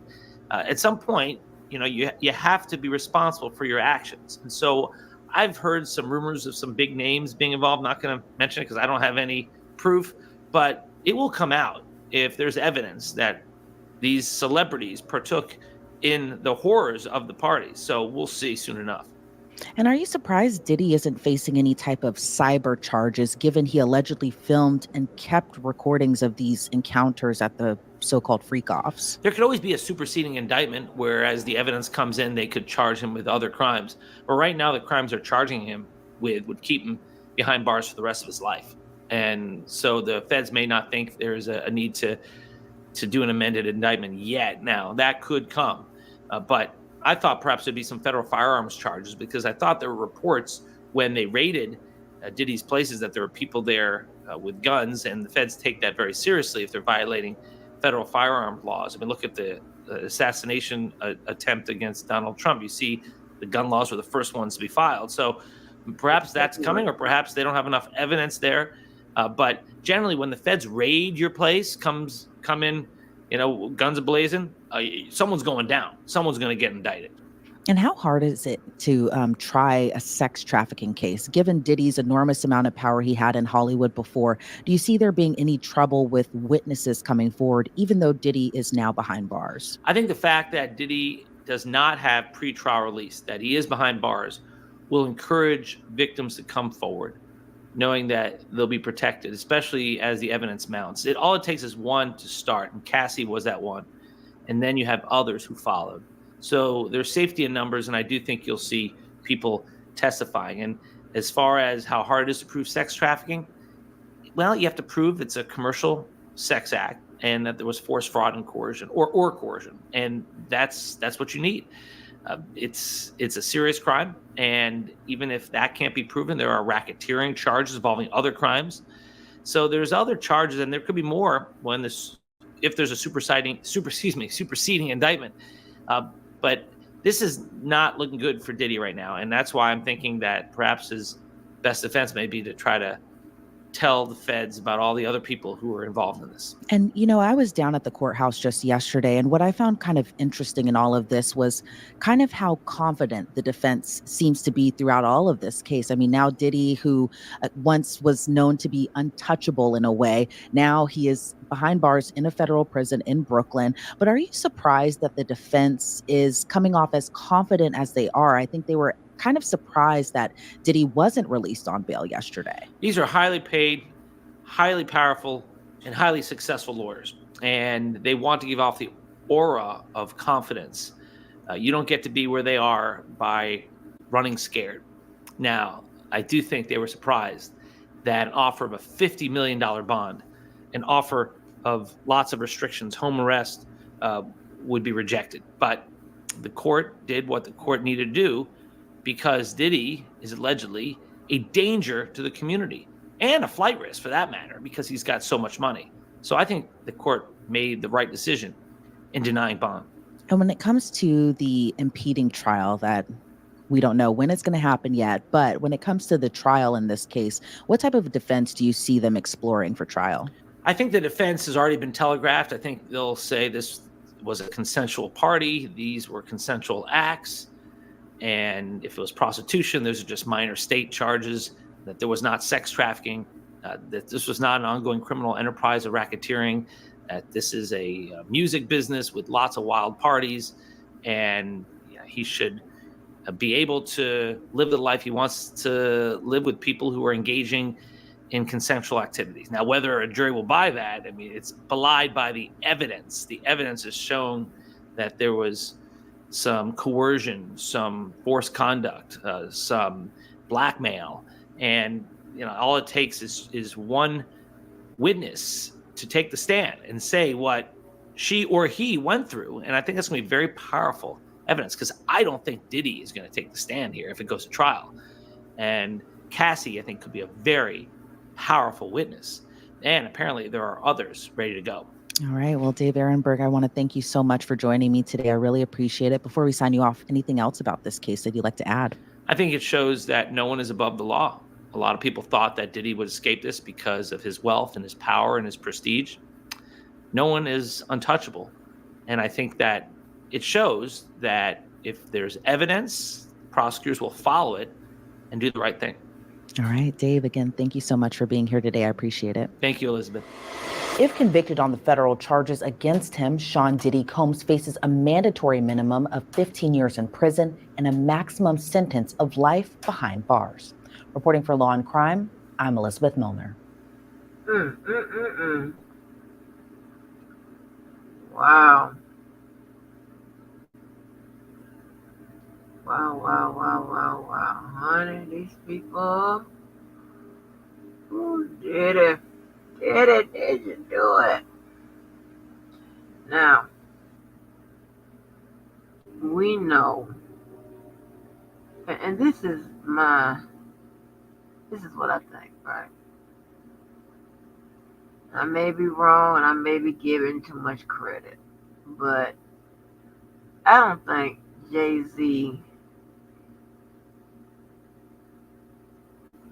had anything, was involved in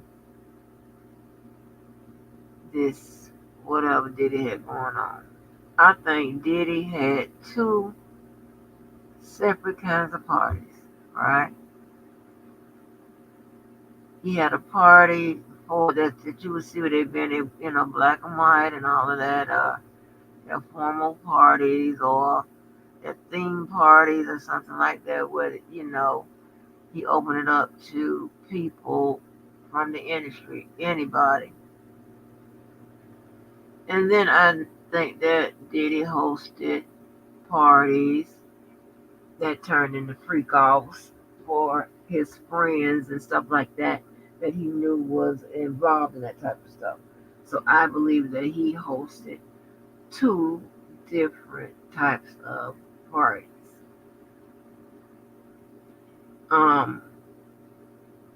Actually, they all do. Whoever is into that type of shit, okay? They have the parties where, the normal people go, eat good, dance good, drink good, and go the fuck home. Then you have the parties where it's going to be a wild time. They're going to turn up, and then, freak off men suit, right? They have two different types of parties. These people are, I won't say, I won't want to use the word careful now, but they know what they're doing, okay? They know what they're doing. So I believe that if they, if they find people that they can allege in abuse and some of that stuff that Diddy had going, and remember it's a conspiracy case, whatever, I mean, they may or may not be charged, or they may be considered as a co-conspirator, whatever. That's, you know. But on the lower end, if they can identify the people and all of that, and even if they participated at some level, they may be convinced to testify against Diddy. Either way, none of this looks good.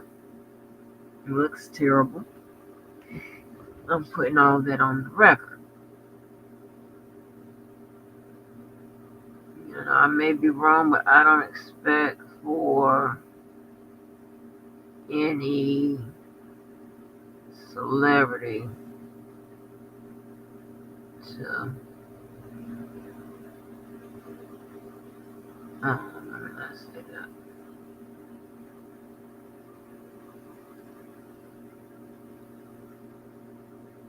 No.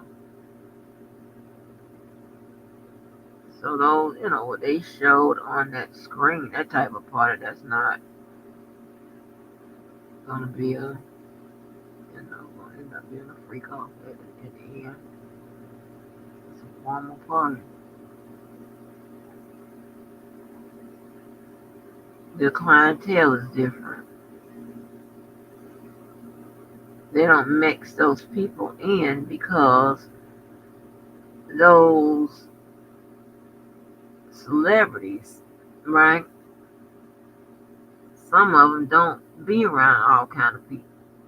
Then they have an NDA when they, you know, when they get down or whatever, they party, whatever. So,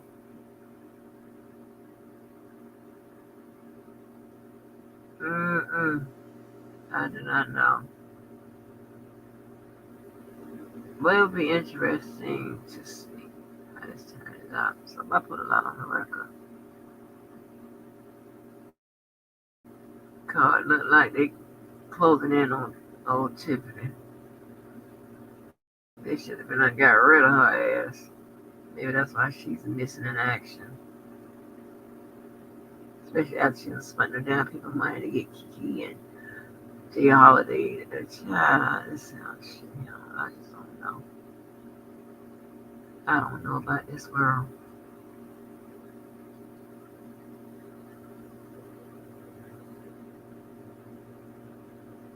I don't.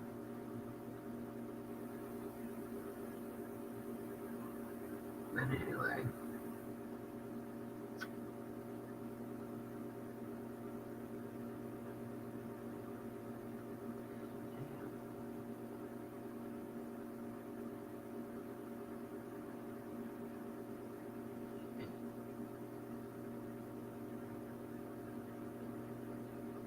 Yeah, this is crazy, crazy, crazy, crazy.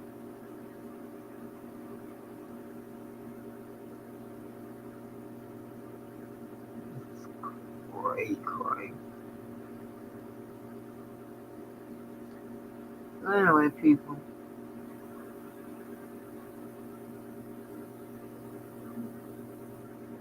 As per always, make sure you do something good for yourself and someone else.